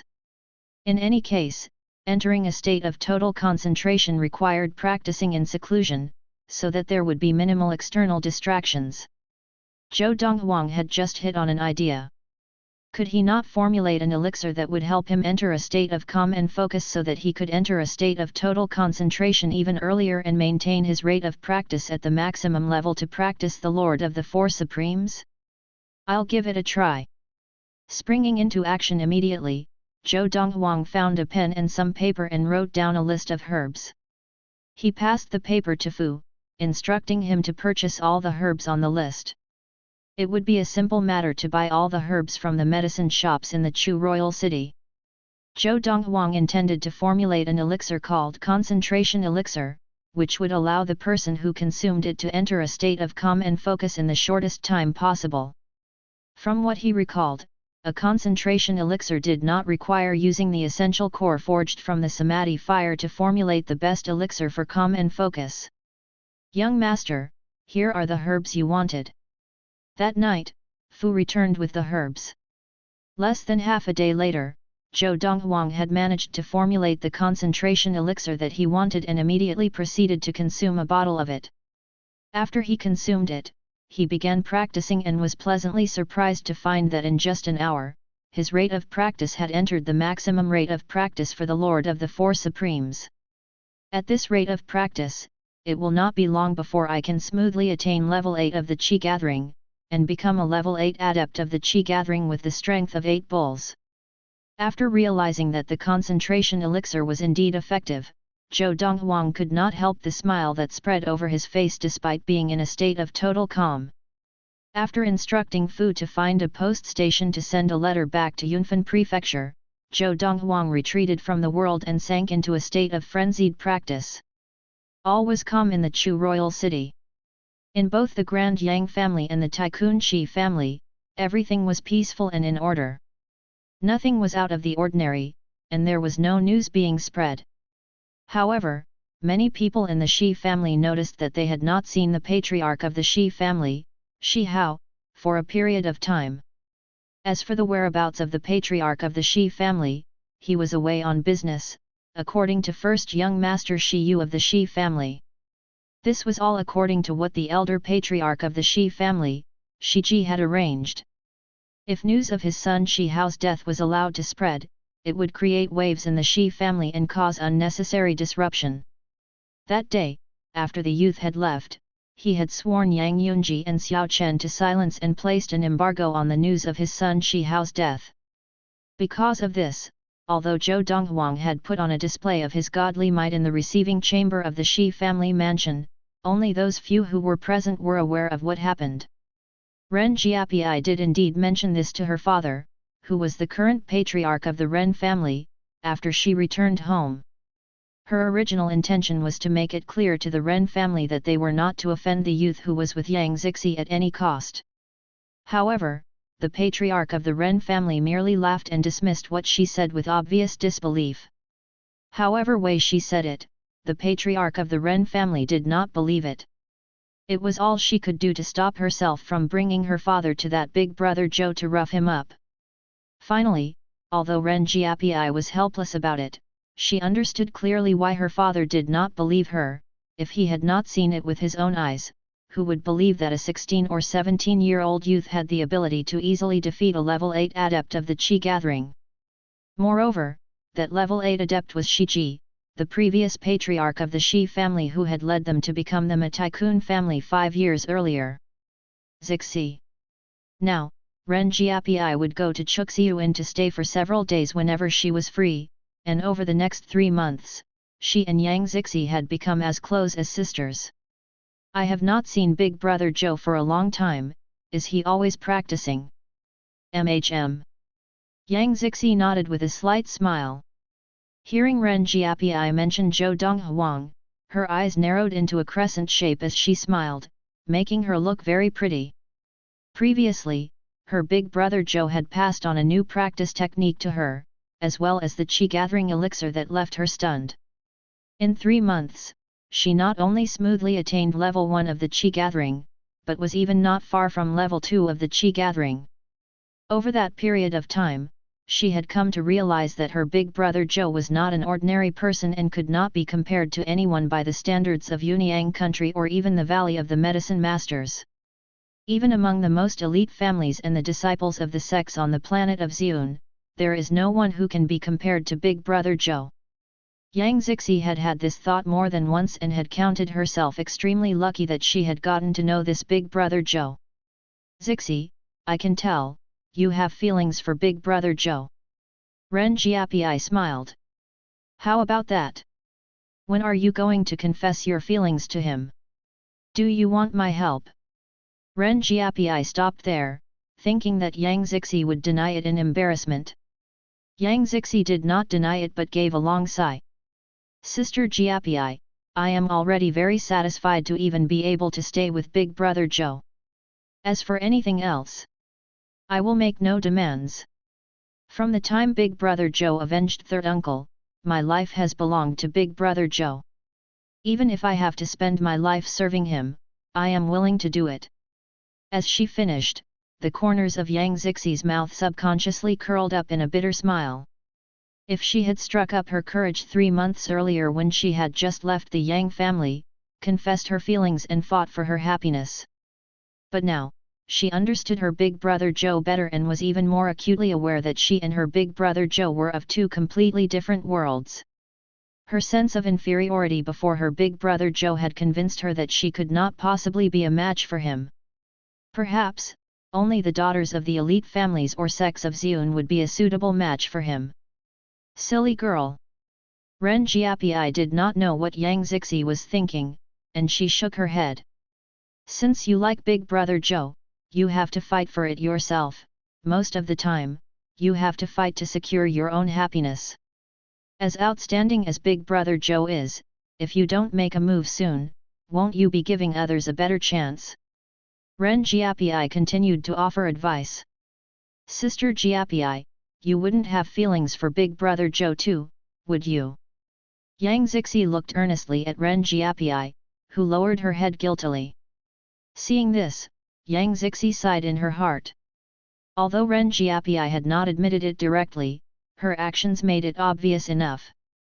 Just as the atmosphere between the two ladies was becoming rather awkward, they heard the door of the master bedroom in the middle of the guest house being thrown open, and a figure dressed in robes whiter than snow walked out.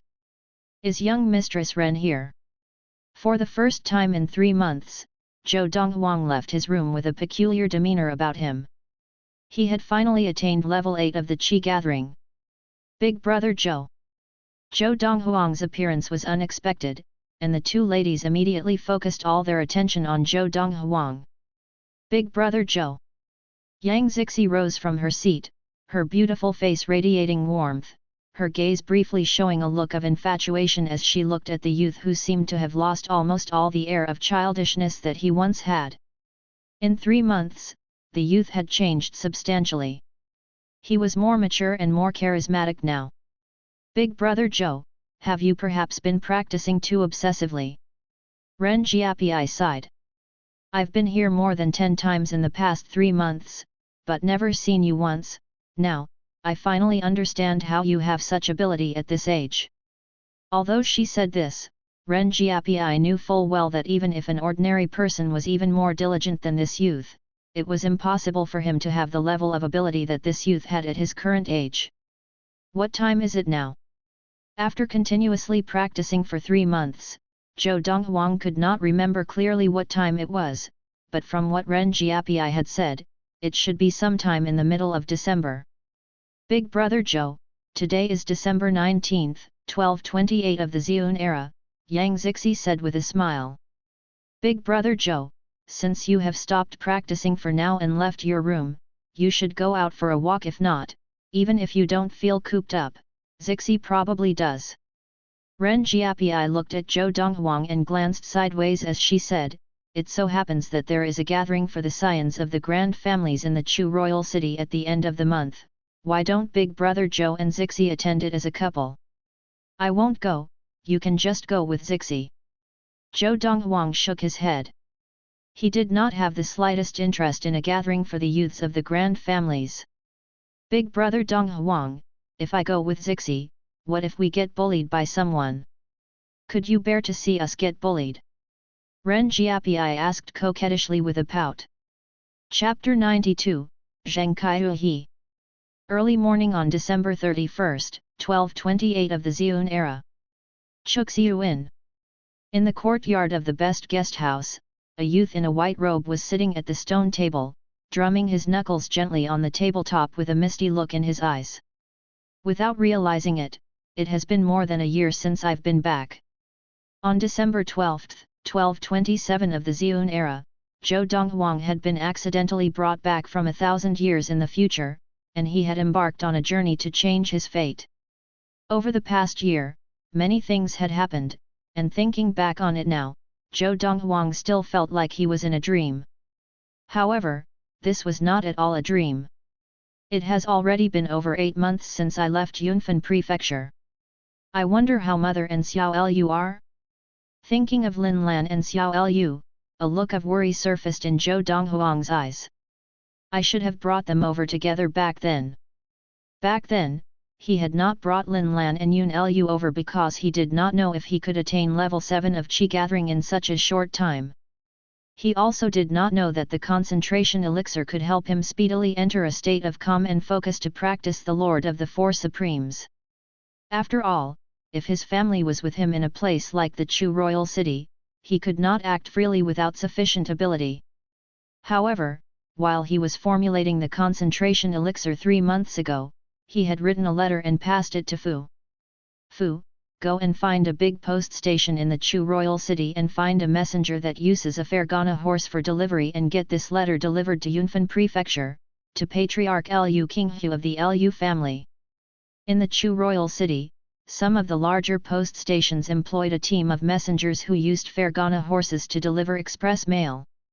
Of course, the fees for such messengers were extremely expensive. However, this was small change to Zhou Donghuang, who had 20 million liang of silver. After today, I will have become an adult in this life. Returning to the stone table and sitting down, Zhou Donghuang smiled wistfully as he remembered that it was the last day of the year 1228 of the Xiun era. On the planet of Xiun, an 18-year-old was considered an adult. Those below 18 were considered youths and young ladies, but once they reached 18, they were considered young men and women. Big brother Zhou. Not long after Fu left, Ren Jiapi came over. Where is Zixi? Today is the day of the gathering for the scions of the grand families. I'm here to look for you both so we can go over together. Ren Jiapi was not dressed as casually as she usually was, but was dressed like a lady in the same manner that Yang Zixi usually was. Zhou Donghuang was not used to seeing her like this. Sister Jiapi. Ren Jiapi's voice was rather loud, and just as she finished, Yang Zixi came out of her room after having heard her voice. Yang Zixi was dressed in a snow-white long-sleeved gown and wore a white gauze top over the dress, complementing her fair skin perfectly. This gave her an incomparably pure look. In addition to Yang Zixi's beautiful looks, her gown accentuated her appearance such that she looked like a saint pure and holy, and nothing could mar her appearance. Wah! Seeing Yang Zixi's outfit, Ren Jiapi's eyes shone. Sister Zixi, you look stunning today. Moreover, it really suits your personality. With your original good looks, even if you made a minimal effort in dressing up for today's gathering, you would already outshine the crowd. Now, the daughters of the other families are going to wither before you. Ren Jiapi spoke as though she had forgotten that she herself was one of the daughters of a prominent family attending the gathering. Yang Zixi's disposition was slightly aloof, which matched her completely white outfit and gave her an aura of detachment and coolness. Usually, Yang Zixi did not speak much in front of outsiders, and sometimes not at all. Only in front of Zhou Donghuang would she behave like a girl next door. Moreover, it really matches Big Brother Zhou's white robe. Ren Jiapi looked at Zhou Donghuang as she said this with a teasing smile. 2 spots of red bloomed on Yang Zixi's face at Ren Jiapi's words. Her alluring appearance made an onlooker feel like rushing forward to hold her tight and give her a kiss. Big Brother Zhou, does my outfit look good? Yang Zixi looked at Zhou Donghuang as she brushed her white gown and asked anxiously. Today, she had dressed up not to impress others, but first and foremost for the youth before her. Women beautify themselves for their own happiness, and this described Yang Zixi now. It looks good. Zhou Donghuang nodded with a slight smile. How could he fail to discern the young lady's thoughts? However, at this point, his feelings towards the young lady were like that of a sibling. She had never plucked that particular string in his heart. After the last incident, he had wanted to make his feelings clear to the young lady but did not know where to start, and thereafter it had gradually fallen aside.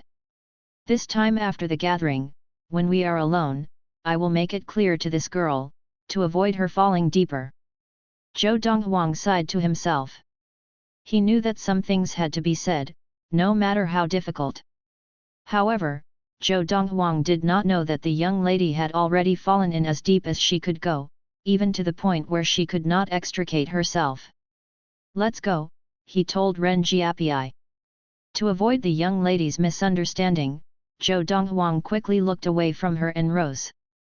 The young lady had perceived how Zhou Donghuang had intentionally avoided her gaze, and the corners of her mouth subconsciously curled upwards in a bitter smile. But in an instant, her gaze once again became incomparably resolute. Good. Let's go. Although Ren Jiapi was usually casual, she sensed the mood was not right. She went to the young lady's side and took her hand, leading her out of the courtyard. Zhou Donghuang followed the 2 ladies, his white robe fluttering in the wind like drifting snow. Grand families were common in the Chu royal city. For example, the Yang family that Yang Zixi had been a part of was only at the bottom of the hierarchy of the grand families. Even the Ren family that backed Ren Jiapi was only considered an intermediate-level grand family, even though they had 3 level 6 adepts in charge. This was because an elite grand family would usually have many level 7 adepts in charge. Even superior level grand families would have at least 1 level 7 adept in charge. The gathering for the scions of the grand families was organized once a year. The scions of several elite grand families of the Chu royal city took turns to organize it, rotating this duty among their families. This year, the gathering was organized by the elite Grand Wei family. As an elite grand family, the Wei family's mansion was huge, far outclassing the mansions of the Yang and Ren families even though they were both also grand families.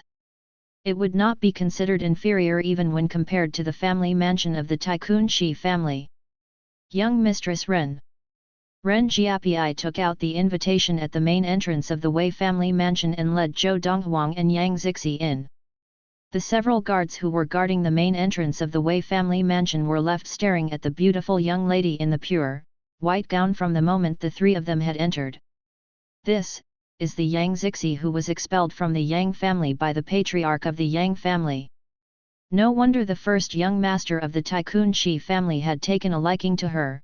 She is breathtakingly beautiful, and I don't think any of the young ladies can hold a candle to her. That young Mistress Ren is also very beautiful. When the 2 of them are standing together, it is like looking at a pair of beautiful sisters. That youth in white behind them has a carefree air around him, and his demeanor is extraordinary, but which family is he from? Since he did not produce an invitation, he probably is not from a grand family, and might not even be a direct relative of a grand family. Several side relatives of the Wei family were talking among themselves, but they managed to recognize Yang Zixi. As for Zhou Donghuang, he was a new face to them and completely unfamiliar. However, each of the direct relatives of the grand families attending today's gathering could bring a maximum of 2 people, therefore, even though Yang Zixi was not a member of a grand family and Zhou Donghuang did not have an invitation, they did not remark upon it. Young Mistress Ren, right this way. When they entered the Wei family mansion, someone was there to show them the way to the area where the gathering was held, which was the spacious back courtyard of the Wei family mansion. Zhou Donghuang followed the 2 ladies into the back courtyard and saw at first glance that the tables were laden with food and drink. They were neatly set up at every corner of the back courtyard, just like the buffet restaurants back on Earth. Oh! Isn't that young Mistress Ren? As soon as the 3 of them arrived, a young lady in a green gown approached together with a servant girl, giving young Mistress Ren a mocking look. Young Mistress Ren, I heard that by taking Yang Zixi in, you caused the Ren family substantial losses from the joint businesses with the Shi family. The young lady in the green gown could still be considered pretty, but she was miles behind Ren Jiapi and Yang Zixi in terms of looks. Now, she had been chattering continuously like a shrew since she approached them. Zhou Donghuang had already noticed that this young lady in the green gown, who obviously had no intention of acknowledging Yang Zixi, had been looking enviously at her since they had arrived. Zheng Kaihui. Ren Jiapi looked at the young lady in the green gown with an icy smile. If I recall correctly, Yang Zixi gave you quite a lot of rouge powder in the past and also did you many favors? Before Sister Zixi was expelled from the Yang family, you called yourself her sister, but after she was expelled, you turned her away at the door. Ren Jiapi will have nothing to do with such an ungrateful wretch like you, get lost. The young lady in the green gown, Zheng Kaihui, was the 3rd young mistress of the Grand Zheng family. The Zheng family? Zhou Donghuang swept an indifferent gaze over Zheng Kaihui. He remembered clearly that the first place Yang Zixi had went to after being expelled from the Yang family was the Zheng family mansion. Recalling that, it was to find this Zheng Kaihui. The Zheng family, like the Yang family, was at the bottom of the hierarchy of the grand families. Because of this, seeing that Ren Jiapi was in a stronger position, Zheng Kuihi's expression turned extremely foul, but she did not dare block Ren Jiapi's path and obediently made way. The Ren family was much stronger than the Zheng family. 3rd young mistress, first young mistress of the Ren family will have to answer to first young master of the Shi family sooner or later if she continues to be so stubborn. You don't have to put up with her. The servant girl behind Zheng Kaihui consoled her gently. Chapter 93, The Focal Point. The social circles of the grand families of the Chu royal city were not considered big, but neither were they small. The scions of the grand families had their own social circles, too. For example, as a member of a grand family of lower status, Yang Zixi was closest to the third young mistress of the Zheng family Zheng Kaihui and others of similar backgrounds, who were all members of grand families with lower status. Ren Jiapi's social status, however, consisted of members of intermediate-level grand families and was considered one level higher than Yang Zixi's original social circle. Sister Jiapi, is your friend Sister Zixi? Reputation cannot compare to reality, she is truly a great beauty. A young man about 20 years old in a green robe gave the young lady beside Ren Jiapi a look, then quickly and self-consciously looked away. That young lady was beautiful, but she was not for him. That beautiful young lady was the one whom first young master Shi Yu of the Tycoon Shi family had his eye on. This was no secret in the Chu royal city. Ren Jiapi nodded and introduced the young lady to the young man. Sister Zixi, this is the second young master of the Hu family, Hu Qing. The young lady glanced at Hu Qing and nodded casually by way of greeting. Her detached demeanor forestalled any attempt at further conversation and created an unbridgeable gulf between them. This is... Just then, Hu Qing's gaze fell on the youth in white beside the two ladies, and a curious look flashed across his eyes. This is my big brother Zhou, not someone from our social circle. When Ren Jiapi uttered the three words Big Brother Zhou, the respect in her tone was evident. Surnamed Zhou. At the same time, Hu Qing noticed that when the young lady beside Ren Jiapi looked at the youth surnamed Zhou, the coldness in her eyes disappeared and was replaced by gentle warmth, just as if she was looking at her sweetheart. Brother, may I have a private word with you? Hu Qing asked Zhou Donghuang with a smile and a gleam in his eye. Hey! Zhou Donghuang gave a start, then nodded casually and stepped aside. Hu Qing followed him. Brother! Hu Qing did not beat about the bush as he walked over to Zhou Donghuang and said, From what I know, in the Chu royal city, and even within the country of Yunyang, there is no grand family and above with the surname Zhou. I warn you, keep your distance from Yang Zixi, that is the lady whom first young master Shi Yu of the Tycoon Shi family has his eye on, and if he knows Yang Zixi has developed feelings from you, he will not let you off. The Hu family and Ren family have good relations, and I consider Jiapi as my own sister, and since you are her friend, I have to warn you, Hu Qing said. You wanted to speak to me privately just for this. Zhou Donghuang was taken aback at first, then smiled casually. Thanks for the reminder. However, I don't care whether that Shi Yu will let me off or not. Shi Yu? The first young master of the Tycoon Shi family? If he remembered correctly, he had already killed Shi Yu's father Shi Hao 3 months ago. At that time, the level 8 adept of the Shi family had been present and had witnessed him kill Shi Hao. However, Zhou Donghuang could not help laughing bitterly to himself. Now, even someone who had seen him and Yang Zixi for the first time could tell that Yang Zixi had feelings for him. Brother, I've said all that I needed to say, what you do next is your own business. Hu Qing shook his head at the ignorance of the youth before him. In his opinion, he had reminded the youth for Ren Jiapi's sake and had done all he could. If the youth wanted to court death, there was nothing he could do about it. If it wasn't for the Ren family backing Sister Jiapi when she rashly took in Yang Zixi 3 months ago, she would be in deep trouble now. Even so, the Ren family has already lost the opportunity to cooperate with the Shi family. If this youth with no background insists on flirting with Yang Zixi, he is simply trying to get himself killed. As the day progressed, the back courtyard of the Wei family mansion, which was the venue for the gathering of the scions of the grand families, became rowdier. When Zhou Donghuang and his group arrived, the scions of only a few grand families had arrived. After several hours, the scions of more than 10 grand families had already arrived. Among them were several daughters of the lesser grand families that had turned Yang Zixi away after she had been expelled from the Yang family. However, not all the daughters of the grand families who had been close to Yang Zixi were like Zheng Kaihui. One or two of them took the initiative to approach Yang Zixi and apologize to her and express their sorrow. Of course, there were even more who were like Zheng Kaihui and totally ignored Yang Zixi, as though they had never had any relationship with her before. In the past, this would have upset Yang Zixi. However, over the past 3 months, she felt more peaceful than she had ever felt, because she had put this incident behind her and was no longer affected by it. Whether the daughters of the prominent families who had been close to her apologized to her or ignored her did not matter, it was no longer important to her now. Now, all she cared about was the youth in white who was standing at a table laden with fruits and helping himself to the fruits.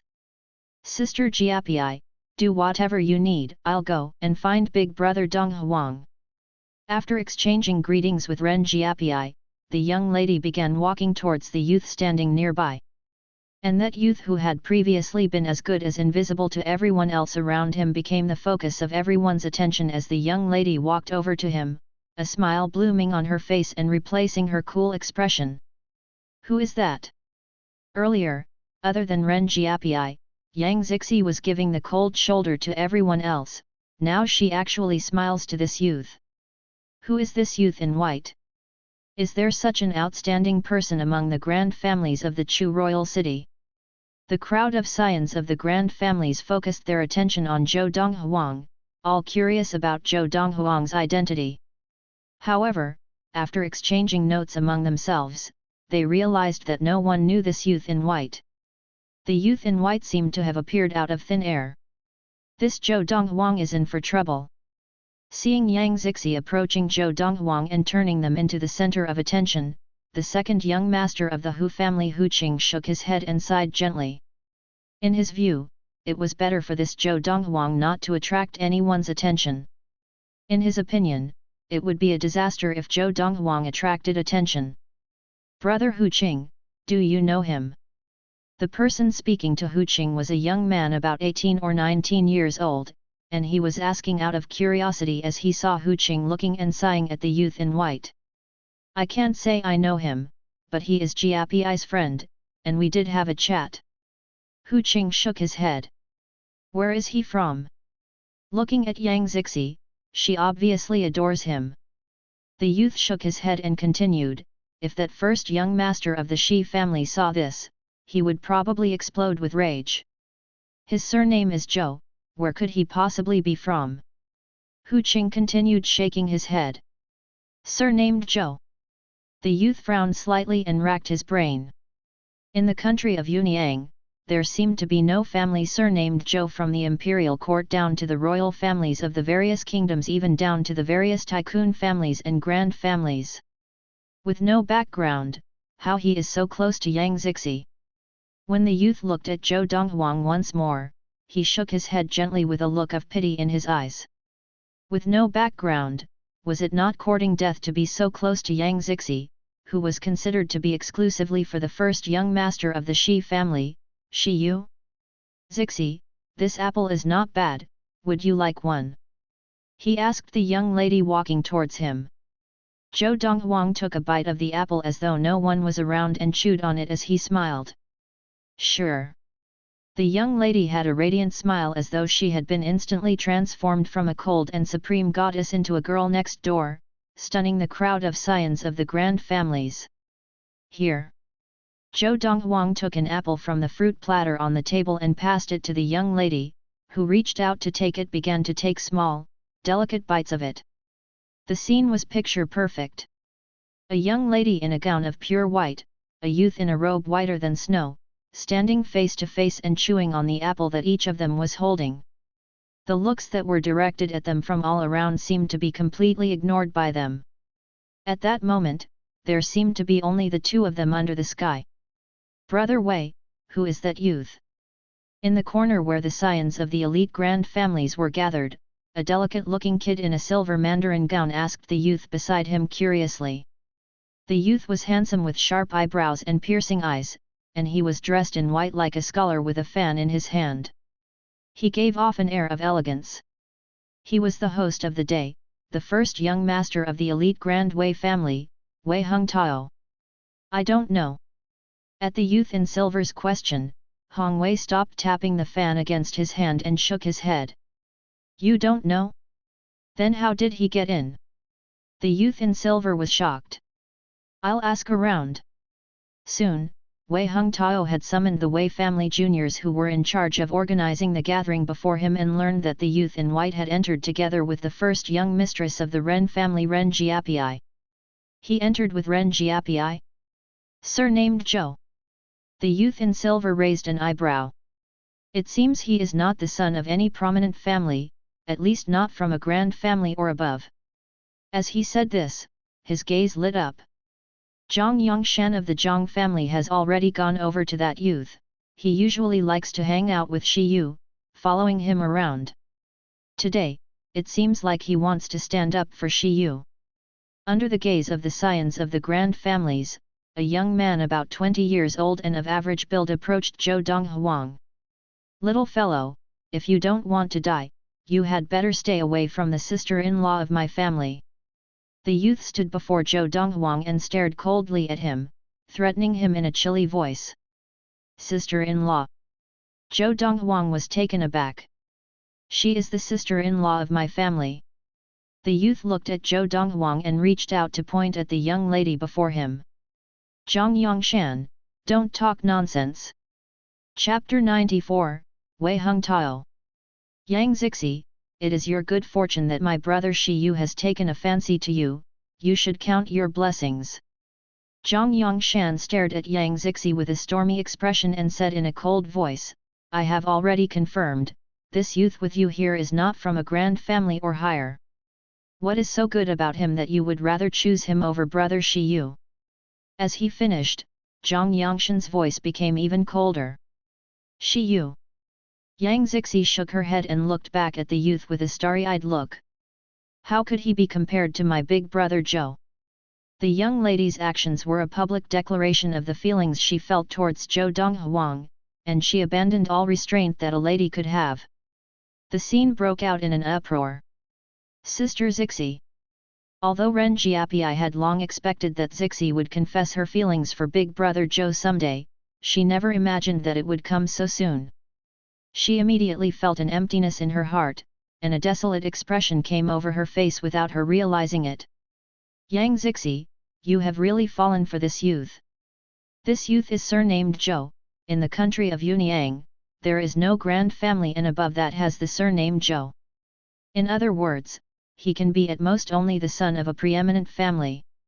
Yang Zixi would rather be together with the son of a preeminent family than with first young master Shi Yu of a tycoon family.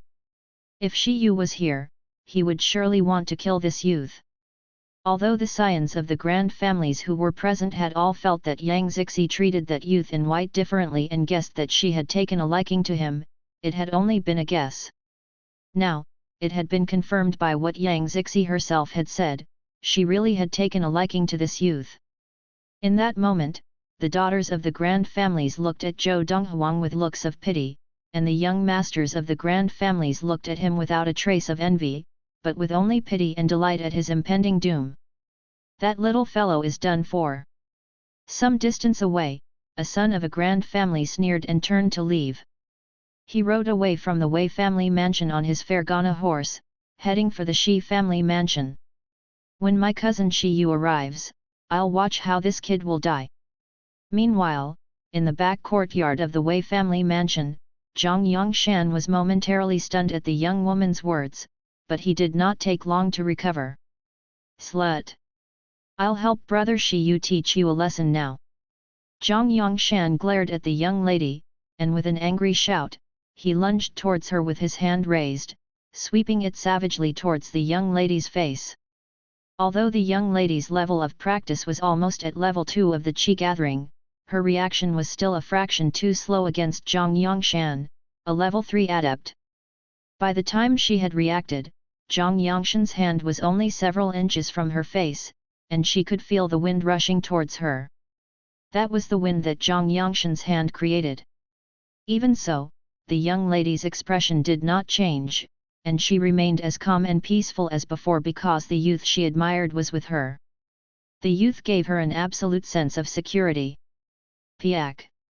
The slap that the onlookers were expecting did not materialize, and what they heard instead was a soft sound. In full view of the crowd, in the split second before Zhang Yangshan's hand landed on the young lady's beautiful face, he found his wrist gripped by a hand that had shot out like lightning. The hand that had shot out like lightning was like an iron pincer, gripping Zhang Yangshan's wrist like a vice and preventing it from moving forward any further. That's fast. There was a look of shock in the eyes of first young master Wei Hungtao and the other scions of the elite grand families. The speed with which the youth had acted was so fast that they had not even noticed that he had moved. Of course, in their opinion, this was because they had not been focused on the youth from the beginning. Otherwise, the youth could not have acted faster than they noticed. Even so, they still felt that the youth had a considerable ability and was at least not any weaker than Zhang Yangshan. The youth would not have been able to do this if his ability was weaker than Zhang Yangshan. Such speed! This youth is actually not weaker than Zhang Yangshan. How is this possible? He looks like he has not even reached maturity, only 17 years at most. The scions of the grand families were stunned by the scene before them, and only Ren Jiapi was not surprised by this because knew how fearsome her big brother Donghuang was. Just as the crowd exclaimed in shock. Ka shock! Without warning, the crowd heard the clear sound of bones breaking, causing their scalp to tingle. Ah! A shrill cry of pain followed the sound of bones breaking. In full view of the crowd, that youth in snow-white robes casually folded Zhang Yangshan's hand in half with a calm expression, immediately breaking his bones. How ruthless! The eyes of the crowd widened at this scene, and they trembled in their heart, frightened by the youth's ruthlessness. The youth in question casually pushed Zhang Yangshan over, smiling as he asked about the young lady flippantly, causing a chill to creep into the hearts of the crowd. The previous moment, he had broken someone's arm, the next, it was as though nothing had happened as he talked and laughed cheerfully. Who on earth was this youth? With big brother Zhou around, Zixi is not afraid. The young lady smiled sweetly as she looked at the youth with a gentle gaze, as though it would melt everything. Sir, wasn't that too extreme? A low voice spoke just as Zhou Donghuang's actions had given the crowd a fright. A young man dressed in white scholar's robes and holding a folding fan stepped forward. It's first young master Wei Hungtao of the Wei family. Wei Hungtao is the host of the day. This youth in white creating a scene at this gathering organized by him is like a slap to the face of the Wei family. However, the ability of this youth in white is reasonably strong, and he is a whole level higher than Zhang Yangshan, and Zhang Yangshan has attained level 3 of the Qi gathering not long ago.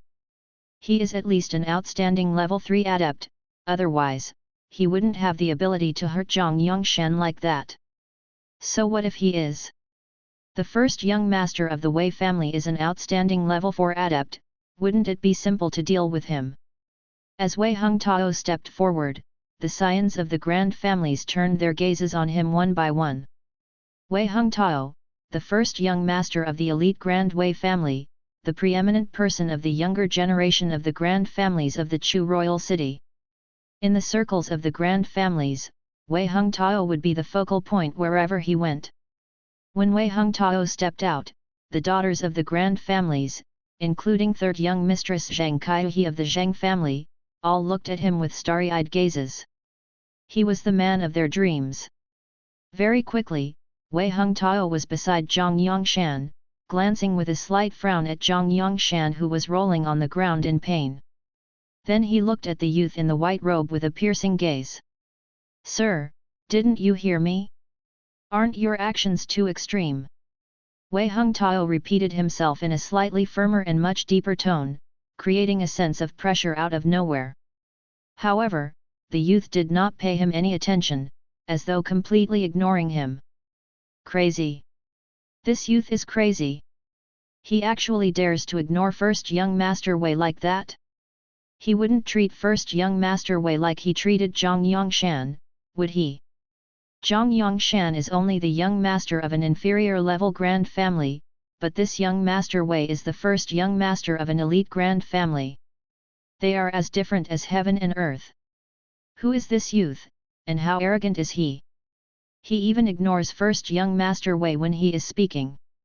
The crowd of the scions of the grand families looked at the youth in wonder. They could not understand where this youth was getting such courage from. Just as Wei Hengtao's expression turned a shade darker, Ren Jiapi stepped forward. Big brother Wei. Sister Jiapi, I know you brought him along, but, today, he has gone too far. He must explain himself to me and to the Wei family. Wei Hengtao said in a low voice, today, even your pleas on his behalf are useless. Ren Jiapi smiled bitterly. Wei Hengtao thought that she had stepped up to plead for big brother Zhou. She stepped up only because the Wei family and the Wei family were cooperating closely, and she did not want the Wei family to provoke her big brother Zhou if she could help it. Even the patriarch of the Tycoon Shi family had been killed by her big brother Zhou, and the Shi family dared not harbor any thoughts of revenge. What was a mere grand family to him? Zixi, I feel there is no point in staying, why don't we go out for a walk? The youth's snow-white robe fluttered in the wind as he asked the young lady with a smile. Oh! The young lady nodded and responded obediently. Thinking of leaving? A cold gleam flashed across Wei Hengtao's eyes, and he began to move to detain the youth. At that moment, a voice said suddenly, little fellow. My big brother has already left to bring cousin Shi Yu over. If you wait here obediently for my cousin Shi Yu to arrive, you might be fortunate enough to leave with your life. Knowing my cousin Shi Yu's temper, if you dare leave, you'll be dead. After he finished, a figure walked slowly forward. It was a young man in a grayish-white mandarin robe. It's the second young master of the Grand Tan family, Tan Li. Although the Tan family is only an intermediate-level grand family, they are related to the Shi family, and their position in the Chu royal city is not lower than the elite grand families. The circles of the grand families of the Chu royal city were only that big, and everyone present recognized the second young master of the Tan family. Big brother Wei, why don't you hand him over to my cousin Shi Yu to resolve personally when he arrives? Tan Li looked at Wei Hengtao. Sure. Chapter 95, Considering the Feelings of Others. Shi Yu? Zhou Donghuang laughed at Tan Li's words. Even if someone had really gone to inform Shi Yu, would he really dare come over? Zixi, let's go. Zhou Donghuang called to the young lady and led her out of the back courtyard of the Wei family mansion with a swagger. No matter how Tan Li used the might of the Tycoon Shi family to threaten him, this couple, who was like a golden man and a jade lady, did not even spare him a glance. And Tan Li naturally did not dare obstruct them. Zhang Yongshan, who was much stronger than him, had already been left in this state. If he rashly went forward, he was afraid that he would suffer the same fate as Zhang Yongshan, given the ruthless character of the youth. Seeing them both leave, Wei Hengtao's gaze grew cold, and he planned to stop them at first but was stopped in time by Ren Jiapi. Big brother Wei, you had better see if that Shi Yu dares to come over today, then consider if you want to make enemies with big brother Zhou. Ren Jiapi walked over and stood before Wei Hengtao and gently left him with this advice, then ran to catch up with the youth and the young lady. Big brother Zhou, sister Zixi, wait for me. Because of what Ren Jiapi had said, Wei Hengtao did not move to obstruct Zhou Donghuang and the young lady as everyone else was expecting him to. From what Sister Jiapi said, Shi Yu dares not come over. As the first young master of the Wei family, the first among the younger generation of the grand families of the Chu royal city, Wei Hengtao naturally was not stupid.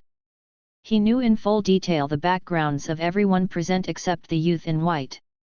If Shi Yu dared not come over, it could not be because of anyone present, including him, so it could only be because of that youth in white. If Shi Yu really dares not come over because of him, Who is he? Unless Sister Giapi is deceiving me on purpose to save him? Now, these two thoughts were bouncing around in Wei Hengtao's mind. Why not wait a while and see if Shi Yu comes over? Wei Hengtao thought to himself. Big brother Wei, why don't you stop him? Yes, big brother Wei, what that little fellow did today is a slap to the face of the Wei family. Letting him leave just like that would cause you and the Wei family to lose face. Many of the scions of the grand families looked at Wei Hengtao with incomprehension, not knowing why Wei Hengtao did not stop that youth. Even Tan Li looked at Wei Hengtao with a slight frown. Big brother Wei, why did you let him leave just like that? Hey! Wei Hengtao was surprised at Tan Li's words. Tan Li, didn't you let me hand this matter over to your cousin Shi Yu to resolve when he arrives? Since you said that, I naturally had to give Shi Yu face.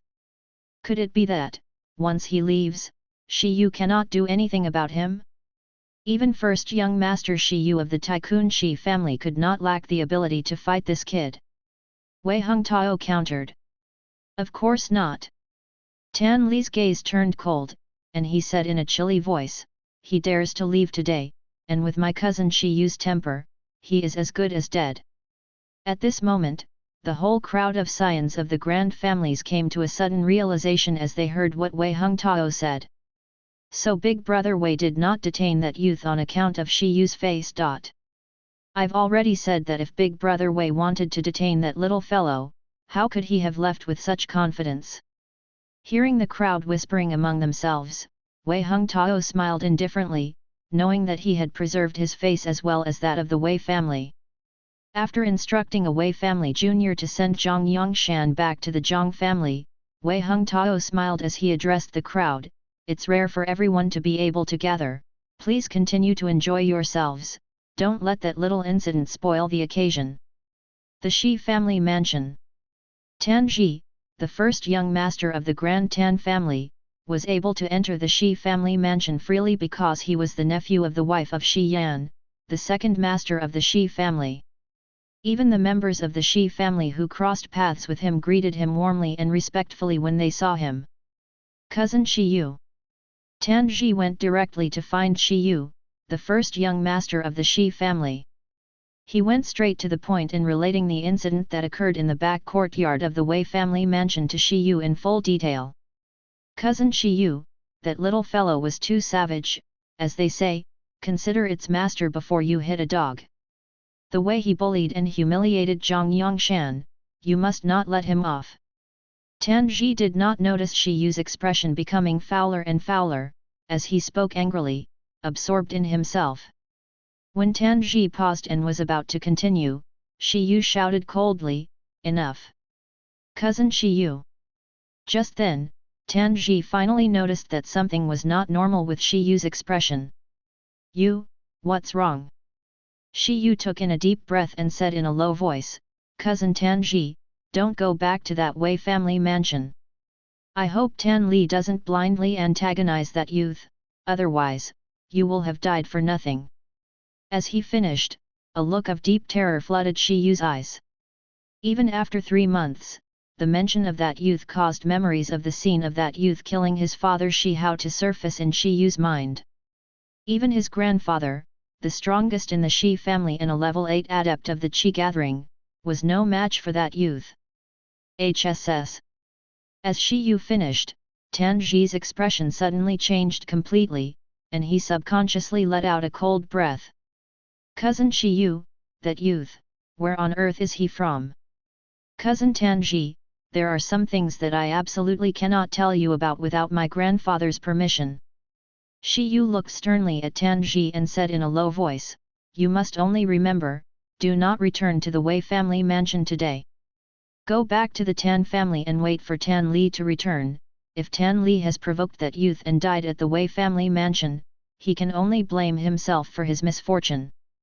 If you receive news that Tan Li has been killed, tell your father, even my grandfather does not dare offend that youth. Your father will understand when he hears this. Shi Yu finished and heaved a long sigh, and he turned around and went back to his room, leaving Tanji staring at his desolate silhouette.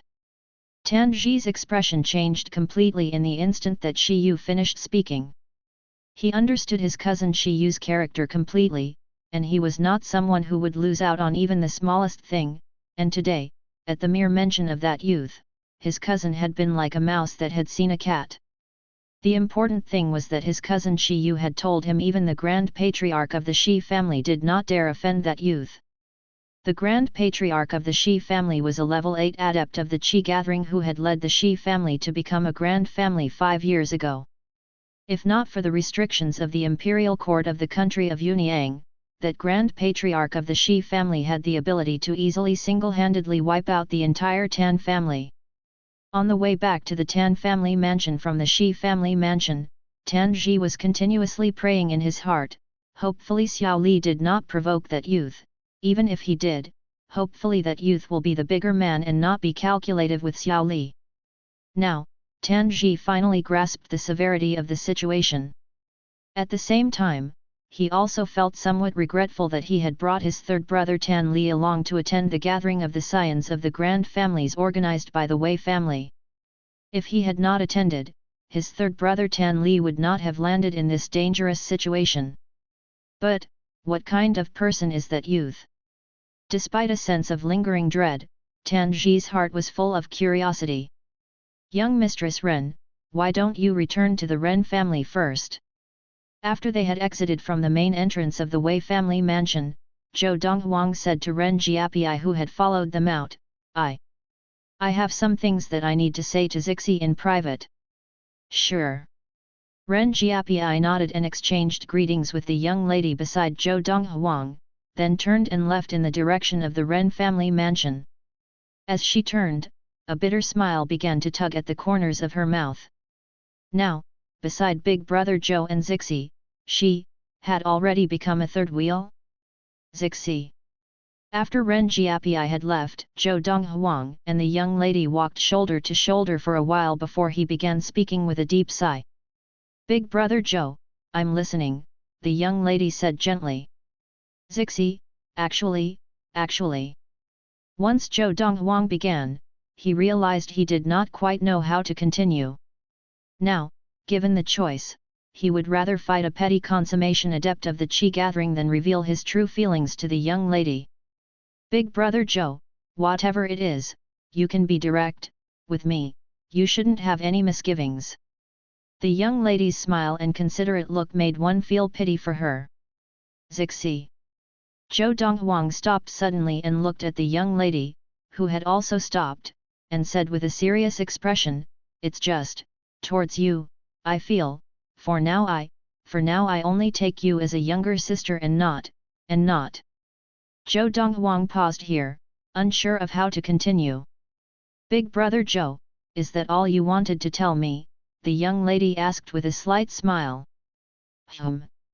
Seeing that there was no change in the young lady's expression and she was still maintaining her smile, Zhou Donghuang was momentarily stunned, but then immediately nodded. Big Brother Zhou, Zixi understands. The young lady nodded as she acknowledged. Moreover, as you have also said, it's only for now.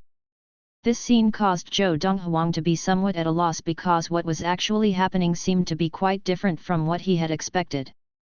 Shouldn't the young lady be hurt and upset? Big Brother Zhou, I'm rather tired.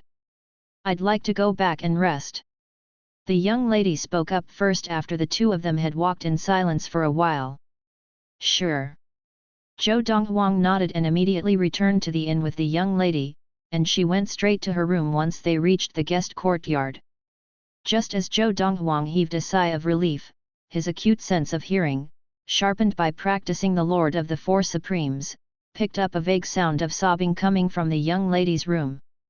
Although the young lady had tried to stifle the sound of her sobs, he could still hear her clearly with his current sense of hearing. At that moment, the young lady definitely did not know that he could hear her sobbing. So, she put on a front just now, it was all a show for me.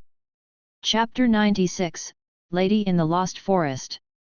Although Zhou Donghuang used to stand on top of the world in his previous life, his strengths lay in his power and the way of essence. In the field of romantic relationships, he was a complete romantic idiot. If I had known this earlier, I would have picked one of the ladies that the star clans or the top sex sent, then, I wouldn't be in such a spot when I have to face these things now. Zhou Donghuang sighed as he walked out of Chuxiu Inn. If he stayed in the courtyard, the girls' cries would make him feel even more uneasy, so he decided to take a walk. As he strolled, Zhou Donghuang was not paying attention. It was only when he heard some gossip that he perked up. Did you hear the news? Yesterday, someone found that the spirit in the lost forest suddenly turned strange. Accordingly, this only happens when a spirit fruit or a god-tier demon appears. The voice had come from within a horse-drawn carriage. It was the voice of a middle-aged man. Of course, it was only because of Zhou Donghuang's extraordinary sense of sound that he could hear the conversation in the carriage as it passed by. It can't be a god-tier demon. Another voice chimed in. In the lost forest, the strongest are the two golden-crowned eagles, and those two eagles have only achieved petty consummation of the gathered qi and not even great consummation. How could they possibly reach Khanate tier and become Khanate demons? This morning, our Ouyang family sent 2 level 9 elders to explore the lost forest. I heard the Chu royal household also sent people in. Did your Wei family do anything? I just heard this news from you.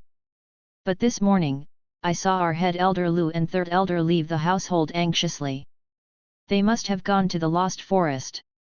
Who cares, even if there really is a spirit fruit, and even if my family gets it, we cannot possibly use it. As the carriage went further away, the voices that Zhou Donghuang heard became softer. Ouyang family? Lui family? As far as he knew, both the Ouyang and Lui family were premier tycoon families with many level 9 adepts, nothing that the Shi family could compare with. Their conversation had piqued his interest. Lost forest? Unnatural spirit. The lost forest was in the north of the Chu royal city and covered a vast expanse of land. Inside, there were not only many fearsome beasts, but even some demons that had extraordinary talent. The demons in the forest ranged from level 1 of the gathered qi to petty consummation, but there were only 2 that had achieved petty consummation. They were the kings of the forest, the 2 golden-crowned eagles. These demons were filled with treasures. The higher their level of practice, the more valuable their body parts. There was a phrase from Earth, if it can be sold, it will be killed. It was the same on Xiun planet. Because the demon body parts were so valuable, some adepts even put themselves in grave danger to go into the lost forest to hunt these demons. Those who were successful earned a fortune, while some would fail and die within the forest. The lost forest was an extremely dangerous place, particularly the depths of the forest. This was a land ruled by the 2 golden-crowned eagles of petty consummation of the gathered qi. Even the strongest adepts from the Chu royal household could not enter easily. Unnatural spirit, there must be a reason. It's unlikely that a Khanate demon would appear. It must be a spirit fruit. As he thought of this, Zhou Donghuang's eyes lit up. A spirit fruit that could affect the spirit of the lost forest had to be at least of the same level as the 10,000-year red fruit and was surely a treasure for him now. Just as well, I don't want to return to the inn for now, since I'm free. I shall take a look. The lost forest was only 100 miles from the Chu royal city. With Zhou Donghuang's current footsteps, he only took an hour to reach it at a leisurely pace. If he had rushed, he would not have taken so long at all.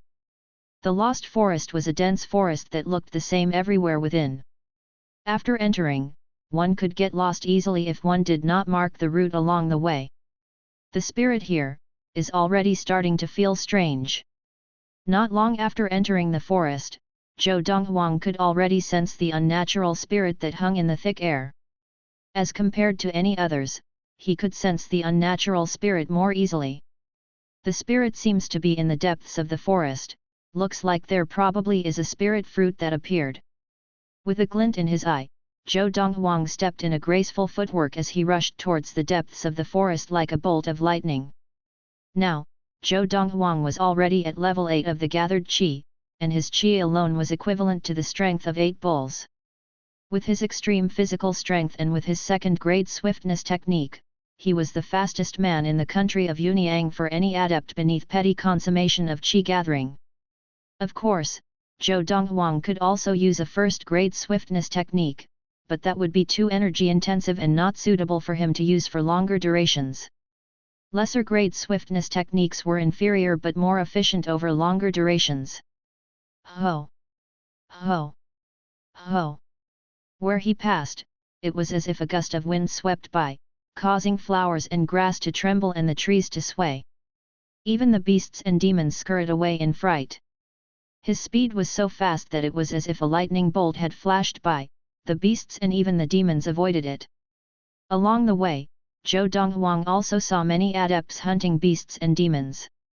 But his speed was so fast that although the adepts could sense the movement, by the time they could turn to look, he had already disappeared.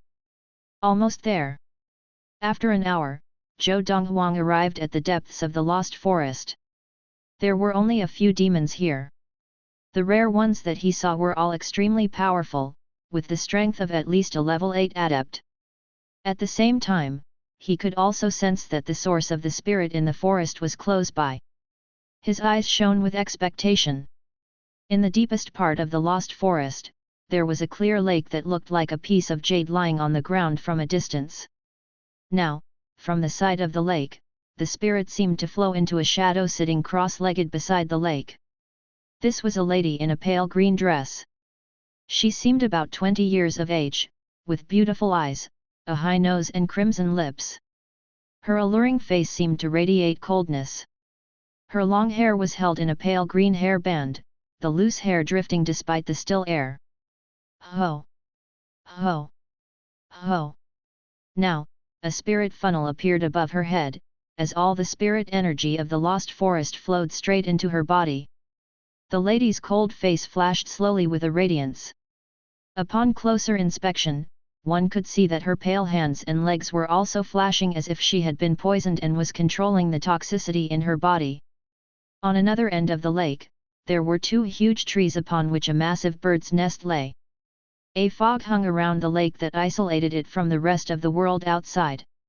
The fog not only blocked the vision of those from the outside, but any stray insects that got too close would also be instantly destroyed by the fog.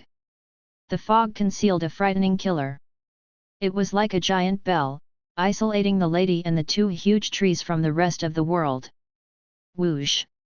Outside of the fog, 2 golden-crowned eagles were circling above the layer of fog, trying to penetrate the fog but being forced back by it time and again. Second brother, forget it, said the darker-colored eagle to the other in demon tongue. Big brother, could this be the shield of legends, asked the other. Isn't that obvious? But, in the legends, only magnificent practitioners who obtained the level of contained primal essence could produce a shield.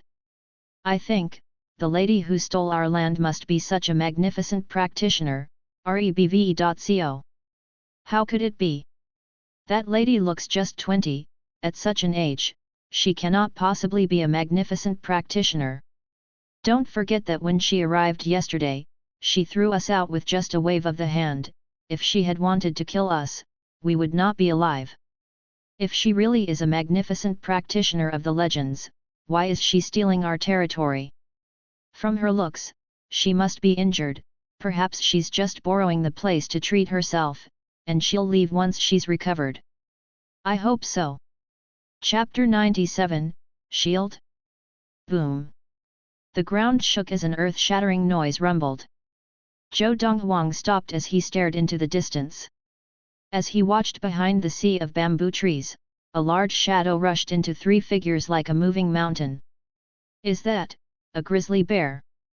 Zhou Donghuang squinted and saw that the shadow was a huge black bear with rows of long sharp teeth and a small tuft of white hair on its forehead. His eyes lit up. The gallbladder of the grizzly bear was a precious medicine that he could use to produce an elixir that could instantly increase his qi to more than 500 kilograms. Most importantly, there were no side effects. Just as Zhou Donghuang stared at the grizzly bear, the 3 men who had been hit by the bear looked on with despair. Chief, second elder, and I will stop him together, you escape. Seeing the grizzly bear advance towards them faster and faster as if it was about to attack again, the old man in green reached out to wipe the blood on his mouth as he said to the middle-aged man. Chief, leave. The other old man in blue stepped forward in front of the man. Although his injured body was shaking, he stood upright like an indestructible wall. We'll leave together. The man refused to abandon the other two. Compared to the two old men, the middle-aged man was the least injured.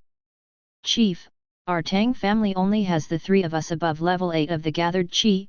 Today, if all three of us die here, the family will become a grand family, the old man in green pleaded anxiously.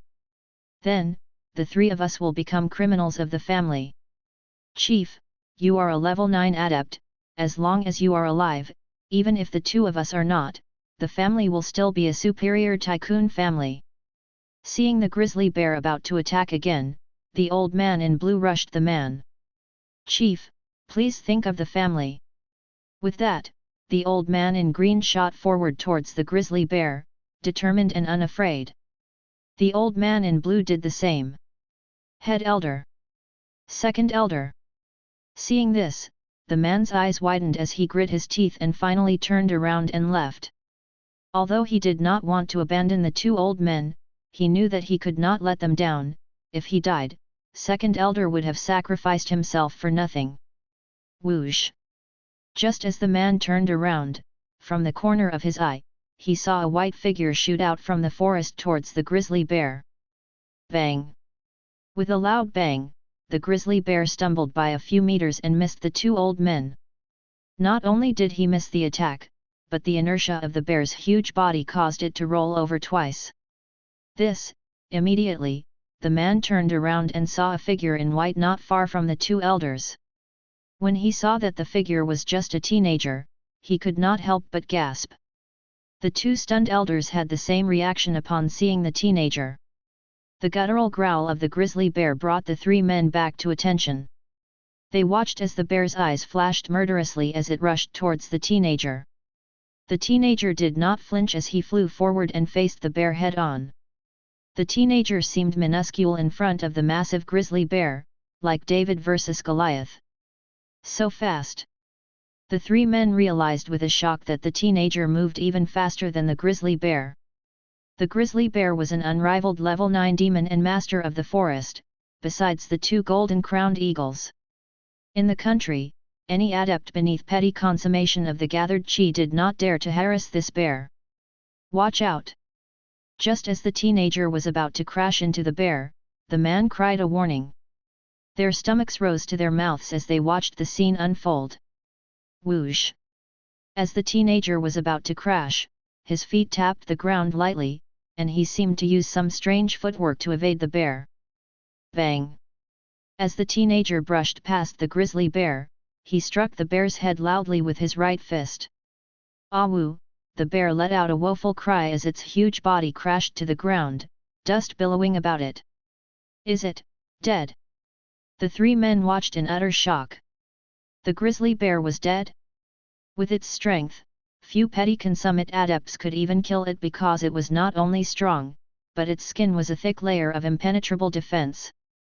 But now, with just a few moments' work, the young man had killed this grizzly bear? You are from the Tycoon Tang family of Chu Royal City, asked Zhou Donghuang.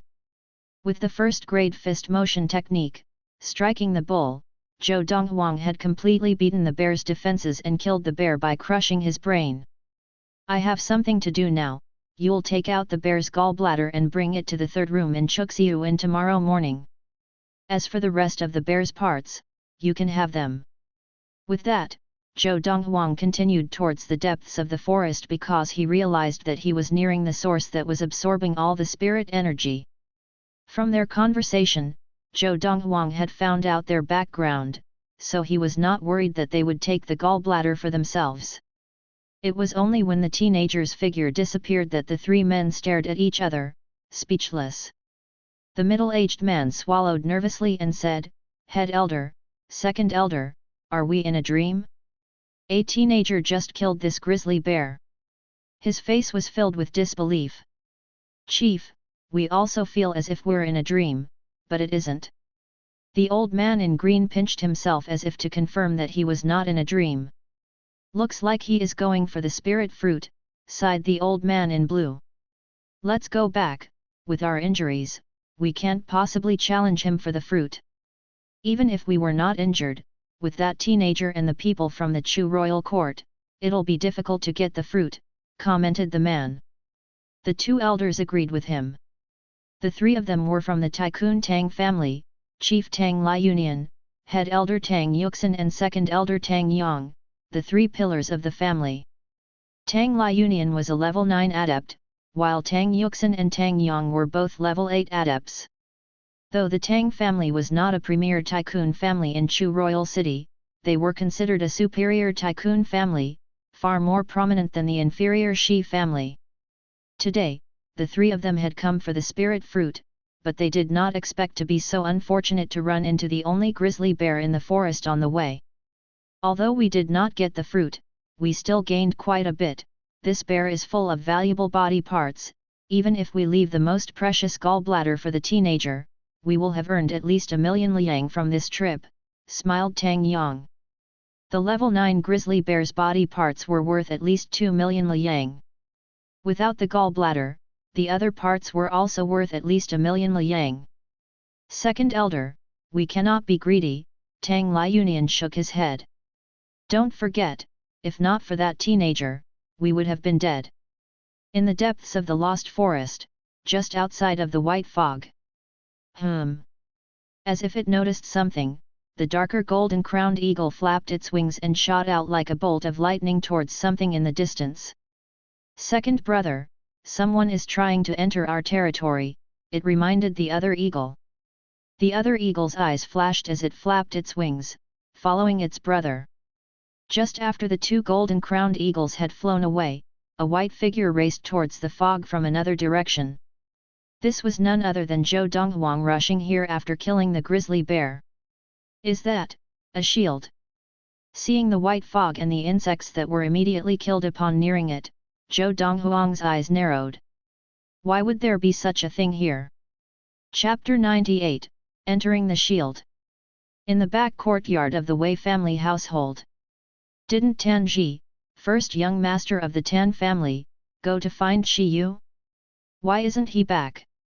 Many of the grand family sons who had gathered were beginning to feel perplexed that Shi Yu had yet to come, while Tan Ji had not come back either. It's been so long, even if Tan Ji had walked slowly from here to the Shi family household, he would have returned by now. What's the situation? Could it be that Shi Yu ran into Yang Zixi on the way here? Maybe. Most of those present were gossiping among themselves. None of them thought that Shi Yu had not dared to come, but rather some special circumstances had occurred. Shi Yu was the first young master of the Tycoon Shi family, while that teenager in white was not even from a grand family. Nobody would have thought that Shi Yu had not dared to come. Looks like Sister Jiapi did not listen to our warnings. If there was anyone present who thought that Shi Yu had not dared to come, it would be today's host, first young master of the Wei family, Wei Hungtao. Just now, as the young man in white was leaving, he was about to stop him but was stopped by Ren Jiapi, first lady of the Ren family. Then, Ren Jiapi had told him mysteriously that Shi Yu would not dare to come. Naturally, he did not believe her. But now, it appeared that Ren Jiapi was probably speaking the truth. This young man, who is he? Wei Hungtao did not believe that it was a coincidence. The city was huge, and the chances that Shi Yu had bumped into the teenager on the way were slim. Furthermore, even if they had run into each other, why didn't Tan Jiaji return to find his brother, Tan Li? Wei Hungtao glanced at Tan Li but overheard him telling the rest that his cousin, Shi Yu must have run into the teenager on the way. With nothing left to watch, many of the guests left after bidding Wei Hungtao farewell.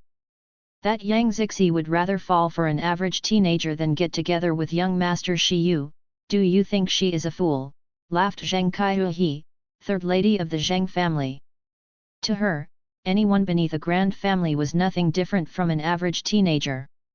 She used to find young Master Shiyu too much of a playboy, but which capable man does not have multiple wives? In my opinion, that Yang Zixi is just playing hard to get, or maybe after the teenager she's with dies in Shiyu's hands, then she will realize that family background is the most important thing in this world. Indeed, that teenager may be talented in martial arts, but what use can that be? If young Master Shiyu finds out about how he flirted with Yang Zixi, he'll be done for.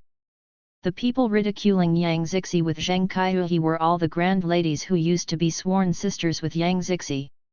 In the past, they had been jealous that Shiyu had taken a fancy to Yang Zixi. But because she used to be the first lady of the Yang family and of the same status as them, they had not dared to show their jealousy. Now that Yang Zixi had been chased out of the Yang family, they were free to express the jealousy that they had repressed for so long. In the depths of the lost forest. In front of us is the territory of the two golden-crowned eagles. After going around it, we know that the spirit fruit appeared within their territory. Surrounding the territory of the master of the forest, the two golden-crowned eagles, many people had gathered at different places to peer within fearfully. Commander Shuet, the spirit fruit should be inside the territory of the golden-crowned eagles. Should we take the risk? Asked a white-haired old man in a grey robe as he looked at the man in front of him. The man was around 50 years old, with a fearsome face. He was in a silver robe, with a sword hanging at his waist. He was none other than the commander of the city's army, Xuanhuan. He was also one of the few adepts approaching perfection of the gathered qi within the Chu royal household, and he had come here on the orders of the Chu king. We lost our chance, sighed Xuanhuan. Just as the old man in grey was wondering what he had meant, he saw a black figure race towards them from the bamboo forest in the distance. As it got closer, they could see that it was a massive black eagle with a golden crown, circling them from above. Even from this distance, its eyes were murderously sharp. Whoosh! Soon, another identical eagle appeared, but this one's golden crown was not as dark as the previous one. Seeing the two massive eagles circling them above, the old man gulped. He knew that these were the masters of the lost forest, the two golden-crowned eagles of petty consummation of the gathered qi. "Sirs, we have no intention of entering your territory," shouted Xuanhuan as he stared seriously at the two eagles above.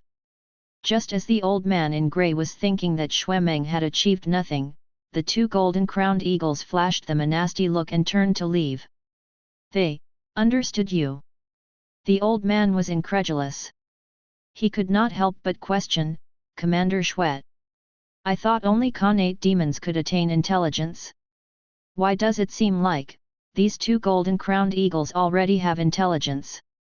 Typically, demons could only attain intelligence after reaching the Khanate stage, and only if the demons were of a certain background. Usually, only Khanate stage demons can attain intelligence, but these two eagles are different.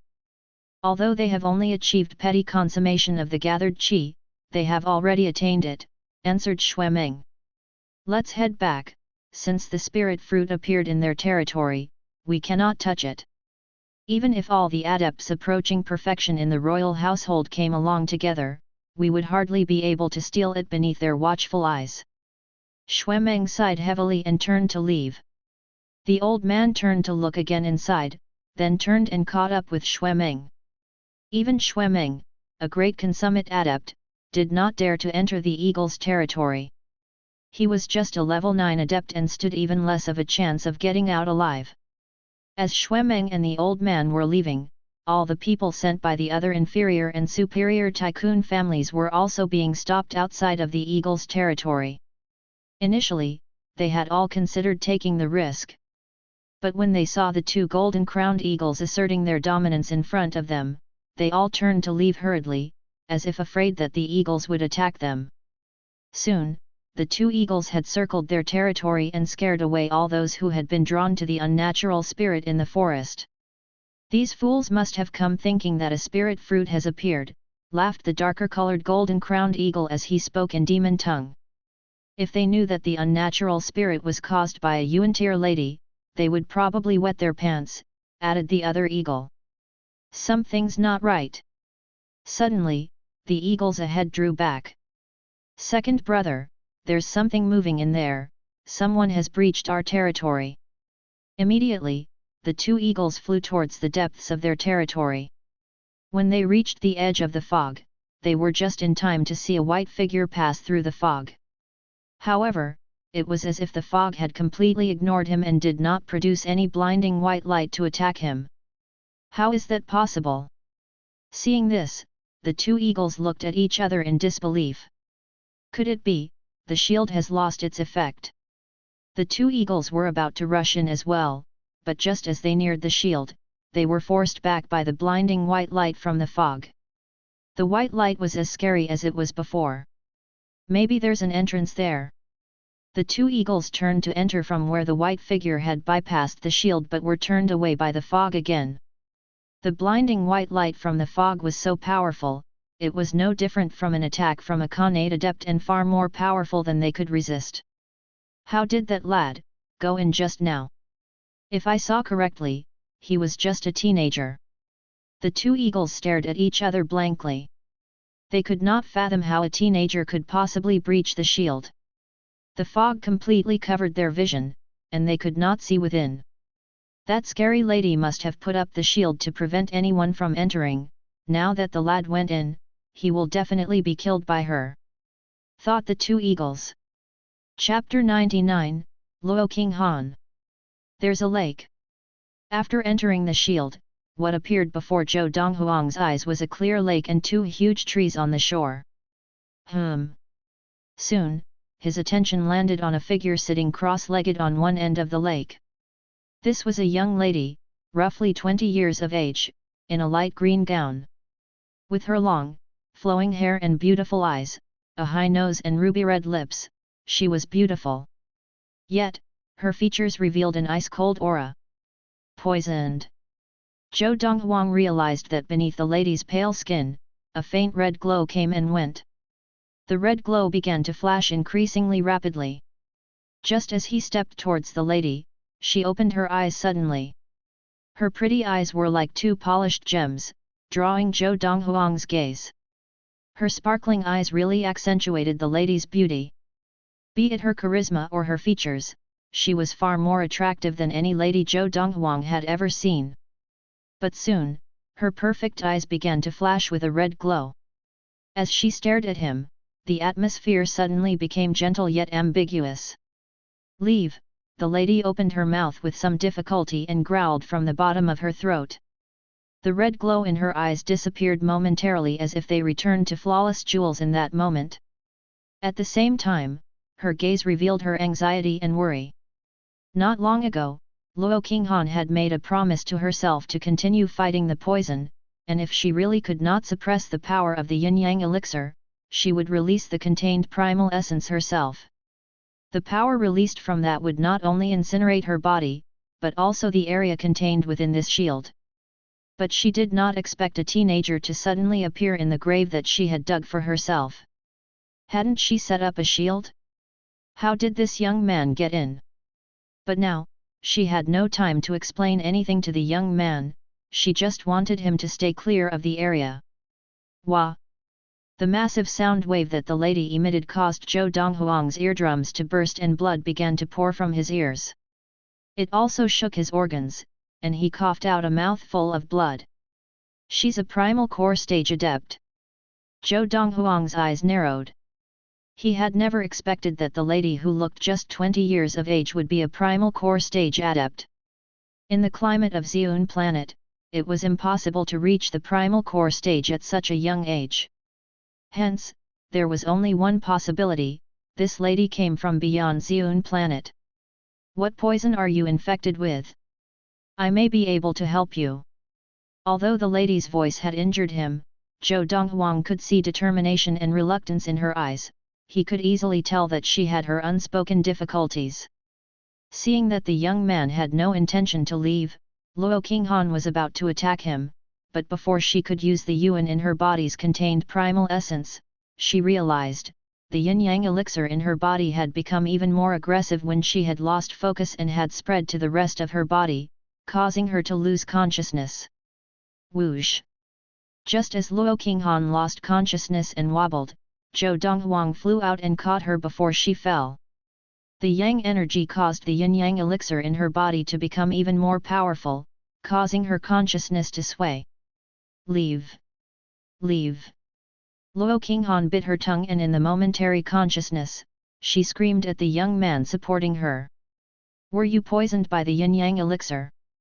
Then, Zhou Donghuang finally confirmed the poison that she had been infected with. Strictly speaking, it was not a poison, but an extremely aggressive medicine called yin-yang elixir that was tasteless and colorless. Unless an adept had undergone the divine transformation, they would be fooled by this elixir. The simplest way to treat this poison was to perform the most primitive yin-yang mixing. Besides that, Zhou Donghuang had another way to treat this yin-yang elixir. Please hang in there, give me an hour, I'll force the poison out of your body. Just as he was about to treat the lady using a qi massage, the lady's charming eyes landed on Zhou Donghuang. Her pale skin began to flash red again. In the next instant, Zhou Donghuang felt a huge force attack him and push him down. He wanted to fight it, but the lady was much stronger than him. He was simply powerless. In his previous life, he had looked down on adepts of the primal core stage. But now, he was nothing compared to them. Oh no! She has already been completely controlled by the yin-yang elixir. Seeing the lady suddenly seem to transform into a crazed demon girl, rush towards him and use her yuan power to control him, Zhou Donghuang was shocked. Wake up, I can treat you using other methods. Stop! Stop! Stop it! Soon, an hour had passed. The lady sat on the edge of the lake, her clothes in a mess. She looked at the red roses scattered across the ground, then at the young man sitting cross-legged and practicing a distance away. I shouldn't have cared about him just now, muttered Luo Qinghan. As she thought of how she had met the young man, her eyes filled with regret.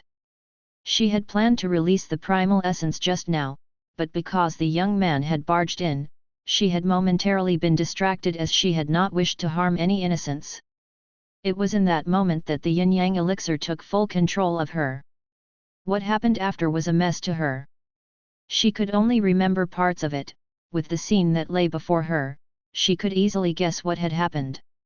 Her eyes flashed as she raised her hand, the primal essence appearing in her hands. She could easily end the young man with just a single stroke. But eventually, she put her hand down. Forget it, at the end of the day, this has nothing to do with him. In fact, he is the victim here. Perhaps it was fate that brought him here to detoxify the yin-yang elixir poison, so that I would not have to release the primal essence to end myself. Since the heavens do not want me to die yet, I should return to Tianxian planet and sort out that evil lady. Luo Qinghan's eyes flashed coldly.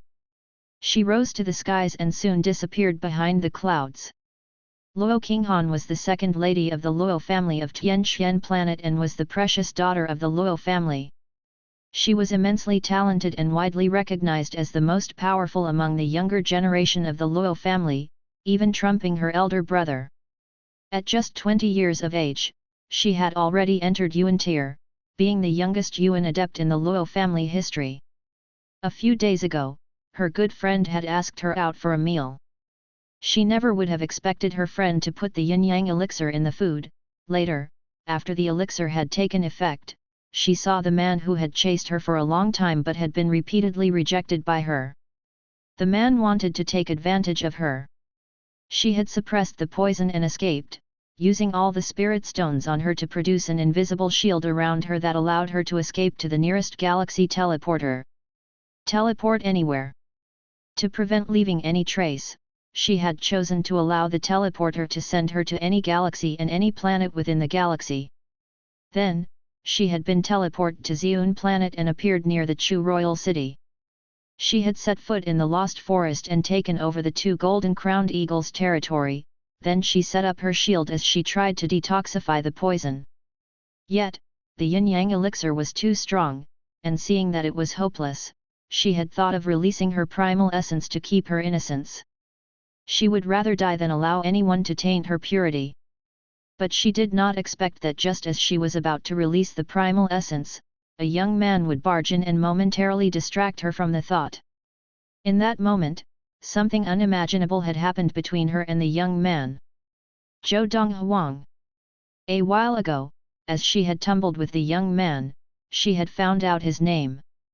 Of course, she had no intention to have any further connection with this man in her life. By the time the young man risen from his practice, the sun was setting, filling the skies with a crimson red. Even the fog from the shield could not block the red sky from shining through.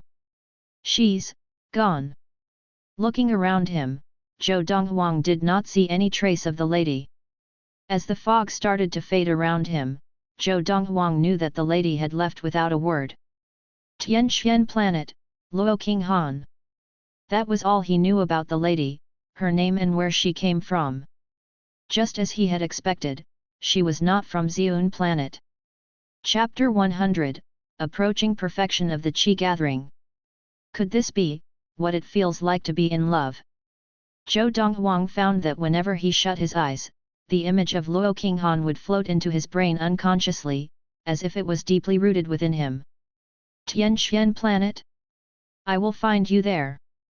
Zhou Donghuang knew that in his current state, he was too far from Luo Qinghan. Perhaps Luo Qinghan did not think that there was a chance that they would even meet again. After all, Luo Qinghan was already a primal core stage adept at just 20 years old. On the other hand, he was almost 18 but had not even attained the Khanate stage. But after this intercourse where our yin-yang energy mixed, because she is a primal core stage adept, and her first time, I gained a lot. Zhou Donghuang was practicing when Luo Qinghan awoke because he had gotten some of the primal core energy from her and wanted to make use of it before it dissipated. After one afternoon, he had managed to fully make use of the primal core energy and had achieved petty consummation of the Qi gathering after entirely skipping level 9. In fact, he was not far from great consummation of the Qi gathering. Level 9 of the Qi gathering was nowhere near petty consummation. The latter could produce the strength of 9 bulls and a tiger, while the Qi of level 9 adepts was only equivalent to 9 bulls. A bull's strength was around 400 kilograms, while a tiger's strength was around 1000 kilograms. Because of the huge difference between level 9 adepts and those who had achieved petty consummation, there was an even larger jump than from level 7 to level 9. Suddenly, as if noticing something, Zhou Donghuang stared at the shield surrounding the area he was at. The shield was produced using Luo Qinghan's yuan energy, and after she left, the shield naturally started degrading as time passed. Boom! With an earth-shattering sound, the shield surrounding the lake dissipated along with the fog, as if it had never been there. Whoosh! Whoosh! 2 shadows flew across the sky and circled above the lake. These 2 shadows were the masters of the Lost Forest, the 2 golden-crowned eagles with petty consummation of the Qi gathering. Now, they circled above the lake, staring suspiciously at the topless young man who was sitting cross-legged at its shore. Brother, where is the scary lady? Why is she missing? I've been with you the whole time, how would I know? Brother, I think this was the man who entered the shield just now. He's not wearing a shirt, was he taking a bath in the lake? Doesn't that mean we'll have to drink his bath water from now on? Brother, shall we kill him? The 2 golden-crowned eagles were conversing in demon tongue as if there was nobody else around. I did not bathe there. Zhou Donghuang picked up the white shirt beside him and put it on. As he stood up, he tightened the waist strap and glanced up at the 2 eagles above. He replied to the eagles in a language foreign to humans' demon tongue. In his past life, he had come across all the different languages in the universe, but he was most fluent in the most common languages used in the universe. Demon tongue was one of those languages. You can understand us. The 2 eagles were so shocked to hear Zhou Donghuang talk in demon tongue that they slowed down and stared at him incredulously.